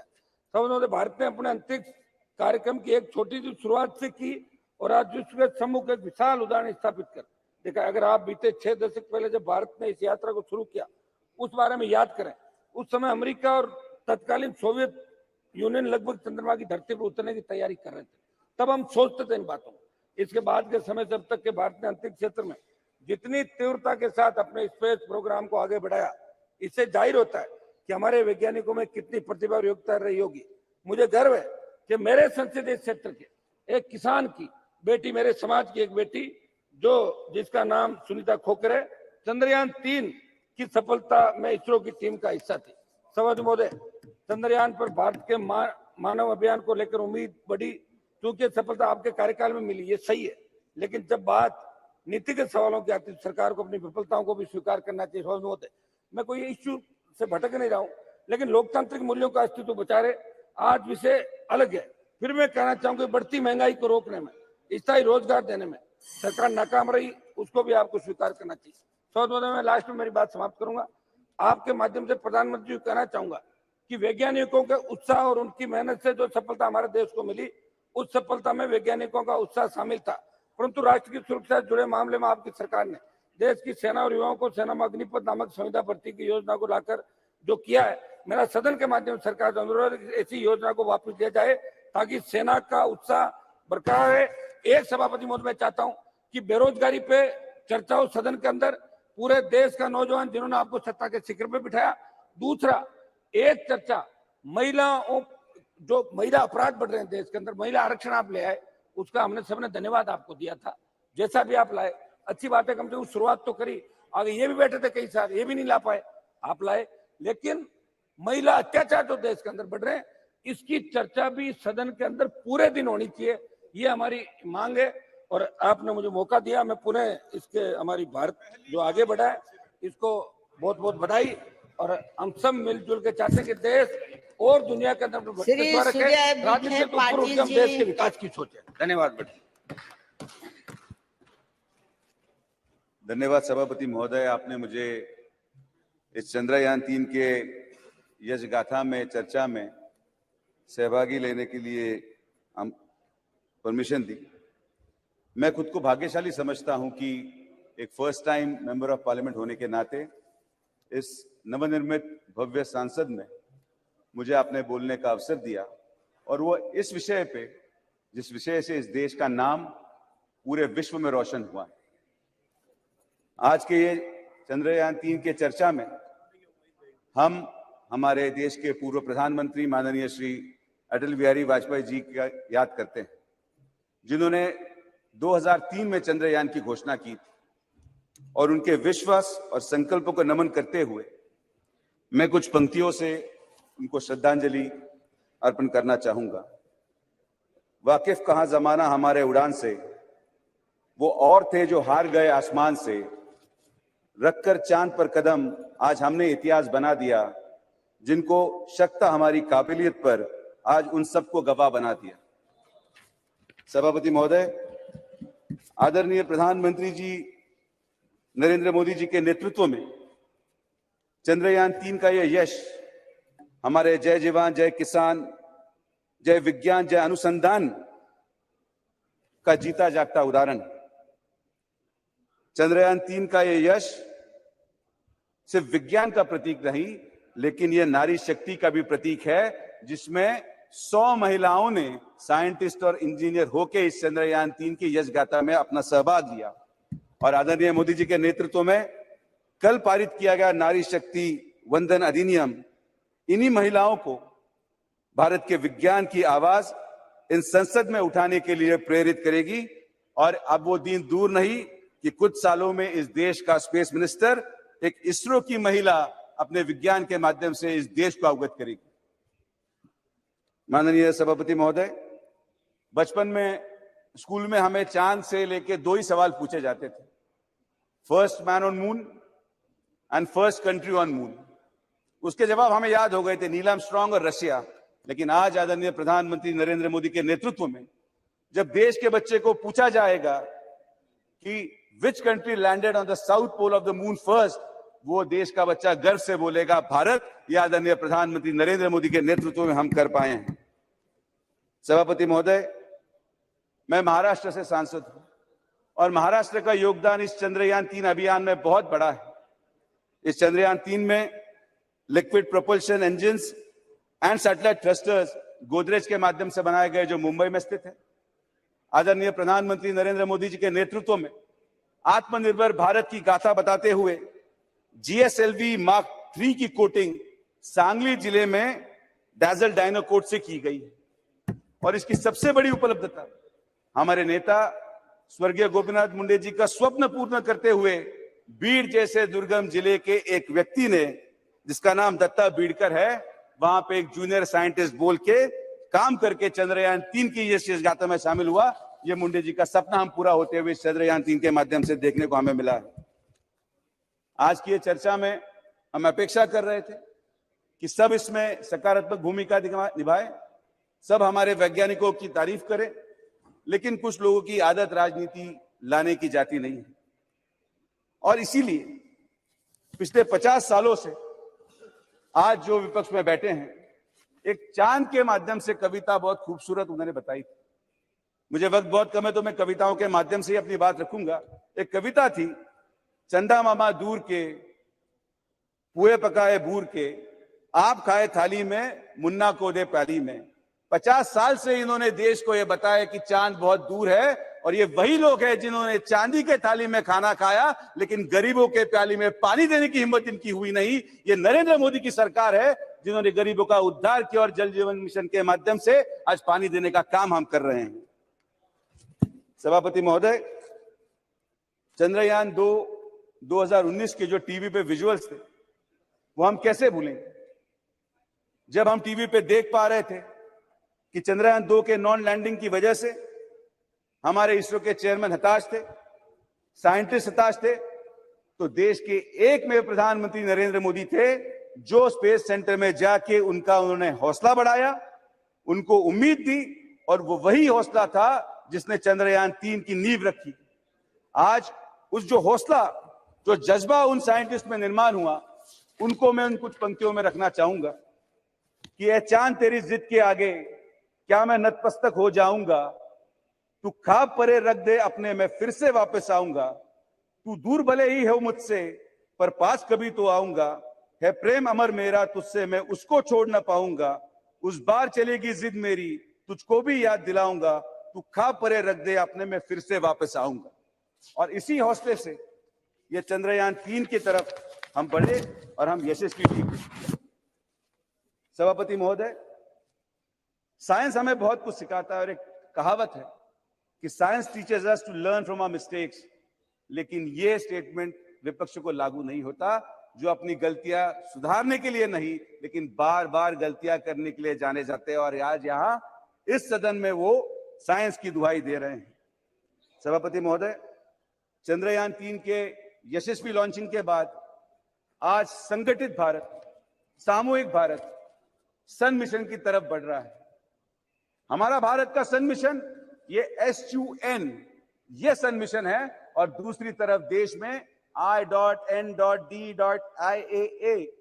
ये इंडिया SUSON ये सन मिशन को लॉन्च करने में लगे हुए हैं, जो सन मिशन बार बार लॉन्च होकर फेल हुआ, लेकिन आदरणीय प्रधानमंत्री नरेंद्र मोदी के नेतृत्व में हमारा SUN भारत के द्वारा लॉन्च किया गया सन मिशन ये यशस्वी होगा, इसकी हमें पूरी तरह से विश्वास।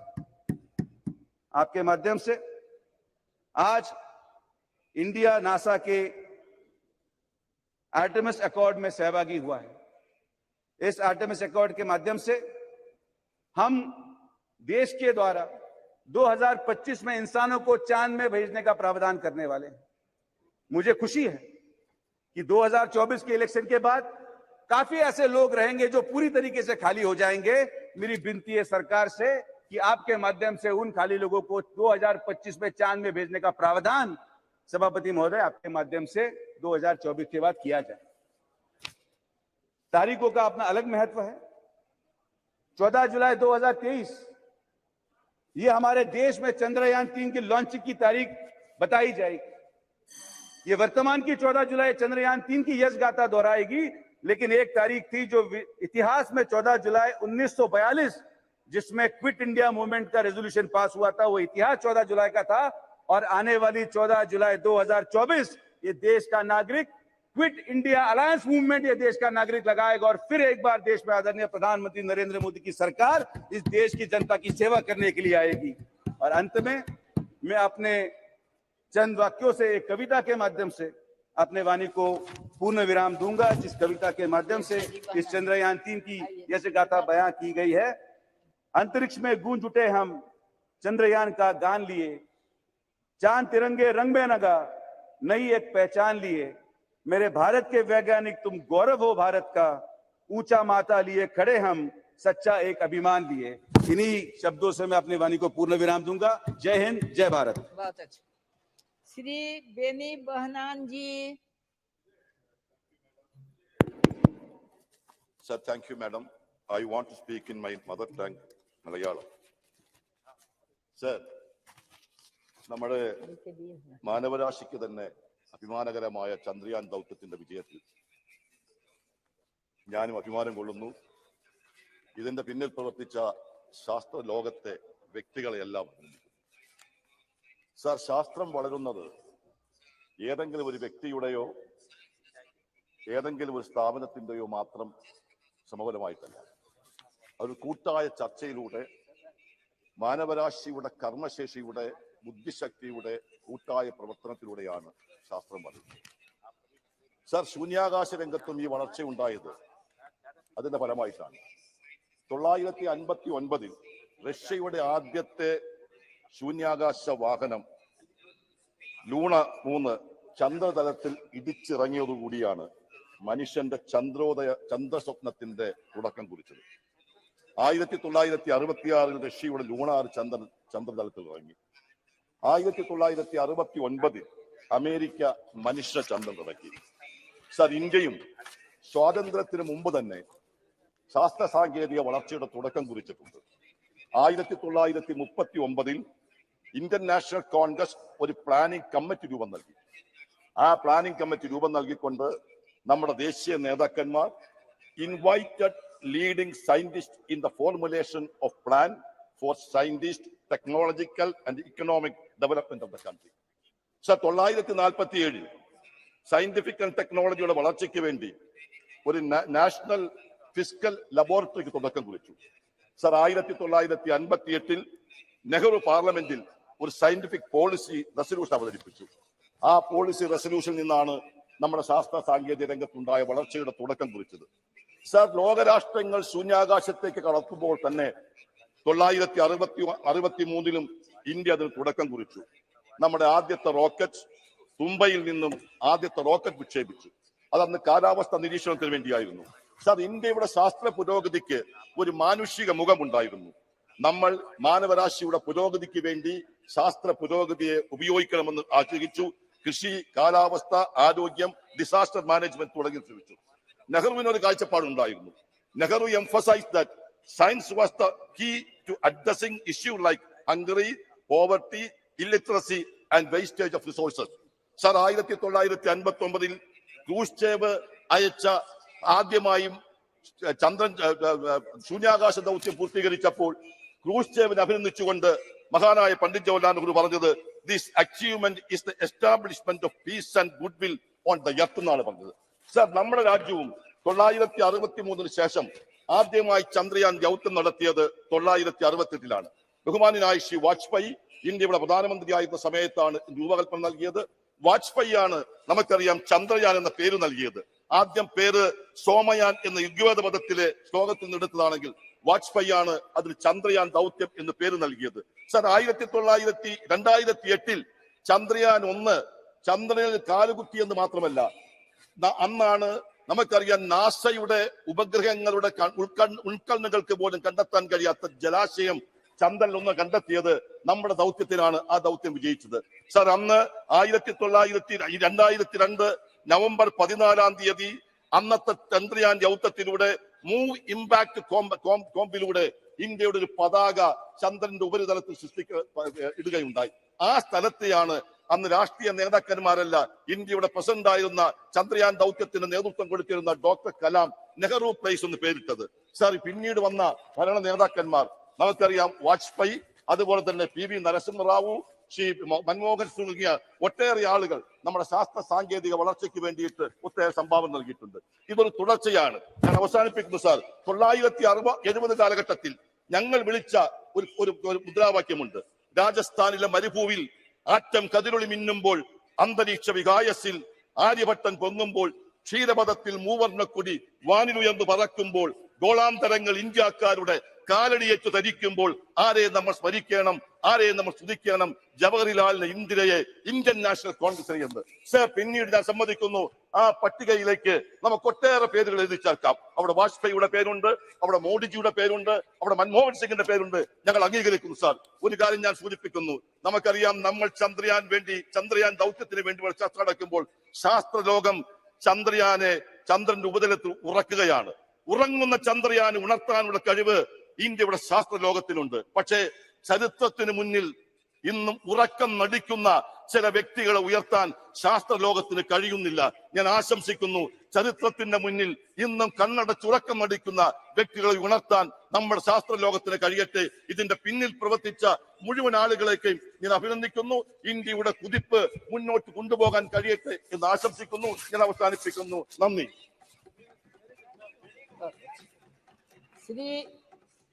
श्री दानिश अली जी। धन्यवाद सभापति महोदय कि आपने मुझे इस ऐतिहासिक पल पर बोलने का अवसर दिया। इस नए परिसर में हम आए हैं। मैं देश की समस्त साइंटिफिक कम्युनिटी को बधाई देने के लिए यहां आपके सामने खड़ा हुआ हूं। मुझे इस बात का फक्र है कि मैं आज नए परिसर में बोलने के लिए जब खड़ा हुआ हूं तो इस देश की साइंटिफिक कम्युनिटी को बधाई देने के लिए खड़ा हुआ हूं। सभापति महोदय, गवर्नेंस एक कंटिन्यूअस प्रोसेस है और मैं सुबह से बैठ करके अपनी आदत के मुताबिक, भले ही मुझे बोलना हो सदन में या नहीं, लेकिन मैं लगातार सदन में बैठने की कोशिश करता हूं। लेकिन मुझे आज अफसोस हुआ जब इस बधाई संदेश में भी शुरुआत यहां राजनीति से हो गई। इस सदन के उपनेता ने शुरुआत की, दूसरी तरफ से भी उस तरीके के राजनीतिक टिप्पणियां हुई, लेकिन आज ये पल इस देश के सभी साइंटिस्ट को, इसरो में जो काम कर रहे हैं, जिन्होंने आज हमारा सीना चौड़ा किया कि दुनिया के अंदर हम पहला देश बने कि मून के साउथ पोल पर सॉफ्ट लैंडिंग हुई चंद्रयान 3 की। उसके साथ साथ कहीं ना कहीं देश भर के साइंटिस्ट अलग अलग इंस्टीट्यूशन से जो पढ़ के आए हैं, उनका मैं भी उसमें पीछे नहीं रहना चाहता। मेरी कॉन्स्टिट्यूंसी के भी कई बच्चों का उसके लॉन्चिंग पैड के, चंद्रयान के लॉन्चिंग पैड में उनका योगदान रहा है। सभापति महोदय, इस सदन ने कल विमेन्स रिजर्वेशन बिल भी पास किया और चंद्रयान 3 के सफल लैंडिंग में महिलाओं का बहुत बड़ा योगदान, फीमेल साइंटिस्ट का बहुत बड़ा योगदान रहा है। मैं पढ़ रहा था कि किस तरीके से तमिलनाडु की एक बहन फातिमा शाजी, जो इस प्रोजेक्ट में जिसका बहुत बड़ा योगदान है, कितने गरीब परिवार से आती थी और ये इसलिए संभव हुआ कि हमारे देश के पहले प्रधानमंत्री से लेकर के मौजूदा प्रधानमंत्री तक कंटिन्यूअस इस क्षेत्र में इसरो को बढ़ावा देने में जो है कहीं पीछे नहीं रहे। पंडित जवाहरलाल नेहरू इस देश के पहले प्रधानमंत्री, उनके साथ जो शिक्षा मंत्री मौलाना अबुल कलाम आजाद थे, उनके जमाने में उन्होंने जो आईआईटी वगैरह जो बड़े इंस्टीट्यूशंस खोले, उसका आज नतीजा हम ये देख रहे हैं। लेकिन यहां पर जो बात हो रही है कि ये सिर्फ इसी सरकार में संभव हुआ है। मैं बधाई देना चाहता हूं प्रधानमंत्री आदरणीय नरेंद्र मोदी जी को कि वो इतने लकी प्रधानमंत्री हैं कि पिछले प्रधानमंत्रियों के डाले हुए दाने, बोए हुए बीज की फसल काटने का मौका आज उनको मिल रहा है। ये अच्छी बात है, लेकिन ये भी सच्चाई है कि पिछले बजट में इसरो का 8% एलोकेशन बजट में कम हुआ है। ये किसी से छुपा नहीं है, ये किसी से छुपा नहीं है। और हमने देखा पिछले दिनों, सभापति महोदय, इस सरकार में जिस तरीके के अपॉइंटमेंट्स हो रहे हैं, और मैं कंक्लूड कर रहा हूं जी, मैं कुछ ज्यादा है भी नहीं, मैं कंक्लूड कर रहा हूं। हमने देखा कि पिछले दिनों मंडी के आईआईटी के एक डायरेक्टर का वीडियो वायरल हुआ कि ये जो हिमाचल प्रदेश में जो बाढ़ फ्लड आया है, यहाँ जो भूस्खलन हुआ है, ये इसलिए हुआ है। मतलब आईआईटी का डायरेक्टर, ये सरकार कैसे अपॉइंटमेंट कर रही है कि वो कह रहे हैं कि क्योंकि ये लोगों ने यहाँ नॉन वेजिटेरियन इस देश में खाना शुरू कर दिया है, इसलिए जो है ये सब आपदा आ रही है। कैसी अनसाइंटिफिक बात लोग कर रहे हैं यार, ऐसे लोगों के खिलाफ कार्रवाई लो।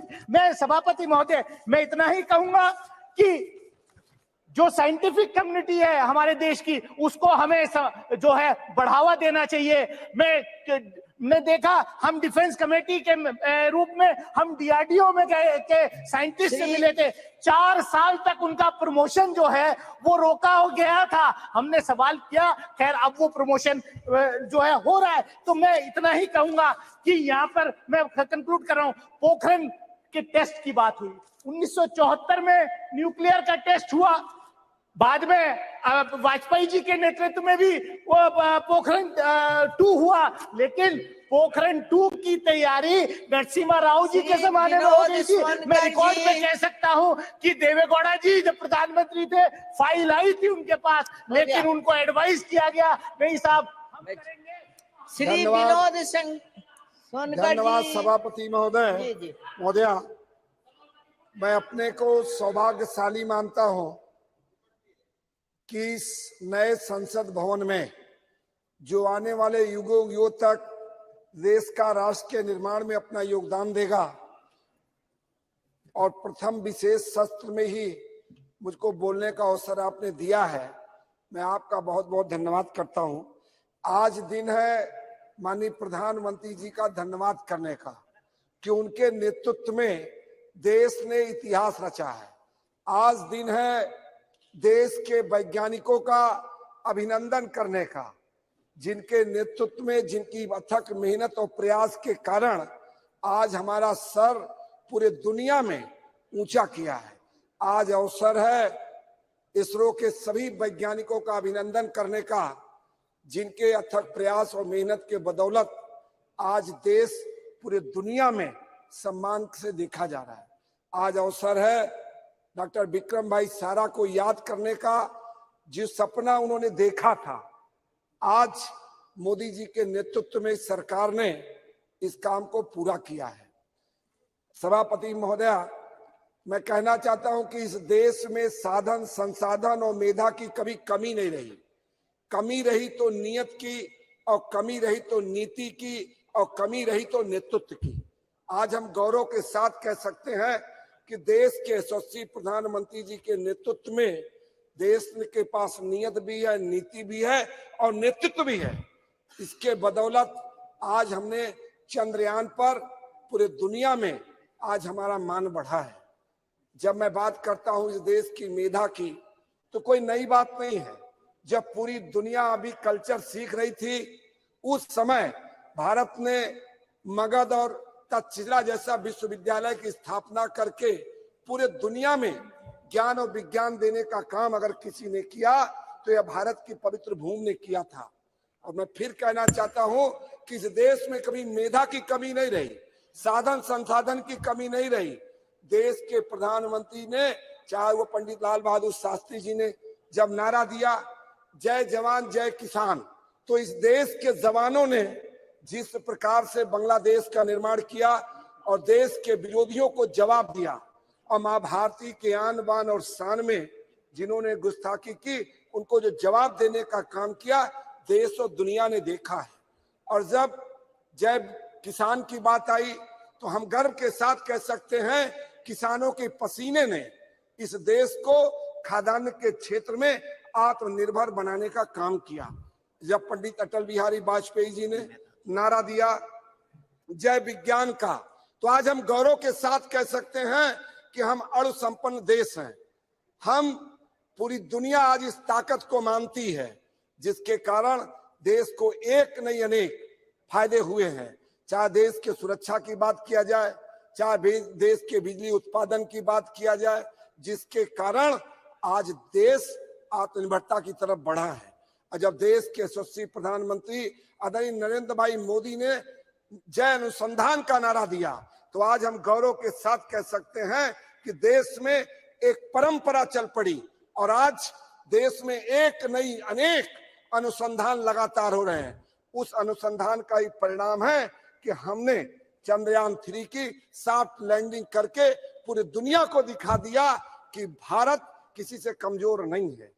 और जब हम इसकी बात करते हैं, कुछ लोग सवाल करते थे मेक इन इंडिया में, मैं तो कहता हूं कि चंद्रयान 3 अनेक उपलब्धियों के साथ साथ आत्मनिर्भर भारत का जीता जागता उदाहरण है।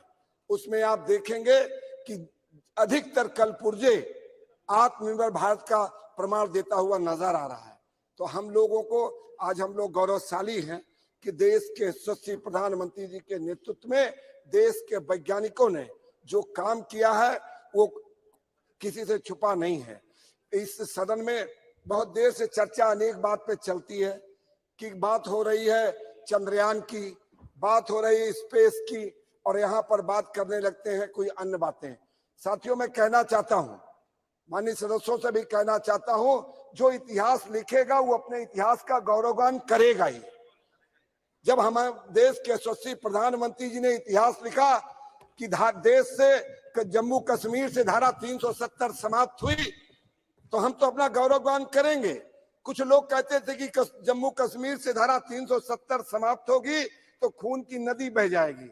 आज हम गौरव के साथ कह सकते हैं, आदरणीय गृह मंत्री जी के नेतृत्व में खून की नदी तो छोड़िए, एक पसीने का बूंद भी नहीं बहा है। जब हम इतिहास रचेंगे इतने बड़े ऐतिहासिक सदन के निर्माण की, तो निश्चित रूप से अपने इतिहास पे हम गौरवगान करेंगे। जब हम पिछले 5 बार महिला आरक्षण बिल की बात आई, लेकिन किसी ने पास नहीं किया, किसी ने इसमें जो इच्छा शक्ति थी नहीं दिखाया।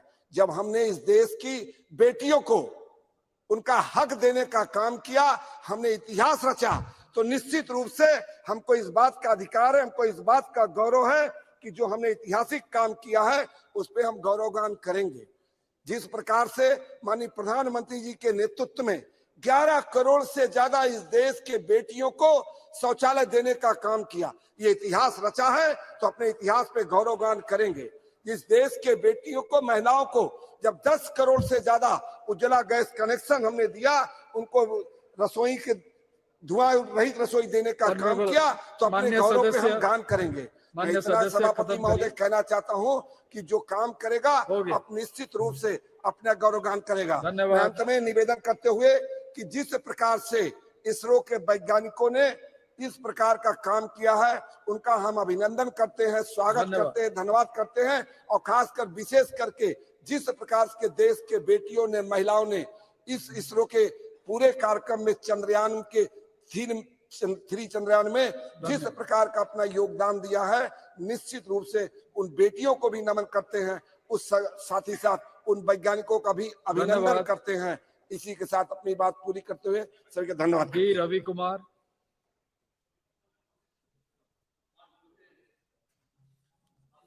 அவர்களுக்கு வணக்கம். நான் சந்திரயான் 3வது திட்ட இயக்குனர்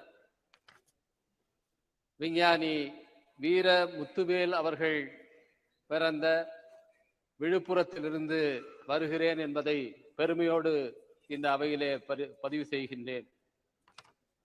சந்திரயான் 3 வெற்றி என்பது இந்தியாவுக்கு பெருமை சேர்த்திருக்கிறது. இது இந்தியாவினுடைய அறிவாற்றலுக்கு மிகப்பெரிய அங்கீகாரத்தை அளித்திருக்கிறது என்பதோடு இது அறிவியலின் வெற்றியை உலகுக்கு மீண்டும் வலுவாக எடுத்து சொல்லி இருக்கிறது. திரு வீர முத்துவேல் அவர்கள் விழுப்புரத்திலே ஒரு ரயில்வே ஊழியருடைய மகன். அங்கே சாதாரணமாக நகராட்சி பள்ளியிலே தமிழ் வழியிலே பயின்றவர். அங்கிருந்துதான் இத்தகைய மிகப்பெரிய சாதனையை நிகழ்த்துகிற நிலைக்கு அவர் வந்திருக்கின்றார். இது தமிழ்நாட்டினுடைய கல்வி அமைப்பினுடைய வெற்றியையும் அதனுடைய வலிமையையும் இன்றைக்கு இந்தியாவுக்கு எடுத்துச் சொல்வதாக இருக்கிறது.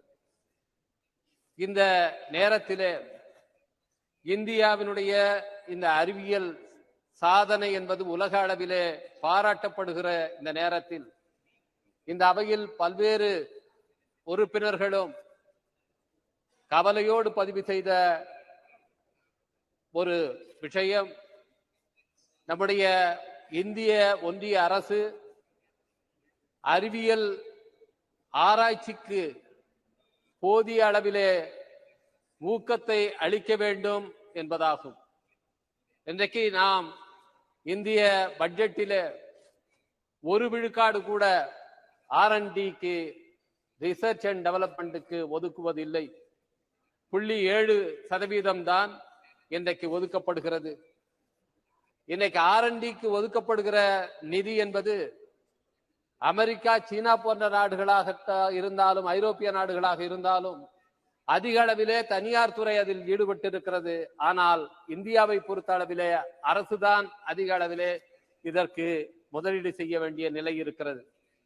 தனியார் துறை ஏன் இதிலே முதலீடு செய்ய தயக்கம் காட்டுகிறது என்று பார்க்கும்போது, இங்கே இருக்கிற பேட்டன்ட் லாஸ் அவை போதுமான பாதுகாப்போடு இல்லை என்பதை நிபுணர்கள் சுட்டிக்காட்டுகிறார்கள். நிறைய முதலீடு செய்து அவர்கள் கண்டறிகிற அந்த கண்டுபிடிப்புகளை மற்றவர்கள் எளிதாக நகல் செய்து விடுகிற ஒரு ஆபத்து இங்கே இருக்கிறது. அதனால்தான் அவர்கள் இதில் முதலீடு செய்ய தயங்குகிறார்கள் என்று நிபுணர்கள் சுட்டிக்காட்டுகிறார்கள். எனவே அந்த சட்டங்களை நாம் முறைப்படுத்த வேண்டிய தேவை இருக்கிறது என்பதை நான் இங்கே சுட்டிக்காட்டுகிறேன். அது மட்டுமல்ல, இந்தியாவினுடைய உயர்கல்வி நிறுவனங்கள் ஆராய்ச்சிக்கு போதுமான அளவிலே இன்றைக்கு பங்களிப்பு செய்யவில்லை. மாண்புமிகு பிரதமர் அவர்கள் தலைமையிலே இருக்கின்ற science, technology and innovation advisory council அவர்கள் சுட்டிக்காட்டி இருப்பது, இந்தியாவிலே இருக்கிற சுமார் 40,000 உயர்கல்வி நிறுவனங்களிலே 1 விழுக்காடு உயர்கல்வி நிறுவனத்திலிருந்தும் கூட ஆராய்ச்சியிலே ஒரு சாதனை என்பது நிகழ்த்தப்படவில்லை, அதற்கு அதிக அளவிலே முக்கியத்துவம் அளிக்கப்படவில்லை என்பதை அவர்கள் சுட்டிக்காட்டி இருக்கிறார்கள். எனவே நம்முடைய உயர்கல்வியை மேம்படுத்த வேண்டிய, அறிவியல் சார்ந்து சிறப்படுத்த வேண்டிய தேவை இருக்கிறது என்பதைத்தான் இது நமக்கு உணர்த்துகிறது. அது மட்டுமின்றி இந்த உயர்கல்வியை மேம்படுத்துகிற நேரத்திலே பள்ளி கல்வியிலிருந்து அதற்கான அடித்தளத்தை நாம் அமைக்க வேண்டும். இதற்காகத்தான் நேஷனல் டேலண்ட் சர்ச் ஸ்கீம் என்ற ஒரு ஸ்கீம் ஏற்கனவே ஏற்படுத்தப்பட்டு பள்ளியிலேயே அறிவியல் திறன் சாய்ந்த மாணவர்களை கண்டறிந்து ஊக்குவித்து அவர்களை அறிவியல் ஆராய்ச்சியிலே கொண்டு வந்து சேர்ப்பதற்கான ஒரு திட்டம் செயல்படுத்தப்பட்டு வந்தது. துரதிருஷ்டவசமாக 2021ஆம் ஆண்டிலிருந்து அந்த திட்டம் நிறுத்தப்பட்டிருக்கிறது. அது உண்மையிலேயே அறிவியல் ஆராய்ச்சிக்கு வருகிறவர்களுக்கு மிகப்பெரிய தடையாக மாறி இருக்கிறது. எனவே அந்த திட்டத்தை மீண்டும் இங்கே செயல்படுத்த வேண்டும் என்று ஏற்கனவே நான் மாண்புமிகு கல்வித்துறை அமைச்சர் அவர்களிடத்திலே கோரிக்கை விடுத்து கடிதம் அளித்திருக்கின்றேன். அதை மீண்டும் இங்கே வலியுறுத்துகிறேன். NTSS ஸ்கீம் என்பது மீண்டும் இங்கே செயல்படுத்தப்பட வேண்டும். அதுதான் அறிவியல் ஆராய்ச்சிக்கான சரியான நபர்களை, ஆளுமைகளை கொண்டு வந்து சேர்க்கும் என்பதை இங்கே நான் சுட்டிக்காட்ட விரும்புகிறேன். அது மட்டுமின்றி இங்கே அறிவியல் ஆராய்ச்சி போன்ற விஷயங்களிலே இன்னும் பெரிய சாதனைகள் நிகழ்த்தப்பட வேண்டும் என்று சொன்னால், நம்முடைய கல்வி கூடங்களிலே, அதுவும் குறிப்பாக உயர்கல்வி கூடங்களிலே, IIT, IISc போன்ற இடங்களிலே பல்வேறு விதமான பாகுபாடுகள், டிஸ்கிரிமினேஷன் இருப்பது இன்றைக்கு தொடர்ந்து செய்திகள் வந்து கொண்டே இருக்கின்றன. எனவே அத்தகைய டிஸ்கிரிமினேஷன் என்பது உயர்கல்வி நிறுவனங்களிலே இருக்கும் போது சரியான ஆராய்ச்சி அறிவு கொண்டவர்களை நாம் அடையாளம் கண்டு ஊக்குவிப்பது என்பது இல்லாமல் போய்விடுகிறது. இது சென்னை IITயிலேயே பல பேர் அன்றைக்கு மாணவர்கள், ஆராய்ச்சி மாணவர்கள் தற்கொலை செய்து கொள்கிற நிலை இருக்கிறது. இதிலும் நம்முடைய அரசு கவனம் செலுத்த வேண்டும்.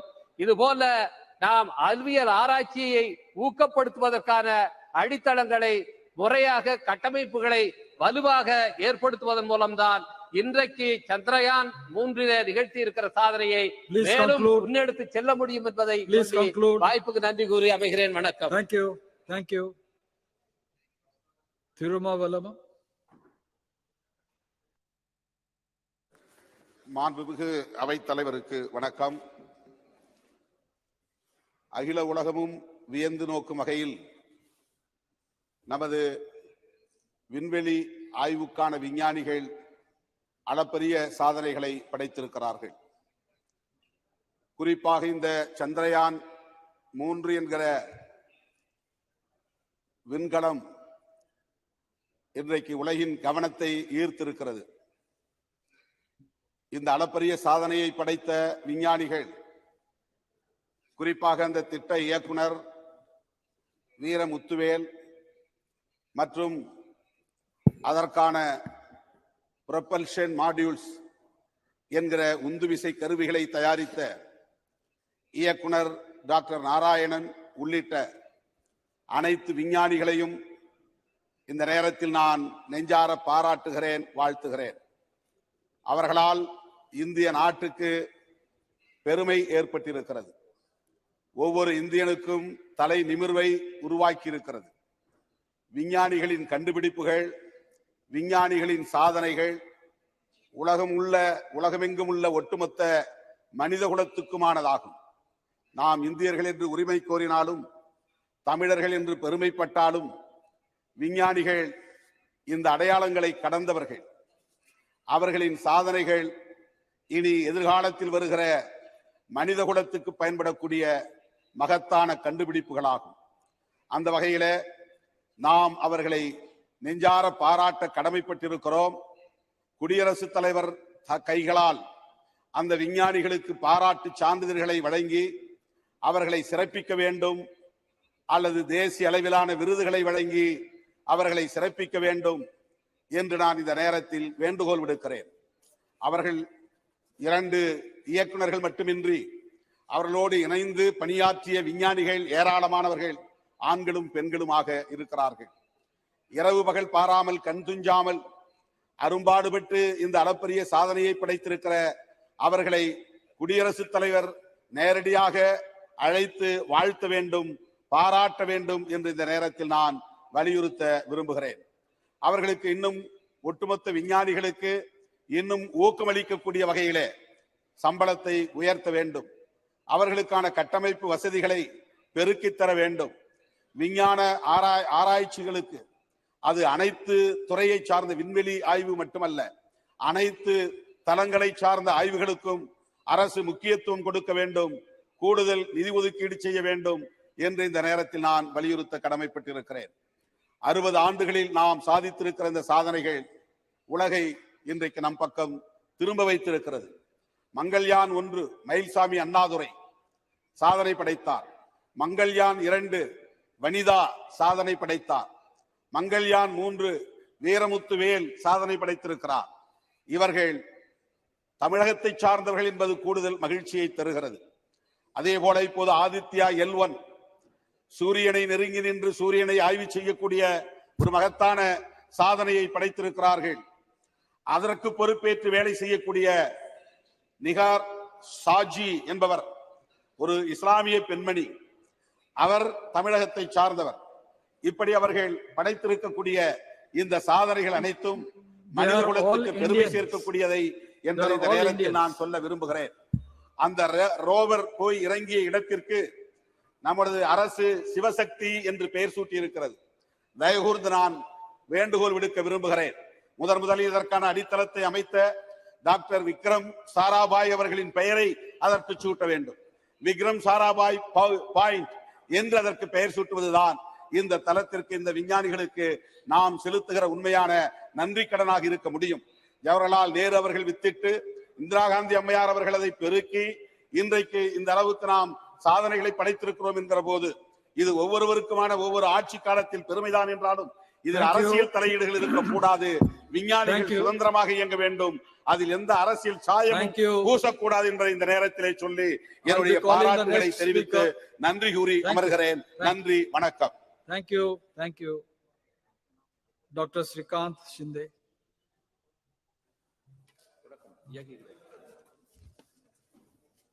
धन्यवाद अध्यक्ष जी कि आपने मुझे आज चंद्रयान 3 पर हो रही चर्चा पर मुझे अपने विचार प्रकट करने का अवसर दिया। आज हम अपने इसरो के वैज्ञानिक हो, कर्मचारी हो, हमारी सरकार हो, पूरा देश हो और उसी के साथ में हमारे यशस्वी प्रधानमंत्री नरेंद्र मोदी जी, सभी को मैं बधाई देता हूं कि आज चंद्रयान 3 का जो है यशस्वी लैंडिंग हम कर पाए। चंद्रयान सिर्फ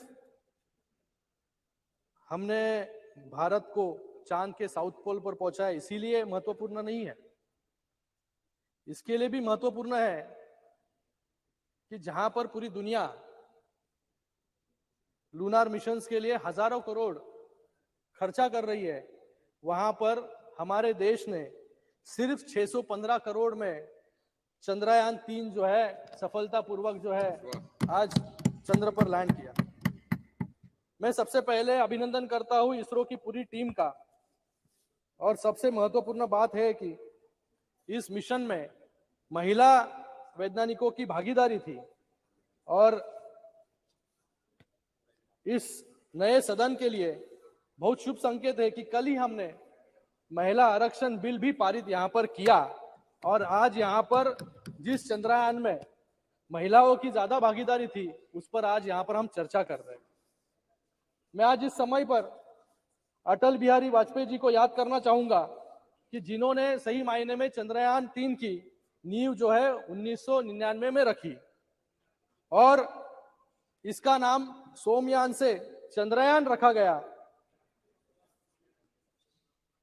आज उनकी एक कविता भी यहां पर मुझे याद आती है, कदम मिलाकर चलना होगा, बाधाएं आती है आए, घिरे प्रलय की घोर घटाए, पांव के नीचे अंगारे, सिर पर बरसे यदि ज्वालाए, निज हाथों में हंसते हंसते आग लगाकर जलना होगा, कदम मिलाकर चलना होगा। मुझे लगता है ये जो कविता है कि सभी लोगों को साथ में लेकर जो है हमें आगे जाना है, और आज वही बात जो है हमारे देश के यशस्वी प्रधानमंत्री नरेंद्र मोदी जी यहाँ पर कर रहे हैं कि सबको साथ में लेकर जो है सबका साथ, सबका विश्वास और सबका विकास जो है आज यहाँ पर कर रहे हैं, और सबका प्रयास, सभी के प्रयासों से तो आज चंद्रयान और सभी यहाँ पर आज हम लोग बैठे भी यहाँ पर इस नए सदन में, ये भी एक बड़ी उपलब्धि है। जब हमने वो 2019 का दृश्य देखा था तो मुझे याद है कि सभी वैज्ञानिक जो है वहां पर हताश हो गए थे।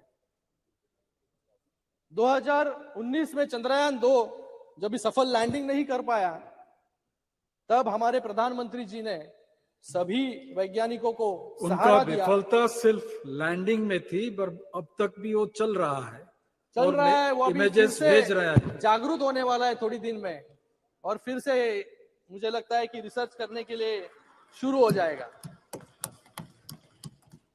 मुझे लगता है कि उस समय प्रधानमंत्री जी ने उन वैज्ञानिकों को साहस दिया, गले से लगाया, हौसला दिया, प्रोत्साहित किया और कहा कि अभी चंद्रयान 3 की आप तैयारी करो, और आज का दिन है, और वो दिन था 2019 का, और आज का दिन जहां पर चंद्रयान 3 जो है सफलतापूर्वक वहां पर लैंडिंग किया, और पूरे देश ने नहीं पूरे विश्व ने जो है आज भारत की ताकत जो है यहां पर देखी।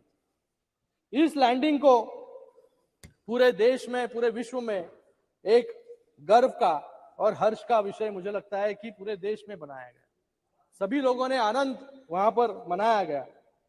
अगर आजादी के बाद की बात करें तो हमने देखा कि वो दृश्य जब बैलगाड़ी और साइकिल पर विक्रम साराभाई और एपीजे अब्दुल कलाम जी ने रॉकेट के पार्ट्स लेकर जाने का काम वहां पर किया था, और मुझे यह फिल्म भी याद है स्लमडॉग मिलियनेयर, जहां पर भारत को सिर्फ एक गरीब राज, जादूगरों का और सपेरों का देश बोला गया था, लेकिन आज का दिन है जहां पर इसरो जैसी संस्था और चंद्रयान 3 के वजह से आज भारत को स्पेस मिशंस और इनोवेशन का देश जो है बोला जाएगा।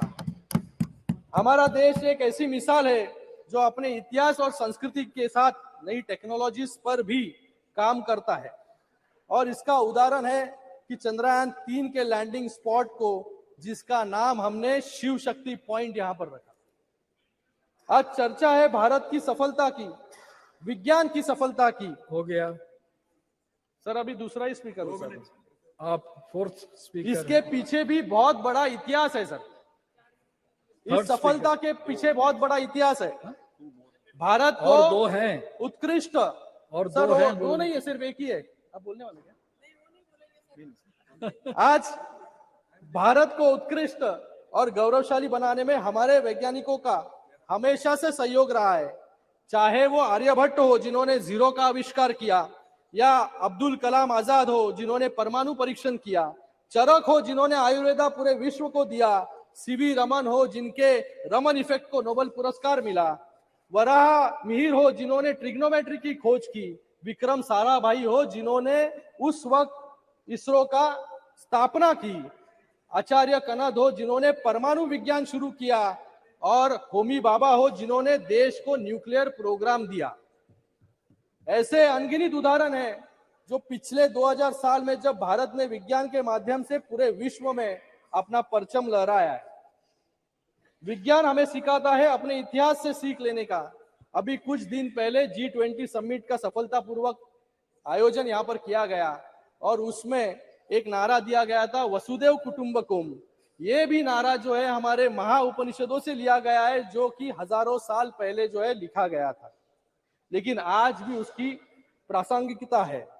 मैं वो चित्र देख रहा था जब हमारे प्रधानमंत्री यूएस के प्रेसिडेंट जो बाइडेन जी को हमारी संस्कृति दिखा रहे थे, जिसमें चित्र था नालंदा विश्वविद्यालय का, और मैंने सोचा कि हमारे देश की संस्कृति और विज्ञान का गौरवशाली इतिहास इतना पुराना है जिस पर हमें गर्व करना चाहिए। उस पर ही हमारे विपक्ष नेता, मुझे लगता है कि आज इनको सबको जो है, आज हमारी संस्कृति हो, हिंदू धर्म हो, सनातन धर्म हो, सर अभी हुआ है शुरू, सनातन धर्म हो, उस पर सवाल उठा रहे हैं हमारे।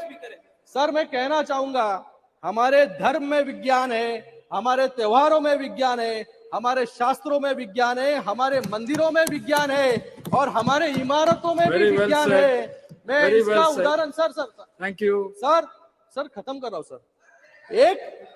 एक उदाहरण सर, देखो सब लोग बोल रहे सर, एक उदाहरण इस इमारतों में किस प्रकार से विज्ञान छिपा है। समय की भी पाबंदी है सर दिल्ली में है सर सभी लोग बोल रहे हैं अभी, आप sir give justice sir.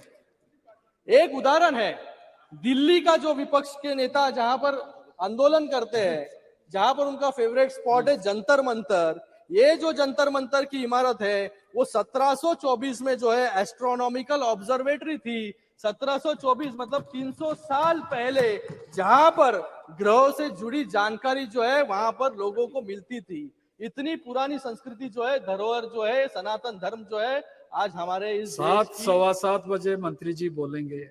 Sir मुझे तो बोलने दो ना सर, अभी ऐसे बोलोगे तो हमारे सामने करीब 25 या 30 मेंबर की लिस्ट है।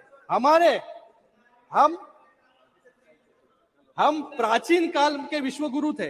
पूरे दुनिया के स्कॉलर्स नालंदा में पढ़ने आते थे, तक्षशिला में आते थे, विक्रमशिला में आते थे। भारत पर जितने भी आक्रमण हुए वो पहले जो है हमारे नॉलेज रिसोर्सेस पे हुए, हमारी सांस्कृतिक धरोहर पर हुए। हम जगत गुरु पहले ही बन जाते थे अगर मुगल और ईस्ट इंडिया कंपनी जो है हमारी संस्कृति को नष्ट नहीं करती। सर खत्म कर रहा हूँ, अभी खत्म कर रहा हूँ। हो रहा है सर, 1 मिनट। मुझे लगता है कि यहाँ पर 7th सेंचुरी में है अभी, यहाँ पर सर 21st सेंचुरी पे आ रहा हूँ अभी सर, 21st सेंचुरी पे आ रहा हूं मैं। आज यहाँ पर जो ऑपोजिशन है, यहाँ पर इनको जो है आज हिंदू शब्द से, हिंदू धर्म से, सनातन धर्म से जो है यहाँ पर एलर्जी हो रही है। कई लोग, बिट्टू जी आपको नहीं सर, आपके साथ जो अलायंस पार्टनर है उनके बारे में कुछ दिन पहले जो है वो हिंदू धर्म को, सनातन धर्म को जो है मलेरिया, एड्स, HIV, मुझे लगता है कि इसका जो है कड़े शब्दों में जो है निंदा करनी चाहिए। मैं आपको एक उदाहरण देना चाहूंगा सर, एक उदाहरण देना चाहूंगा सर। आज के दिन बार-बार स्पीकर ने कहा है हमारा कि हम सनातन धर्म, सर पॉजिटिव वाइब्स यहाँ पैदा करें। सर खत्म कर रहा हूं मैं, पॉजिटिव वाइब्स पैदा करें। सर खत्म कर रहा हूं। सनातन धर्म और विज्ञान किस प्रकार से जुड़ा हुआ है, मैं हनुमान चालीसा का एक दोहा यहाँ दोहराना चाहूंगा। जुग सहस्त्र जोजन पर भारू, लील्यो ताई मधुर फल जानू। इसका अर्थ है हनुमान जी ने जुग सहस्त्रों योजन की दूरी पर स्थित भानु यानी सूर्य को मीठा फल समझकर खा लिया था। गोस्वामी तुलसीदास ने प्राचीन समय में ही बताया था कि सूर्य और पृथ्वी के बीच की दूरी कितनी है। ये हमारा सनातन धर्म है सर, ये हमारा सनातन धर्म है। और ये सनातन धर्म का अर्थ है कि जिसका कोई अंत नहीं है, और अगर कोई इसे खत्म करने की कोशिश करे तो खुद खत्म हो सकता है। ओ बिट्टू जी खत्म कर रहा हूं मैं, 2 मिनट रुकिए। मैं आज यहाँ पर एक कविता से अंत करना चाहूंगा। अंत करिए, आज अंत करिए, जस्ट 1 मिनट दीजिए, 1 मिनट अंत करिए कविता के साथ। यहाँ पर मैं अपनी बात इसरो के हमारे वैज्ञानिकों के सम्मान में बोलकर अपनी बात समाप्त करूंगा, जिन्होंने हार नहीं मानी और चंद्रयान 2 की विफलता को चंद्रयान 3 की सफलता में तब्दील किया। जीतूंगा मैं ये खुद से वादा किया। जितना सोचा था कोशिश उससे ज्यादा किया। तकदीर भी रूठी पर हिम्मत न टूटी। मजबूत इतना इसरो ने अपना इरादा किया। बहुत इसी बहुत के साथ धन्यवाद। में मैं प्रधानमंत्री जी का और पूरे देश का और उसी के साथ में इसरो के सभी साइंटिस्टों का यहाँ पर बहुत बहुत अभिनंदन करता हूँ, धन्यवाद अदा करता हूँ कि आने वाले समय में और ज्यादा उपलब्धियां जो है हमें इस आपको देश के बहुत बहुत माध्यम धन्यवाद से इतने पूरे बढ़िया दुनिया भाषण को दिए। जो है बहुत भारत बढ़िया भाषण दिए, धन्यवाद। दिखाएगा। फिर से एक बार सभी का बहुत बहुत धन्यवाद। धन्य जी, धन्यवाद। थैंक यू चेयरमैन साहब। आज सदन में, नए सदन में चंद्रयान 3 थर्ड तीसरे के बारे में चर्चा हो रही है और ये बहुत डॉक्टर बड़ी Shrikant spoke for 14 minutes. 14 minute 14 बहुत ही। राहुल जी याद रखिए। हाँ जी सर, आपके बैठे जो यंग हैं, नौजवान हैं, उनको आप टाइम देते हैं तो उसकी सफलता के बारे में, और इसमें कोई भी मेरी ख्याल से कोई पार्टी की बात नहीं, किसी भी सत्ता की बात नहीं, और सब 140 करोड़ लोग उनका योगदान है और वो आज इस चीज से खुश हैं सर। लेकिन इसके अलावा मैं एक बहुत बड़ा मुद्दा, क्योंकि ये बहुत जरूरी है सदन में और देश के सामने रखना, आपने समय दिया है, टाइम दिया है। हमारी जो भी इंडियन फॉरेन पॉलिसी रही है, वो सर चाहे जवाहरलाल नेहरू जी से लेके हमारे अब प्राइम मिनिस्टर मोदी जी, हमारी हमेशा नॉन अलाइनमेंट मूवमेंट की तरफ हम हमेशा चले हैं। और खास तौर पे अगर मैं बात करूं कांग्रेस पार्टी की, उसने भी इस पे बहुत कड़ा स्टैंड लिया है। जो कैनेडियन प्राइम मिनिस्टर ने, ट्रूडो ने वहां पे अपनी पार्लियामेंट में बोला है। और मैं एक सिख हूं, इसलिए आज खड़ा हूं सर। सिख एक बहुत ही इमोशनल एक कौम है और उसको जानबूझ के, क्योंकि इमोशनल है और इस देश की आजादी में उनका सबसे बड़ा रोल रहा है, इसलिए कोशिश की जाती है भी उसे कैसे दरार डालें, उसमें उसको कैसे तोड़े। हैं जी, और बहुत ही मजबूत कौम है जिसने लाखों में अपनी शहादत दी देश के लिए। और सर हमने क्योंकि इतनी मजबूती पाई, हमने हमेशा, चाहे अब रशिया हो अपनी लाइन ली है, चाहे चाइना हो अपनी लाइन ली है, रशिया यूक्रेन की चाहे लड़ाई चल रही है उसमें भी हमने अपनी लाइन लेके रखी है। और चाहे सर नाटो फोर्सेस है, वो ज्यादा एक तरफ मदद कर रही थी, लेकिन फिर भी हमने अपना स्टैंड है जो भारत ने अपना लेके रखा, हमारे देश ने, इंडिया ने अपना लेके रखा। ये तकलीफ बहुत देशों को हो, इसलिए सर अब एक प्राइम मिनिस्टर जो कि सेकेंड वर्ल्ड वॉर के बाद कभी नहीं हुआ, कैनेडियन प्राइम मिनिस्टर अपने सदन पार्लियामेंट में बोल के हमारे देश के खिलाफ बोल रहा है, हमारे प्राइम मिनिस्टर के अगेंस्ट उसने बोला है। तो सर इसी तरीके ट्रूडो साहब के पिताजी जब प्राइम मिनिस्टर थे, इसी तरीके से कुछ मिलिटेंटों ने, कनिष्क आपको याद होगा, कनिष्क एयर बम ब्लास्ट हुआ था जिसमें 300 से ज्यादा लोग मरे, उसकी इन्वेस्टिगेशन आज तक पूरी नहीं हुई। ये जो निज्जर एक बहुत बड़ा खूनखार टेररिस्ट है, जो मेरे ग्रैंडफादर का असैसिनेशन जिसने किया है सर, उसमें जगतार हवारा उसका राइट हैंड था, जिसको सर इन्होंने वहां पे पनाह दी, और वो खुद एक नशे की वॉर में, ड्रग की वॉर में और गैंगस्टर वॉर में वो मारा गया। अभी इन्वेस्टिगेशन भी चल रही है और आरोप हमारे देश की एजेंसियों पे लगा दिया। और ये कहा गया वहां पे, एक, मैं उसका नाम भी इस पार्लियामेंट में लेना नहीं चाहता, जो दूसरा एक टेररिस्ट, पन्नू नाम है उसका, सर उसने ये ऐलान कर दिया भी कनाडा में हम हिंदुओं को नहीं रहने देंगे। कितनी बड़ी दरार डालने की कोशिश की है। मैं 2 मिनट में अपनी बात खत्म करूंगा। एक तो सर जो एनआईए, जब पंजाब गवर्नमेंट ने जो लिस्ट दी है, सबसे टॉप मोस्ट जो वांटेड गैंगस्टर और टेररिस्ट हैं, 10 में से out of 10 sir 8 are in Canada. उनको वहां पे पनाह दी हुई है, उनको वहां पे उनको रखा हुआ है, और सारा ड्रग हमारे पंजाब में और इंडिया में वो वहां से भेज रहे हैं। और जितने गुरुद्वारे हैं सर, जहां गुरु ग्रंथ साहब है, पंजाबियों ने जहां जो भी गुरु नानक देव जी को मानते हैं, नान लेवा लोगों ने जाना है। हर हफ्ते सर सैकड़ों गुरुद्वारे हैं जो पन्नू या निजर जैसे के कब्जे में है, और वहां से सर लाखों डॉलर पाउंड वो चढ़ावा जो चढ़ता है वो ट्रूडो की पार्टी को जाता है, इनके मंत्रियों को जाता है। इसलिए वो आधा % लोगों के हक में वो बयान दे रहा है। जहां तक सिखों की बात है सर, 99.5% हमारे लोग वहां पे बिजनेस करते हैं, लाखों एकड़ जमीन है, बिजनेस है सर, उनका कारोबार है बड़े से बड़े। मैं इस सदन में उनसे कहना चाहता हूं भाई ट्रूडो को, उनकी पार्टी को जाके कहें, आप अगर मैं ये क्यों कह रहा हूं, क्योंकि हिंदुस्तानियों ने यहां आना है, पंजाबियों ने यहां आना है, यहां से रिश्तेदारों ने वहां जाना है। आज सर 7 लाख बच्चे हमारे पढ़ रहे हैं वहां पे, लाखों करोड़ों रुपया जो है पेरेंट्स का लग चुका है उन्हें पढ़ाने के लिए, वहां पे फीसें जमा हो चुकी हैं, आज वीजा बंद हो गया।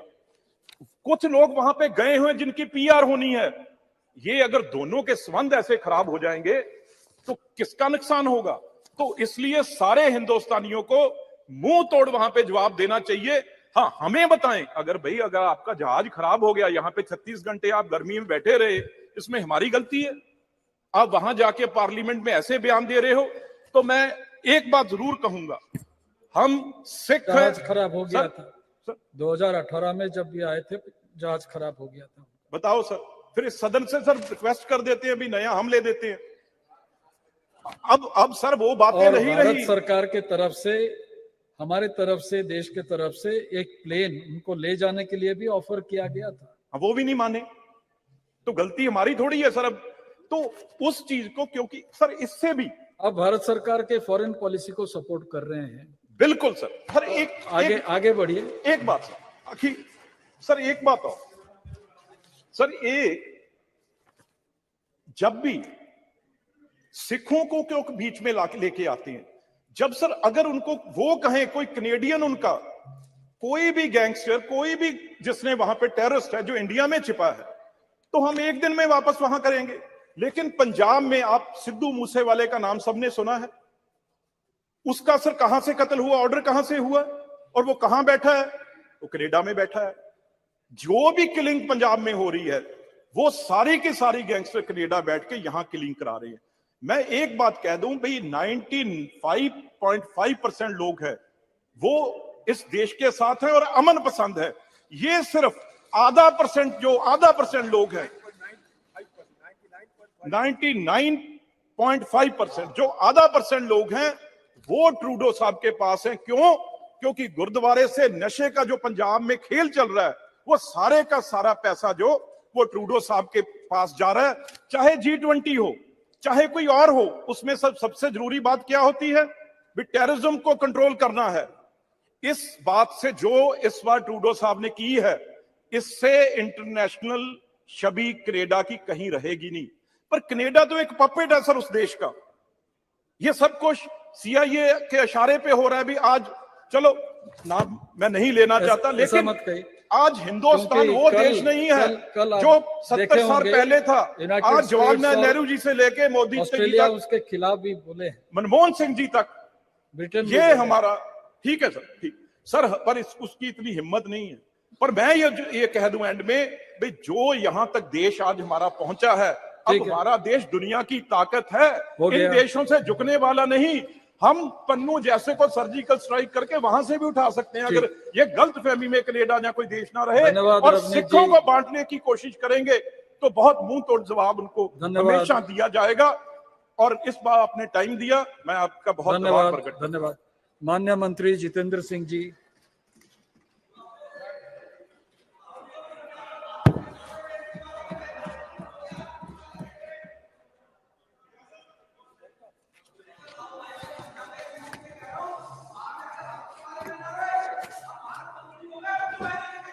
माननीय मंत्री जी।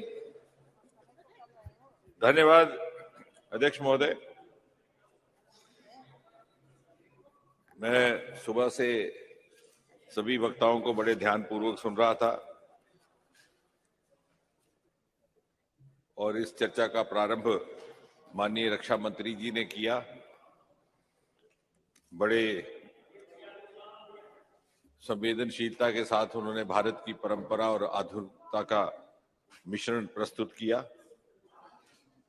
एक सुखद संयोग है कि ये जो विशेष सत्र सदन का हो रहा है, इसमें पहले 2 दिन जिन 2 विषयों पर चर्चा हो रही है, ये एक तरह से प्रधानमंत्री श्री नरेंद्र मोदी जी के नेतृत्व की सरकार की प्राथमिकताओं को भी दर्शाता है। एक और महिला संरक्षण बिल इस हाउस से पारित हो चुका, कुछ ही समय में राज्यसभा में भी उसको लिया जाएगा, और दूसरी चर्चा चंद्रयान को लेकर के।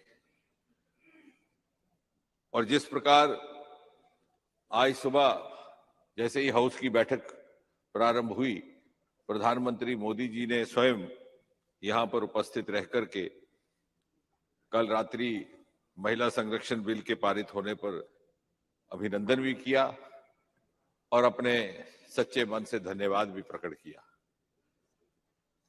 और ठीक उसी तरह जब वो अमेरिका यात्रा से लौटे तो दिल्ली पहुंचने से पहले उन्होंने बंगलौर जाकर के चंद्रयान की सफलता पर वहां जाकर के वैज्ञानिकों का अभिनंदन किया।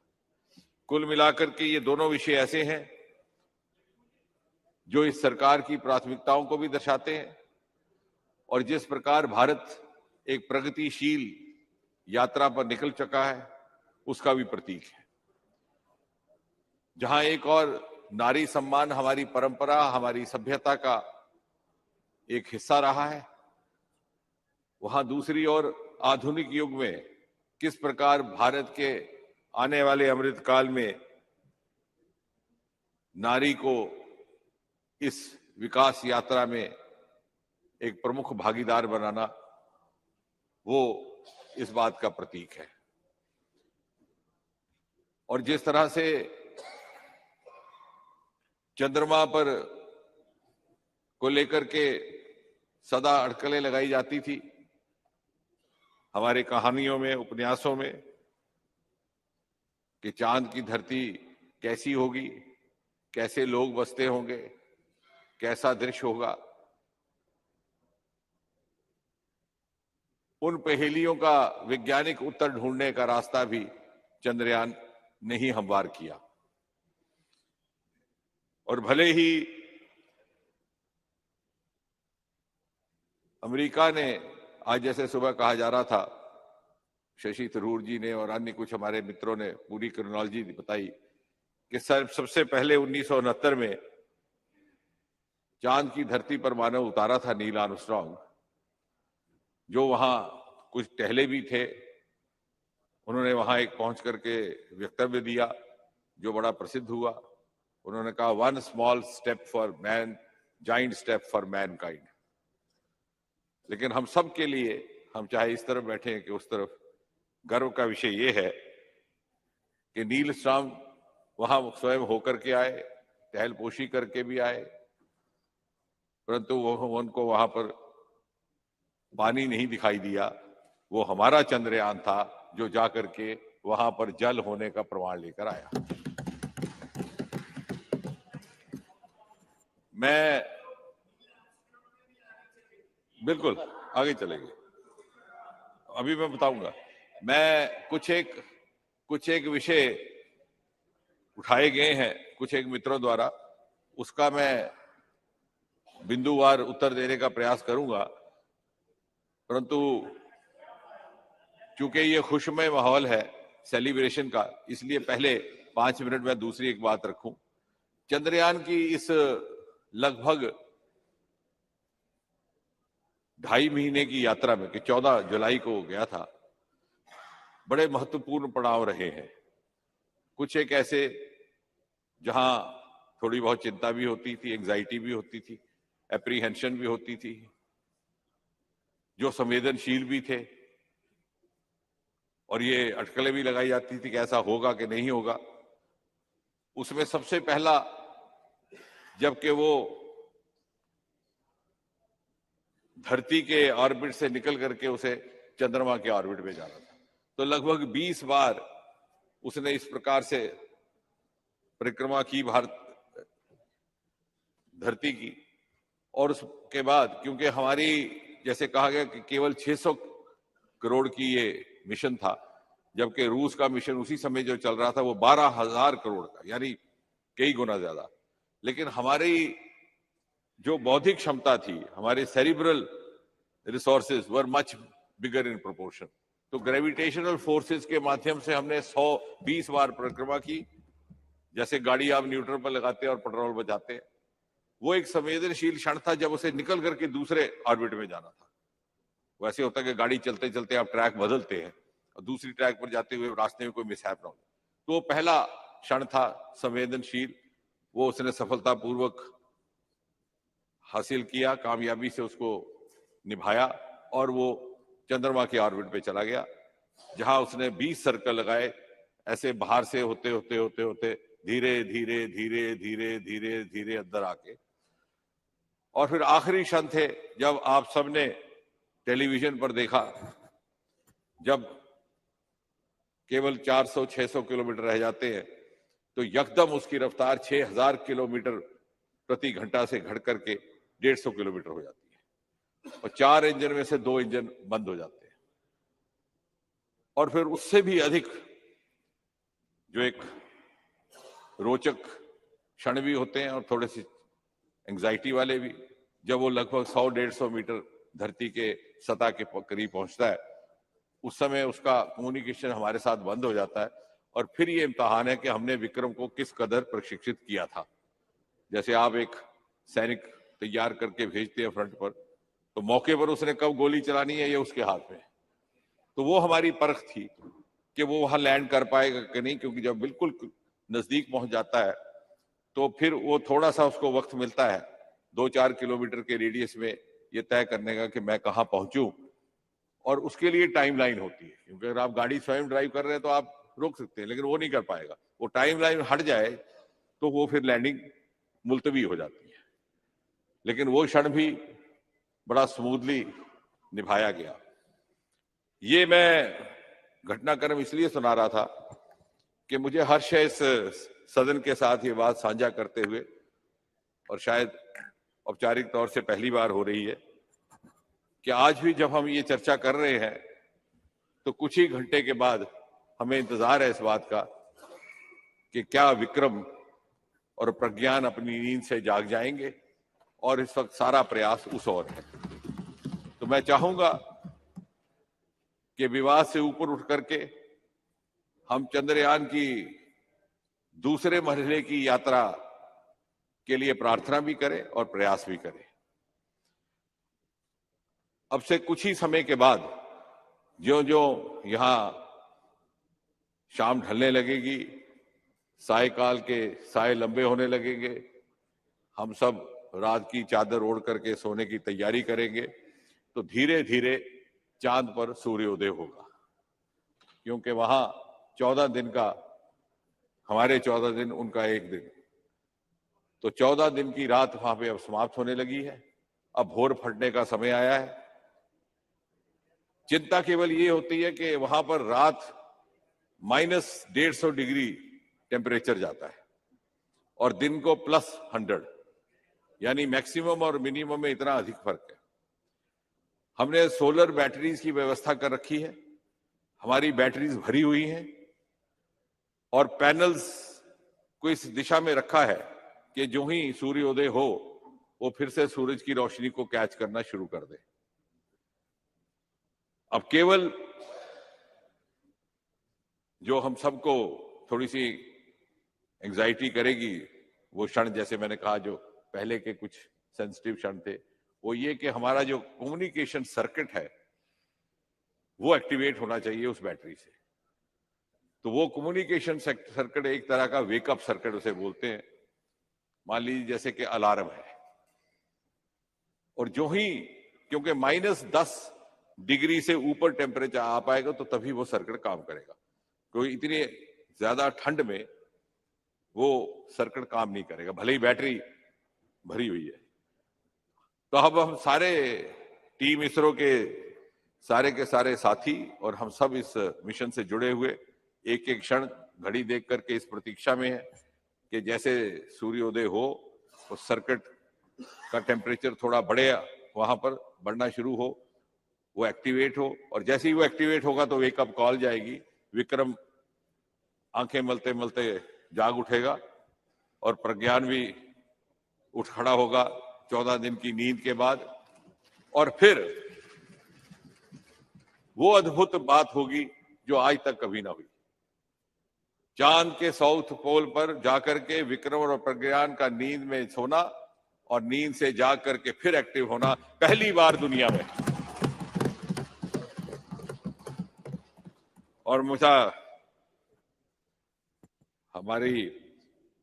मुझे विश्वास भी है, और जिस प्रकार लगन और निष्ठा और मेहनत के साथ हमारे वैज्ञानिकों ने दिन रात काम किया है कि हम इसमें सफल रहेंगे।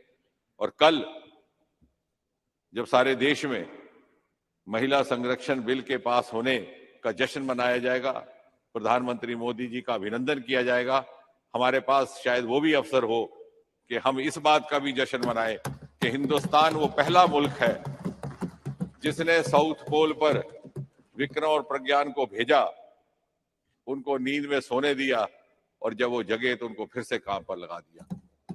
ये वेकअप और पोस्ट वेकअप एक्टिविटी अगर हमारी सफल हो जाती है, कुछ ही घंटों के भीतर इसका पता चल जाएगा, तो हम दुनिया के पहले देश होंगे।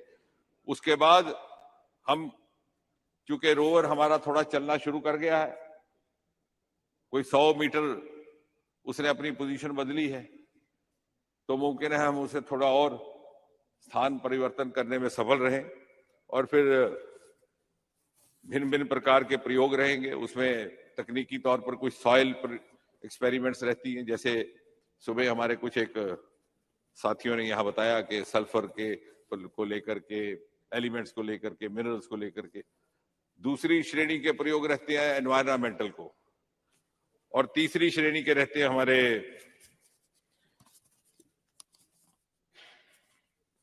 सिस्मिक एक्टिविटीज को, कि जैसे यहाँ पर भूकंप आते हैं, झटके लगते हैं भूचाल के, ऐसी थरथराहट वहां भी होती रहती है। तो अगर ये होता है तो हमारा second phase of Chandrayaan 3 is about to take off in the next few hours, and the moment of anxiety now is that we are waiting for the wake up call to get activated and Vikram and Pragyan to respond to that alarm.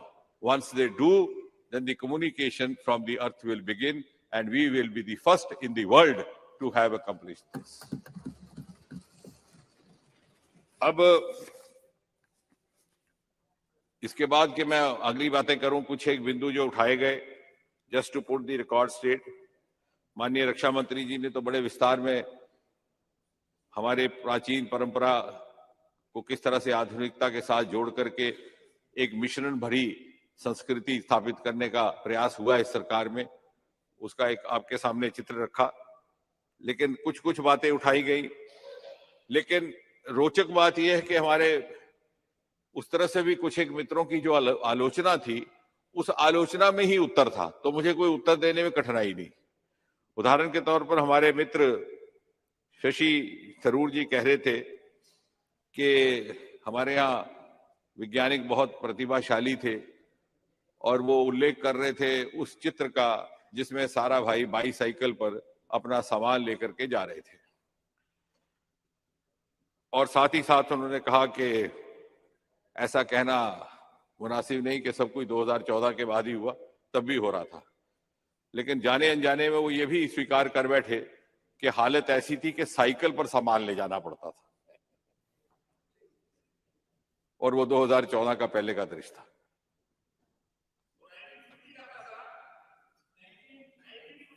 Fifty का था, वही कह रहा हूं। फिर 50 में कौन थी सरकार और कौन था प्रधानमंत्री? तो यही जवाब आ गया, यही जवाब है, क्योंकि साधनों का अभाव, दिस वाज दी। वो कैसे पूरा हुआ अभी आपको बताएंगे, अभी रात लंबी है, अभी विक्रम के जागने तक हमने भी नहीं सोना है, तो बात लंबी चलेगी। Because they were devoid of resources, they didn't have resources. Even in those days, even 1950, you had carriages, you had truckloads. The honorable members will bear me out. The best means of carrying loads were not the bicycle. That is the difference between then and now. The answer lies in the question itself. दूसरा नहीं अभी I am not yielding बाद में sir बाद में करते हैं बाद में करेंगे सर अधीर जी आप इनके बाद ही बोलेंगे please please please you let him continue बाद में दूसरा उन्होंने very rightly enumerated the names of some of the women scientists, and to the amusement of the house, very pointed out in his own way कि यहाँ आरक्षण की आवश्यकता हो सकती है, वहां नहीं है क्योंकि वहां पहले से ही बहुत सारे women scientists हैं. The again answer lies in the question. The women scientists that he has named are from the generation of scientists which has happened now, not in those days which he was talking about Nehruvian. Today, in fact, हमारा चंद्रयान की भी second project director जो है, assistant projector, is a lady called Kalpana. वो तो आ नहीं पाई, लेकिन Veera Mithuvel, who was named speaker after speaker, was sitting over here in the gallery. I introduced him in the Rajya Sabha.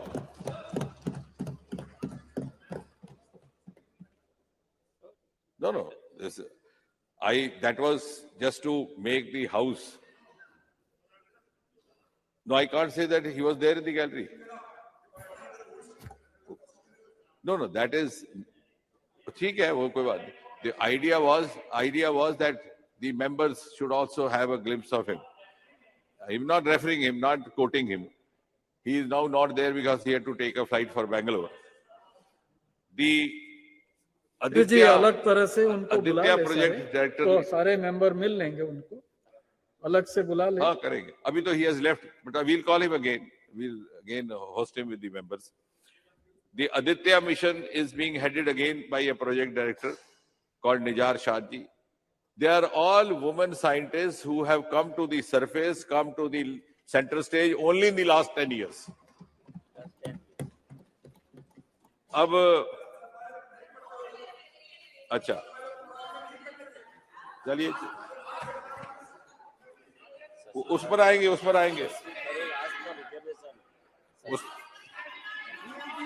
पर आते हैं. Then it was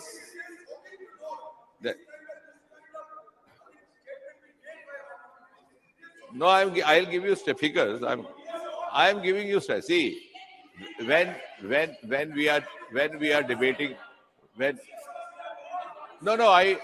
I don't get disturbed.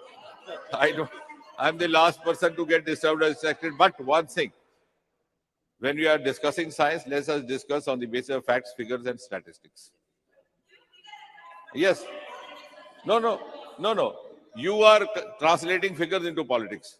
I'm simply giving you figures. Now I'm letting, just wait. Let more figures come out. You said the ISRO budget and the space budget is on decline. Now, honorable member will be kind enough to take note of this figure so that she can verify later on. The Department of Space budget in 2013-14 was 5,168 crore 96 lakh. Please, I'll repeat for your convenience, ma'am. 5168.96 crore. The budget in the current financial year is 12,543 crore 91 lakh, an increase of 142.68%. I repeat the figure. So what? If I don't say that, then also so what? No. 142% increase. So what? Come, sit down. Mantri ji, please. Now, Honorable Minister, please address you ask the chair. for figures. First, you ask for figures. First, you ask for figures. Then you are replying figures with politics. Please, बैठ जाइए. This is for your satisfaction, man. I am requesting honorable member to Please check address these the figures. chair, Yes. so it will be easier. So, Speaker sir, the total budget of all the science departments is up by 172.55% in the last 9 years. Please take down the figures. In 2013-14, the annual budget for all the science ministries and departments put together was 21,025 crore 6 lakh rupees. Current year it is 57,303 crore 0.69 lakh. So when I talk a figure, you say this is not acceptable. When I talk otherwise, it's not. Now, having said that, now somebody said, rather I have a grievance. One of the members said, why you say that scientists, there's so many scientists in South, they talk only English, they talk only Tamil, they don't talk Hindi. Nobody is imposing Hindi on them. Why I'm having a grievance is that ISRO is one of the best bouquets of the composite culture presented by India. You look at the founding Troy, we had Sarabhai, son of Gujarat, from where Honorable C.K. Patil comes. We had Satish Dhawan, a Punjabi, born in Srinagar, Jammu and Kashmir. And then, immediate next generation, we had APJ Kalam from Rameshwaram, son of Tamil Nadu. So why are we demeaning this and trying to say he spoke Tamil, he spoke English, he didn't speak Hindi? Why are you saying? Is it not amazing? The founding fathers, 60 years ago, one Punjabi, one Gujarati, one Tamilian. Absolutely. So thank you. No, I appreciate that. Thank you, ma'am. Thank you. Yeah, Bhabha was there, not very, because later on he drifted to atomic energy. And now, since Madam Kani Modi has been very kind to compliment me, like a gentleman, I have to return the compliment. Very soon, we will have our next launching station nowhere else but in her constituency of Kurukshetra Patnam in Tamil Nadu. And I just solicit your cooperation. 90% of land acquisition has been done. 10% is left out. You can easily use your good offices to persuade the state government so that we can have a ceremony very soon, and you being the elected representative there would be our important guest. So this is the spirit with which we are working. And ISRO, somebody said in the morning, why Raksha Mantri ji spoke about scriptures. I have been telling all around wherever I go that ISRO is a work model which is worth emulating. Here is a team which never retires. A scientist in ISRO, sir, never retires. He never superannuates. He gives his life to the mission. Even if you see these pictures, when you see of landings and other successful missions, you find all the former chairmen sitting side by side. They remain associated. And they follow a cultural SOP, which is not seen anywhere else, but which is worth emulating. Before and after every landing, they pay obeisance at Tirupati. And afterwards, how do they celebrate success? You know, sir, they distribute a laddu. इससे सुंदर, इससे पवित्र प्रथा और जिसमें सामूहिक भारत की पूरी संस्कृति झलकती है। और इसलिए संस्कृति को आधुनिकता तक ले जाने की इस यात्रा को आगे बढ़ाने का कारवां हमारा इसरो है। तो इसमें क्या हर्ज है अगर हम संस्कृति को लेकर बात भी करते हैं। Then there was another observation made by Mr. Kanti Chidambaram, who said science and spirituality have a close relationship. But at the same time, the Raksha Mantri has sought to confuse that. By saying so, he created further confusion by not letting us know what he meant. As far as I know, Swami Vivekananda said, very simple terms, science begins where religion ends, religion begins where science ends. So I think let's go home, ponder on that, educate ourselves on that. Then he said, very sarcastically, because possibly he's also known to be an intellectual, he said, I'm not sure whether after 1,000 years this building will stand, this new building of Parliament House. Everybody of us heard? He's expressed doubt that this new building we have shifted in is unlike those monumental buildings built by the earlier generations and the temples. And he compared it with this building and said, who knows whether after 1,000 years this will stand. My humble request is that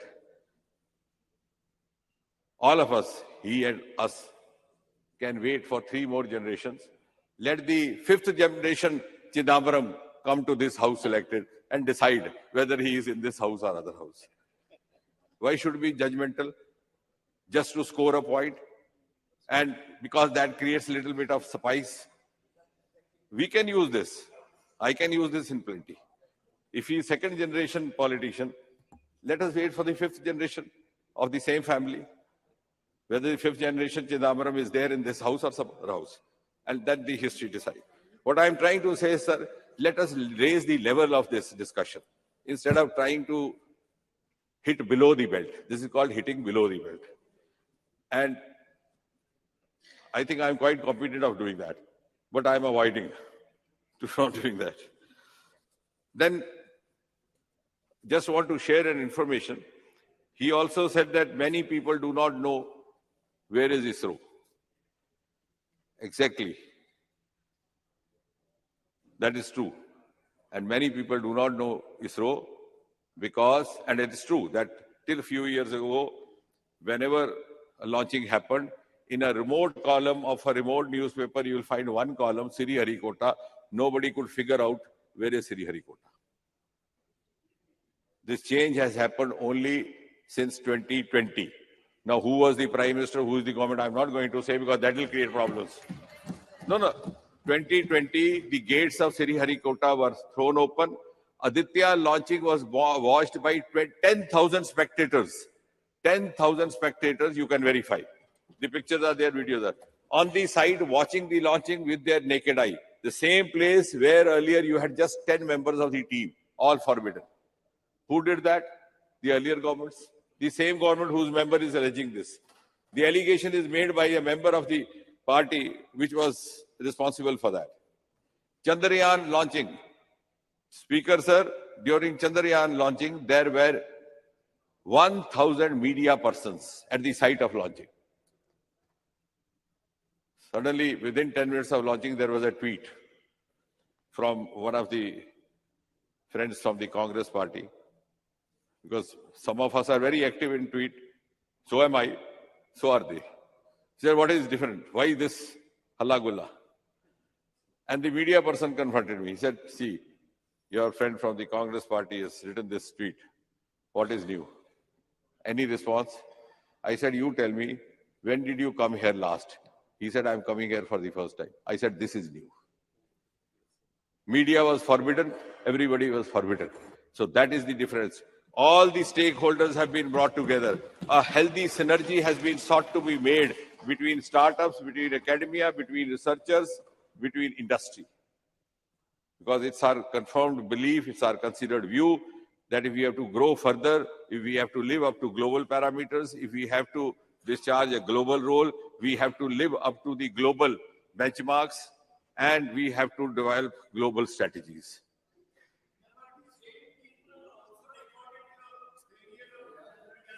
Please.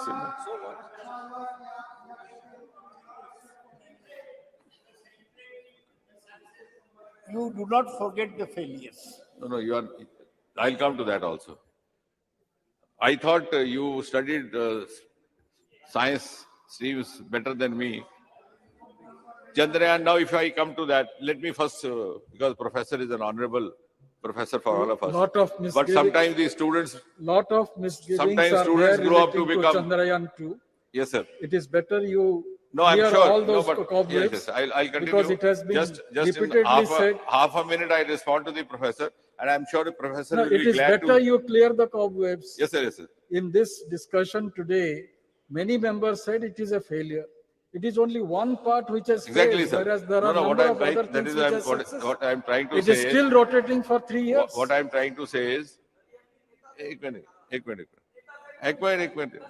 अरे भाई एक minute यार, अरे रमेश जी, अरे रमेश जी बात, अरे छोड़ो ना, ओहो, चल यार एकेडमिक बात, एक मिनट है, और रमेश जी, यार, ठहरो ना, एकेडमिक की बात चल रही है, एकेडमिक चल रहा है, ठीक है, और आई एम ग्लैड प्रोफेसर, ओ भाई एक मिनट यार, बात तो करना, I am glad that professor, यार एक मिनट, अच्छा बात चल रहा है, I am glad that professor has put this query, and I am glad, and I'm sure professor will take pride in seeing that his student is capable of giving him new thought, not teaching, but a thought. So professor should be happiest when he finds his student turning into a teacher. Sir, it was not a failure. Because as the Honorable Speaker said, it is still working. On the last minute, that procedure which had to happen did not happen as it was calculated to the last moment. Otherwise, it would not be communicating. In fact, Chandrayaan 2 and 3 are talking to each other, saying good morning to each other every morning. And even now, when we are waiting for Vikram and Pragyan to wake up, if the circuit gets charged and we are waiting for the temperature to rise, we will not be surprised they receive a good morning or a hello from Chandrayaan 2. Second, even if you go by statistics, as I said in science, let's talk by statistics. Most of the other missions which landed on the moon were unsuccessful in the first attempt. America, more than 3 times. We have been unsuccessful, if at all, only once. Now, coming back to the, yes, so I now settled why ISRO was not known then and known now. But the important point is that it has given us multiple outcomes. A, sir, huge investment of industry with the new policy having come in. B, a sense of belonging to the whole nation. Why the entire nation was glued to the TV screen? Because it was whole of government plus whole of nation. Every citizen of India felt as if it was his or her mission.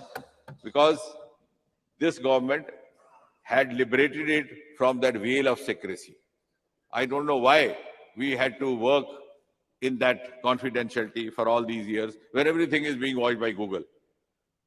So it was not giving us any reward, but we were restraining ourselves from getting the benefit of the resources available. That has been undone. Then, rather, the same member said, why not give ISRO fellowships? Maybe when you, actually what happens is, sir, in the parliament, also when we make up our mind to score some political points, we sometimes tend to lose the factual points because the orientation then becomes more politically directioned. If he had just referred to us or referred to some source, he would have realized that not only the fellowships are being given, in fact, this government, and I was personally taking interest, I realized that most of our training institutes, the best one of them in Kerala, of course, no doubt, when Mr. Premnath's constituency, the Premchandji. So Trivandrum is one of the best institutes we have in space technology teaching. 100% placement. It's a batch of about 160. The selection is done through IIT JEE, the same form, but many people were not aware of it. So I thought we should try to expand. Only 3 years back, I thought we should start from Northeast and North. So we started one similar center in Northeast, in Agartala, in the premises of NIT Agartala. So same kind of department, same selection pattern through IIT JEE and same course. The other one from North, the northernmost territory, Central University of Jammu. So we have already, in fact, launched ourselves in expanding the range of academics as far as the teaching of space is concerned. Now, the other part is that what has happened now? Now, let me talk, I'm not discussing prime ministers. You are only discussing again and again. I'm not even naming anybody. But let us trust. We have to trust somebody. Can we trust the global parameters? Before 2014, in Space Department, in fact, even before 2019 or so, we had only 4 startups. 4. 1, 2, 3, 4. After we opened up in 2020, we have 150 startups. The world is watching, it can be verified. And the earlier ones like Skyroutes have become lucrative entrepreneurs. If you see the startup as a whole, we were only 350 to 400 till 2014. Now, in 9 years, we have gone up to 1,25,000 and more than 110 unicorns. It's not, nobody has said that the earlier governments didn't do anything. That's not the intention also. Even the Honorable Prime Minister has been reiterating that. Nobody has said that. I don't know why some of us sitting that side are very keen or feeling guilty to say, no, it happened only in our times. But the fact points out that if you see the Independence Day addresses of all the Prime Ministers, Nehru delivered 17 Independence Day addresses. Present Prime Minister has delivered 10 so far. The intent and the priority of the government in place is reflected in the Independence Day address. That is a declaration of the intent of the government of its future plans and priorities and flagship schemes. In the 2014 Independence Day address from Red Fort, Prime Minister's address refers to Swachhata, cleanliness, and addresses the problem of urinary tract infection and other diseases happening in young adolescent girls, and many of them suffering from avoidable agony because of the lack of toilets. Again, a scientific declaration. In 2015, Prime Minister's address in Independence Day says, Start Up India, Stand Up India. And the following year, there is a startup scheme. हाँ तो startup Bharat कर दो, अच्छी बात है. Sir, I think we will accept it. the government should consider. Yes, sir, no problem. Then, see, Dada, this happens when you are thinking of how to make a political counter. The casualty is the fact. You understand very well what I mean by saying, and yet you want to deviate. But I am not that easily vulnerable to deviations. The next address of the Prime Minister says, Digital India, Digital Bharat. Okay. Again, a scientific declaration. The next address, 4th one, says e-governance. The subsequent address says deep sea mission. And two consecutive addresses of the Prime Minister from the Red Fort are referring to deep sea mission. We have 7,500 kilometer long coastal area, longest in the world, beginning from Odisha up to Maharashtra, Gujarat, Kutch. Nobody had ever looked at that. Well, okay, one of the longest, conceded. But nobody had looked at that. The Chandrayaan has been launched a few years back, and the huge wealth that lies underneath, metals, minerals, biodiversity, that is going to be discovered now. Then Gaganyaan finds mention in one of the Prime Minister addresses in the Independence Day. And when he said that India has decided to send a human being. नहीं, announcement इसका Independence Day address में हुआ है, check करे दादा. What I am trying to say is, I am not talking, see, I don't know why you want to make this debate Nehru versus somebody. You are obsessed with it, I am not, because I have the facts on my side. I am not, I am giving you dates. I am saying Prime Minister, I'm making a very holistic, a very academic statement. A Prime Minister's address from ramparts of Red Fort on Independence Day is considered to be a declaration of intent by the entire world of the government in place, whichever the party. Now I'm referring to 10 addresses from the highest forum and the theme they carried, which was primarily scientific. So that establishes the kind of priority that this government gives to science, the scientists, and the scientific endeavors. Now, two more things. Now coming back to the parameters. In startup, I was talking of startup ecosystem because Dada interrupted me. We are 1,25,000 startups, but at the same time, the world has today recognized Bharat as number 3 ecosystem in startup. Now, I am not saying this, Treasury not saying this, Prime Minister Modi not saying this, the world saying this. Now, what can I tell them? Don't say that we are number 3, because the Nehruvian followers will not like it. See, let us be logic. We are talking science. Even in discussing science, we are not logic. Then, Global Innovation Index, one of the most respectable universal index to measure a country's innovation capacity. We were position 81 in 2014. So in 65 years, we reached 81. I am not saying which government, which prime minister. Please spare me of this. I am talking like a student of science. But the fact is that today we are 40.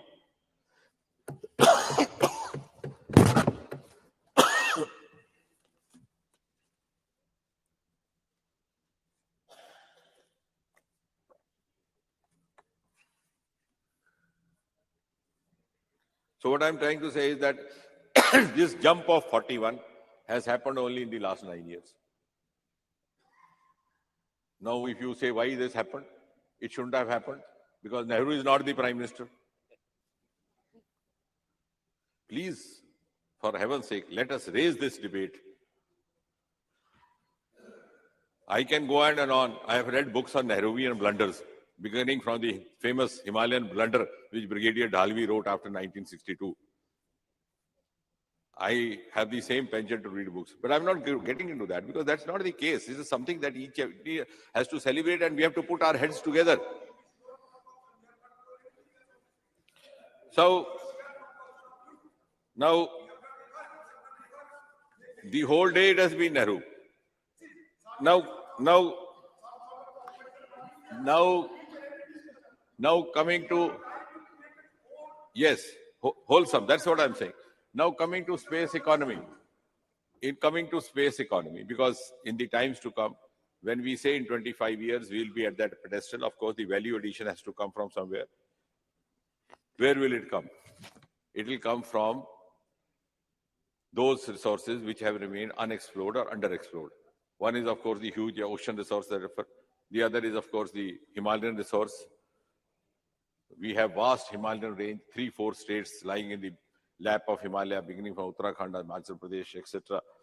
And Roma mission has also been begun, which has given India a unique identity of a purple revolution and agri-tech startups.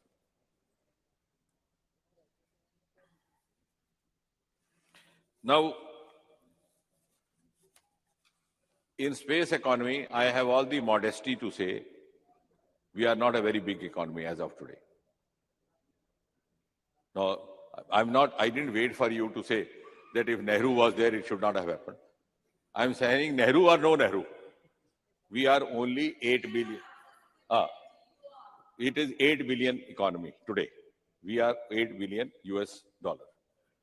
But the second point is, we reached 8 billion US dollar in 70 years or 75 years.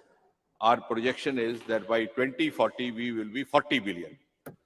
So $8 billion in 75 years and a jump of up to 40 billion in next 15 years. And if you don't believe me, that the projection is been quoted inappropriately. Then very recently, there was a report last week called ADL report, this Arthur D. Little report, one of these projectionists of the international agencies. They have said that even though India is projecting that they might reach $40 billion by 2040,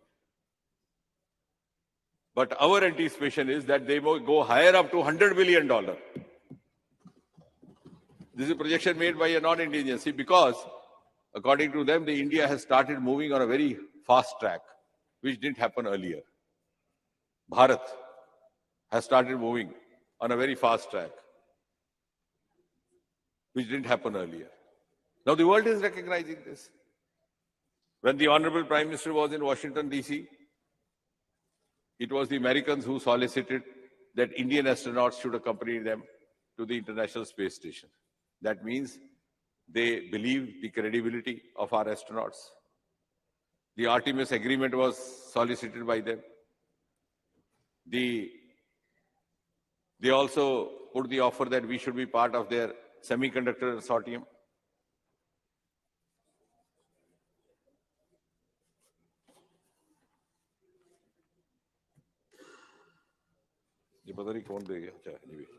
So, what I'm not talking anything subjectively. I'm talking of what the world is saying. Now, the point is that and something to celebrate, like when we reached fifth economy, we were 10th economy in 2014. When we reached fifth economy, there was huge celebration across, except for some of the cynics. But I was pleasantly amused that celebration also because we had overtaken United Kingdom. Similarly, as was mentioned this morning, I think also by the Raksha Mantri, the same America, which took off much earlier than us, has today generated for us a revenue of $174 million by hiring our launching pads. And out of that, $157 million have happened only in the last 9 years, almost 90%.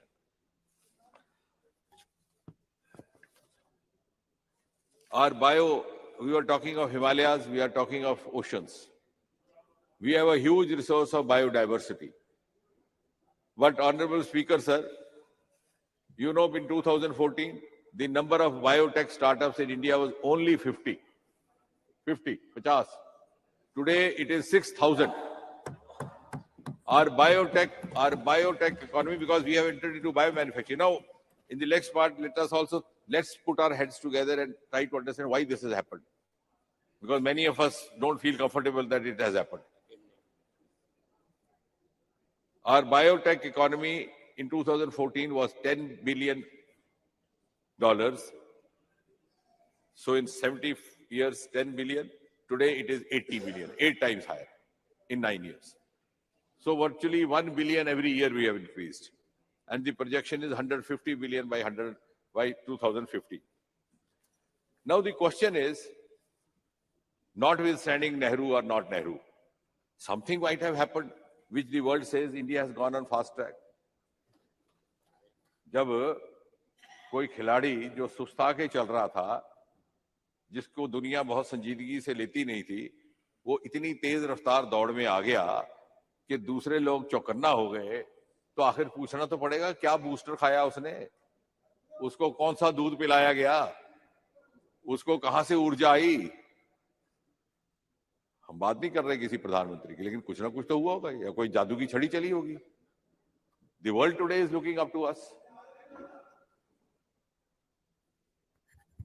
So the reason, space. Why had other countries progressed? Because they had not confined themselves only to the narrow domain of the public sector. And it's my belief also that time has come when the demarcation between public and private is going to vanish away. Today, we have heavy engagement of the industry in ISRO after the new policy came in 4 years ago. We have set up an interface agency called InSpace. InSpace, that stands for Indian Space Application Corporation, something like that, which coordinates between private sector and public sector. And the head of that is a person from corporate sector. He was working with one of the corporate houses, not a government person. नहीं वो भी आते हैं. That is different. वो भी आएंगे. That case. No, India has won that case. Dada, India has won that case. I'm coming to that later on. I'll come to that. That is a legacy problem. Now, and then a new PSU has been set up called NSIL, New Space India Limited, to collaborate with the private companies, which has led to a sudden upsurge in investment. It's been thrown open. And coupled with this will be the National Research Foundation of India, of Bharat, which has been given a truly Bharatiya name called Anusandhan. So the name of Bharat's National Research Foundation is Anusandhan. And the hallmark is that nearly 80 or 75% of the budget would be from the non-government sources. If we have a 50,000 crore budget for 5 years, 36,000 crore will come from non-government sectors. It will be an umbrella body consisting of academics, scientists, researchers, huge presence of industrial representation. Also, sir, keeping the Indian context in mind, the Bharatiya context in mind, it will have representation from social sciences, from humanities, so that we do not lose out to our traditional ethos while deciding our future projects. And it will also decide what kind of collaborations do we engage in our foreign alliances so that we remain globally competitive.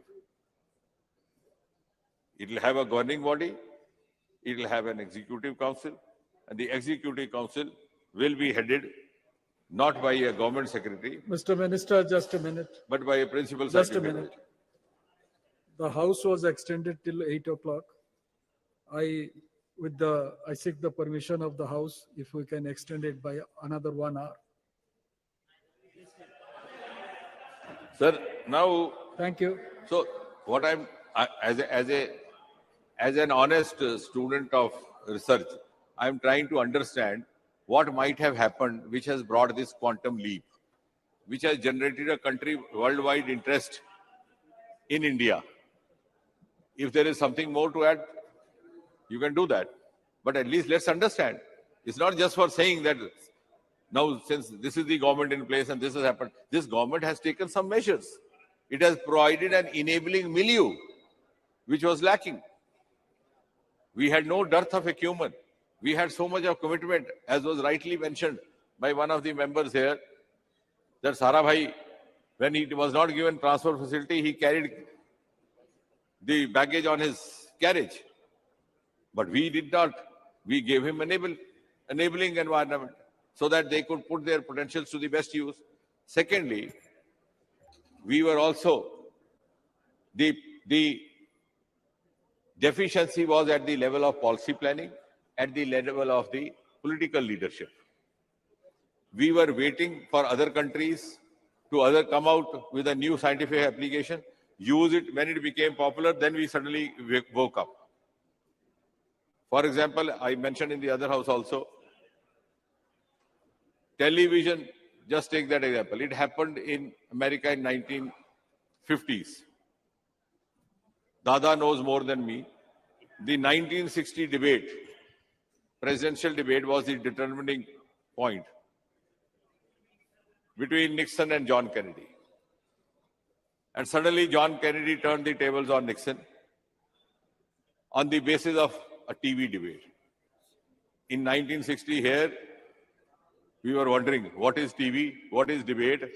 Kahan hota hai screen, kahan se bolta hai? We had never seen, we had never heard.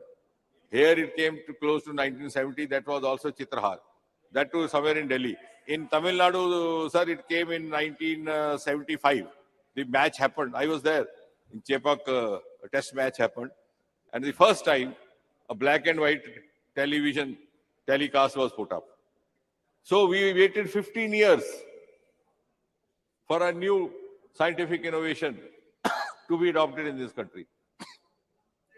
Similar was the case with the computers. Today, look at quantum technology, which one of the members was mentioning. We are today among 3 or 4 nations, that league of elite nations, who are into quantum technology, and we have institutionalized it through mission,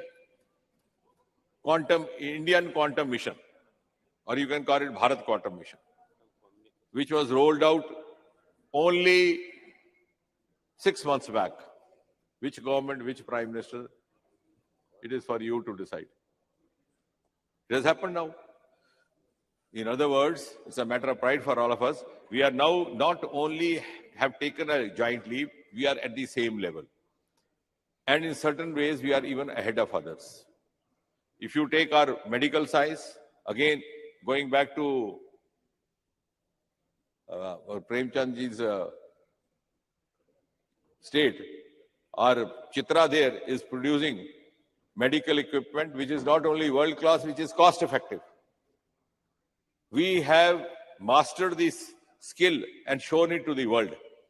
How to develop world-class space missions, world-class scientific equipment, world-class projects at a cost which is just 1/10 of the other cost.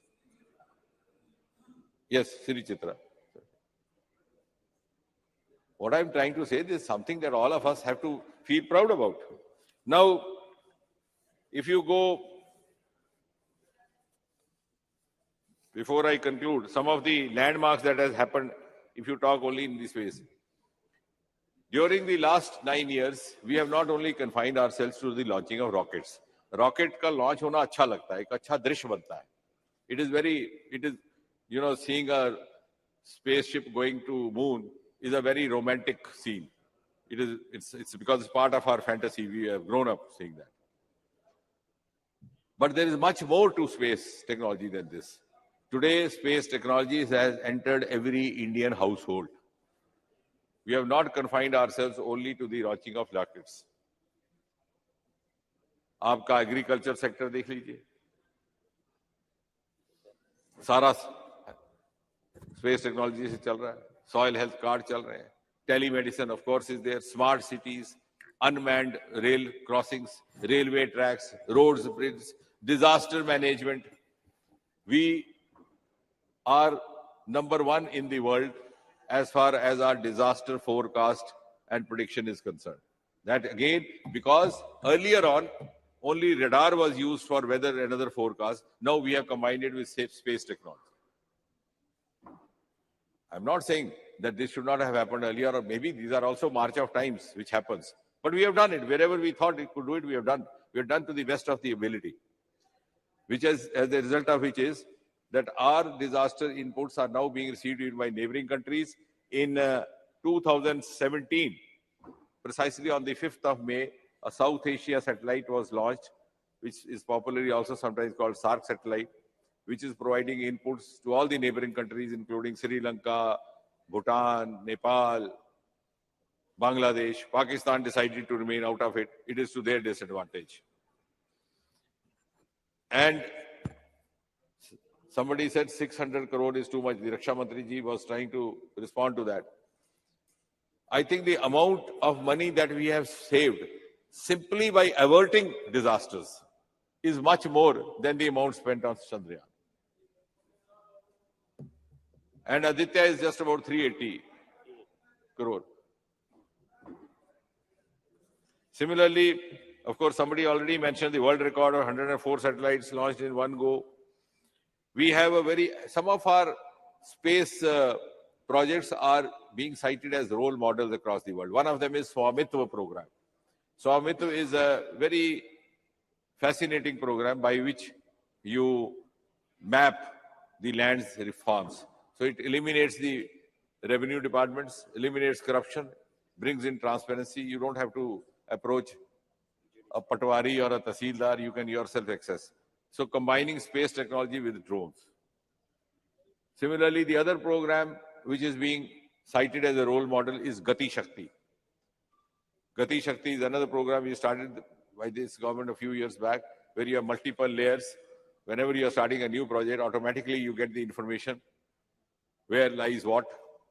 The forest, is it forbidden? It is prohibited.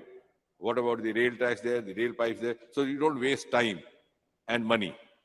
So some of our success stories are in fact being now cited in the rest of the world as well. And if we go simply by the scientific feats as such, I think somebody said scientists have gone abroad because you are not providing them enough. Yes, they went abroad because you didn't have startup avenues for them. You didn't have new institutes for them. If somebody did a course in space, either he had to get absorbed in ISRO or remain unemployed. Today we have opened up that.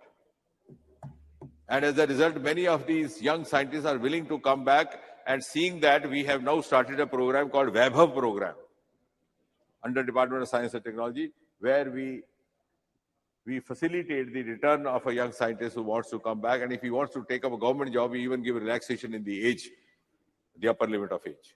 We are conscious of that because now they are finding avenues here. In fact, now this is going to be reverse brain drain. This happened because they were, now I was referring to Mr. Premchand's institute in Trivandrum, 160 admissions, 100% placement, but where? 60% of them went to NASA because you didn't have a place to absorb them. Now many of them are becoming startups. They are finding their own means. And this is a whole ecosystem which has been brought by this government. This also includes the new education policy, which is also called National Education Policy 2020. I said the other day, this National Education Policy should have happened several decades ago. I'm not saying in Nehru's time, but it made us prisoner of our aspirations. Somebody objected to that. I explained why.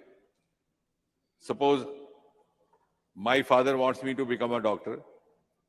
I don't get admission after class 12. What do? I do BSc, either botany or zoology. Then after that, what do? Civil services. I don't get, what do? I do MSc. Try for a teaching job, UGC, university. Don't get, what do? Do PhD. So I get stuck up in that stream. This National Education Policy 2020 gives you the liberty to go by your aptitude, to go by your taste. As you evolve, you can also make a choice. After class 12, if I don't get the choice of my stream or my subject or my profession, which I can change my subjects. I can have economics and botany. I can have economics and literature. It has exit entry. I can leave the college and come back. Once, sir, Dada will be interested to listen. The Vice Chancellor of Cambridge University, about 5 years back, he was a professor of microbiology from the same profession, medical education. There the teachers don't retire in US. They carry on, like Dada continues. So here we have retired. So he's fond of me. Whenever he was here in India, he would call me up and I would go to see him.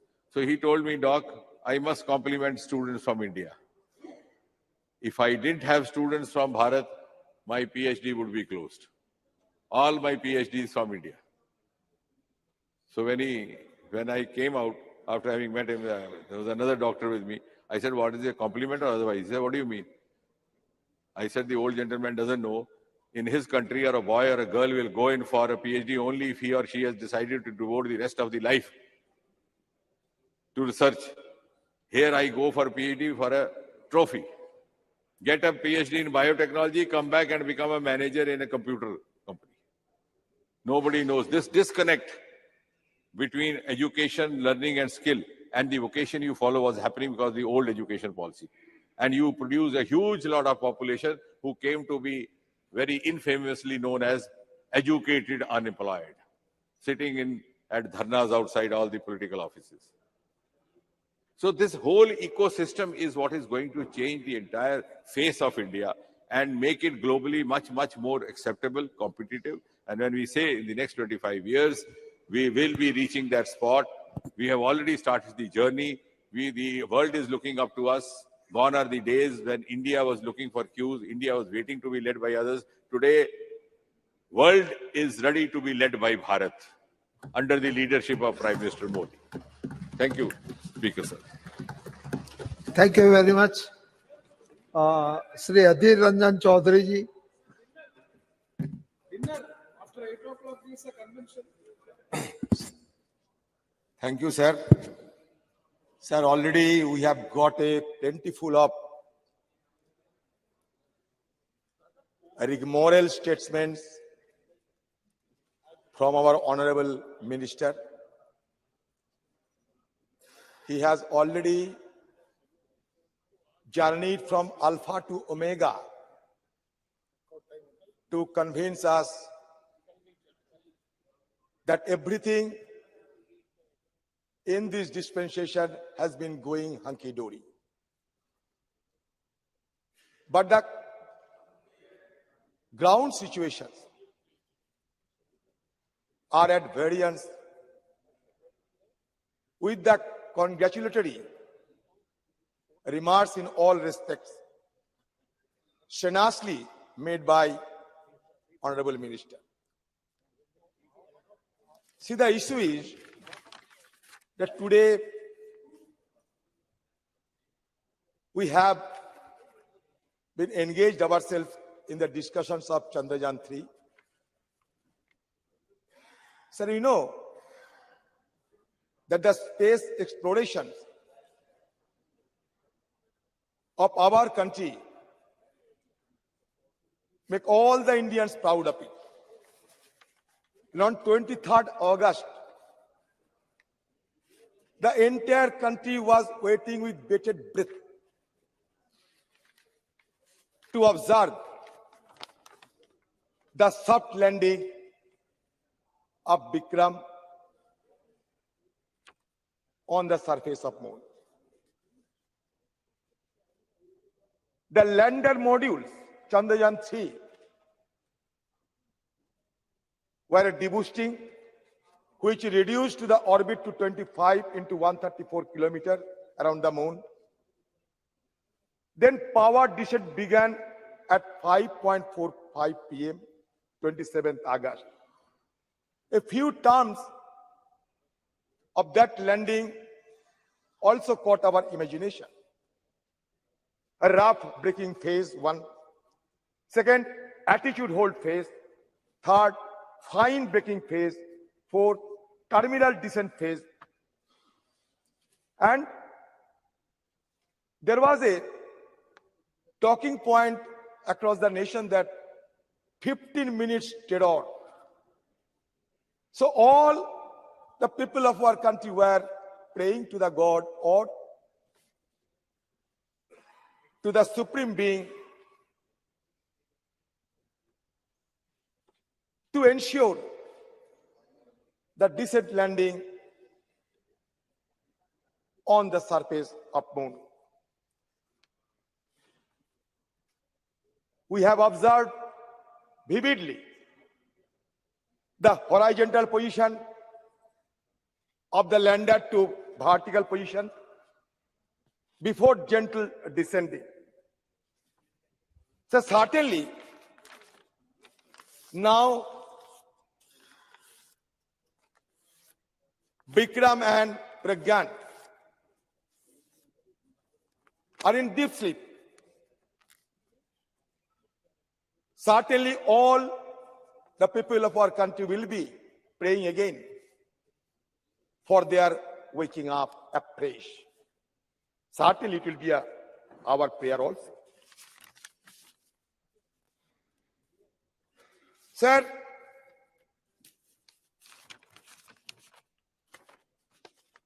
first of all, I must propose to this government, to the minister and to the House, कि हमारे देश की राष्ट्रपति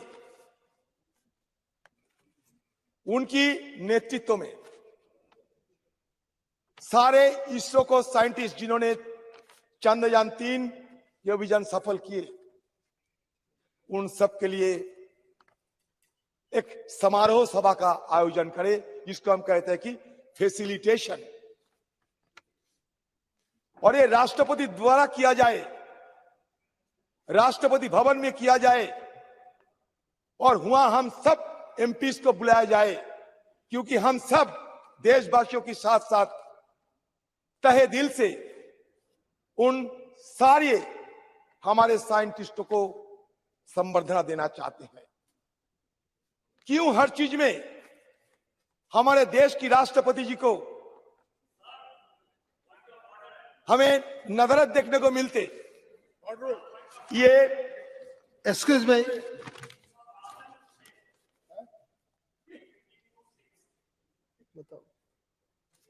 राष्ट्र इन debate को influence करने के लिए राष्ट्रपति का नाम या उनका जानकारी इस सदन को नहीं देना है। ये क्यों सजेशन दे रहे हैं? ये बात राष्ट्रपति क्या करेगी क्या नहीं करेगी, ये क्यों सजेशन दे रहे हैं? 352(6) ये डेरोगेटरी है।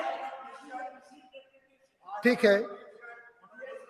अधीर रंजन जी, अधीर रंजन जी, क्या ये करे कि राष्ट्रपति करे? विषय पे राष्ट्रपति बोलो। को बुलाए, क्यों हर चीज में राष्ट्रपति को नहीं लाया जाता है?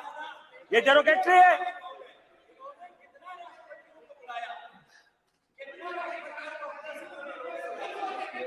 हेलो, मेरा है कि इसरो के सभी साइंटिस्टों का हमारे यहाँ प्रधानमंत्री जी और सभी के द्वारा सम्मान किया गया है, और जहाँ भी जरूरत पड़ेगी होगा, मगर पॉलिटिकल जो है स्टेटमेंट नहीं करना चाहिए। ठीक है, आप अपना बात शुरू करो। Kindly confine to the subject.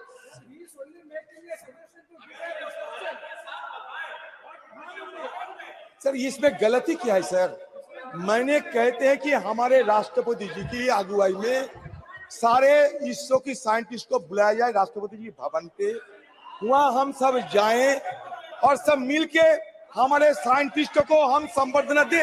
इसमें गलती क्या है, अन्याय क्या है, ये तो बताइए। हेलो, आपकी संवेदना से हम आपको उसका संज्ञान लेते हैं, मगर पॉलिटिकली स्टेटमेंट पॉलिटिकल नहीं है स्टेटमेंट, मैं दिल की बात करते हैं सर। हमारे प्रधानमंत्री जी, एक मिनट, मंत्री जी कुछ टिप्पणी करना चाहिए।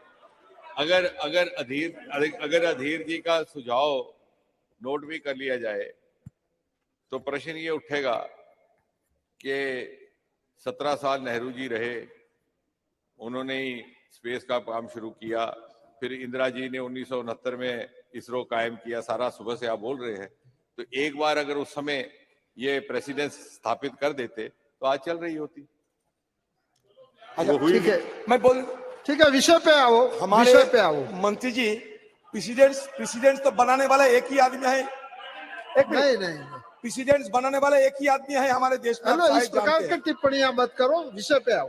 बात यह है कि जब राकेश शर्मा ने स्पेस में घूम रहे थे, आपको याद होंगे,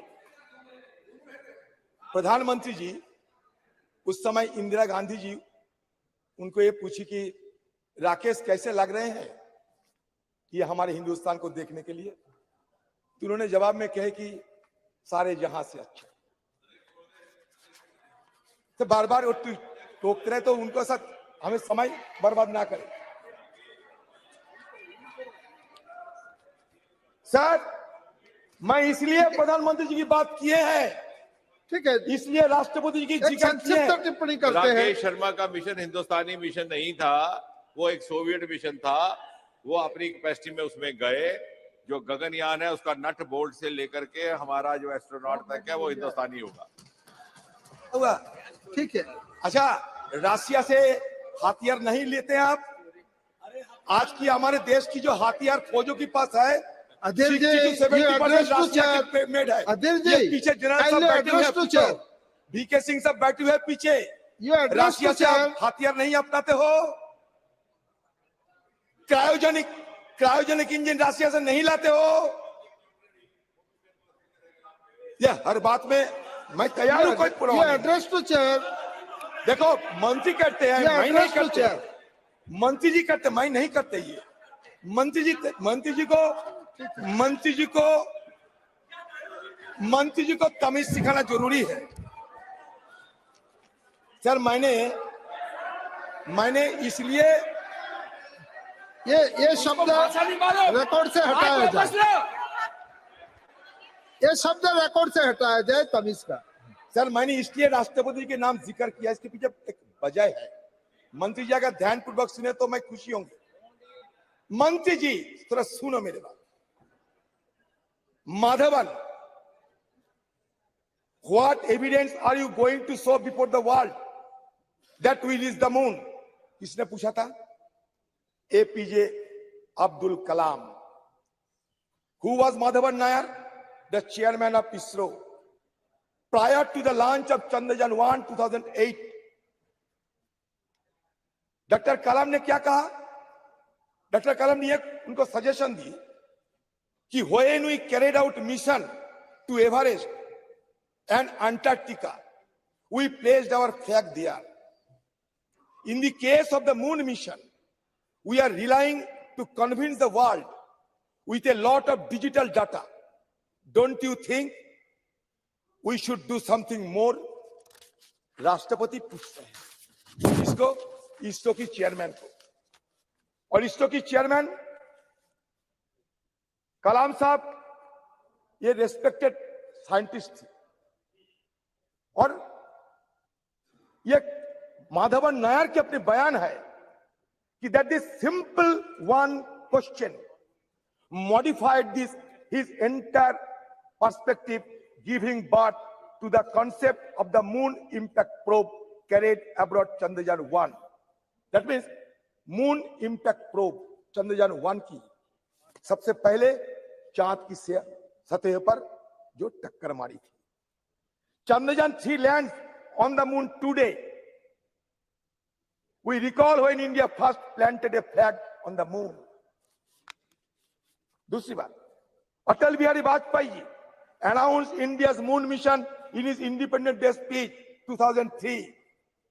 This should be India's first foray outside Earth's gravitational pull and the most challenging task undertaken by the ISRO until then.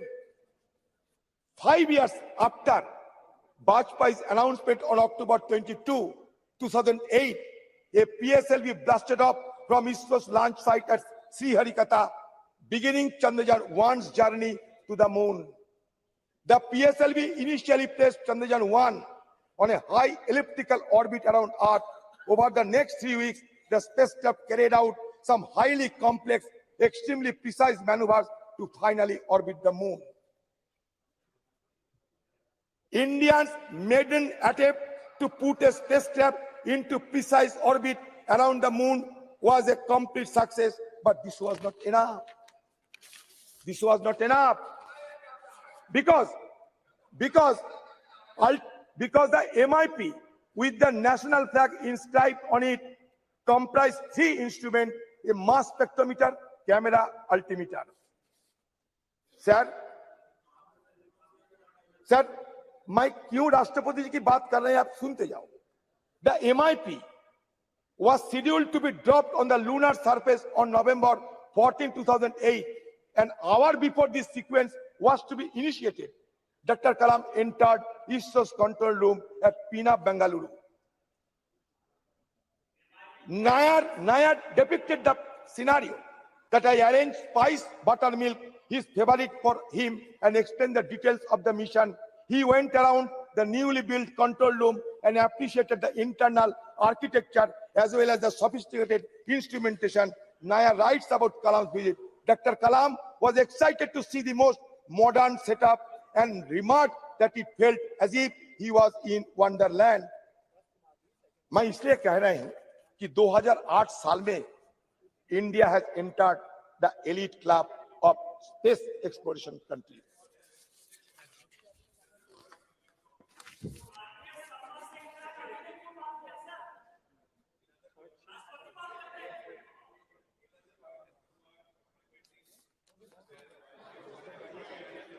Program, and you are complimenting APJ Kalam, Rashtrapati, for having taken a close follow-up. Both of them elected by the BJP. Absolutely. I must appreciate it. Before returning to Delhi, however, he made a notable suggestion. Before returning to Delhi, he made a notable suggestion. to name the impact site after Pandit Nehru, on whose birthday the landing was made and whose vision was crucial to the creation of ISRO. After receiving appropriate permission from the government, the site was named Jawahar स्थल. मैं इसलिए बोल रहा हूं कि doctor कलाम जी ने उनकी तरफ से ये सिफारिश की, उसके बाद जौहर स्थल बनी हमारी चांद की सियात में उस समय। ये कोई मैं बोलने हर बात पे अगर मोदी टोकते रहे तो कहां जाऊंगा? The difference, we did not name it Modi Point. We have named it Shiv Shakti Point and Tiranga Point. बहुत अच्छा किया। You made it Nehru Point and Jawahar Point. मैंने क्या किया? अब्दुल कलाम ने सिफारिश, अब्दुल कलाम ने उनकी कहने पर होने no. It was the UPA government which cleared this decision. President Rashtrapati is no way privy to take this decision. The decision was taken by the then PMO headed by Dr. Manmohan Singh. No, don't mislead the house. I am not misleading the house. Department of Space is directly under Prime Minister's office, and the decision was taken by the then PMO. It was cleared. अच्छा ठीक है, बैठिए। अच्छा देखिए, there is a proverb that the crow sometime the chicken crows as if because of his crowing the sun rises. मुर्गी बांग लगाते हैं और मुर्गी बांग लगाने के बाद जब सूर्योदय होते हैं तो मुर्गी सोचते हैं कि उनकी बांग पे ही ये सूर्योदय हो चुके हैं। मुश्किल आप लोगों के लिए यही है। See,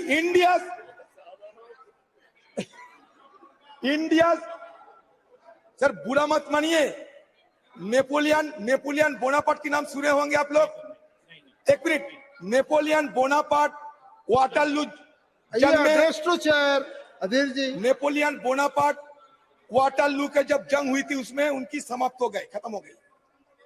तो उनकी आत्मा चंद्रयान पे आइए, उनकी आत्मा पुनर्जागृत होते हुए पहले अमेरिका सफर किया। आप डेविएट हुए, अमेरिका सफर जब करते थे तो नेपोलियन की आत्मा अमेरिका को देखने के बाद टिप्पणी करते हैं कि अमेरिका में इतना औजार है, असला है, अगर ये मेरे पास रह जाते तो वाटरलू नहीं होते।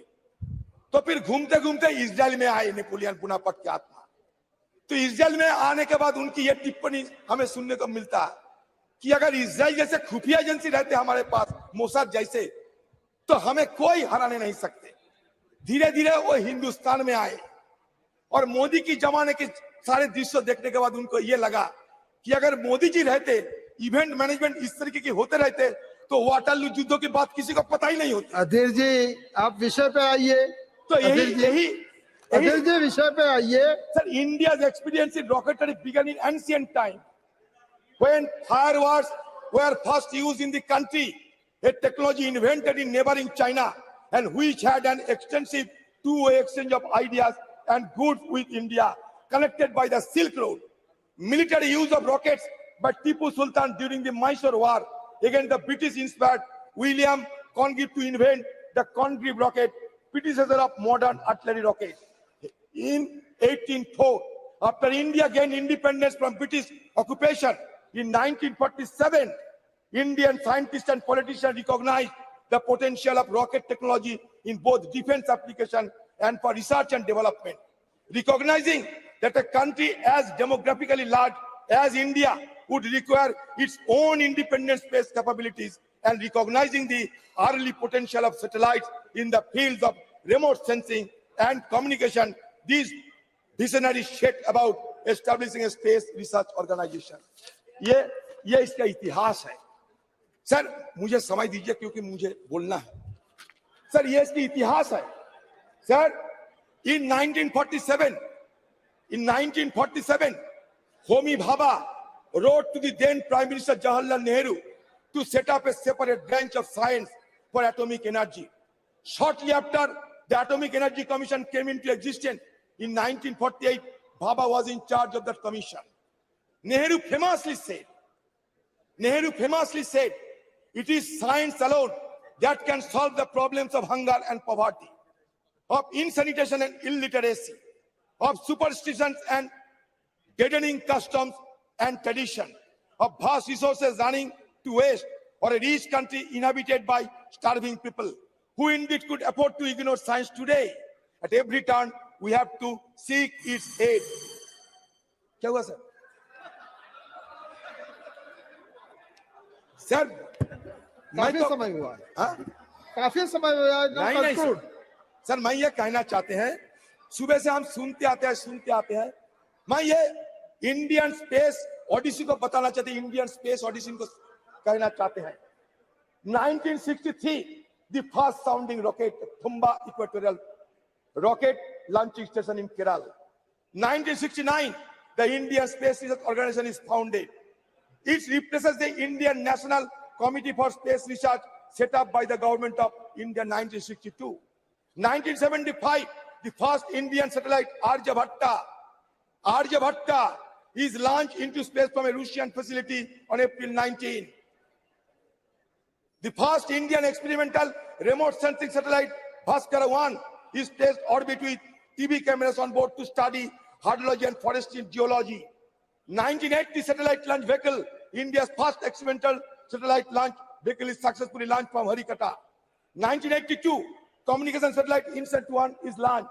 1984, as part of joint Indo-Soviet mission, India cosmonaut Rakesh Sharma spends over a week at Salyut 7, a Russian orbital station. 1987, first developmental flight of augmented satellite launch vehicle failed to send SOS-1 into orbit. 1988, Indian remote sensing satellite IRS-I1 and communication satellite INSAT-1 are launched. 1992, ASLV successfully launches. 1993, PSLV fails to place IRS-I orbit. 1994, PSLV successfully launched. 1999, PSLV launches more than one satellite for the first time. 2001, the first developmental flight of GSLV inject GSAT-1 into a geosynchronous transfer orbit. 2002, PSLV launches India's first dedicated meteorological satellite Kalpana-1. 2003, PSLV puts IRS-PG P6 carrying a 1,360 kg payload into orbit. 2004, first operational flight of GSLV successfully launches. 2005, the first mission to take off from the second launch pad at Sriharikata. 2007, after significant hard work, PSLV successfully launches. अधीर जी बोलने दीजिए sir. Hello sir हो गया. 2008, India's first lunar probe Chandrayaan is launched successfully aboard the upgraded PSLV XL. 2013, PSLV 25 flight launches. 2014, launch vehicle kindly conclude sir जल्दबाजी उनको इतना मौका दिए, मैं तो हमारे सारे विपक्ष की तरफ से बोल रहे हैं. 2016, इसरो सक्सेसफुली टेस्ट पर स्क्रैम जेट इंजन. आपकी जमाने की बात करते हैं, आपको तो खुशी होना चाहिए. 2017, variant of LBM-3. 2018, second orbital test flight. 2019, 20, 21, 22, 23, ये सिलसिला चलता है. ये किसी एक सरकार की, कोई एक व्यक्ति की कहानी नहीं है. जिस तरीके से आप लोग भजोना कर रहे हैं ना, वो भजोना करने की जगह ये नहीं है. हमारे जो साइंटिस्ट है, ये साइंटिस्ट की मेहनत से, इनकी पसीना से सर आज इस कामयाबी पे हम पहुंच पाए हैं. ये सबको सराहना करना चाहिए. सिर्फ मोदी भजोना करने से नहीं ऐसा मत बोलो सर. पूरा सदन साइंटिस्टों का रिस्पेक्ट करता है. मैं पूरा सदन करता है. की बात मत करो. अध्यक्ष महोदय, मैं लगभग 1.5 घंटा बोला हूँ, मुझे बताया गया. मेरी प्रार्थना है उसमें गिना जाए कितनी बार मैंने मोदी जी का नाम लिया और कितनी बार इन्होंने नेहरू का नाम लिया. सर मैं आपकी ये तो सिर्फ नेहरू के ऊपर ही चर्चा कर रहे हैं. नहीं सर 2023 में नेहरू थे क्या? उनका भी जिक्र किया मैंने. 2023 के नेहरू है क्या? देखिए बस हो गया. I am asking him to conclude now. Sir एक मिनट, मुझे बुरा लगा डॉक्टर कि आप निकाल देंगे कि आप हमारे कलाम साहब को साइकिल पे जो रिकॉर्ड से निकाल देंगे निशिकांत जी. अध्यक्ष महोदय, अध्यक्ष महोदय, नहीं, बल्कि प्रधानमंत्री मोदी ने एक नई संस्कृति को जन्म देने का प्रयास किया है। अगर आप कुल मिलाकर के देखें, देश भर में कितनी संस्थाएं एक ही परिवार के नाम पर हैं, तो एक वो अपने में अलग कहानी है। कितने कॉलेज, हर कॉलेज का नाम उसी परिवार के नाम पर, हर विश्वविद्यालय का उसी परिवार के नाम पर, हर स्कूल का उसी के नाम पर, हर वैज्ञानिक संस्थान का उसी परिवार के नाम पर, इस हर एयरपोर्ट का उसी परिवार के नाम पर। इस मोदी जी ने उस प्रथा को, उस परंपरा को बदल करके एक नया तहजीब, एक नया वर्क कल्चर देने का प्रयास किया है। अधीर जी, आप अभी कंक्लूड कीजिए। मेरी बात पे कितना बाधा हुई आप खुद देख लो सर। आप आगे सर मैं ये कहना चाहती कि सुबह से संस्कार की बात हो रहे थे, सुबह से राजनाथ सिंह से लेकर हमारे जितेंद्र जी भी ये संस्कार की बात करते हैं। क्या हम संस्कार नहीं मानते? क्या हमारा संस्कार क्या है जानते हैं? हमारा संस्कार ये है, रुचिनांग बोइचिता दीजू कुटिलो नाना पोतो जूसांग नीनु मेको गम्मस्तोशी पयो समरना बोइबो। नदी की जन्म कहीं भी हो सकते, वो नदी बर्फ पिघलने के बाद जब पानी में तब्दील होते, शहर, नगर, गांव, बंदर से गुजर कर समुद्र में जाकर मिलते। वो समुद्र नदी के लिए सच होता है, सत्य होते हैं। ये सत्य हिंदुओं के लिए ईश्वर है, मुसलमानों के लिए अल्लाह है, क्रिश्चियन के लिए ख्रिस्ट है, बुद्धिस्ट के लिए बुद्ध है। ये हमारा संस्कृति है। ये संस्कृति को मानने के चलते आपको आगे निकलना पड़ेगा। सर चलो ये संस्कृति की बात करते हैं, इनकी they should not confuse science with superstition. They should not confuse culture with communalism. That is my suggestion to them. Sir, we can feel proud of what our country achieved in medical science at one point of time. We worship Lord Ganesha. There must have been some plastic surgeon at that time who got an elephant's head on the body of a human being and began the practice of plastic surgery quoted by Prime Minister. I do not know the name of the Prime Minister, but certainly the Prime Minister is a proactive, progressive Prime Minister. जिन्होंने ये कहा था। Kindly conclude. Please conclude it. Sir, so इसलिए मैं कहते हैं। We have so many other speakers also. Sir, kindly conclude. Sir, मैं काफी लंबा बोले। मैं संस्कार की बात करता हूँ। ऑलमोस्ट हाफ एन आवर से ज्यादा बोल। सर हमारे गीता बोलते हैं, सर हमारे गीता बोलता है डॉक्टर साहब, आन भद्रा क्रद्भु यंतु विश्वते, आन भद्रा क्रद्भु यंतु विश्वते। सारे दुनिया की सारे ज्ञान अपनाओ, इसमें कोई शर्म नहीं करना चाहिए। हमारा देश जुग जुग से सारे दुनिया को अपनाया है, यही हमारा देश की महत्व है। स्वामी विवेकानंद कहते हैं, expansion is life, contraction is death, love is life, hatred is death. Once more, the world must be conquered by India. This is the dream of my life. कौन कहता है? Swami Vivekananda. And I wish that each one of you who hear me today will have the same dream in your minds and stop not till you have realized the dream. ये स्वामी विवेकानंद, यही हमारा संस्कार है। तो sir यहाँ मैं मंत्री जी को कहना चाहते, आप इंडेक्स की बात करते थे ना, इतना address to the chair and now conclude. Please conclude. Sir ये मैं इसलिए बताता हूं कि ह्यूमन डेवलपमेंट इंडेक्स क्या है मंत्री खुद बताए, हमारे पॉवर्टी इंडेक्स क्या है मंत्री खुद बताए। आप कहते कि इस समय राशि बढ़ा दिए हैं, नहीं। 10 साल पहले आज से आप 10 साल जूनियर थे, 10 साल बाद आज से आप 10 साल ओल्डर होगी। इसी हिसाब से बात करना चाहिए। हम लोगों को गुमराह करने के लिए बात न करें तो बेहतर होगी। The allocation for ISRO's annual budget in 2023-24 stands 12,543 crore rupees. Shockingly, this amount reflects an 8% reduction compared to the previous budget, with a massive 32% slash in expenditure designed for space science initiatives such as Chandrayaan 3 and Aditya L1 mission focused on starting the sun. Sir Aditya L1 के बारे में ज्यादा कुछ नहीं पता। लगरंजी point के पार करने जाते हैं, लगरंजी पॉइंट तक जाना चाहता है आदित्य 1। सर 127 दिन 28 दिन की वक्त लगेगी। 15 लाख किलोमीटर की सफर तय किए हैं, वो सक्सेसफुली गुजर रहे हैं। सब हम उसके लिए भी उनके लिए भी हम सब प्रार्थना करें कि उनकी यात्रा भी thank you very much Shri Ritesh Pandey ji, thank you very much. अब खत्म करो। राजनाथ सिंह तो ये कहना चाहते हैं, सुबह राजनाथ सिंह हमारे धर्म और संस्कार के बारे में बार बार कहते थे। मैं ये कहना चाहता कि Einstein summarises the coexistence by writing the science without religion is lame, religion without science is blind, that should be kept in mind. Thank you भारतीय संस्कृति क्या होता जानते हैं? सर लास्ट भारतीय संस्कृति बात करते हैं, अपने कमाओ अपने खाओ, ये प्रकृति है। दूसरे से लूटकर अपने खाओ, ये विकृति है। खुद कमाओ सबके खिलाओ, ये भारतीय संस्कृति है। थैंक यू श्री रितेश पांडे जी।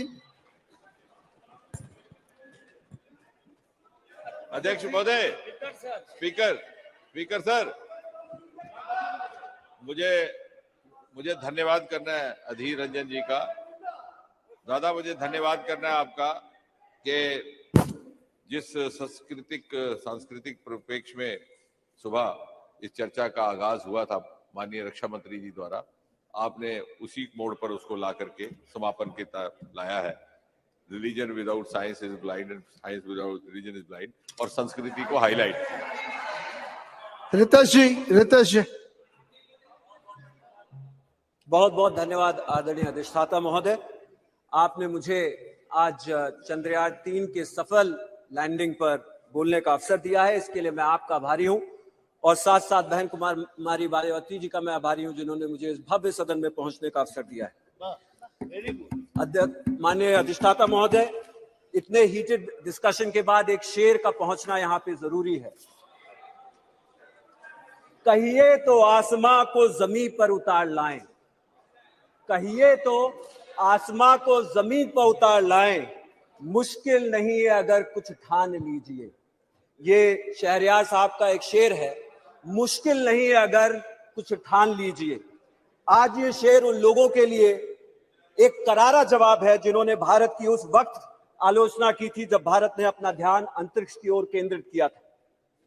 उन्होंने कहा था, और मैं ये कोट कर रहा हूं, ये कुछ विदेशी पत्रिकाएं थी जिसमें मैं नाम नहीं लूंगा, लेकिन उन्होंने कहा था कि क्या जो देश गरीबी, असमानता, शौचालय की अपर्याप्त पहुंच से जूझ रहा है, क्या उसको अंतरिक्ष अन्वेषण पर ध्यान देना चाहिए?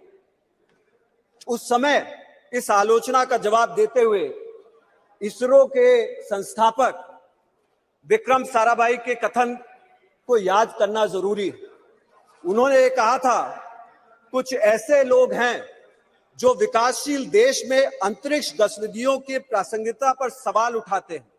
हमारे लिए उद्देश्य की कोई अस्पष्टता नहीं है।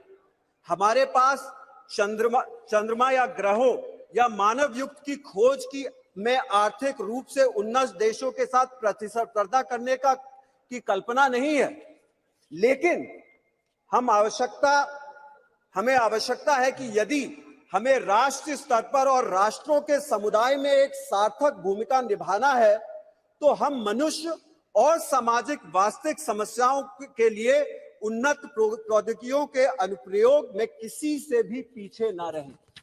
यह अत्यंत ही जरूरी था। आज भारत की अंतरिक्ष सोच से मिली सफलता इनके लिए एक करारा जवाब है, और हमारी सफलता का एक परिणाम आज हमें देखने को मिल रहा है। आज देश को इसरो द्वारा अंतरिक्ष सोच से आपदा प्रबंधन, संचार प्रसारण में, हेल्थ केयर में, शिक्षा में, ग्रामीण विकास में, राष्ट्रीय सुरक्षा में, ऐसे कई क्षेत्रों में आज हमें सफलता मिल रही है। उनसे जो है निपटने के लिए हमें पहले से जानकारी मिलने का कार्य हो रहा है। अनुमान है कि अगले दशक में वैश्विक अंतरिक्ष अर्थव्यवस्था में भारत की 10% की भागीदारी हो जाएगी, जो मौजूदा सिर्फ 2% पे है। ये एक दशक के अंदर इसरो की उपलब्धि होने जा रही है। आदरणीय अधिष्ठाता महोदय, इंडिया ने उच्च स्तरीय स्पेस उपकरणों का निर्माण देश में ही करना शुरू कर दिया है, और इसरो ने विदेशी सैटेलाइटों के अंतरिक्ष में भेजने से 144 करोड़ रुपया धन अर्जित भी किया है। आज हम गर्व से कह सकते हैं कि हमारे देश ने 381 उपकरण 34 देशों के लिए अंतरिक्ष में भेजने का काम किया है। यह हमारी एक बड़ी उपलब्धि है।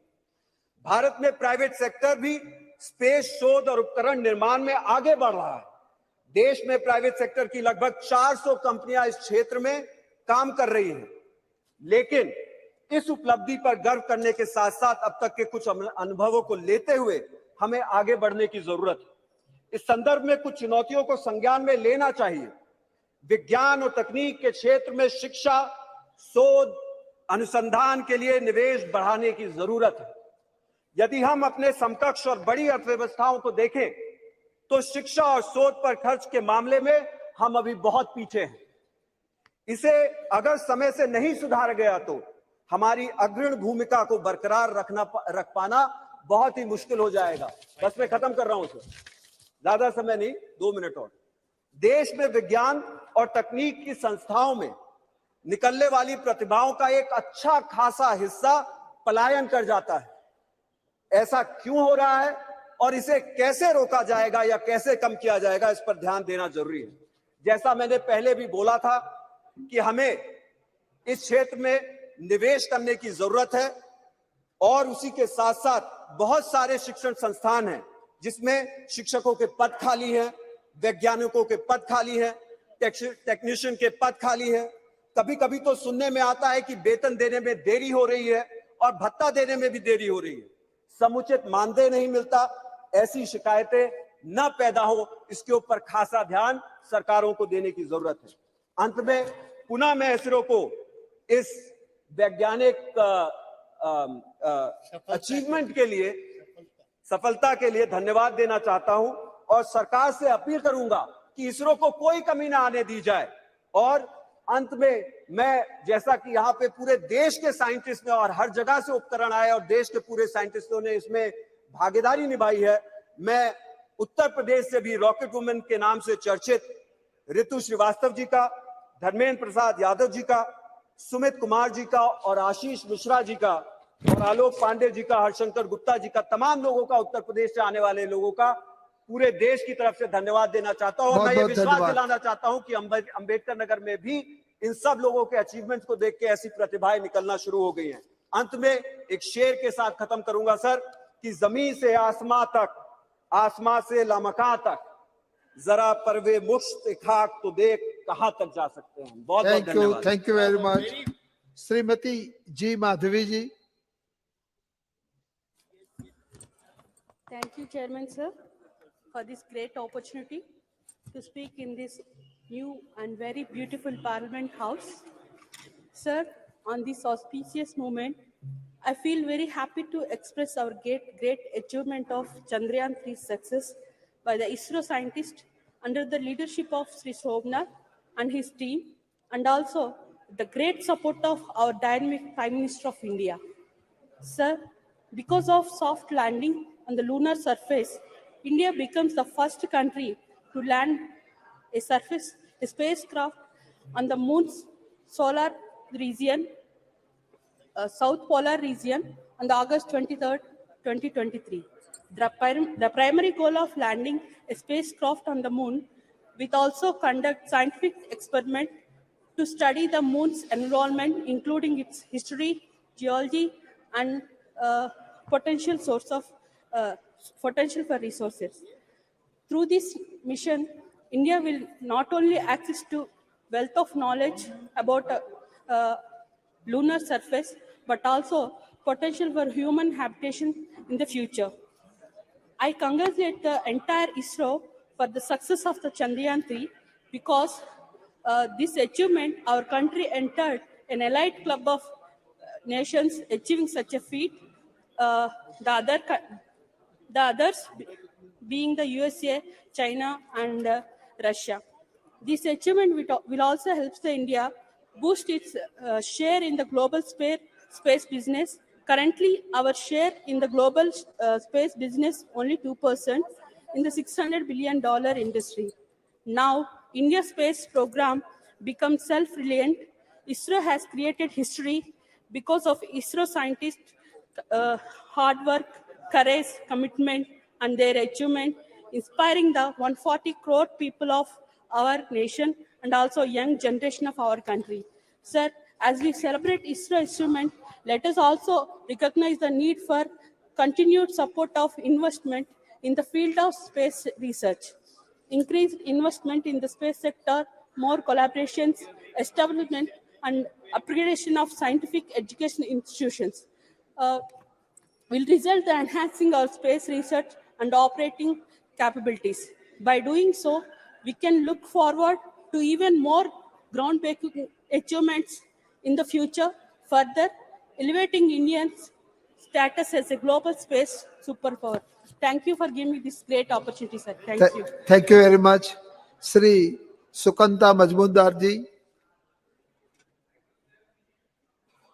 आपने मुझे इस नए हाउस में और बहुत ही सुंदर हाउस में चंद्रयान पर बोलने के लिए मौका दिया और एक जो चंद्रयान की सफलता है, ये सफलता हमारे देश के लिए एक अभूतपूर्व सफलता है। देखिए, किसी भी देश को जाना जाता है कि वो साइंस में कितना आगे है, इनोवेशन में कितना आगे है। मोदी जी के नेतृत्व में हमारा देश साइंस और इनोवेशन के तरफ आगे बढ़ रहा है। कुछ लोग जो बोलते थे कि जो लोग मंदिर बनाते हैं उनको साइंस नहीं आता, मोदी जी ने प्रूव कर दिया जिनको मंदिर बनाना आता है वो चांद तक भी पहुंच सकता है, चांद तक हम जा सकते हैं।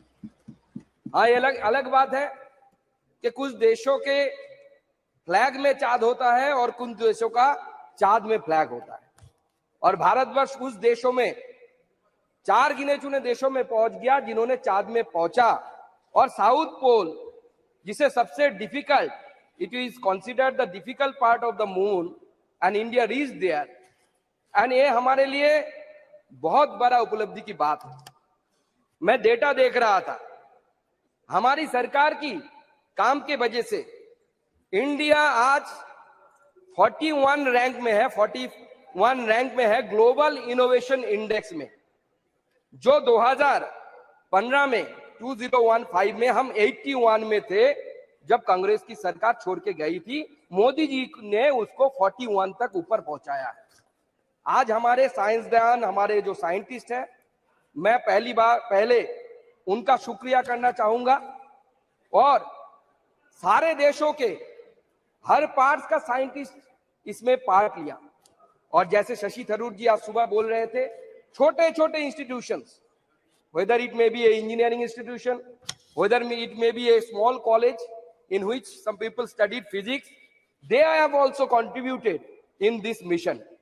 बंगाल की बात करें तो जो बंगाल का उत्तरी पार्ट है, नॉर्थ बंगाल, जिसे सबसे पिछड़ा समझा जाता है, उसी नॉर्थ बंगाल से अनुज नंदी, कौशिक नाग जलपाईगुड़ी से, उसके साथ साथ बाकी हिस्सों से सुजय दोलोई, अमरनाथ नंदी, साइंटिस्ट एस शर्केल, निरंजन कुमार और मुकुंद कुमार ठाकुर, ऐसे बहुत सारे जो हमारे युवा साइंटिस्ट हैं उन्होंने कंट्रीब्यूट किया। यहां तक कि मैं जिस कॉलेज में पढ़ाता था 2010 to 13, उसी कॉलेज का एक फिजिक्स का स्टूडेंट इस मिशन से जुड़ा हुआ है। तो भारत का ये अपना मिशन है, जिसे मोदी जी ने हमेशा जो बोला है आत्मनिर्भर भारत, वो आत्मनिर्भर भारत के जो सपना मोदी जी का है, ये चंद्रयान उसका एक जीता जागता सबूत है। आज मोदी जी के नेतृत्व में पूरा देश जैसे आगे बढ़ रहा है, उसी हिसाब से हम साइंस में भी, इनोवेशन में भी आगे बढ़ रहा है, जो डेटा दिखाता है। उस दिन, जिस दिन रोवर ने 23 अगस्त को चांद के सीने में हमारे देश का अशोक स्तंभ का जब चित्र बना दिया था, उस समय पूरा देश का सीना 56 इंच बन गया था। पूरा देशवासी 56 इंच का सीना लेके खड़ा हुआ था कि भारत भी कर सकता है, हम में भी काबिलियत है, और हर एक में काबिलियत है। हमारे जो मित्र है, जो संस्कार और कुसंस्कार की बात कर रहे थे, सुपरस्टिशन की बात कर रहे, अधीरदा भी बात कर रहे थे कि हमारे प्रधानमंत्री जी बोले हैं कि है गणेश जी का सिर है, प्लास्टिक सर्जरी का उदाहरण है। संस्कृति क्या डिफरेंस है, ये हमें समझना है। कि अधीरदा को याद आ जाता है कि प्रधानमंत्री गणेश जी को लेकर क्या बोले हैं, ये याद नहीं आता कि मोनिका बेस्रा नाम की एक महिला का ट्यूमर किसी के हाथ देने से वो खत्म हो जाता है और उस महिला को सेंट घोषित किया जाता है, उनका नाम अधीरदा को याद नहीं आता। ये संस्कृति में डिफरेंस है। और ये चंद्रयान का जो सक्सेस है, ये हमारे साइंटिस्ट और जो हर जगह में काम कर रहे हैं और देश को आगे ले जाने के लिए इनको इंस्पिरेशन मिलेगा। अब जितना भी पढ़ ले लिख ले, जब तक अपने ऊपर गर्व नहीं होगा, आप देश के लिए कुछ अच्छा नहीं कर सकते, कुछ बड़ा नहीं कर सकते। कॉपी कर सकते हैं, कॉपी पेस्ट कर सकते हैं, लेकिन साइंस में यूनिकनेस लाने के लिए पहली बात कंक्लूड करता हूं सर, कि पहली बात आपके अपने ऊपर, अपने सामर्थ्य के ऊपर आपको विश्वास होना चाहिए। और दो बात बोल के मैं खत्म करना चाहता हूं कि कभी हमारे जो मेडिसिनल साइंटिस्ट थे, मैं साइंटिस्ट ही बोलता हूं, लोगों को ऋषि बोला जाता था, उन्होंने एक मंत्र की रचना करी थी, आमंत्र अक्षरम नास्ति नास्ति मूलो मनौषधम अयोग्यो पुरुषो नास्ति जोजकस्तत्व दुर्लभ। अगर इसका मतलब निकाला जाए कि ऐसा कोई अक्षर नहीं है जिससे मंत्र नहीं बना सकता। एक्सक्यूज मी, एक सेकंड मिनट। माननीय सदस्यगण, यदि सभा की सहमति हो तो सदन की कार्यवाही 1 घंटे के लिए बढ़ा दी जाए। Thank you, thank you.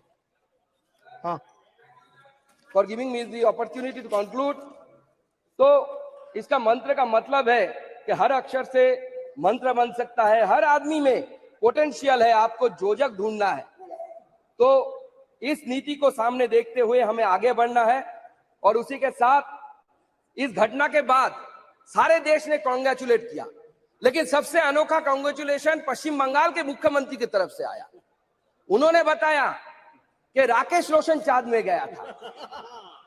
अब तब से मैं ढूंढ रहा हूं ऋतिक रोशन एक बार मिल जाए कि उनसे पूछ लूंगा कि राकेश रोशन जी कब चांद पे गए थे और उन्होंने चांद पे जाके कौन सा फिल्म का शूटिंग किया था। Thank you very much. Paschim Bangal के मुख्यमंत्री, उनके दूसरे दिन उन्होंने इंदिरा गांधी जी को भेज दिया चांद पे, बोला इंदिरा गांधी चांद में गया था। Thank you very much. Congress वाले Adhir Shri Sushil Kumar Rinku ji, thank you very much. Sir, मैं ਤੁਹਾਡਾ ਦਿਲ ਦੀ ਗਹਿਰਾਈਆਂ ਤੋਂ ਧੰਨਵਾਦ ਕਰਨਾ ਚਾਹੁੰਦਾ ਸਪੀਕਰ ਸਾਹਿਬ ਕਿ ਤੁਸੀਂ ਮੈਨੂੰ ਅੱਜ ਭਾਰਤੀ ਅੰਤਰਿਕਸ਼ ਪ੍ਰੋਗਰਾਮ ਚੰਦਰਯਾਨ 3 ਦੀ ਜਿਹੜੀ ਸਫਲ ਲੈਂਡਿੰਗ ਹੈ, ਉਸ ਲੈਂਡਿੰਗ ਦੇ ਉੱਤੇ ਅੱਜ ਤੁਸੀਂ ਮੈਨੂੰ ਆਪਣੀ ਗੱਲ ਰੱਖਣ ਦਾ ਮੌਕਾ ਦਿੱਤਾ। ਮੈਂ ਸਮਝਦਾ ਕਿ ਸਰ ਇਹ ਸਫਲ ਲੈਂਡਿੰਗ ਤੋਂ ਬਾਅਦ ਸਾਡੇ ਦੇਸ਼ ਦਾ ਜਿਹੜਾ ਰੁਤਬਾ ਪੂਰੇ ਵਰਲਡ ਦੇ ਵਿੱਚ ਜਿਹੜਾ ਇੱਕ ਅਦਭੁਤ ਰੁਤਬੇ ਦੇ ਰੂਪ ਦੇ ਵਿੱਚ ਸਾਡਾ ਦੇਸ਼ ਅੱਗੇ ਵਧ ਰਿਹਾ। ਚੰਦਰਯਾਨ 3 ਦੀ ਸਫਲਤਾ ਤੋਂ ਬਾਅਦ ਸਰ ਜੋ ਭਾਰਤ ਦੀ ਵਚਨਬੱਧਤਾ ਸੀ, ਜੋ ਭਾਰਤ ਦੀ ਕੂਟਨੀਤੀ ਸੀ, ਅੱਜ ਪੂਰਾ ਜਿਹੜਾ ਵਿਸ਼ਵ ਹੈ ਇਸ ਕੂਟਨੀਤੀ ਤੋਂ ਬਹੁਤ ਹੀ ਜ਼ਿਆਦਾ ਜਿਹੜਾ ਪ੍ਰਭਾਵਿਤ ਹੈ। ਔਰ ਮੈਂ ਸਮਝਦਾ ਕਿ ਸਰ ਚੰਦਰਯਾਨ ਦੀ ਸਫਲਤਾ ਤੋਂ ਬਾਅਦ ਜਿਹੜਾ ਡਾਟਾ ਚੰਦਰਯਾਨ ਦੇ ਦੁਆਰਾ ਅਸੀਂ ਇਕੱਠਾ ਕਰਨਾ ਹੈ, ਉਹ ਆਉਣ ਵਾਲੇ ਸਰ ਜਿਹੜਾ ਸਾਡਾ ਫਿਊਚਰ ਹੈ, ਉਸ ਫਿਊਚਰ ਦੇ ਵਿੱਚ ਉਸ ਡਾਟੇ ਦਾ ਸਾਨੂੰ ਵਰਲਡ ਵਾਈਡ ਹੈ ਜਿਹੜਾ ਬਹੁਤ ਵੱਡਾ ਜਿਹੜਾ ਫਾਇਦਾ ਹੋਣ ਵਾਲਾ ਹੈ। ਔਰ ਸਾਰਿਆਂ ਨਾਲੋਂ ਵੱਡੀ ਗੱਲ ਹੈ ਸਰ, ਸਭ ਨਾਲੋਂ ਘੱਟ ਖਰਚੇ ਦੇ ਵਿੱਚ ਭਾਰਤ ਇੱਕ ਇਹੋ ਜਿਹਾ ਦੇਸ਼ ਹੈ ਜਿਨੇ ਸਭ ਨਾਲੋਂ ਘੱਟ ਖਰਚੇ ਦੇ ਵਿੱਚ ਜਿਹੜਾ ਚੰਦਰਯਾਨ ਦੀ ਜਿਹੜੀ ਸਫਲ ਲੈਂਡਿੰਗ ਹੈ ਜਿਹੜੀ ਉਹ ਕਰਵਾਈ ਹੈ। ਸਰ ਜਿੱਥੇ ਮੈਂ ਇਸ ਸਫਲਤਾ ਦੇ ਲਈ ਸਾਰੇ ਭਾਰਤ ਦੇ ਜਿਹੜੇ ਵਿਗਿਆਨਿਕ, ਜਿਹੜੇ ਜਿੰਨੇ ਵੀ ਨਾਲ ਸਾਥੀ ਜੁੜੇ ਸਨ, ਜਿਨ੍ਹਾਂ ਨੇ ਇਸ ਸਫਲਤਾ ਦੇ ਵਿੱਚ ਆਪਣਾ ਹਿੱਸਾ ਪਾਇਆ, ਉਹਨਾਂ ਨੂੰ ਬਹੁਤ-ਬਹੁਤ ਮੁਬਾਰਕਬਾਦ ਦੇਣਾ ਚਾਹੁੰਦਾ। ਸਰਕਾਰ ਨੂੰ ਬਹੁਤ-ਬਹੁਤ ਮੁਬਾਰਕਬਾਦ ਦੇਣਾ ਚਾਹੁੰਦਾ। ਔਰ ਜਿਸ ਵੇਲੇ ਇਹਦੀ ਸ਼ੁਰੂਆਤ ਹੋਈ ਸੀ, ਜਿਨ੍ਹਾਂ ਲੋਕਾਂ ਨੇ ਇਹਦੀ ਸ਼ੁਰੂਆਤ ਕੀਤੀ, ਉਹਨਾਂ ਨੂੰ ਵੀ ਬਹੁਤ-ਬਹੁਤ ਮੁਬਾਰਕਬਾਦ ਦੇਣਾ ਚਾਹੁੰਦਾ। ਔਰ ਇਹਦੇ ਨਾਲ ਸਰ ਇਹਦੇ ਵਿੱਚ ਜਿਸ ਸੂਬੇ ਤੋਂ ਮੈਂ ਆਉਣਾ ਸਰ, ਪੰਜਾਬ ਦਾ ਜਿਹੜਾ ਪਟਿਆਲਾ ਜ਼ਿਲ੍ਹਾ, ਉਸ ਜ਼ਿਲ੍ਹੇ ਦਾ ਪਿੰਡ ਮੱਗਰ ਸਾਹਿਬ ਦਾ ਇੱਕ ਸਟੂਡੈਂਟ ਕਮਲਦੀਪ ਸ਼ਰਮਾ, ਜਿਹੜਾ ਕਿ ਇੱਕ ਬਹੁਤ ਗਰੀਬ ਕਿਸਾਨ ਦਾ ਜਿਹੜਾ ਬੇਟਾ, उस बेटे ने भी जिहड़ा इस चंद्रयान की सफलता दे विच अपना ईसरो दे विच जिहड़ा रह के बहुत बड़ा जिहड़ा योगदान पाया। सर इहदे नाल नाल मैं बेनती करना चाहना कि पंजाब है जिहड़ा पंजाब ने हमेशा बॉर्डर ते रह के देश की रक्षा की है। अज पंजाब दे विच ड्रोन दे राही बहुत सारे हथियार बहुत सारी जिहड़ी ड्रग है वो पंजाब दे विच भेजी जा रही है। सो मेरी बेनती है कि जिहड़ा रूरल डिवेलपमेंट फंड है पंजाब दा जदों दी साडी सरकार आम आदमी पार्टी दी बनी है तो पिछलियां 3 फसलों का जिहड़ा रूरल डिवेलपमेंट फंड है वो खास करके पंजाब नूं नहीं मिल सकिया जिहड़ा कि 4000 करोड़ है। अगर ये फंड पंजाब नूं मिल जावे तो मैं समझदा कि पंजाब दीयां जिहड़ियां सड़कां पंजाब दा जिहड़ा किसान है वो होर ज़्यादा जिहड़ा खुशहाल हो सकदा।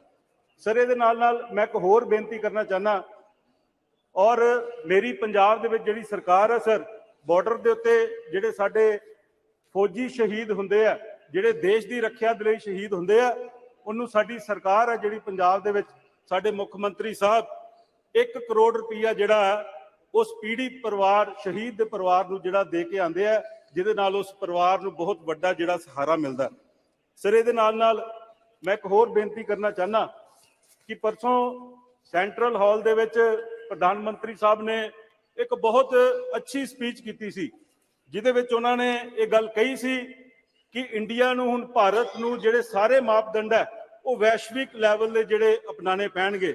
मैं प्रधानमंत्री जी की गल दे नाल बिल्कुल सहमत हाँ और खास करके सर जिहड़ा अज पंजाब दे नाल नाल पंजाब जिहड़े दूसरे सूबे आ देश दे चाहे वो बिहार है चाहे वो गुजरात है चाहे तमिलनाडु है चाहे महाराष्ट्र है चाहे यूपी है सर बहुत सारे जिहड़े साडे स्टूडेंट है वो वख-वख कंट्रियां दे विच कैनेडा दे विच आस्ट्रेलिया दे विच और इंग्लैंड दे विच जिहड़ा वो सर इथों कोर्स करके उत्थे पढ़ाई दे लई उत्थे नौकरी करन लई जांदे आ।